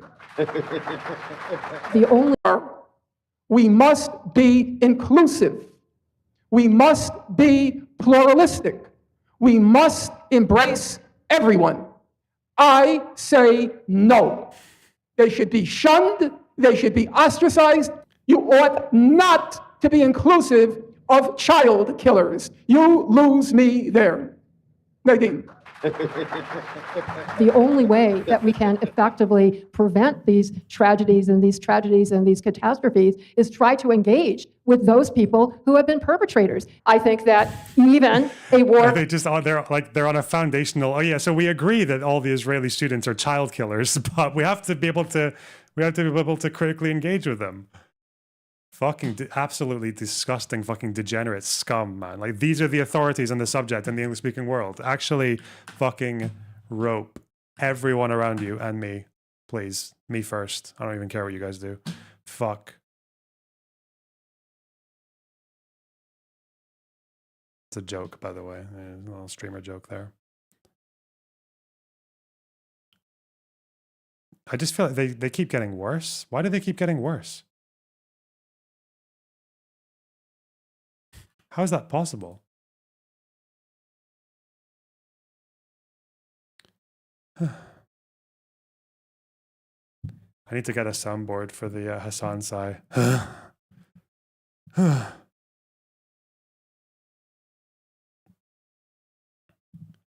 Get random Israeli students up in the fucking campus Nuremberg trial. Based? Absolutely based.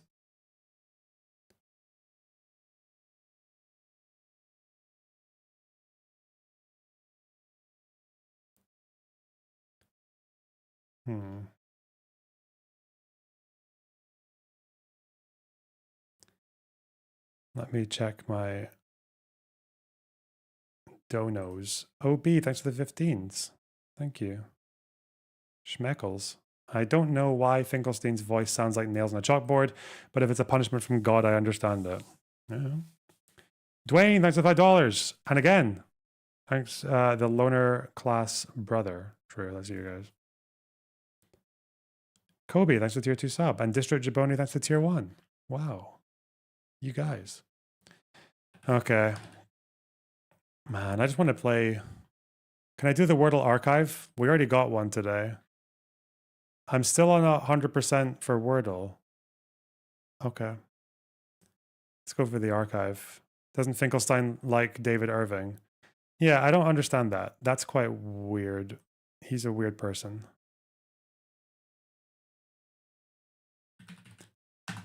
Let's start with that. There's always one letter from that word. Until you can sigh like a leftist, I don't know. Okay. Okay, A, let's try and use I and U. Oh, it's already in the right place. Okay, that's good.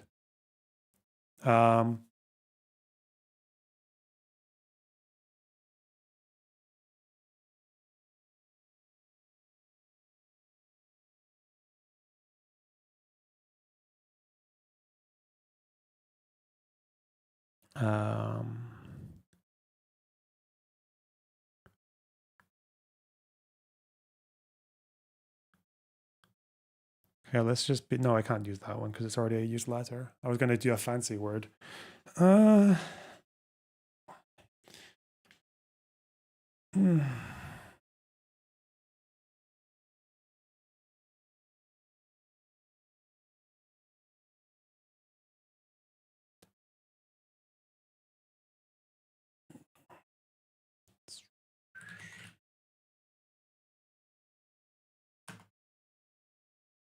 Oh, 3, 3, 4. Coda. We'll get it in one more, okay? It's not coda because that lacks a letter at the end. I'm going to turn my chat off. Don't want to let you guys influence my decision making here. God, it's so weird when I can't see chat. I feel like I'm on my own, but I know I'm not on my own. There's like millions of people watching me right now over there. Fuck.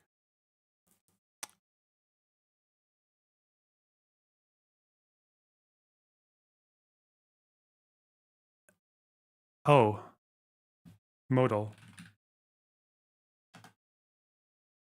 Hey, well done, Learnerbuck. Good thing you picked up music, eh? Otherwise, you'd never have known.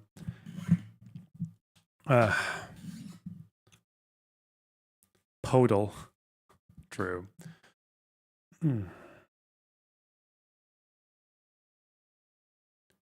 Okay, get me out of here. Get me out of here. I want to do another connections. Admire puzzle. Let's admire the one we did earlier today. Not bad, guys. Not bad. I don't know. Is it good for the brain? I think it's good for the brain, seeing connections and shit. It's like free association. Now, where's the archive for this one? Connections archive. Okay.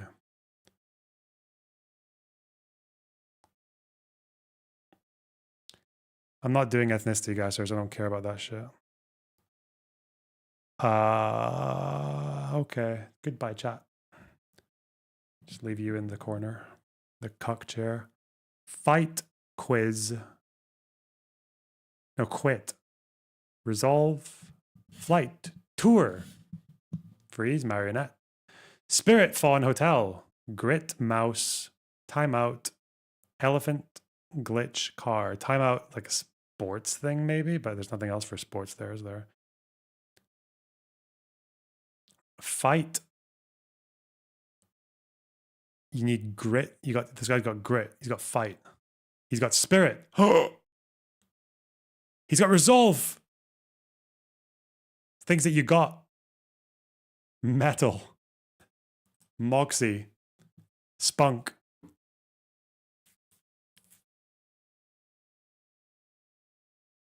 Timeout glitch. Like an interval. Freeze. No, wait. Your screen can it can freeze, it can glitch. But it can't, it wouldn't say timeout or mouse or anything else. Okay, whatever. It's like a time thing. Mouse, elephant. Well, flight, hotel. Car. Tour. It's like, oh, it's one of those things where like on a holiday, you got a flight, a hotel, a car, but you don't really get a tour. Well, I guess you could, yeah, tour, like tour guide. These are things that, like, if you're booking a holiday, they'll be like, do you want a flight? Do you want a hotel? Do you want a car? Do you want a tour? Give it. Okay. I haven't done the easiest one yet. The easiest one's the light blue, isn't it? What's the easy one here? Oh, it is to do with time, isn't it? Because timeout, freeze, glitch, and quit are all to do with stopping, right?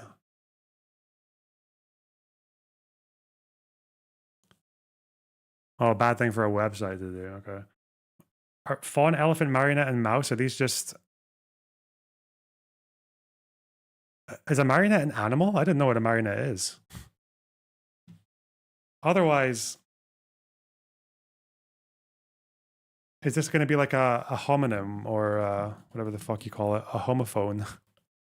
What does homophone mean again? Is that when it sounds like the word, or... I need to look up my categories after this.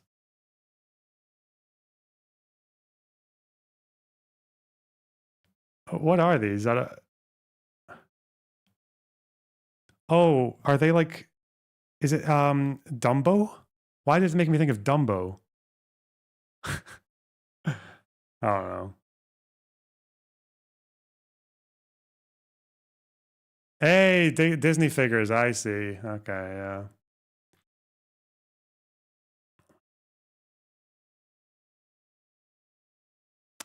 Close enough, close enough. How do I fawn at the puzzle? Get it? Yeah, this.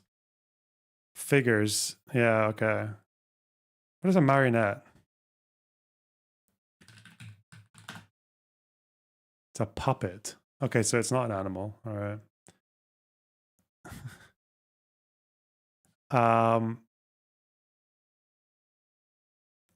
And what's oh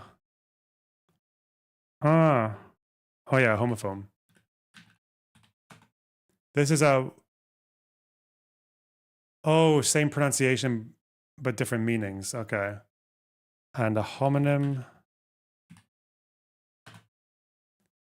same spelling but different meaning. What? Same spelling or pronunciation. Okay. Huh. So they're kind of okay. Oh well. Ooh.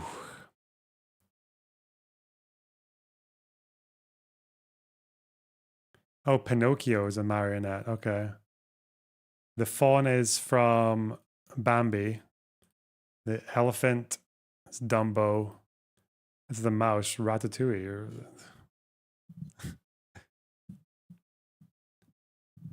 How did my brain just go Dumbo, but not think about the other ones? I just thought they were all Dumbo. They were all in Dumbo. Oh, Mickey Mouse. Jesus Christ. Fucking retard. All right.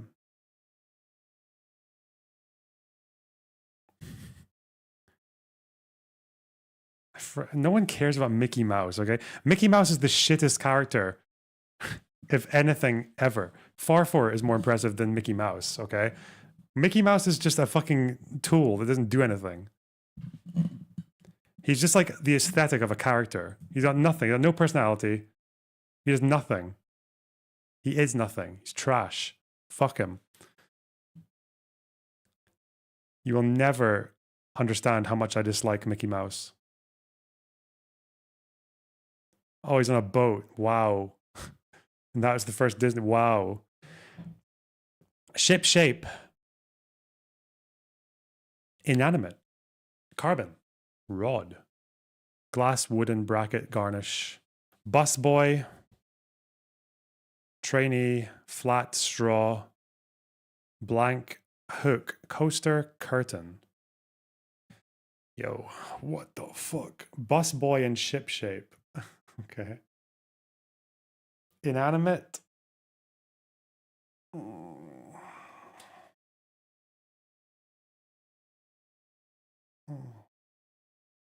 Garnish.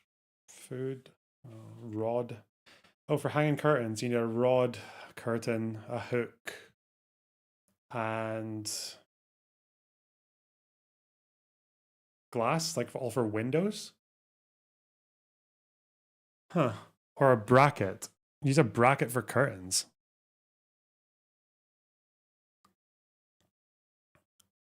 I don't know. I need to pee really bad. Fuck. Carbon copy? Nothing else there is copy, is there? Carbon Ca, like the element. Is it C or Ca? I don't know. Fucking.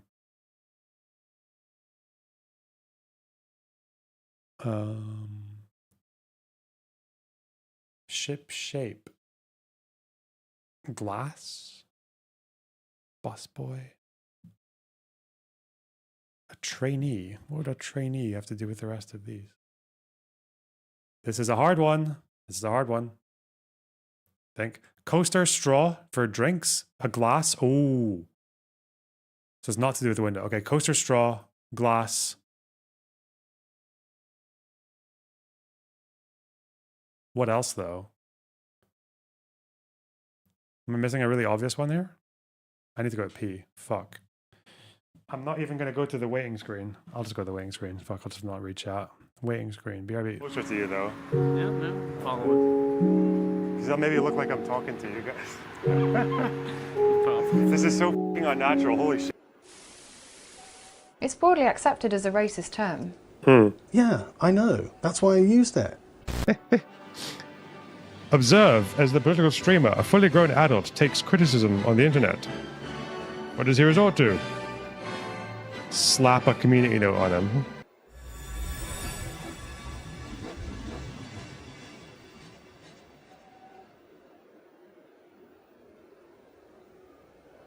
I don't watch Doctor Who, but I know that Wiz's takes are shit.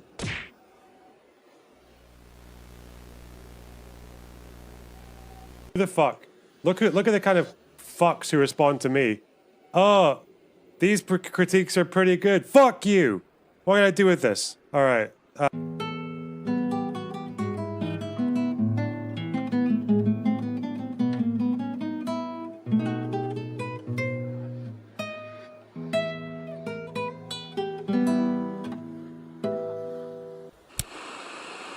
Are you ready for it?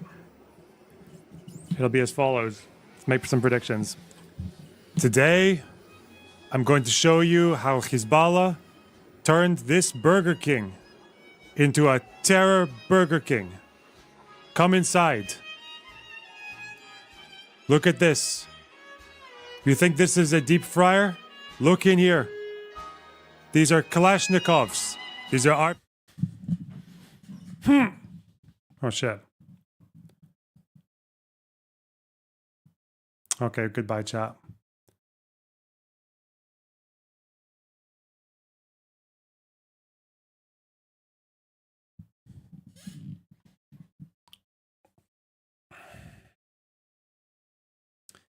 The thing is, it could be neither of these things because this connection is quite loose.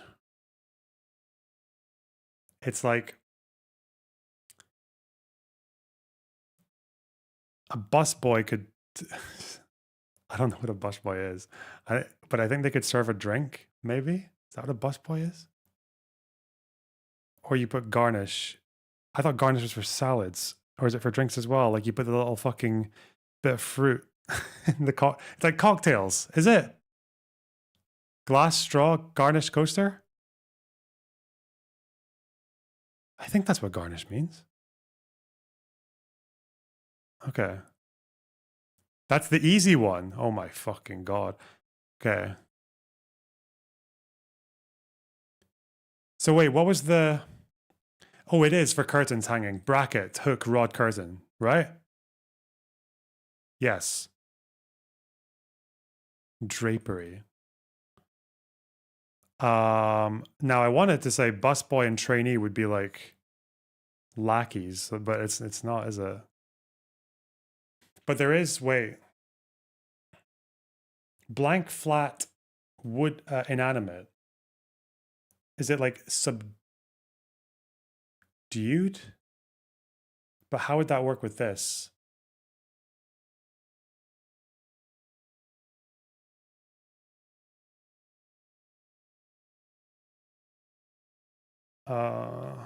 I don't, that doesn't make sense. Ship shape means like perfect or in good order, tidy, neat. I don't know why that maps onto any of these though.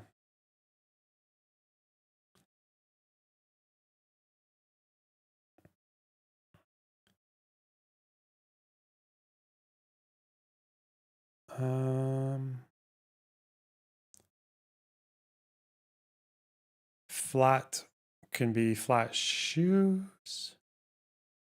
Can be subdued. It can be a pitch thing. It can be. I get carbon copy, carbon paper. What does that have to do with? Just guessing. Oh, it's only one way. Oh, fuck.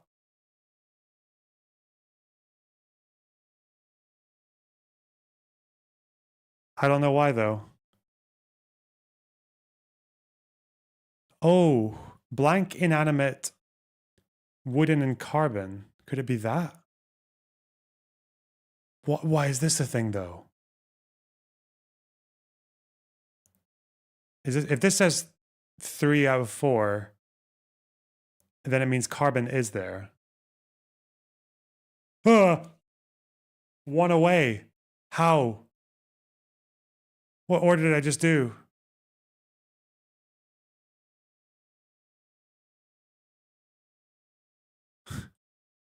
I don't understand. But it could be this. Fuck. It could be that. Why? Wait. Busboy trainee blank ship shape.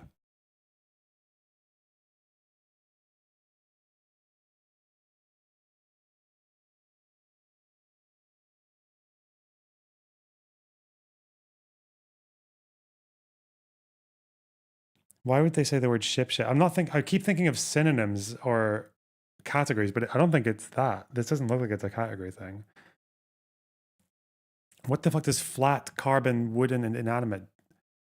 I would have thought paper, but that would be this, like carbon paper, flat paper, blank paper, not inanimate paper. Stupid. Fuck that. Wooden paper. Okay, sure, dude. Why not? Things that you write now.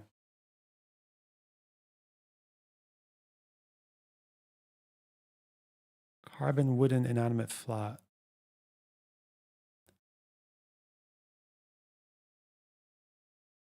Could it be ship shape that you use to describe like something that you're like a counter? I'm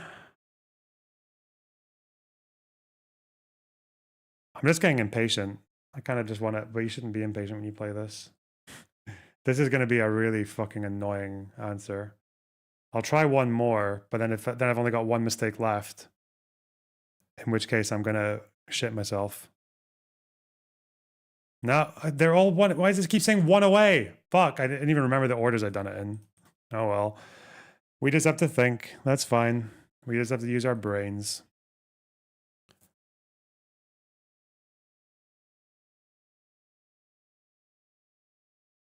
I don't think I'm going to get this. I would have to 100% know the answer.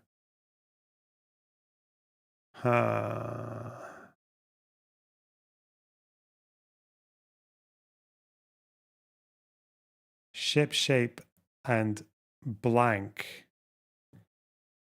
But how does that go with any of the other ones?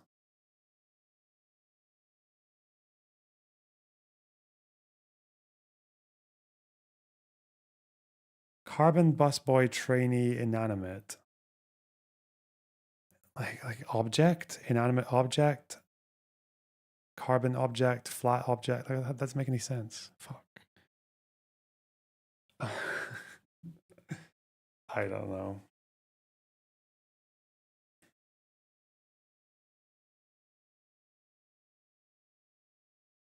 I need to start thinking out of the box. I don't see any.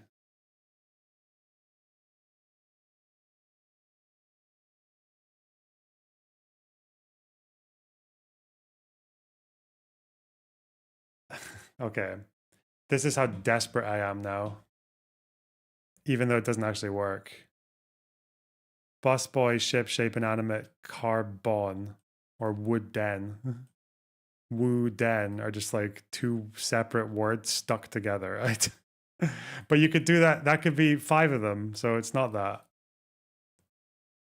But with busboy and ship shape,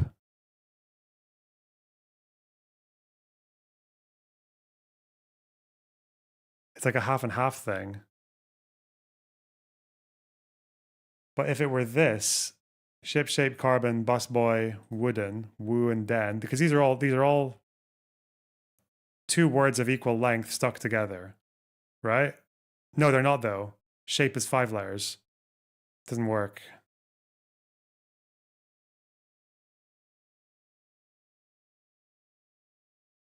Because then inanimate, these are 2 words, inanimate. So it's not 2 words stuck together, unless bon is actually just not a word in the English language, in which case it is this. Is bon a word? Bon. It's a French word, but is it an English word? It probably is. Carbon blank flat trainee. Now wait, I was 3 off when I had these ones selected, but carbon blank flat and trainee could be things that you are baseline, because carbon's like the baseline of life. Blank base, you start from blank, flat base. Trainees have like a base not. Is that it? It's my last try. I don't know. I have no fucking idea. Oh well. Expressionless. Transportation. Oh, oh, you fucking prick. Fuck. Damn. It was bus, car, shit. Oh, fuck. I forgot with the. Oh, no. I should have thought of that. That's one of the things that comes. Oh, no. We did that one earlier. We did something like that earlier. Fuck. Expressionless. Wooden. Fuck off. Fuck off.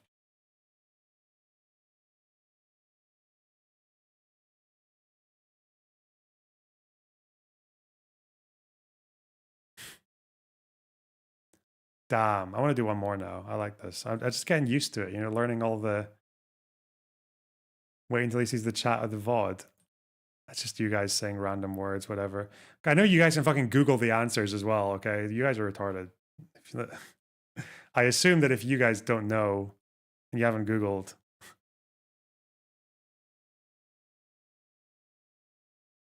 I'm just gonna, because obviously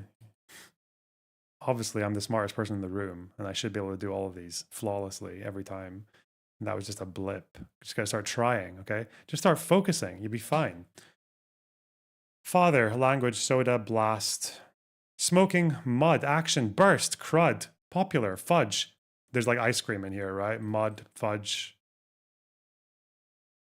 blast, burst. Like this is like juices though, drinks, brew, rocket fuel. Okay, cookies, cookie-based items, nudity, Java, curses.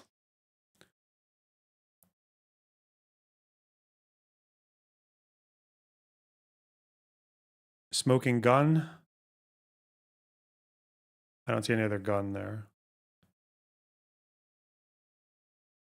Nudity. Wow. Java, JavaScript code. I don't know fucking Java. Oh. Wait. No.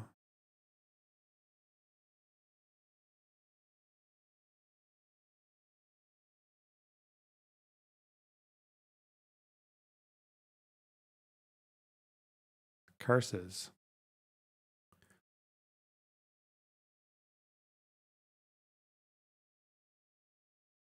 These are all drinks, like sugary, like drinks. Soda, like a tango blast, something burst. What are they called? Those stupid fucking drinks that you get at the cinema? Brew, obviously. They're all like sorts of types of drinks. Shitty drinks. We're so fucked. They're not even, that wasn't even 3 out of 4. Okay, chill.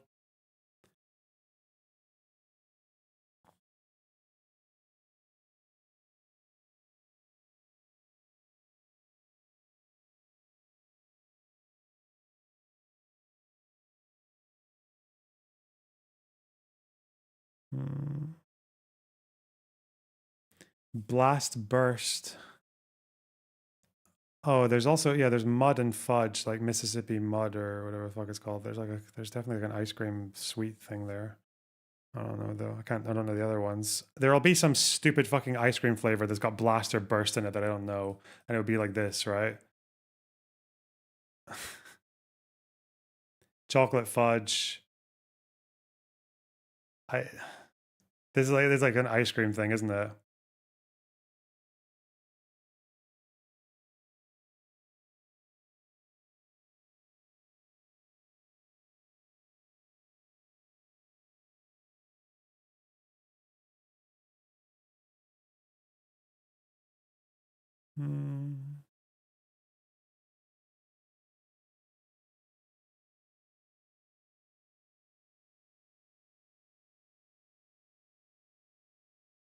Bro. Father. What does father have to do with any of those ones?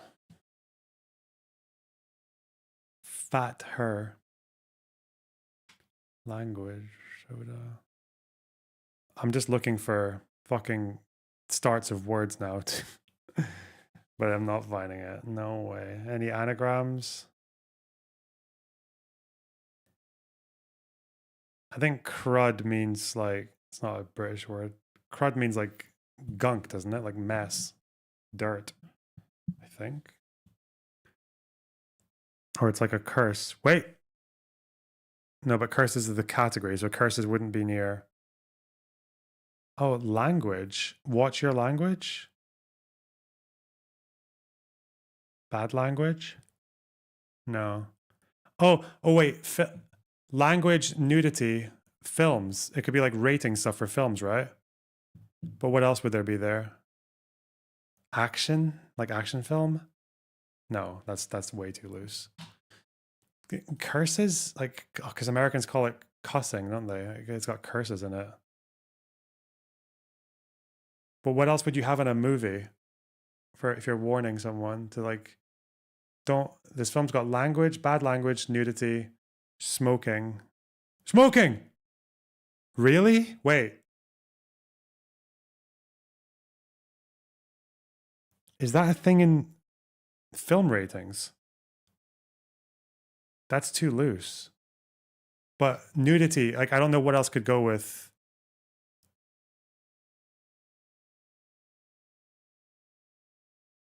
It's like film rating, isn't it? Just factors of a film rating. Oh my fuck. But it's. Why is that 3 out of 4? It would be not curses though, right? Or smoking. Smoking or curses is the one that isn't that. Because it could be action. But action isn't really in a warning.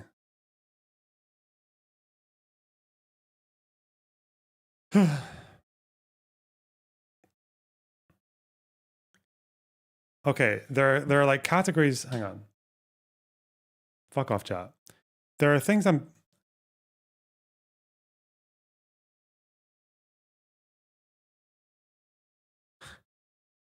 Do I want to just use all my guesses on the first one? That's so bad. I don't think it would be curses because that's like they would just say bad language. They wouldn't say curses. You would say action to describe features of a film. Hey. Okay, that's the easy one. Okay, no problem. No problemo. Ugh. Ain't nothing.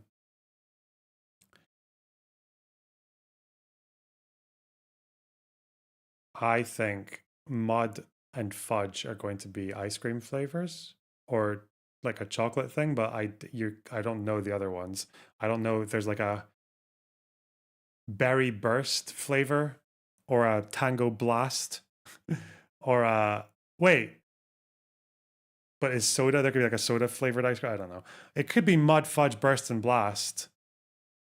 That seems like the most. Because soda and brew are different. But what would soda, brew, rocket fuel, and no, I was thinking, could crud? Is that like all like liquids? Is crud like the last time I heard the word crud was when someone was describing the inside of a pipe.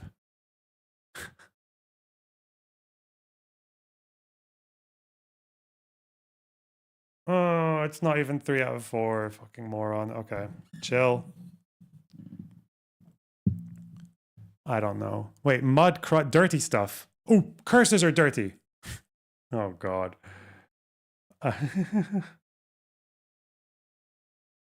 Explosions, blast, rocket fuel, burst. I don't know what fucking crud. Curses? Would that be like an explosive? No way. No way. Fuck off.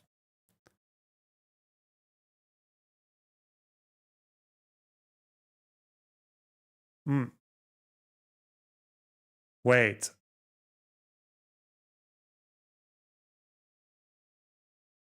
No.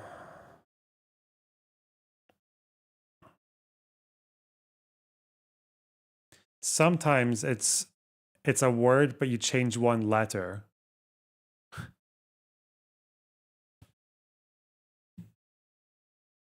But I don't know what that would be either. Brew. Like Java could actually be lava for all I know. And there's 4 other words that are like that.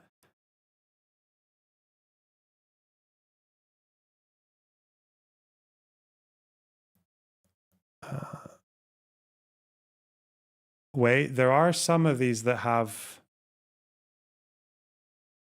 No. That have like words in them.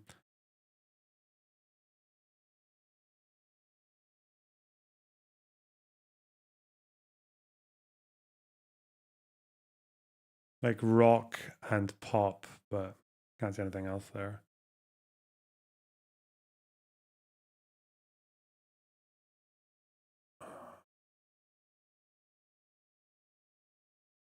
If it's for explosive, soda is actually something. Baking soda, you use that to explode, right? And it fizzes like.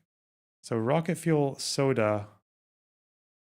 But then it wouldn't be burst or blast because that's like a different thing. Bursts or blasts don't explode. They are describing the explosion. So rocket fuel soda brew, I guess, but that's way too loose as well. Whatever.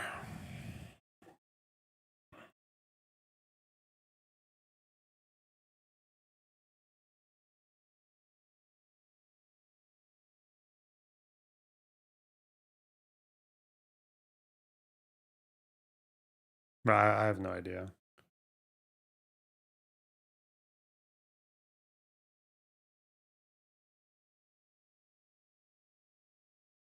Curses. Does like to do with chanting or casting or do curses cause explosions? Is that what's happening in this world?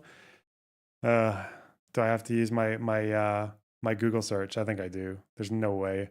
I need to know what crud means. We got to do it. Something that is disgusting. Well, that's helpful. That's exactly what I thought it meant. Just like shite. But does that go with like mud? What else? What else is hanging?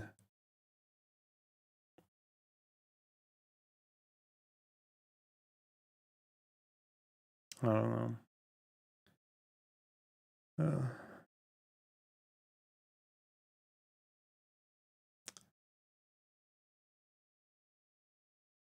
I don't know.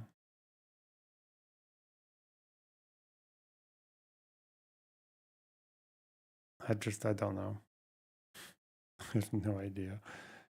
I have no idea.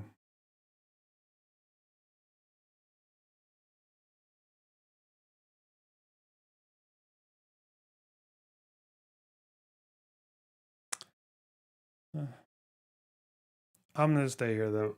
Okay. I can maybe take the ones that I can't connect to anything and put them aside. I have no idea where rocket fuel's going. Same with mud. Same with crud. Same with fudge. Same with brew. Oh God. Shuffle.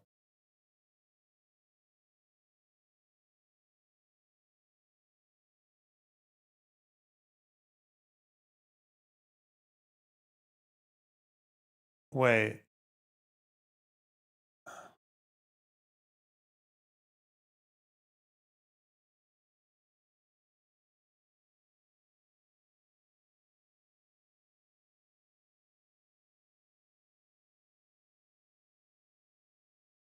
Is rocket fuel like some fucking cocktail?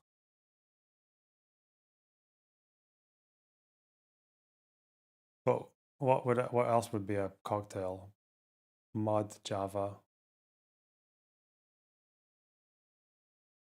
No.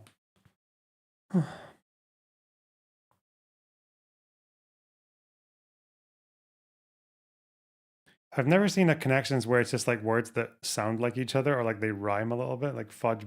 That didn't even rhyme though. Fudge, mud, burst, crud, curses. Like words where U is the second letter. I mean, that is a connection. You can't deny that.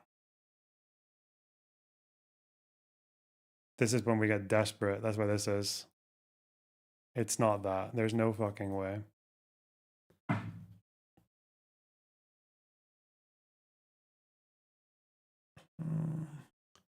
There's no way. Donos. There's 33 minutes left on the goal, guys. 33 minutes. 33 heckin' minutes. Okay.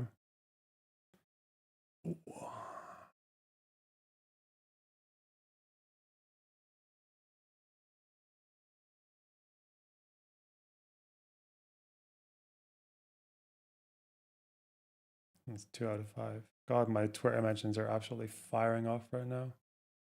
People are Furious.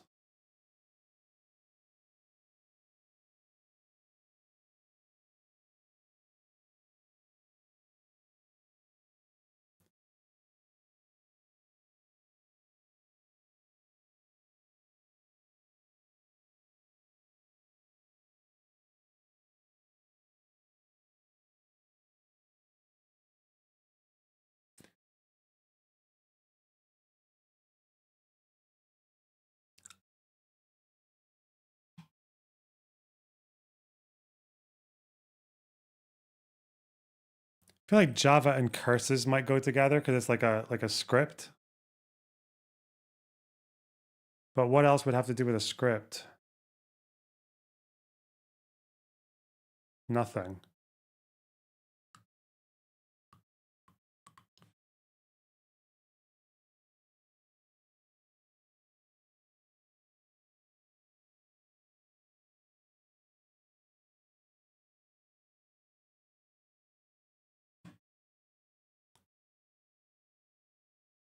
Oh, I'm out of coffee. Nice.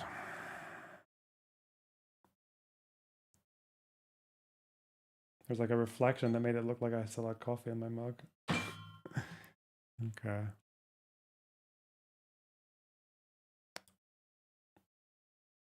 You brew coffee. But nothing else here is to do with coffee, is it?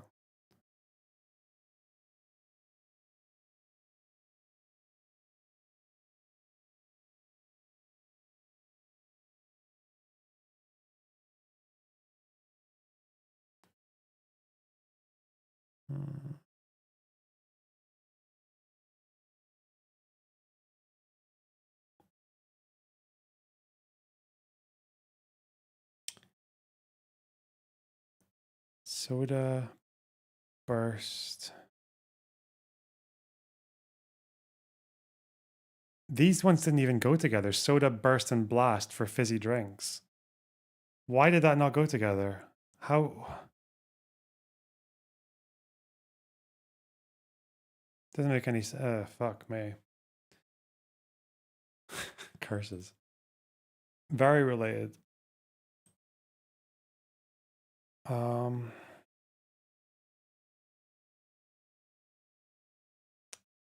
Oh, Dan Backslide, thanks for the $5. Z is holding Cenk accountable. Hell yeah. Hell yeah.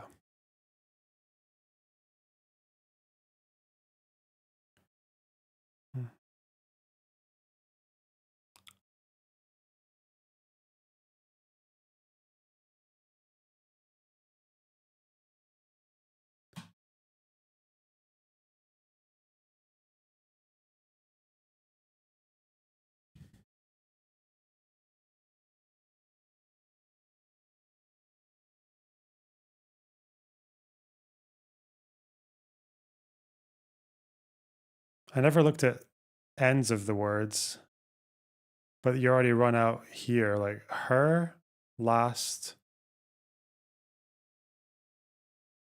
Euler. Jav. You're such a Jav. Ava. No, it's not that. I don't think there's any anagrams, is there? Words backwards. Dumb for mud. Fud. You're such a fud.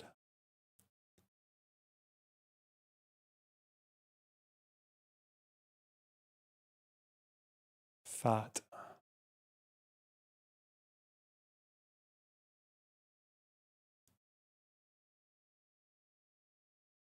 Is fud even like a... I'm not asking you guys, I'm just... Is fud an insult outside of Scotland? When you call someone a fud? Because if it's Scottish, you know what it could be? If it were Scottish, it's not going to be that. If it were Scottish, it could be insults. Sod, fud, fat, and rocket. A rocket is a... It's a...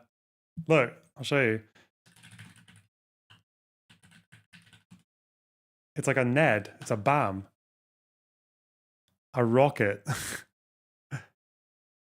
Like an idiot.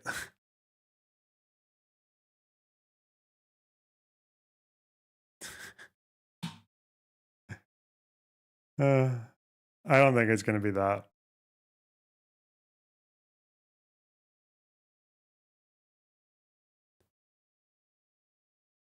Fud, sod.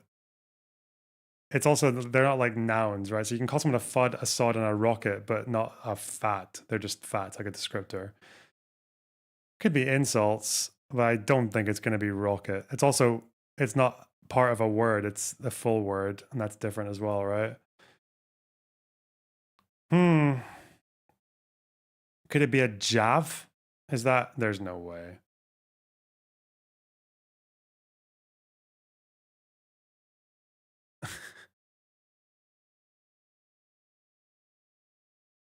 I don't know if I'm just kidding myself, but I'm also wondering if Java and CRUD both are involved in code. Like, have I ever heard the word CRUD in code? Maybe. Curses. But then what? Burst? Because like it's like, that's like for typing though. Burst typing? No way. I don't know. I might just pull chat on what the options are, because right now I want to say FUD, fat. What was the other one? Sod. And wait, there must be a better blah. If it's three letters, a burr, no. Mud, no. Pop, no. Jav, no. ROC, like the bird, no. Cr, no. Blah, no. Cur, brie, no. It's none of these, is it? Unless it's mud. That could technically be insults. Or that's one, okay? The other guess I want to do is blast, burst, rocket fuel, soda. Like it's all to do with things that are involved in explosions. Potentially. Even though rocket fuels doesn't really, it's not really explode, I guess. I don't know, but it can. Brew, mud. That could be like a fucking coffee thing, but I don't know what else there is for that. Maybe rocket fuel's a kind of coffee. Who knows? Father curses. See, they're all, oh, but father curses Java crud? Why do I want to put that together? God, if I was a fucking coder. I have a feeling these are all coder words, but I don't know. But then you don't get fat from father. And I have no idea where popular, like hyping, popular, it's a blast. It's none of these things. A burst. Ugh. It's one of those three. I'm either going for insults, script, coding, or drinks or explosions. What do we think?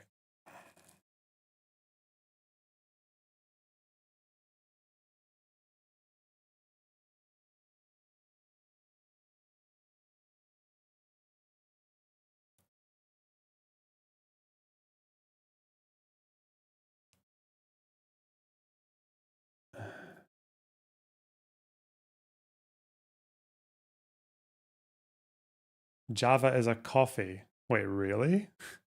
I did not know that.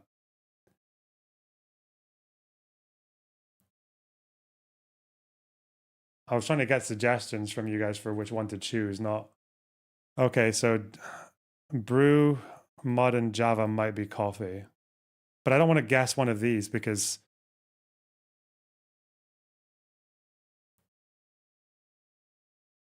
I don't want to guess one of these because I'll get it wrong. Like for coffee, it could be fudge. Or rocket fuel could be. I have no idea. I feel like I've seen rocket fuel in a cocktail bar, not in a cafe. No. Fud.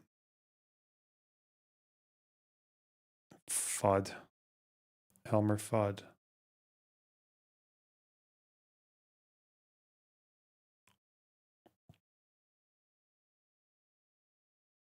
I also, the first time I heard this word, crud, was, it was like a kid's, like a shit, like a fucking swear word. But because the guy was so Scottish, he said it, I thought he was saying crod. And I just thought crod sounded like a fish. And so I used to say crod as a kid, not crud.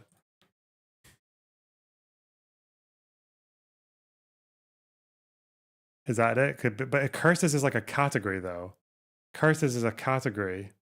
Crud is like in the category. So they try to trick you sometimes with this fucking, like you can't just say, like, what would it be? Fudge, right? You couldn't say like fudge, blast, and crud are swear words for fucking 8-year-olds because this is the category. So you don't do it like that. It would have to be something that goes with like burst. There's no fucking way. If a kid says burst instead of swearing, they probably deserve to get bullied until they're about 60 years old. Unless curses is the curse. Curses. There's no fucking what. Shut up. No.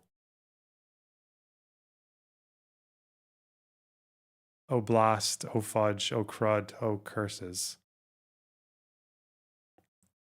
And that leaves behind, so fudge wouldn't be in the coffee, which would be brew and Java because I cheated and looked at chat.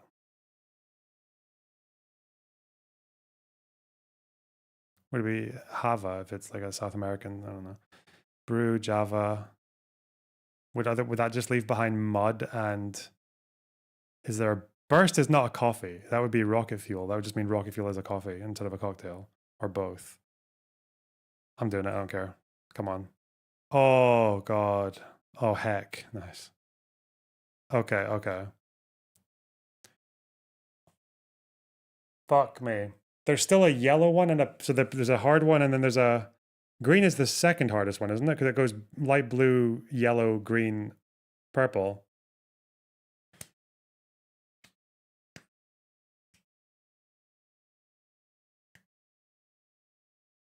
The only thing is I can't do this. If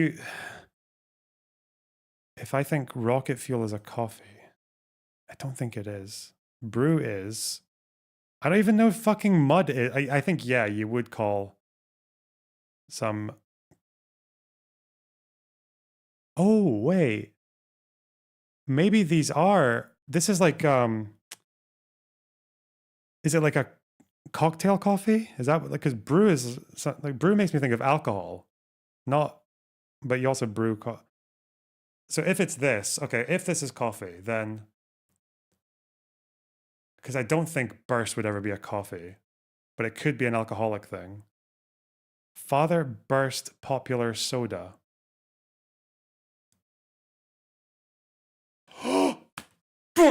Fucking pop. Could you call a father pop? Burst pop. Popular pop. Soda pop.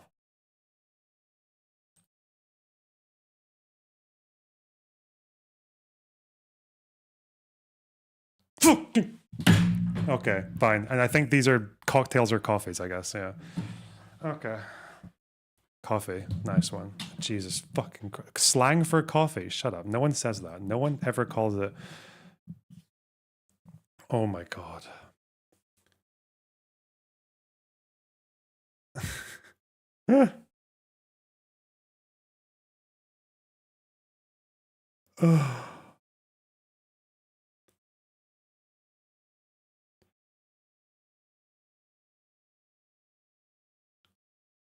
Ooh. I do have to learn American. What's that video?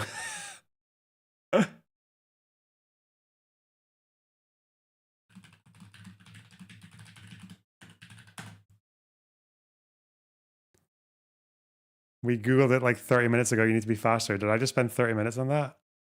So there was no JavaScript. This is me right now. I should have listened.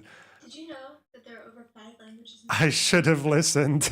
We don't need all these. Wait. I should have listened. Did you know that there are over 5 languages in this world? Whoa. We don't need all these languages, people. That's true. I'm learning the hard way. We don't need no British language or Canadian language or Hawaiian language or Alaskan language. We need just American, okay? Just American language. Nothing more, nothing less, just American. You want to know why? Because the letters are pretty. They're cute, pretty letters. Like you can't get letters like prettier in the world, okay? Also, like with the, what is it, sans serif and there's just a lot of fonts. You can't get that with no Canadian language. There's like there was this whole phenomenon in like 2013 or whenever the fuck this video came out, and it spread as like a Facebook viral video. This person who is clearly acting, right? Like she's like a young actress, like young child actor or whatever. But there was a bunch of fucking like clearly just dumb as rocks fucking boomers who hated this person. They fucking despised her. They were so mad because they thought she was sincere. And it's like, you know, there are people who are so dumb that they will see someone else playing dumb but think they're being serious, and then they will jump on it like because it's finally someone who makes me feel like I'm not the dumbest person in the room. This fucking dumb bitch. God, people were there was like a fucking hate campaign with this person. People were fucking fuming because they didn't know she was joking. Get that with no Canadian language with the little ching chang chongs. No, you can't. So, as the president of the world, kid president of the world, and the queen of everything, I am now going to officially cut the dookie with the other languages. We don't need them. You want to know what I found out? Remember the Friday girl? Yes, I do. Yeah. And it's the same thing. It's the same thing. You'd be at like a gig or some bar and there's some fucking musician there and he's like, oh, do you know the Friday song? It's fucking shit. It's fucking terrible, mate. Fucking absolute so shit. It's fucking fuming, man. I'm like, and that passionate hatred for the Friday song was like, it was the perfect litmus test for like, this person's a really bad musician.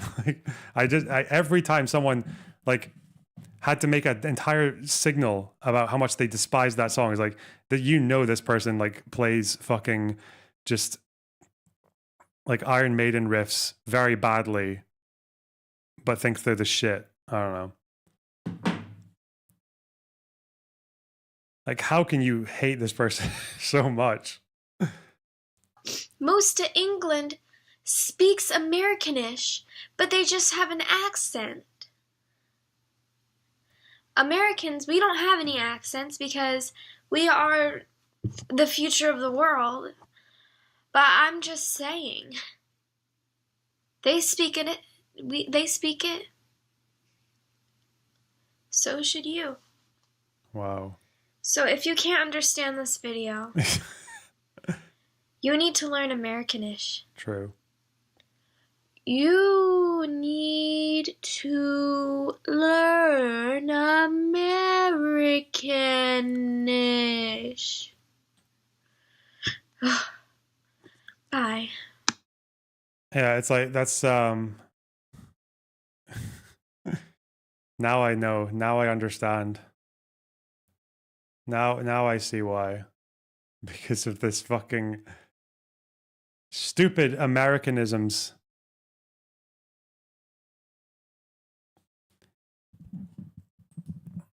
"99% of trolling is never funny."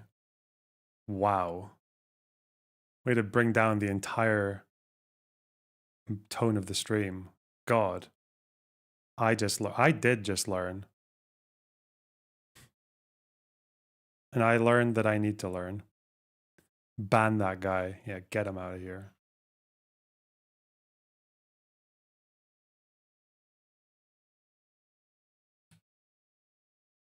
Yo. Ooh.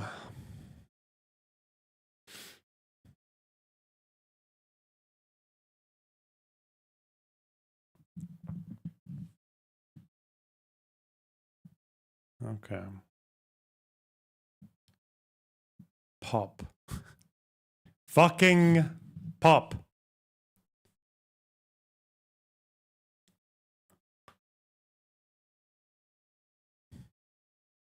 Unbelievable.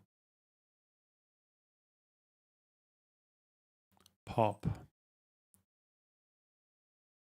I will learn Americanish and have a much easier time answering those questions.